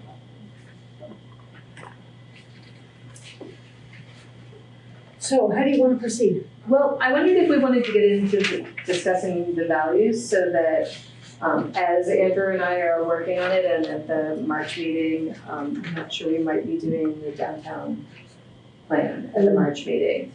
But the next time that we come to talk about it, we know what your values are so that like I heard you talk about, you know, being concerned, how did you phrase it, about impacting other people's properties. Right. Yeah. Yes. I mean, and they're not. Those are not necessarily my values, but I know that they're a concern of some people. So I sent you guys this Just City Index, and I know I sent it like at 3:00 this afternoon. So, but the Just City Lab is at the Harvard Graduate School of Design, and they facilitate. I mean, they basically have a sort of values-based system that they're trying to propagate. So they go around and they highlight programs that operate according to their system of values-based planning. Because the premise of the Just City Lab is that you can use planning to create a more equitable society. But in order to be able to do that, the notion is that you have to establish within your community a set of values against which you then measure all of your choices. And the thing that I sent around, or I sent the direct link to, is their value index, which gives you these very large categories of values and then a whole series of defined other things. I think there's something like 52. Is it 52 or 192? Anyway, there are a lot of them. So the point is that you have to, every community is going to be different what you choose to value and the things you choose to highlight. But once you've done it and established your set of values, then your decision-making process becomes easier because you just measure the decisions against what you've established as your values. So I'm not quite sure how we go about doing that. I was also on my way here thinking, are we like allowed to do that? Or do we need to take our values to the select board and say, you've appointed us, these are what we think our values are you going to let rubber stamp our values so we can go forward? Well, right, and so that was but you know, I hadn't thought about any of that until I was on my way here, and I thought, I don't know that the Planning Commission is entitled to establish its own set of values. When we did the land use regulations, we kind of had some principles, especially we call them principles, especially like when looking at the district boundaries. So I mean, I think it's perfectly fine that you guys lay out the values. I mean, eventually we're going to have to defend the work to the select board, and if they are not on the page with the values and they reject your work, then you know. I mean, we can always do a check-in with them if that would make you feel more comfortable. But I think establishing your own values as we set about the Planning Commission work is fine. I think as a facilitator and manager of us, that I think it's within your purview to do. Yeah, to do to that? help Okay. to help us understand what we're doing. Okay. I think it'd take a lot of the guesswork out. Yeah. For us, so just a. I thought it would also sort of streamline our activities so that we because we do want to plug ahead with this revamping some of the zoning. Can I ask you something, Felicity? Sorry. With these values, getting to these values for us, we're going to involve the public, right? Yeah, of course. Yes, because all right, just wanted to well, just when we're developing them, just to make sure that this is a public process. Right. I mean, and I would I don't think it has to be like a completely publicly vetted thing. I mean, that could be a process, that could be a different one. I mean, if it's talking about the Just City, I feel like we can't do this without engaging the public. That's me, coming from my, planner's advocacy hat, so. Right, because if a Just City does include the public. You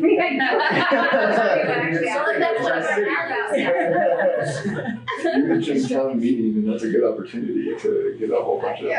I don't think town meeting. We're gonna be I don't Just think City. that's, I think if we're gonna do this, I think not at Rec Town meeting. We just got a ton of this sort of relevant information out of the downtown, out of the. Downtown. Yeah, downtown Survey. design, the design plan, we just. Oh, yeah, Some right. information out of that. Right. Only out of 500 participants, like obviously that's a lot less than 12,000. But if we could get a little bit more, but we do have some of that information already. Yeah, and not start targeting them.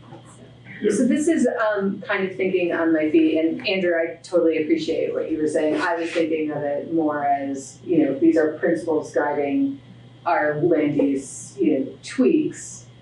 When you and I are working on stuff, we can run it through this and be able to, use that lens for the planning commission. If we are talking, and I haven't read enough about it, I know you have some familiarity with it. If we're talking about it, establishing it for, for the community, then that is different. That's a different process. But there might be some room as we talk about like what Stephen's role as sustainability coordinator is, and maybe we can take a look at this and see how maybe we take it to the broader community.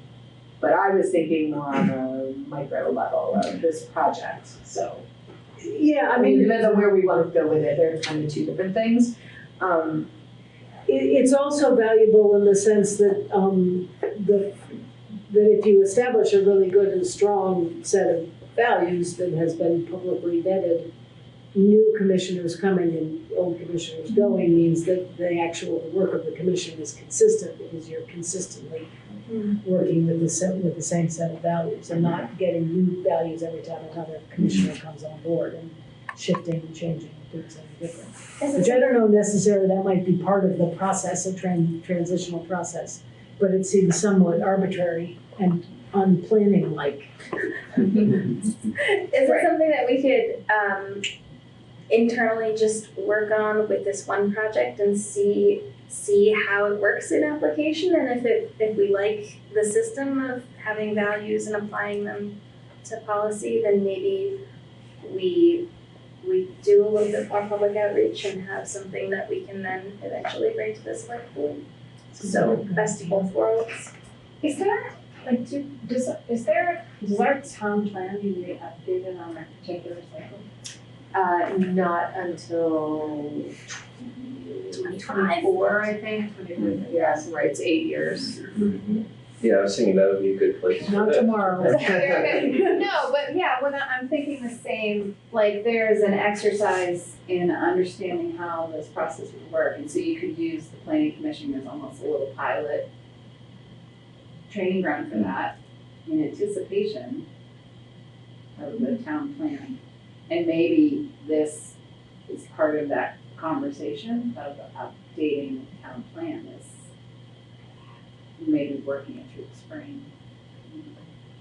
I think we can probably do a hybrid to where we do have a public meeting, a planning commission meeting, and invite people to the table, and then so at least have some sort of public process early on. And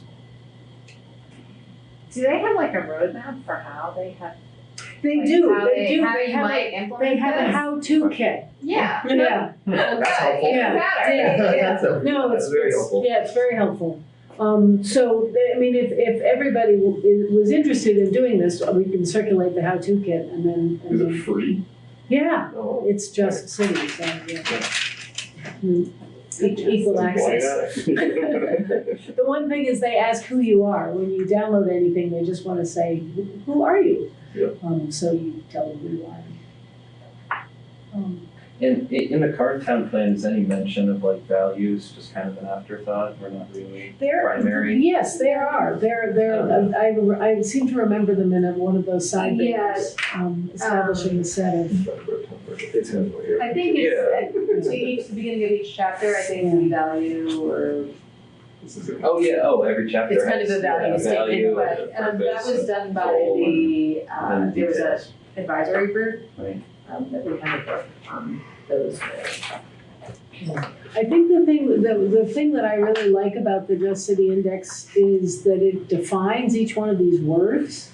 So because as the example of how housing choice demonstrates, depending on who you are, you can define some of these words in very different ways. Whereas this, if you establish equity as one of your values, then you have a definition that goes with that equity, and so that's what you mean when you say it. And if somebody asks you, you can tell them.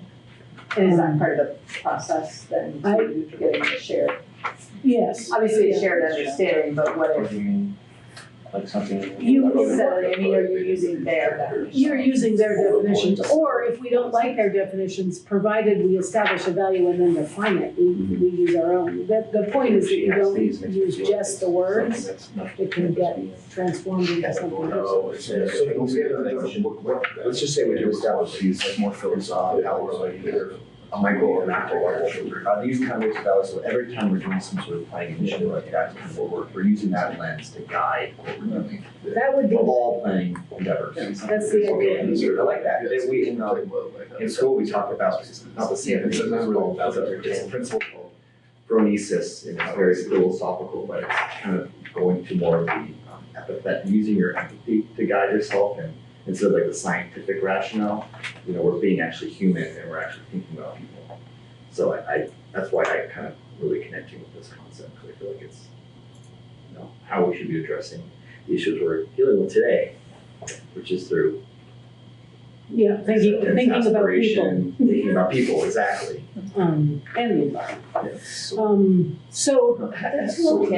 Yeah. It has like a rollout plan and I have engagement plan. Do you wanna at the next meeting, So is the work already done? share with us what you've learned about Sure. rollout and Yeah. deadlines, and maybe if you guys talk between now and then about who might do that work.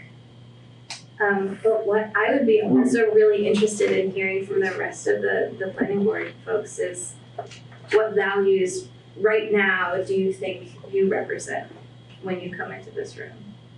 Oh, based on like looking at their Like just options? which ones are you like most often like I'm no. And then there's there's so many. But like in and of itself, like would help just as we're making some of the decisions about the zoning. So like right now? No, not right now, but I agree, at a meeting. But it would be nice just for us to do that little bit of homework between now and then. Very team building exercise. Team, And there are Tom's finding some redundancies. There's a lot of.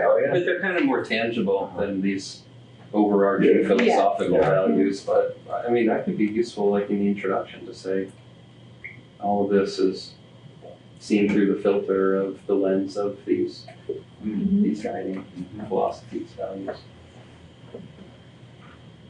Why wouldn't you just want all these? I know, it's just gonna. There's value that? That's in weird. the show that I went to in New York that I was going to report back to you guys on like 6 months ago. It was 4 different projects that had been done by 4 different collaborative teams, and they for each project they established 9 of the values. And then they showed you. So they had one, and then they said, and so this is what we did. They're short, like 2.5 minute. No, I think they're 5-minute videos on the website. You can go and look. And so if you go and do that, if you don't mind doing a little homework, you get the sense of the relationship between establishing the value and then following through with the particular kind of plan design. So that was that project based? It was they project based. established them at the beginning of the project. Yes. Okay. Um, So I'm just thinking, okay, the toolkit will say your project is updating the zoning, it's not gonna be that specific, but we know our project is updating the zoning regulations. So we're gonna establish these values for this project. Right. As opposed to for all planning projects, because it could change. It could. Yeah, I mean, it could certainly change. And I think the idea of instead of, I mean, because you can imagine the process that if you have 52 values that you have to, every decision has to be filtered through 52 values, you'll never make a decision. So for each project, you say these are the most important things. So taking the example of the setbacks, if you've decided the most important thing is property values, that's going to change the decision you make on the setbacks. Whereas if you decided that your value is housing equity, and you need more housing units per square feet, then you're going to reduce your setbacks. Yeah. Yeah. So like taking like 3 values per situation. I like that. I mean, I think it was, I think it was 9. And it made it made a lot of sense. And of course, if you look at the list, none of these are sort of exploit and, rich get richer. I mean,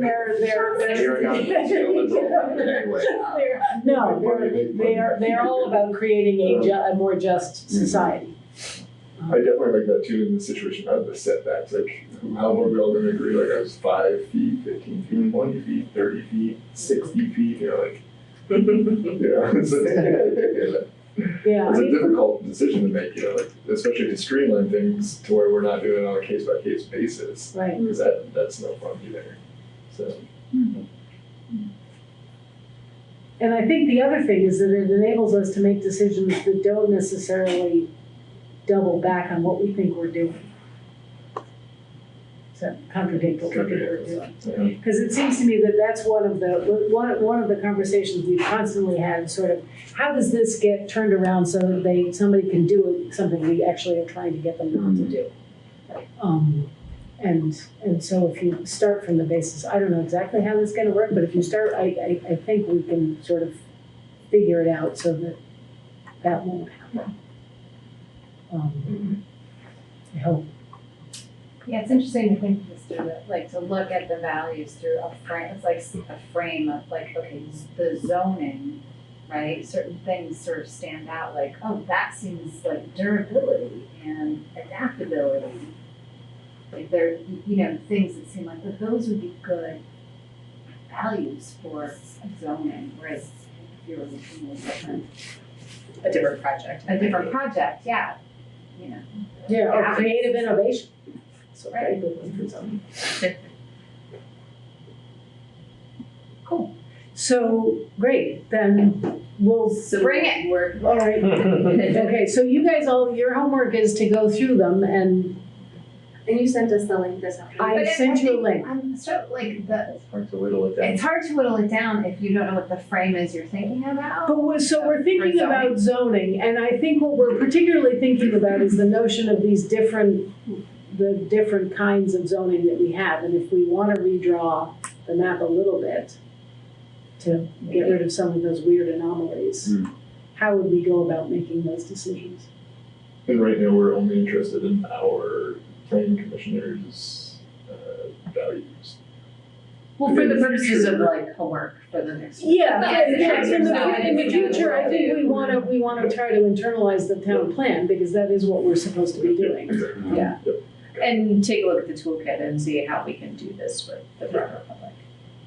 Could you email? You mentioned a video or something you saw. Yeah, I'm pretty sure it's. I will send you the direct links. All of it is on the Just City Lab website, but I can send you the direct links to those websites. Especially if there's inspirational video. I want to see what you're seeing.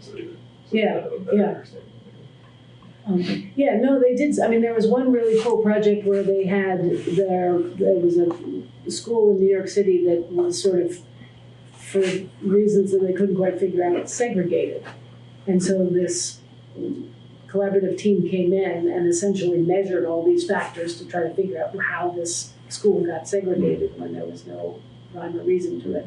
And they figured it all out, and then they replanned it so that they transformed it and desegregated the school just through planning. Wahoo. And are the workshops free? I don't think so, but maybe. Maybe they are. I was also thinking that, we're getting all this money to do this, that, and the other thing. Maybe we could get a little thing to get them to come here and do a training for us. I was wondering about that smart, I wonder if we could use that small grant that I had sent you. Oh, yeah. I wonder Yeah. I wonder, I think it's up to 1,200. Be worth taking a look at. Yeah. See if that might be a project we could get a mini grant for. And there's also the thing that I'm not going to remember because I can never remember words. This rural, developing rural communities. It's this federal thing. We were talking about earlier about the USDA. No. Are you thinking of the acronym or the? Here it is. It's the rural development hubs. Rural development hubs, this sort of notion that the federal government has that in fact we're not paying enough attention to the rural, and so that there is more money to support rural communities in developing. Because the movement, everybody says the current movement is people are going to cities. Mm-hmm. But in fact, there's lots of development and exciting things that are happening in rural areas. And so there's a need to strengthen these rural areas and prepare them for the development and don't keep focusing on the cities. So maybe there's some money through that. This was something that was the Aspen Institute. Okay. Because this is considering Brattleboro, the entirety of Brattleboro rural area. Yeah. Yeah. We're not The talking whole about, state of Vermont is a rural Yeah, area as exactly. far as the federal government is concerned. Except the Burlington. Really? Oh, yeah, Burlington is. Yeah, Chittenden County, and that is. All right, wow, okay, where are we at? Okay, so I'll look at the toolkit. You guys pick up on your values. Clean up your business soul searching. And do some soul searching, and then we'll Workshop and dust up your values. do a game plan for revising the zone. Yeah. Cool. That sounds good. Alrighty, we're on to new Hinsdale-Brattleboro Bridge. Yes, so, I'm sitting on a steering committee with representatives from Hinsdale and Brattleboro that we've had, to kind of oversee the new bridge. There's going to be 2 overlooks as you cross the bridge, one over the channel that's closest to Hinsdale and one over the channel that's closer to Brattleboro. So you've got the island in between. You're talking about the new bridge, or you're talking about the existing? The new bridge. They both face north? Both the overlooks will face north. Correct. So we've been talking about having interpretive signage in those overlook areas with the idea that Hinsdale will choose the topic of one of them and Brattleboro will choose the other. And so they're so Hinsdale, it's my understanding that they are looking at doing an interpretive panel on the history of the island. So kind of the cultural, social role of the island as fairgrounds and ballpark and all that stuff. Dance hall, yeah. Things like that. And so Brattleboro has been asked to weigh in on what the other interpretive panel might be. And of course, I don't feel comfortable making that decision alone, so we kind of wanted to vet some ideas with the planning commission. And I do have I have a thought of kind of where I think it should probably go, but what you all have to say. The Connecticut River Joint Commission, Montastic Subcommittee, just looking for the letter, but I'm not seeing it, reviewed the wetlands permit for the, wetlands impacts. And so one of the things, we submitted comments on that, but one of the things we actually suggested was that one of the interpretive, and I didn't know how many there were, but that some of the interpretive panels would actually talk about the wetlands, riverine wetlands, as you're looking at in the bridge. Well, My idea is somewhat in that area. I mean, interpretive panels, I don't know if we're gonna be the ones to actually figure out what the art is, or like the town of Brattleboro, I should say, and what the message will be. My thought was, because Hinsdale was kind of focusing on social kind of aspects and kind of a human impact on the island, I was actually thinking something more in the natural landscape. So whether I took it to Wantasticate and was able to kind of make the Abenaki connection, or it's just something on the Connecticut River watershed, or so I was thinking it's kind of a Species of fish in the Connecticut. Well, yeah, because you could talk about migration. Yep. You could talk about Migration. you could talk about the interesting geologic aspect that like actually was two separate Plates, right? plates. so cool. Yeah, and then you could talk about the kind of immediate ecosystem that you're viewing.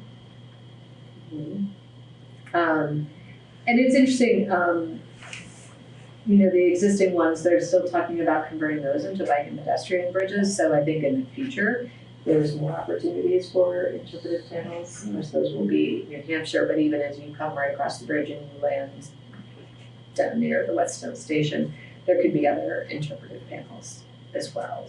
Yeah, it'd be cool to have a history of transportation up and down there. Exactly, that's originally what I thought I had wanted on the Brattleboro side, but then when I knew what Hinsdale was doing, I'm like, maybe we should go. Are they set on that? Nature stuff.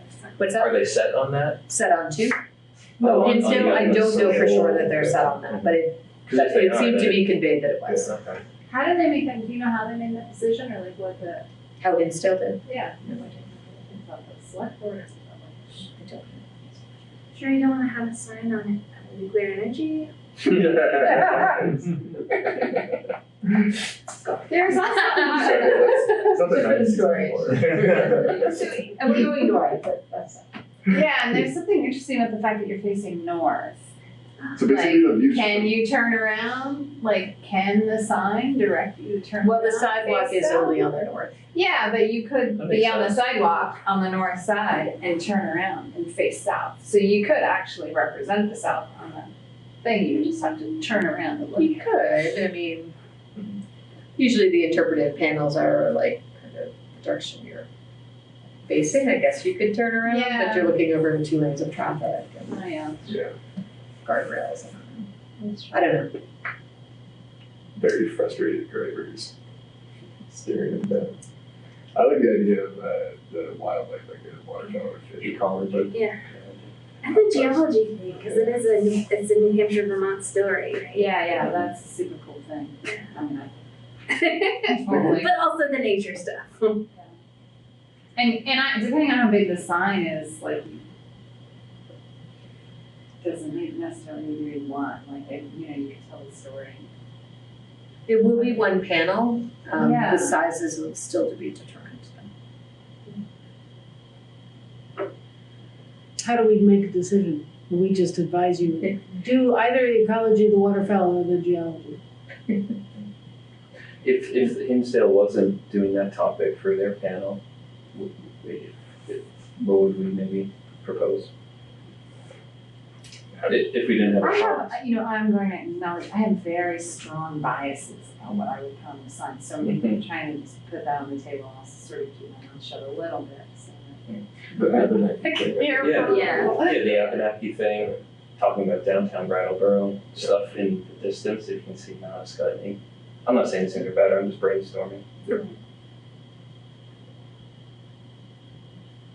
Yeah, I like the idea I was thinking about the Brattleboro, but I think there are other places where we can put some Right. Brattleboro signage and we can do it in a different context. Yeah, people are walking the bridge to see. Yeah. Yeah, Well, there or are- just to get to the shopping across the lake. Oh, no, because that would be on the little bridges, so, on the lower one. So, yeah, if they're crossing that, they're going for the view and. Yeah, no, and I think focusing on either Abenaki history or the fish, that would be my choice. I think going for the nature would be better. Talking about how the island, because haven't the island shifted over time? They're kind of controlled now, but they got deposited and washed away. Well, once a Yeah, I think dam, once where it's they- dam controlled. Oh, once Yeah, again. it's not so Well, much. it's not even an island. compared to what it used to be. What do we tell you guys? Nature, industry. Oh my God, we can. I'm down for whatever, but I love fish.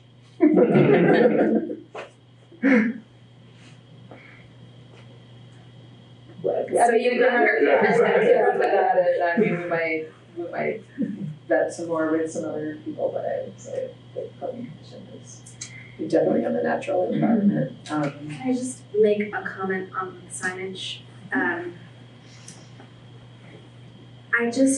I feel very let down by the signage around downtown Brattleboro because it's all different designs, all different colors, all different fonts, all different holy yuppie apparatuses. I don't know how big or visible these are going to be, but if it's a design that sort of can be carried through downtown, or fits with at least one of the choices that's been made downtown, that would be really nice. I would say it will be different than the design choices that exist in downtown. I'm thinking, have you been to like a national park, or it's going to be kind of one of those signs that kind of is angled, so like you're looking at it and it's kind of. So it's not going to be like an obelisk, like the Molly Star. It's not going to be like a Molly Star. It is going to be more of kind of this height, and it's kind of angled, so you read it, so there could be graphics on it. So that kind of signage. The standing panel signs is another one, but that's not the way we like it. So it'll kind of like come off the rail and come down. I think we're following like national park guidelines, size and stuff. How much influence do you have on, I mean, I was thinking that if they're doing a historical interpretation of it, carrying a lot of history, is there, going to be frame in that history? Or is it? For the island? Yeah. I do not believe so. Just the history of the island, or white history of the island? I think it's I will know more in about a week and a half, maybe, about what their plans are. I can call up their community development director too. So I don't know. I could only guess. Yeah. Fun. I'm just reading about one bridge over the Hudson River that has interpretive signs, and their topics were about a school of art there and some 19th century painter. Well, yeah, I prefer that's a our big. topic. That's a big deal. Well, Hudson River School. Yeah, it's Don't let's be knocking any painters out here. Nor any art historians who are currently out of work who need to maybe write signage.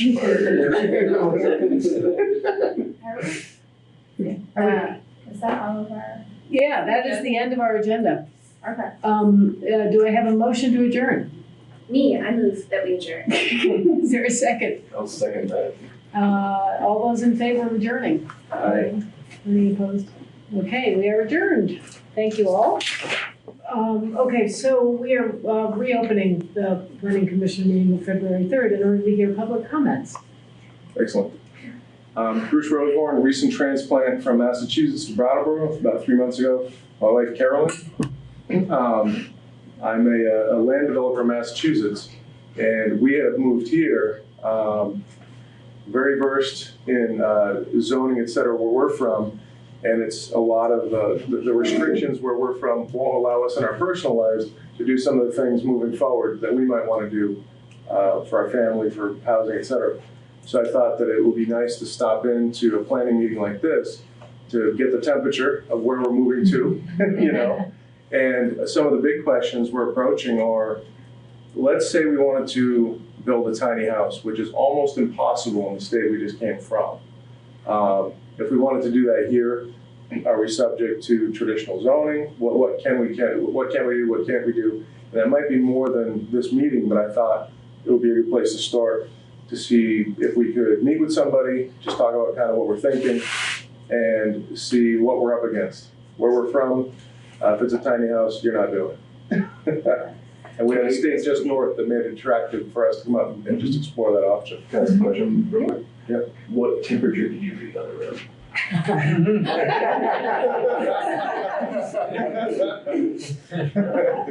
I normally come to planning board meetings with $1,000 an hour guys, just because we're gonna get pushback and we know it. Our time in Vermont so far has been very splendid, and I expect nothing less.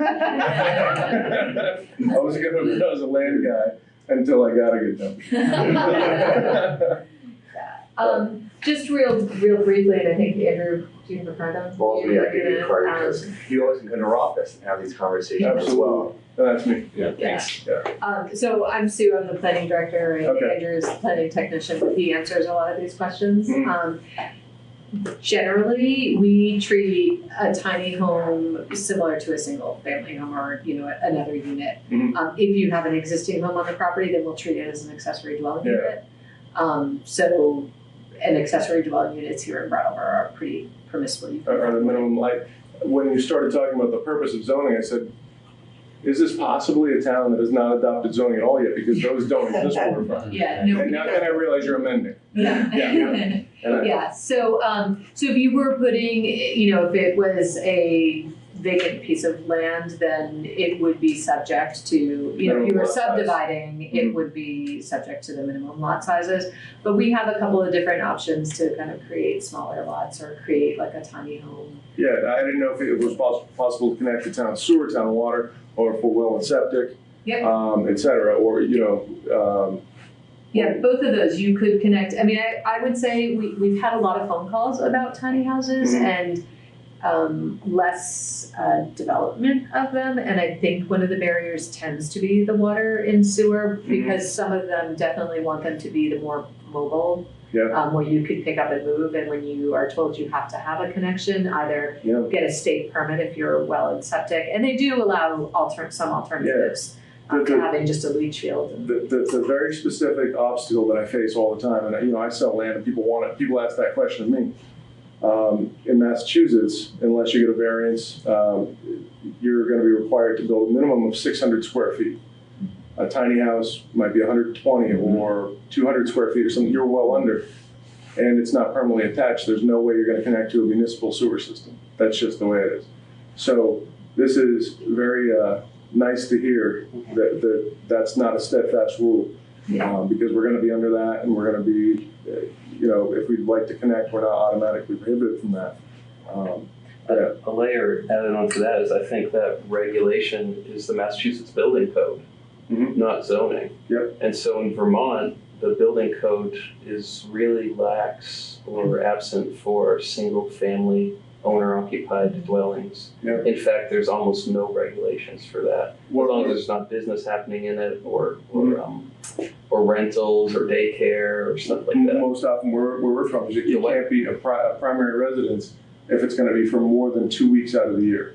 So you would have to have in that case 26 of these and move every 2 weeks. You understand it's You not can't possible. have a tiny house as a primary residence? Absolutely not. It can be an accessory building. It must be 600 square feet. So I was eager to meet with you guys because if you really want to bring people in, I know how to do it.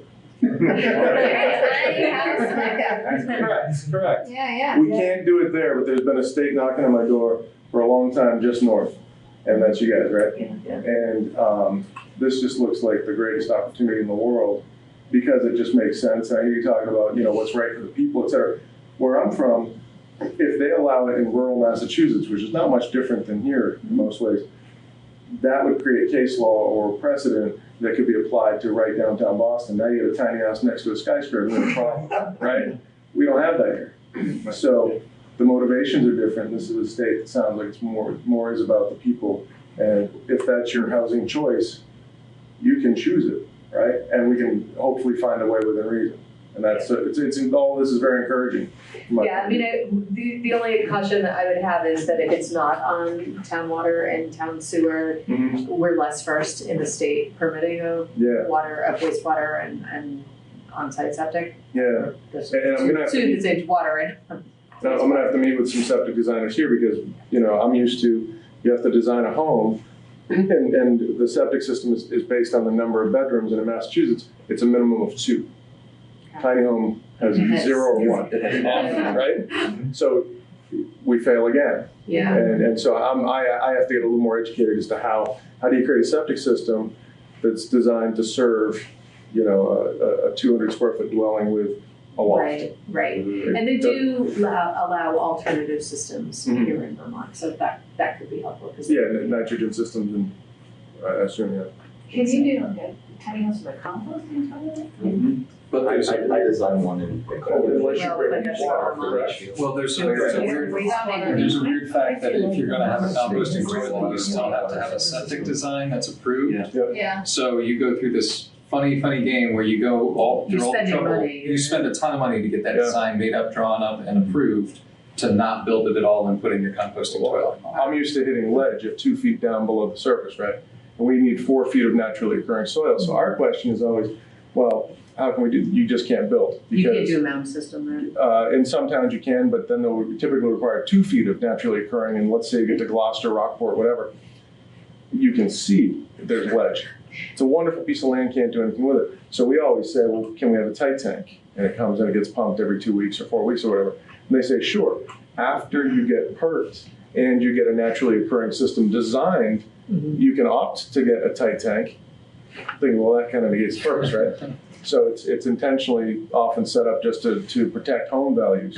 We already have everybody in this town that we want stay out, and that's the temperature in most of the areas I operate in. So that makes sense.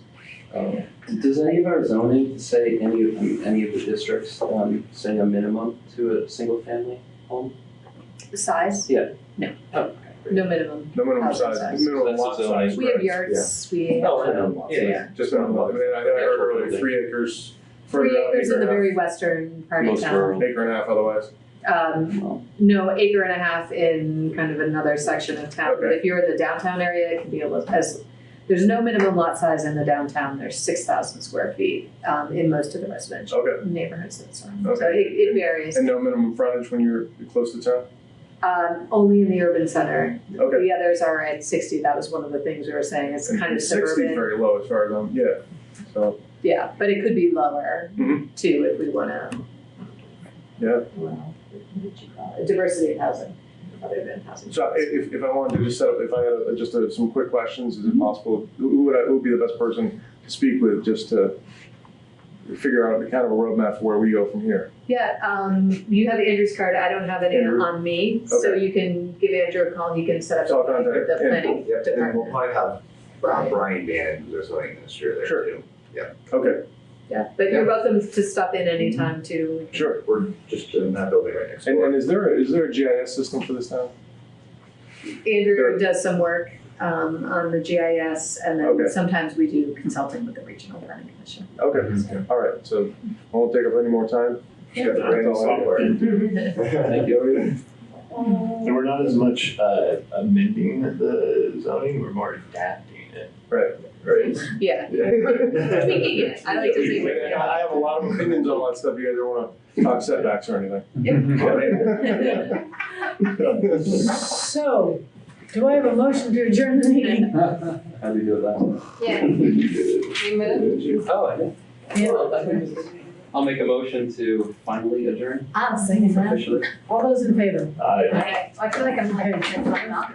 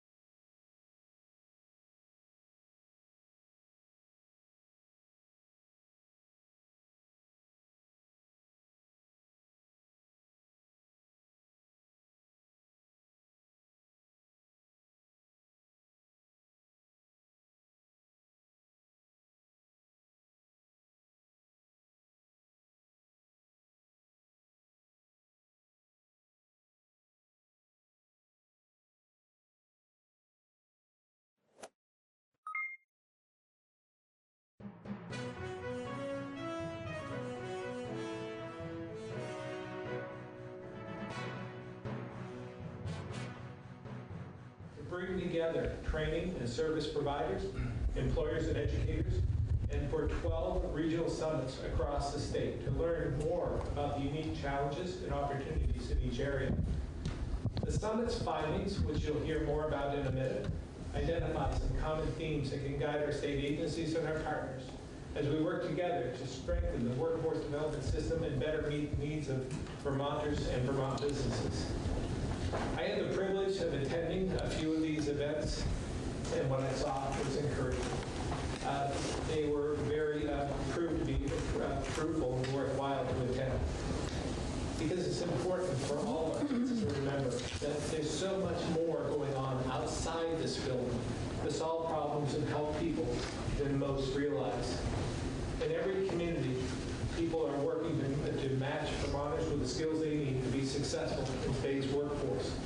These local efforts are key to ensuring our work at the state level learns from, builds upon, and enhances the efforts and ingenuity of these on the front lines. That's key to bringing about real change. And I'm thankful for the over 600 people who participated in these summits. Your engagement, the hard work that you do every day to serve your fellow Vermonters will carry us into the future, where our workforce and economy will be stronger than ever before. So at this point, I'd like to invite our Commissioner of Labor, Commissioner Harrington, to say a few words. Thank you. Good morning. In 2018, the legislature explored workforce development efforts across the state and found that there were many agencies and groups already working to improve Vermont's workforce, and that the players and programs change from region to region and town to town. Tasked the Commissioner of Labor with redesigning the system and aligning efforts for employers, job seekers, stakeholders, and service providers. As part of the process of implementing Act 189, the Department of Labor, the State Workforce Development Board, and other state agencies developed a 5-part plan to improve collaboration, coordination, and alignment of stakeholders around the state's workforce vision and goals. One distinct effort of this plan was to host the 12 regional convenings or summits throughout the fall of 2019. Through a competitive bidding process, the Department of Labor secured a qualified consultant to help develop, promote, and manage this series of standardized workforce summits. There were over 10 proposals submitted from both in-state and out-of-state consultants. A proposal review committee came together comprised of core partners and reviewed the proposals and selected a collective proposal by the Vermont Regional Development Corporations. The development corporations were chosen because of their community-based experience, their understanding for regional partners and stakeholders that we wish to engage with through this process, and the unique dynamic that employers and employer needs have in each of our existing counties. At the same time, the department saw an opportunity to deepen its relationship with the regional development corporations in addressing workforce challenges across the state. The department asked a lot of the development corporations, and in that work related to the summits included facilitating the convenings and cross-training activities, soliciting and collecting targeted feedback to inform the development of Vermont's 2020 Workforce Innovation and Opportunity Act plan. This will also guide workforce efforts over the next 5 years. Provide employers with state and local tools and information about how and where to access resources to help them meet their labor force needs, and to create a directory of local workforce education, training, providers, programs, and relevant resources. We are extremely happy with the work the development corporations did and are still analyzing the 150-page plus report and data that they collected throughout the fall of 2019. This information will be used to assist our department and the State Workforce Board as we design initiatives that support each of Vermont's 251 towns. Additionally, I would like to offer my sincere thanks to the Regional Development Corporations, the State Workforce Board, and all those who participated in this process. Thank you. I'd now like to invite Fred Kinney, Executive Director of the Addison County Economic Development Corporation, to say a few words. Fred? Thank you. Thank you, Governor. Thank you, Commissioner Harrington. I am Fred Kennedy, Executive Director of the Addison County Economic Development Corporation. ACEDC acted as the lead regional development corporation on this project, but I'm here representing all 12 regional development corporations, most of whom are represented behind us, the other directors from around the state. Governor, the RDCs of Vermont appreciate your administration's support and the support of the General Assembly for economic development, especially in the area of workforce development. The RDCs were pleased to respond to the Department of Labor's RFP to convene 12 standardized workforce summits around the state. It made sense for us, and I dare say we forged some new partnerships with and among some of the Department of Labor's core partners that we normally don't work with. One purpose of the summits was to provide a two-way lane of communication, one down from the state level to the regions and another back up to the state level. So we provided a venue to listen locally and report back up. Our report on the summits identifies actionable strategies specific to each region that will be implemented locally by the formal or informal workforce partnerships that have evolved in each region, such as the Addison County Workforce Alliance in my region. It also identifies 5 common statewide themes and prioritizes 7 strategies to inform state-level discussions. The Department of Labor has accepted our report and will be reviewing and considering our recommendations as they develop the state's workforce strategies and goals. While the report marks the end of the scope of work for the summits, the RDCs look forward to continuing this private-public partnership with the Governor, the Department of Labor, the State Workforce Development Board, and other core partners to create new ways to do workforce development and build an integrated workforce system. Thank you. With that, we'll open up to questions, maybe on the subject first, and feel free to ask anyone who's here any questions you might have, and anyone who's here who might want to add something that we might have missed. Please feel free to come up and share your thoughts here at the stage. Is there anything that we can do beyond what we're doing? I think it's keep putting pressure on the federal government, doing everything we can. Again, with our congressional delegation, we've made those initiatives known as well. So we're hopeful that we can make some gains in this area. If the federal government, you said you're pushing back on the federal government? Well, we've when there was a request for different states and so forth to sign on to different, whether we wanted more refugees in our states and communities, we said yes, by all means. So we sent the letter back. We've been asking again. I've sent a couple of letters to the administration asking for more refugees in our communities. There's been a change in leadership, so there's been different commissioners or secretaries in those. We haven't received a lot of feedback from those letters, but we'll continue to do whatever we can to advocate for that because I think it's important.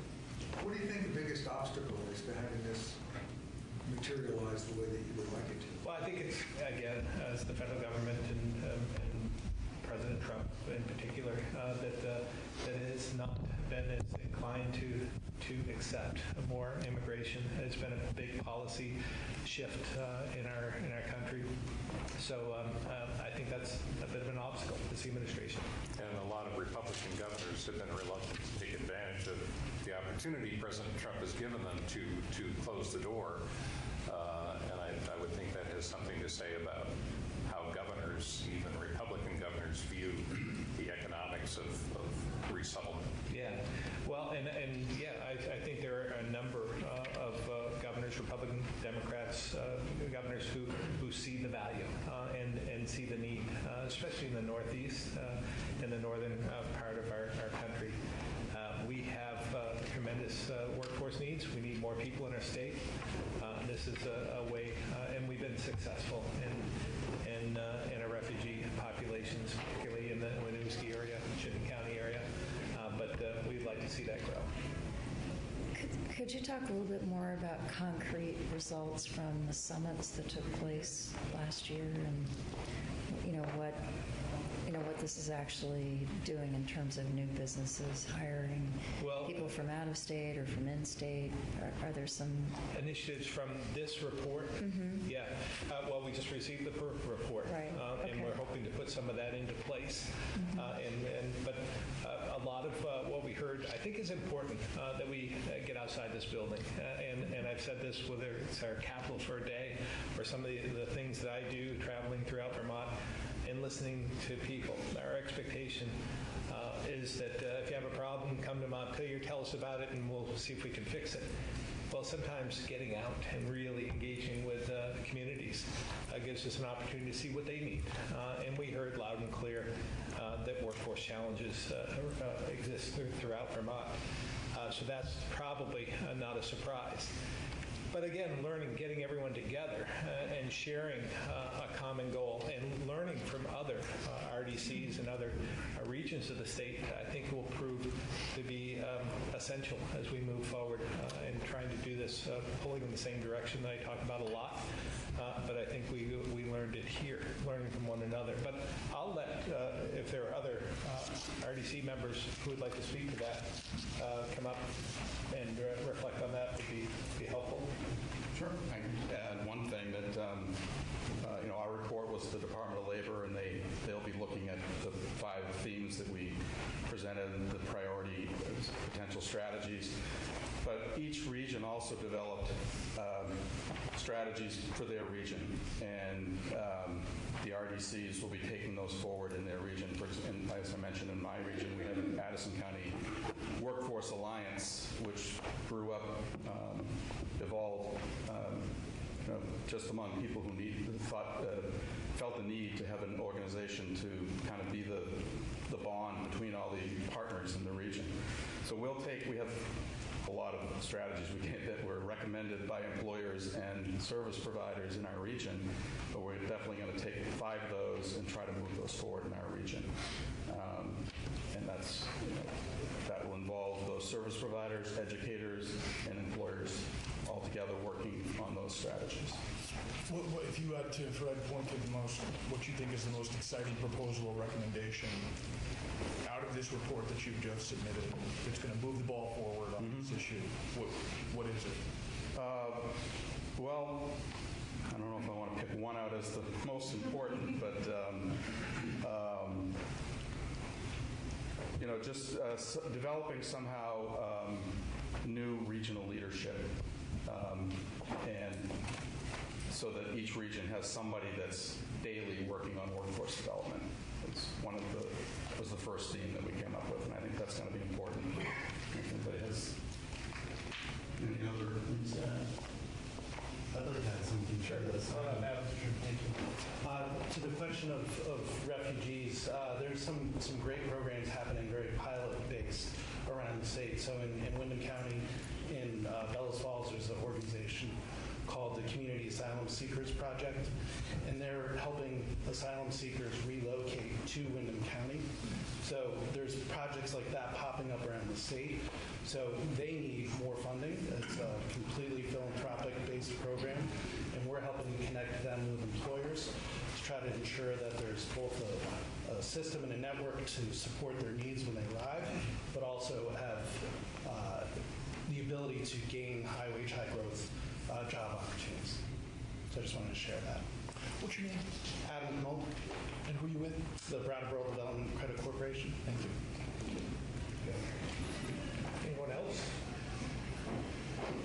I'd ask, this may be you and maybe someone from some other far-flung outpost of the state, southern Vermont, particularly the kingdom. What's the biggest disconnect between what's going on in your communities and what the state is doing or could be doing? What's the opportunities we're missing, or the roadblocks, or what? I know that's a big question, and I'm asking an amorphous group of people here, but if anyone has any thoughts they'd like to share about that. First, do you want to talk about the communication piece? Because that came in Speak freely. I mean, you might want to come up here, though. It's really short. Sorry. Jamie Stewart, I'm the Executive Director for Central Vermont Economic Development. There were common themes that came out. We all have to kind of digest some of that, and that's where that piece is in place. But the most common theme, and we've been hearing hearing this now for a little while, is the communication. Employers knowing who to reach out to if they have this problem, they want to know how to find somebody who can support and address that problem. For the service providers, getting their information out and how they can be a resource. And then service providers within that group, how can they coordinate their efforts? Because the state actually does, what we're finding, deal with a lot of the issues very effectively in many different ways. What I think will come out of this, and a big part of the process was in trying to develop that resource. And I would go back to Sarah Buxton and our initial meetings as we were developing this process. That was very much something that the Department of Labor and the Workforce Development Committee was searching for, was that ability for Vermonters to find the resources they need. And that's from the employer side, from the service provider side, from the job seeker side. The old silo problem. Exactly. Yeah. And while we were able to put together a rudimentary service provider directory that we gathered from all the convenings, there needs to be a next step to that so that it's, with an interface so it's usable by clients and by employers, so they can approach it with a problem. I have this problem, and find the right resources that way instead of just having a list to look at. So that's kind of a next step, we think, to this project.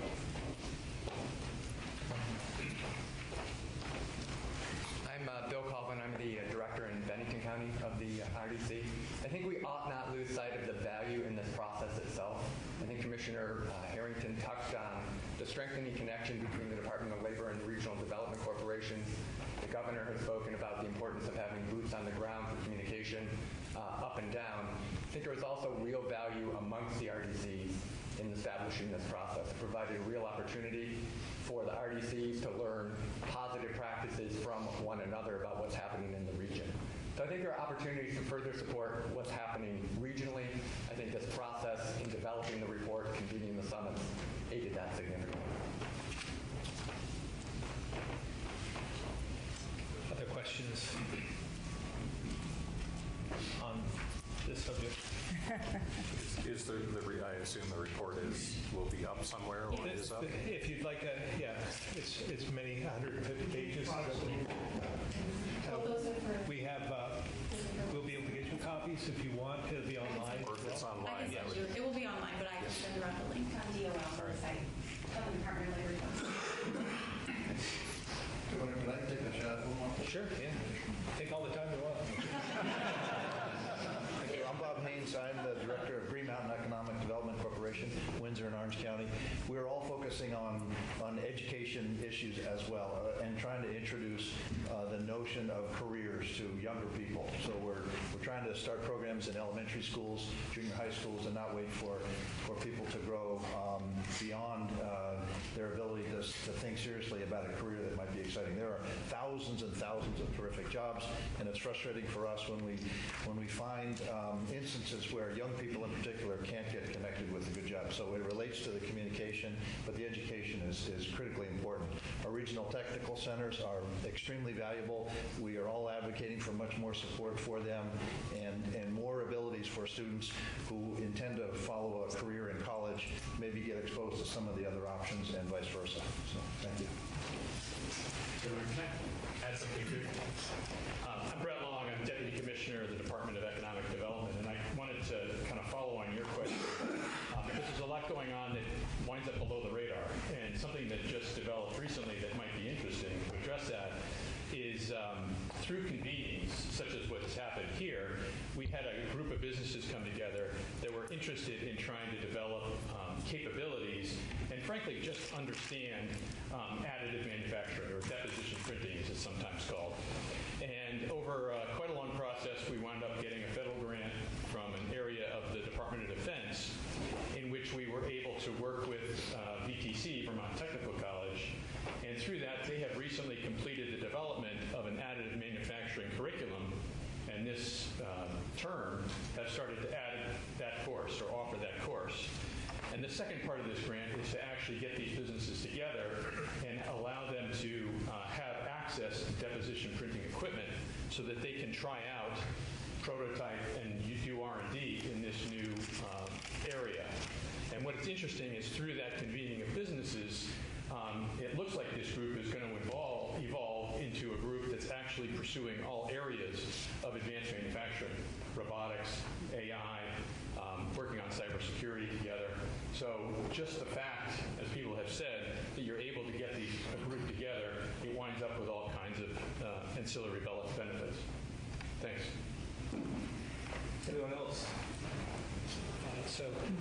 My job is to pick the one that I think can lead in the best way, and I thought he was the one that could. Haven't you said you want to get more women in senior justice positions? Sure. How does that help that cause? Well, I think if you look at my track record, I've appointed a number of female candidates for different positions. I just chose a sheriff in Orleans County, female sheriff in that district, which is the only one who is serving at this point in time. And I appointed a state's attorney in Caledonia just recently as a female. So it's something that I always keep in mind. But again, I want to choose the right candidate that has the expertise that can move that agency forward or whatever I'm choosing them to serve in. Okay. This afternoon, I think the Senate is likely to pass the bill. You gonna sign that bill? We'll see. I mean, we'll let it go through the process. I don't want to get ahead of that.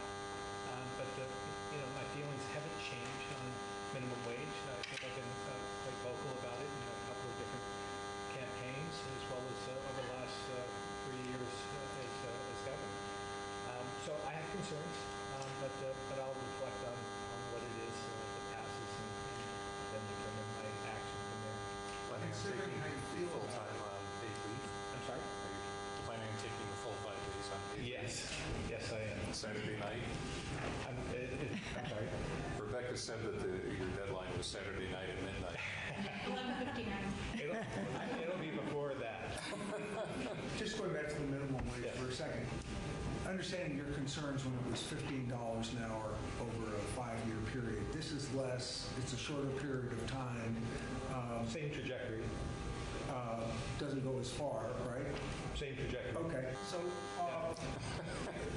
are your concerns eased at all by the fact that it's not quite as comprehensive as the previous plan? Or you're saying, I had these problems with it before and I still haven't had? I'm still concerned about the rural parts of our state and what this means. This one-size-fits-all is very difficult when we have 2 different economies in Vermont, and you don't have to go very far. A convenience store, let's say, up in Lunenburg, for instance, is far different than the convenience store in downtown Burlington or in Williston or in Shelburne. And what may not have much of an effect on the daily traffic through those stores and the amount of revenue that's generated in their world is much different than Lunenburg or Concord or pick any other small community, Ridgeford. So many other factors. So I'm still concerned about that. Albeit it's about half of what they wanted, but it's half the timeline as well. And I go back to, and I've said this before, I go back to when I was in the Senate, and we had the debate on raising the minimum wage, and I was convinced to move forward on that because it tied it to the cost of living, and it raised it at that point in time. But the argument was, we'll never have to deal with this ever again if we pass it today. And this will mark the 3rd time that action has been taken on this issue. So I believe supply and demand works. I believe the wages are rising. I think the shortage of labor in Vermont is having an effect on that, and their employers have to compete. But every region is different economically.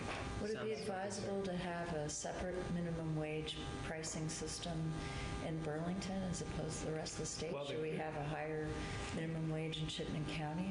Certainly in the greater Burlington area, the economy is much different. And I think that they could absorb it much easier.